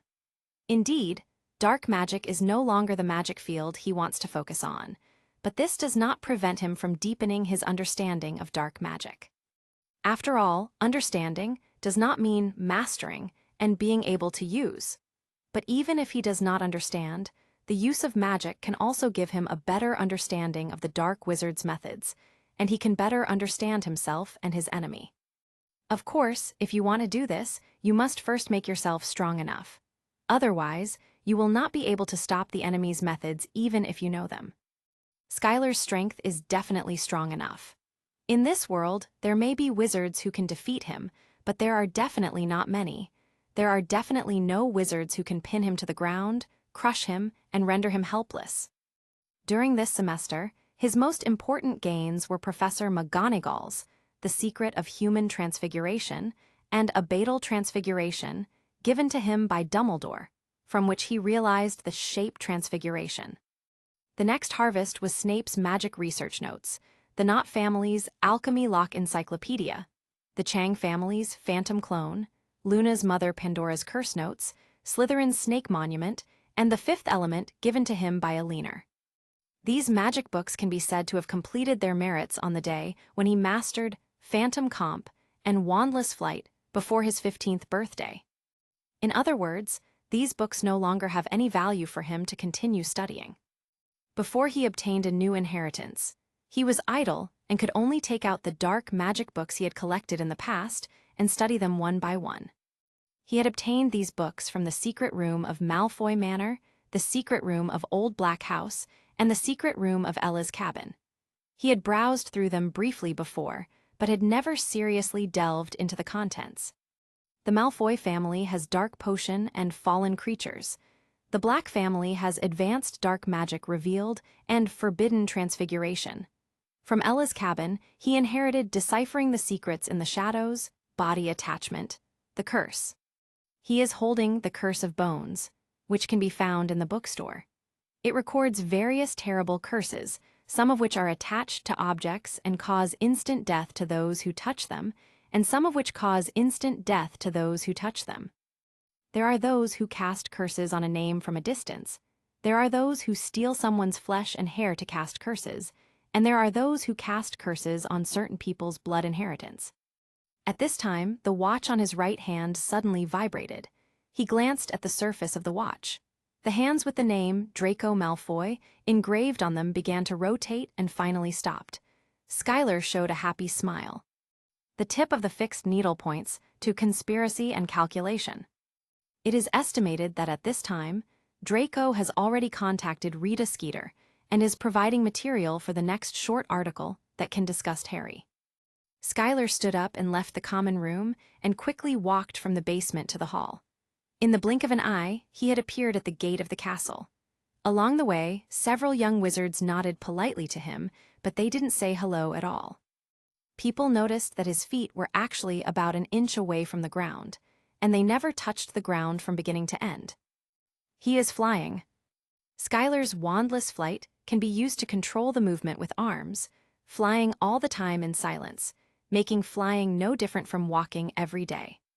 The purpose of this is certainly not to show off to other students.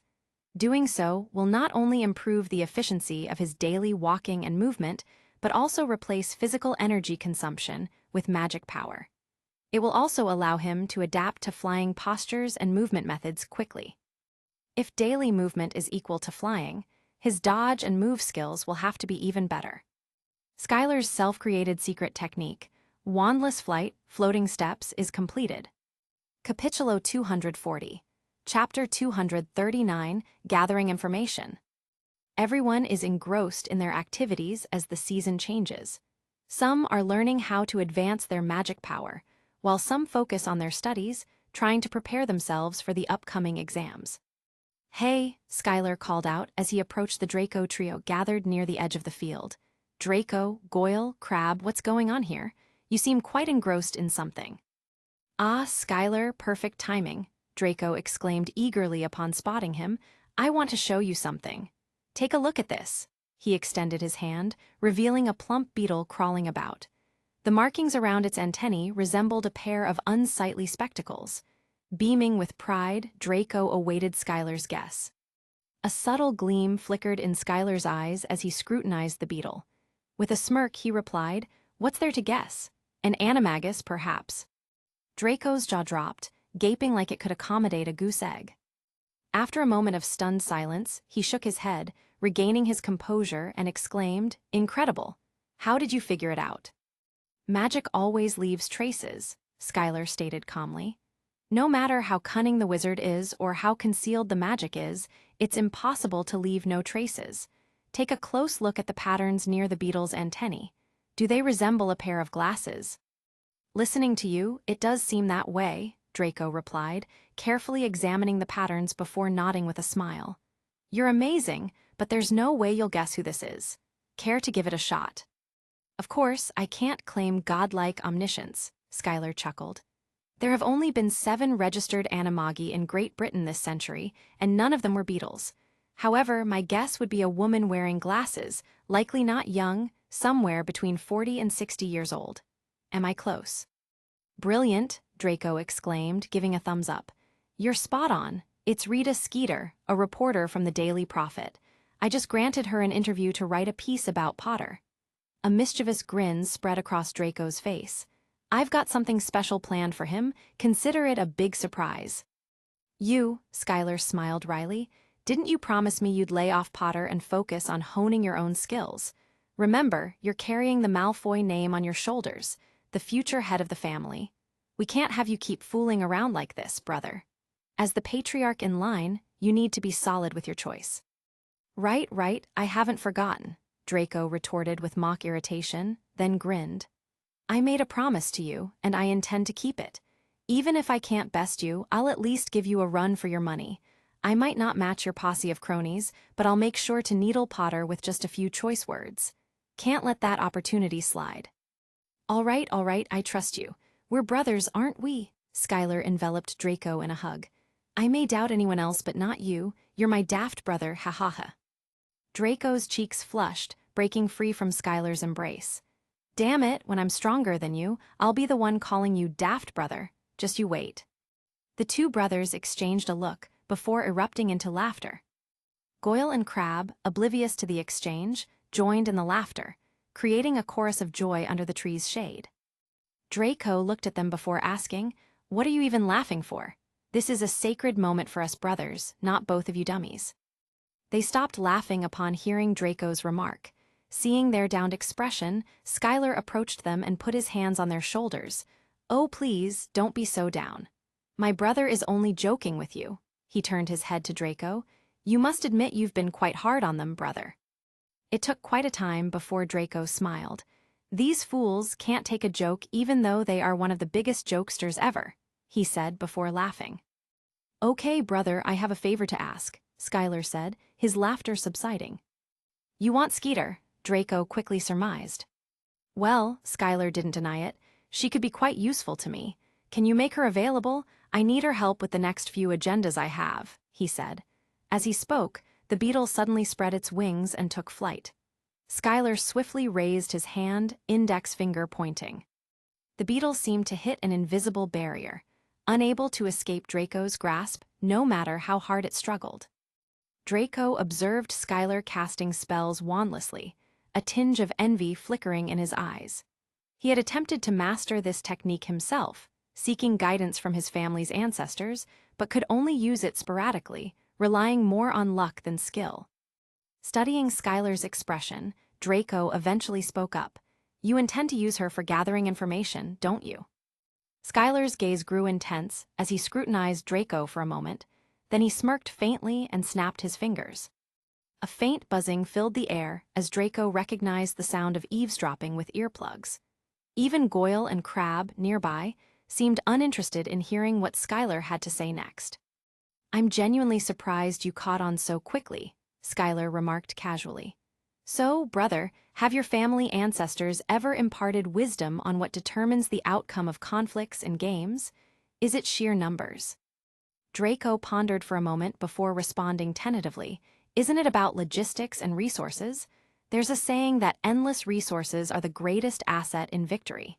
In ancient times, they said, when the 3 armies are not moved, provisions come first."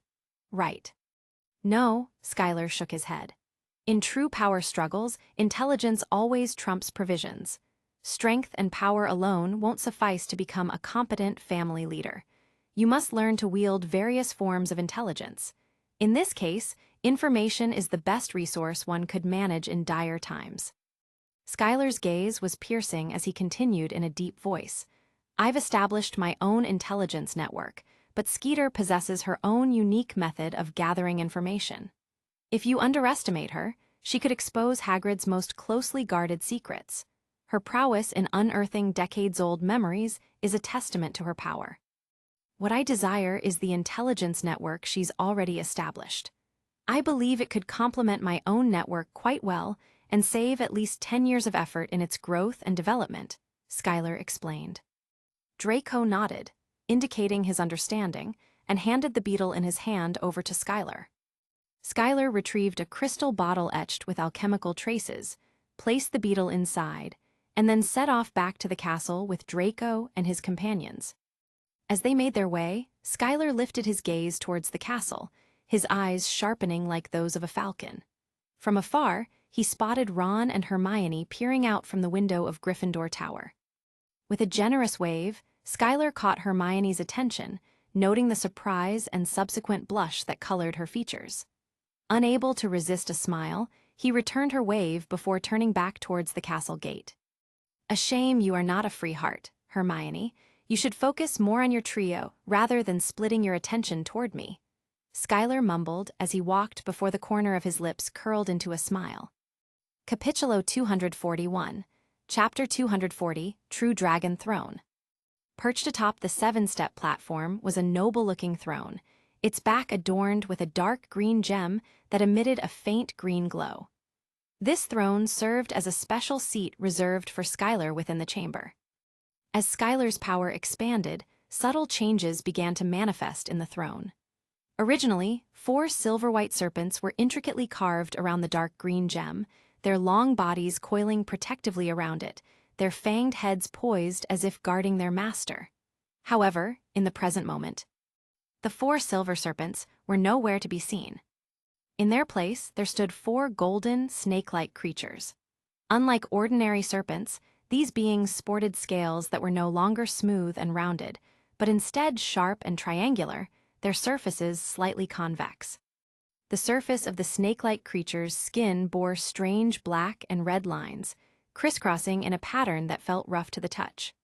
Prolonged observation of these lines left one with an inexplicable sense of unease, almost as if a heavy weight pressed upon the soul. Yet, the most striking feature of the creature's appearance lay in the 2 rows of spines adorning its back, reminiscent of those found on a Norwegian ridgeback dragon. These spines stood erect like swords, casting an intimidating aura. Moreover, the creature's head boasted 2 long, light brown curved horns, protruding sharply from both sides. Skylar had invested considerable effort in crafting this throne, and the materials chosen were exceedingly intricate. The wood comprising its core hailed from the collection of his extraterrestrial ally, Princess Bathory, a treasure known as Dracula's coffin. This coffin served as the resting place of the vampire king Dracula, brimming with the accumulated power he had amassed over the years. The magical practices of the vampire royal family diverged markedly from those of wizards, centering on death and the pursuit of power bordering on the threshold of demise. Consequently, the coffin pulsed with a potent aura of death, capable of transforming any living being into an undead creature, a grim phenomenon commonly referred to as the living dead. Should a muggle recline within its confines, they would swiftly metamorphose into the basest form of vampire within a single night, a creature bereft of reason, driven solely by an insatiable urge to slaughter and drink blood. For an ordinary canine, the result would be transformation into a black, bloodthirsty entity known as the saw-toothed demon dog, a dreadfully fearsome creature of darkness. Despite its diminutive stature, this beast possesses an unmatched ferocity and harbors no fear of death. In numbers, it could even challenge a fire-breathing dragon. However, if the occupant happens to be a wizard of sufficient prowess, the magical energies surrounding their being would partially counteract the encroachment of death's power. Yet, Skylar was not willing to take such a risk. It went against his nature to voluntarily subject himself to discomfort merely for the sake of ostentation. Sitting upon a throne capable of potentially infiltrating one's magic and soul with no tangible benefits beyond a show of grandeur, was simply not Skylar's modus operandi. To counterbalance the pervasive aura of death emanating from the throne, Skylar employed 4 of the snake-whispering magical stone tablets bequeathed by Slytherin himself. Through the art of transfiguration, he transformed these tablets into 4 colossal serpents that coiled protectively around the throne. In the realm of occultism, serpents symbolize not only greed and ambition, but also consumption.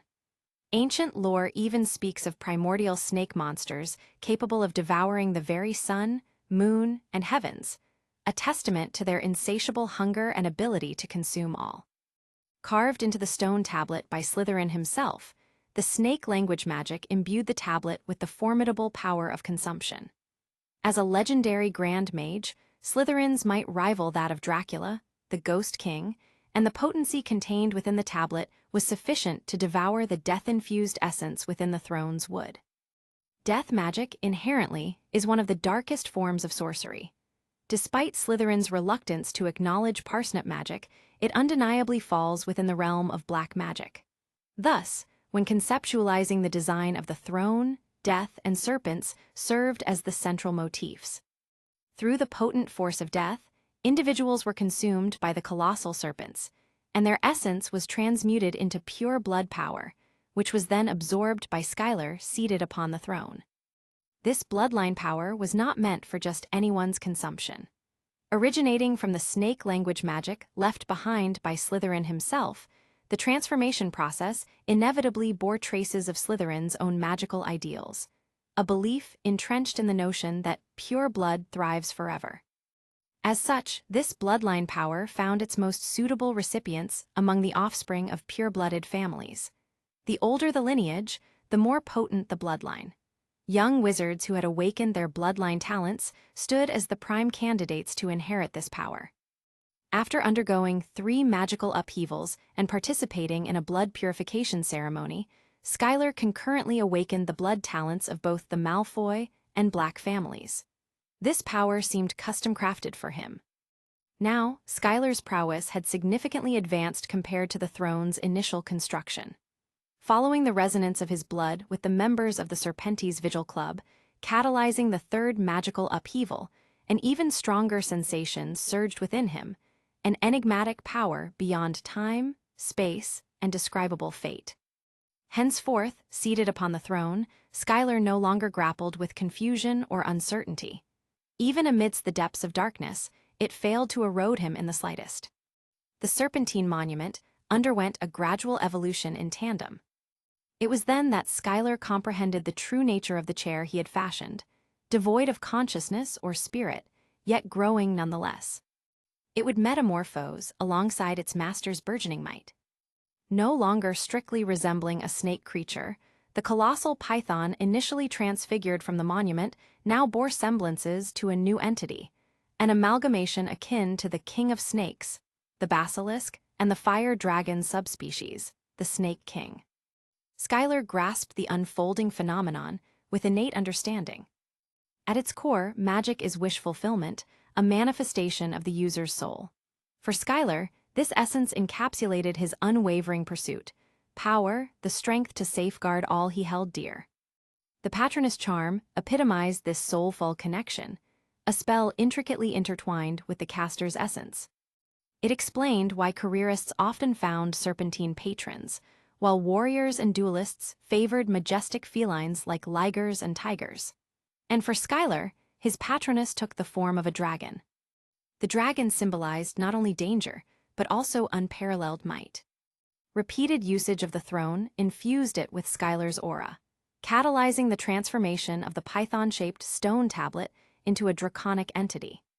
The python shed its skin, emerging as a dragon, a slumbering titan soon to awaken. Skylar christened this illustrious seat the True Dragon Throne. True dragons epitomized ancient divinity, hailed as progenitors and primordial beings. They were the forebears of all contemporary fire dragons and subdragons. In their prime, aside from the ancient giants, no creature dared challenge their supremacy. Skylar ascended the elevated platform and eased onto the True Dragon Throne. The verdant beads adorning its back erupted with a resplendent emerald glow. A faint echo of draconic roars reverberated through the ether, ensnaring the air in a stifling stillness. Beneath the lofty dais, Rita suddenly found herself besieged by an overwhelming force. Her equilibrium faltered, plunging her to her knees. An unseen weight bore down on her chest, suffusing her heart with a leaden burden. Each breath became a struggle, choked by an oppressive aura that robbed her limbs of strength, rendering even the slightest movement an impossible feat. Rita is a special correspondent for the Daily Prophet. Her notoriety preceded her, leaving a trail of ire and condemnation in her wake, save for the Daily Prophet's editor-in-chief. For she possessed a knack for unearthing gossip and hearsay from the most clandestine of sources, weaving them into sensationalist narratives that distorted truth and besmirched reputations. Rita served none but herself, harboring a bitter vendetta against the world at large. Her pen dripped with vitriol, casting a jaundiced eye upon every facet of the wizarding realm, her words laced with the venom of malicious conjecture. In Rita's literary arsenal, no figure in the wizarding world is safe from her relentless scrutiny. From renowned scribe Gilderoy Lockhart to Minister of Magic Cornelius Fudge, even the venerable Albus Dumbledore himself, each found themselves ensnared in the web of her penmanship. But Rita's true piece de resistance is her clandestine weapon, a sinister, dark green shorthand quill. Possessing a mind of its own, this malevolent implement thrives on distorting language and stoking the flames of controversy. With a mere stroke, it transmutes ordinary utterances into hyperbolic extravagance, etching them onto parchment with nefarious precision. Most notorious for its penchant for sensationalism, the shorthand quill twists interviews and fabricates narratives, birthing tales of hype and hearsay. A simple inquiry from Rita, "Are you human?" elicits responses twisted beyond recognition. For instance, a wizard's admission becomes grotesquely distorted. A certain wizard proclaims himself the sole human amidst a sea of non-humans in the wizarding world. Capitulo 242, Chapter 241, Flying Scale. However, what remains largely unknown is Rita's unparalleled talent for gathering intelligence. She is, in fact, an unregistered animagus, an exceedingly rare and inconspicuous insect-like form, that of a diminutive beetle. This unique ability affords her unrestricted access and the ability to eavesdrop on the most confidential conversations. Combining both her abilities to gather any information, no matter how tightly guarded there, with her transfiguring ability to turn into an insect, Rita could easily breach and collect every single information she deems worthy of a headline. But to be honest, even a small problem could turn into a headline, considering her ability to spice her writings by exaggerating a few stories on her own. But Rita harbors a darker secret. She possesses formidable mastery over memory magic, far surpassing even the famed Gilderoy Lockhart. Proficient in extracting, obscuring, and manipulating memories, she can erase recollections of encounters, thwart attempts to unveil her disguises, and evade detection. This proficiency has enabled her to navigate precarious situations and evade consequences, ensuring her impunity in her pursuits.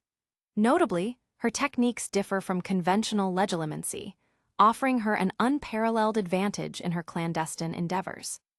Which is why most of the people she interviewed with ended up almost in a suspicious state that confirms her own story.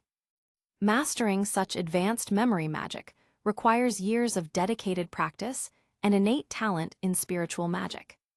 Rita employs orthodox memory magic, reliant on wands and incantations like Obliviate, Memory Charm, and Confundus Charm. To safeguard her illicit secrets from prying minds and potential legal repercussions, she diligently practices occlumency. This mental discipline shields her thoughts from intrusion by legilimens, knowing full well the numerous individuals keen on exploiting her, be it rivals, high-profile figures slighted by her writings, or those coveting her extensive intelligence network. One such figure is Skylar Malfoy. When apprehended by Skylar, Rita experiences a fleeting moment of panic but remains largely composed. She acknowledges the multitude desiring her capture, but believes few harbor intentions of harming her. Remarkably, she cannot recall any prior instance of defaming Skylar in her articles. In fact, she often portrayed him in a positive light. Thus, the motive behind Skylar's arrest can only be attributed to one factor: profit. For Rita, her intelligence database is her lifeline, her most potent asset in navigating the cutthroat media landscape. Surrendering it is simply not an option. The moment she was apprehended, she already formulated various contingency plans and dialogues in her mind.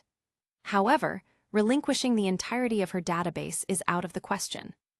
At most, she might consider parting with selectively curated information.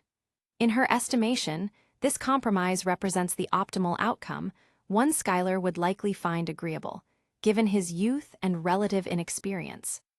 From Rita's perspective, Skylar's interest likely lies in information relevant to him, such as confidential details concerning the Malfoy family or insider knowledge about the Ministry of Magic.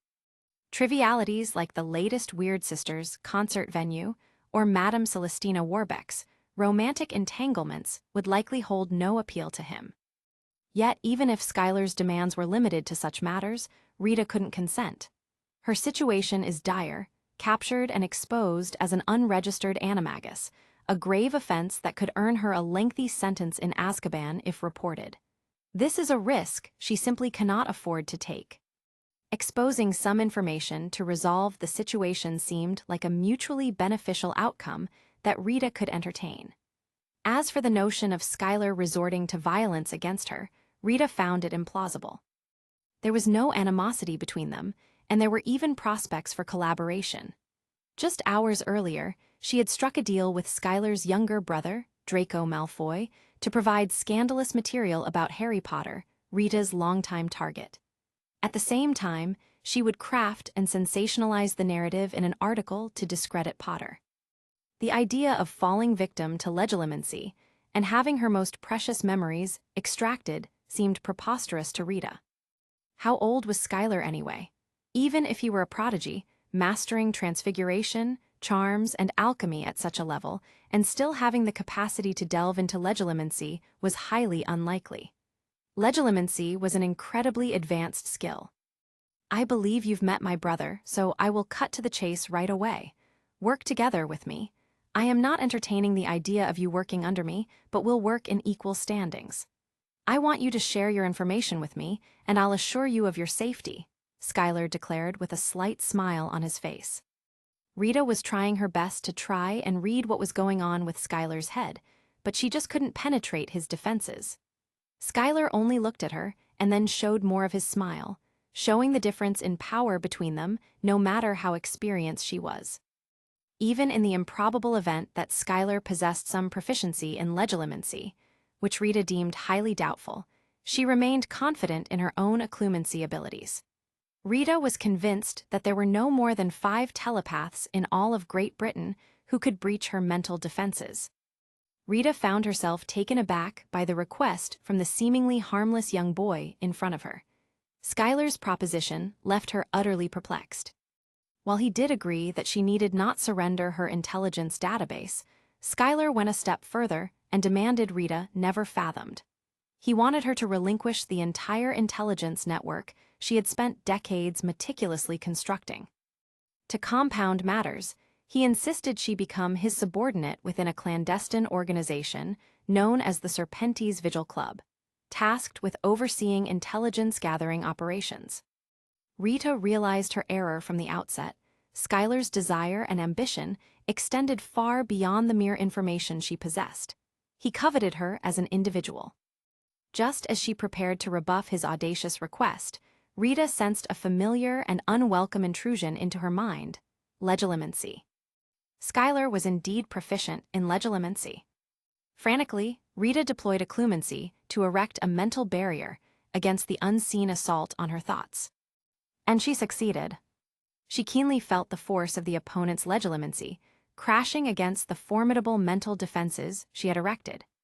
She endured the powerful shockwave and the reverberations from her mental barrier, but she held fast to her consciousness. Though she experienced a wave of nausea and an overwhelming urge to retch, she knew the impact would leave the intruder even more discomforted than herself.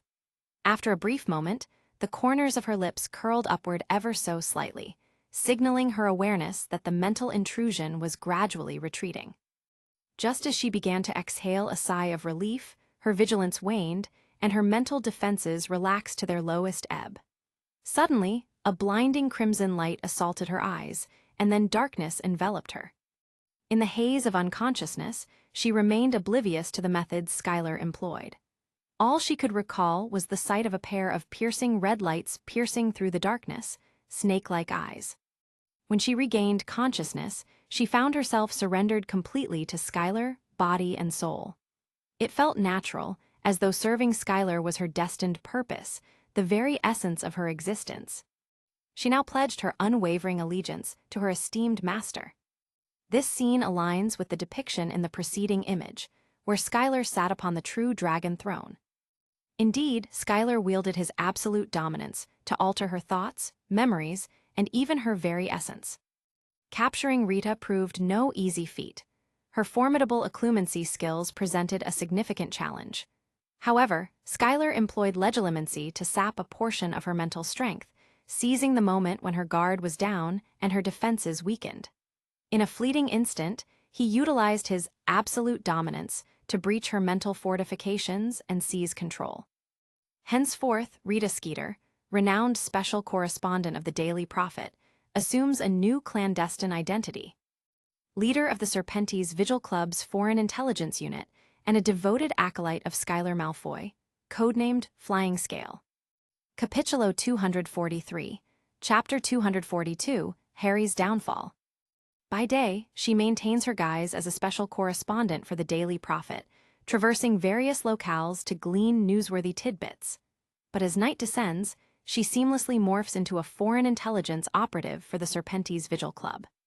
Utilizing the Serpent Code, meticulously crafted by Skylar himself, she encrypts her findings within a double-sided mirror secured by a triple alchemical lock. On the opposite end of this mirror lies the intelligence hub overseen by Susan Bones of the Serpentes Vigil Club. This innovative communication method circumvents the traditional reliance on house elves, ensuring swift and secure information transfer. However, the intricate process of crafting these mirrors entails significant time and effort, limiting their proliferation. For now, Rita stands as the sole beneficiary of this cutting-edge technology.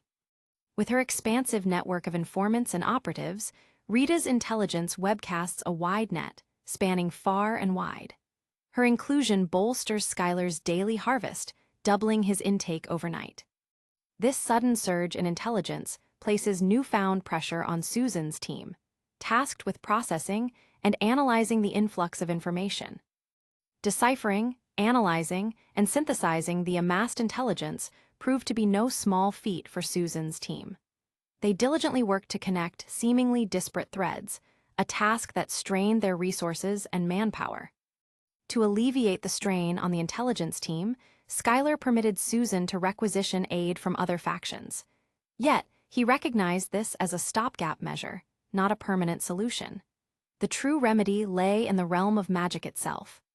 Drawing inspiration from Muggle advancements in information technology, particularly the advent of artificial intelligence, Skylar envisioned a magical analog, an entity capable of autonomous thought and analysis. Similar to Aquila the Eagle or the Sorting Hat, this creation would revolutionize the handling of intelligence. While Aquila was the brainchild of Ravenclaw alone, and the Sorting Hat the collaborative effort of all four founders, Skylar lacked their combined expertise. However, he possessed his own advantages. Over centuries of magical development, the wizarding world had discarded numerous ancient practices in favor of advancements in daily life and versatility. For over a millennium, the wizarding world has seen a plethora of brilliant minds akin to stars in the night sky. Names like Paracelsus, Nicholas Flamel, and Cornelius Agrippa resonate through the annals of alchemical history, each distinguished by their unique contributions surpassing those who came before them. Unlike the closed-off era of yore, these luminaries lived in times of openness and enlightenment. They freely shared their knowledge, penning books and disseminating their findings to research institutions, thus fostering the advancement of magical arts and sciences. While they safeguarded certain arcane secrets as the legacy of their bloodlines, serving as the cornerstone for their family's prominence, they also championed the dissemination and accessibility of knowledge. In their epic, the circulation of wisdom reached unprecedented levels compared to the era of the four founders. Schuyler, inheriting the legacy of Nicholas Flamel and possessing the vast repository of non-esoteric knowledge from other esteemed alchemists, stands at the apex of this tradition of enlightenment and innovation. In the vast library of the Malfoy family alone, and amidst the shelves of Old Black, Schuyler amassed a trove of knowledge from various sources, including the house and Ella's cabin. Building upon the foundations laid by his predecessors, Schuyler harbors the belief that he will one day pioneer the development of his own artificial intelligence. As the weeks swiftly passed, June 24th arrived, marking the culmination of the exam week and the climax of the Triwizard Tournament finals. The morning of the competition found the young wizard's breakfast table abuzz with chatter. Above, the fluttering of wings heralded the arrival of owls bearing messages. Harry's spirits soared upon receiving a lucky card from Sirius. Though the parchment bore nothing but a muddy paw print, it held sentimental value as a token from his sole living relative. However, his joy was short-lived. A screech owl delivered the morning edition of the Daily Prophet to Hermione, as was customary. She unfolded the newspaper, scanning the front page, only to spew a mouthful of pumpkin juice over its contents. Ron snatched it, eyeing the headline briefly before exclaiming, "Merlin's beard today of all days." "What?" Harry interjected, unable to contain his curiosity. "Is Rita Skeeter writing about me again?" Though both Ron and Hermione had initially attempted to shield Harry from the news, his increasingly agitated demeanor compelled them to relent. With a reluctant sigh, Ron passed over the newspaper. As Harry perused the article, his own image stared back at him, accompanied by a damning headline. "Harry Potter, distraught and emotionally dangerous. The boy who vanquished the mysterious man is emotionally unstable and potentially perilous," Special Correspondent Rita Skeeter reports. Recent revelations cast doubt on Harry Potter's fitness to partake in the Triwizard Tournament or even to remain at Hogwarts. The Daily Prophet's exclusive exposé alleges that Potter frequently suffers from unexplained maladies at school, often citing discomfort from his scar. Just last Monday in divination class, our reporter observed Potter abruptly leaving, claiming his scar was causing him distress. Unable to withstand the allegations, Harry's grip on the newspaper tightened, his heart pounding with a mixture of anger and disbelief. He continued reading, each word like a blow to his already fragile confidence. St. Mungo's senior experts suggest that Potter's mental state may have been compromised by you-know-who's dark magic, with his persistent complaints of scar pain serving as evidence of significant mental distress. The Daily Prophet has uncovered troubling details about Harry Potter, diligently concealed by Hogwarts headmaster Albus Dumbledore. Fourth-year student Draco Malfoy possesses the ability to speak Parseltongue, was once believed to be the heir of Slytherin, and was responsible for the attacks on numerous students. He is also associated with werewolves and giants, demonstrating a relentless pursuit of power. Parseltongue has long been associated with the darkest arts, famously wielded by none other than you-know-who himself.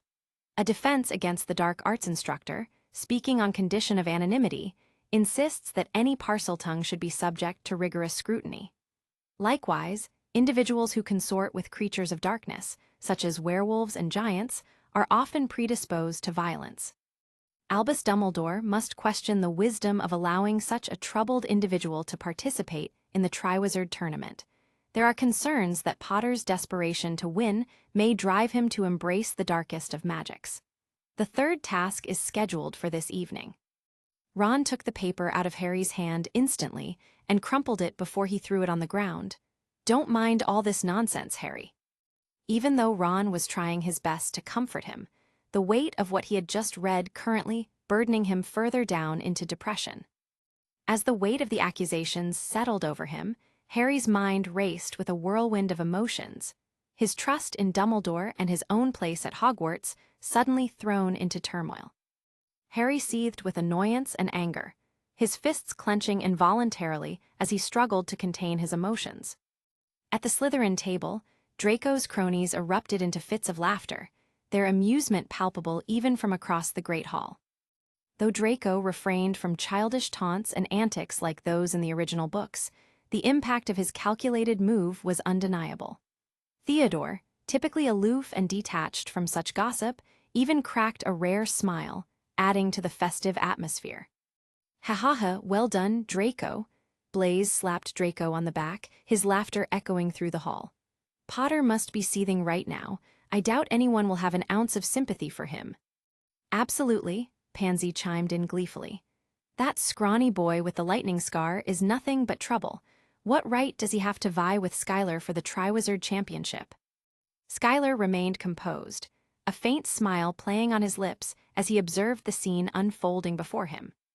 Gone were the days when he meticulously monitored Harry and his friends' every move, no longer driven by the need to manipulate the plot or inflate word count.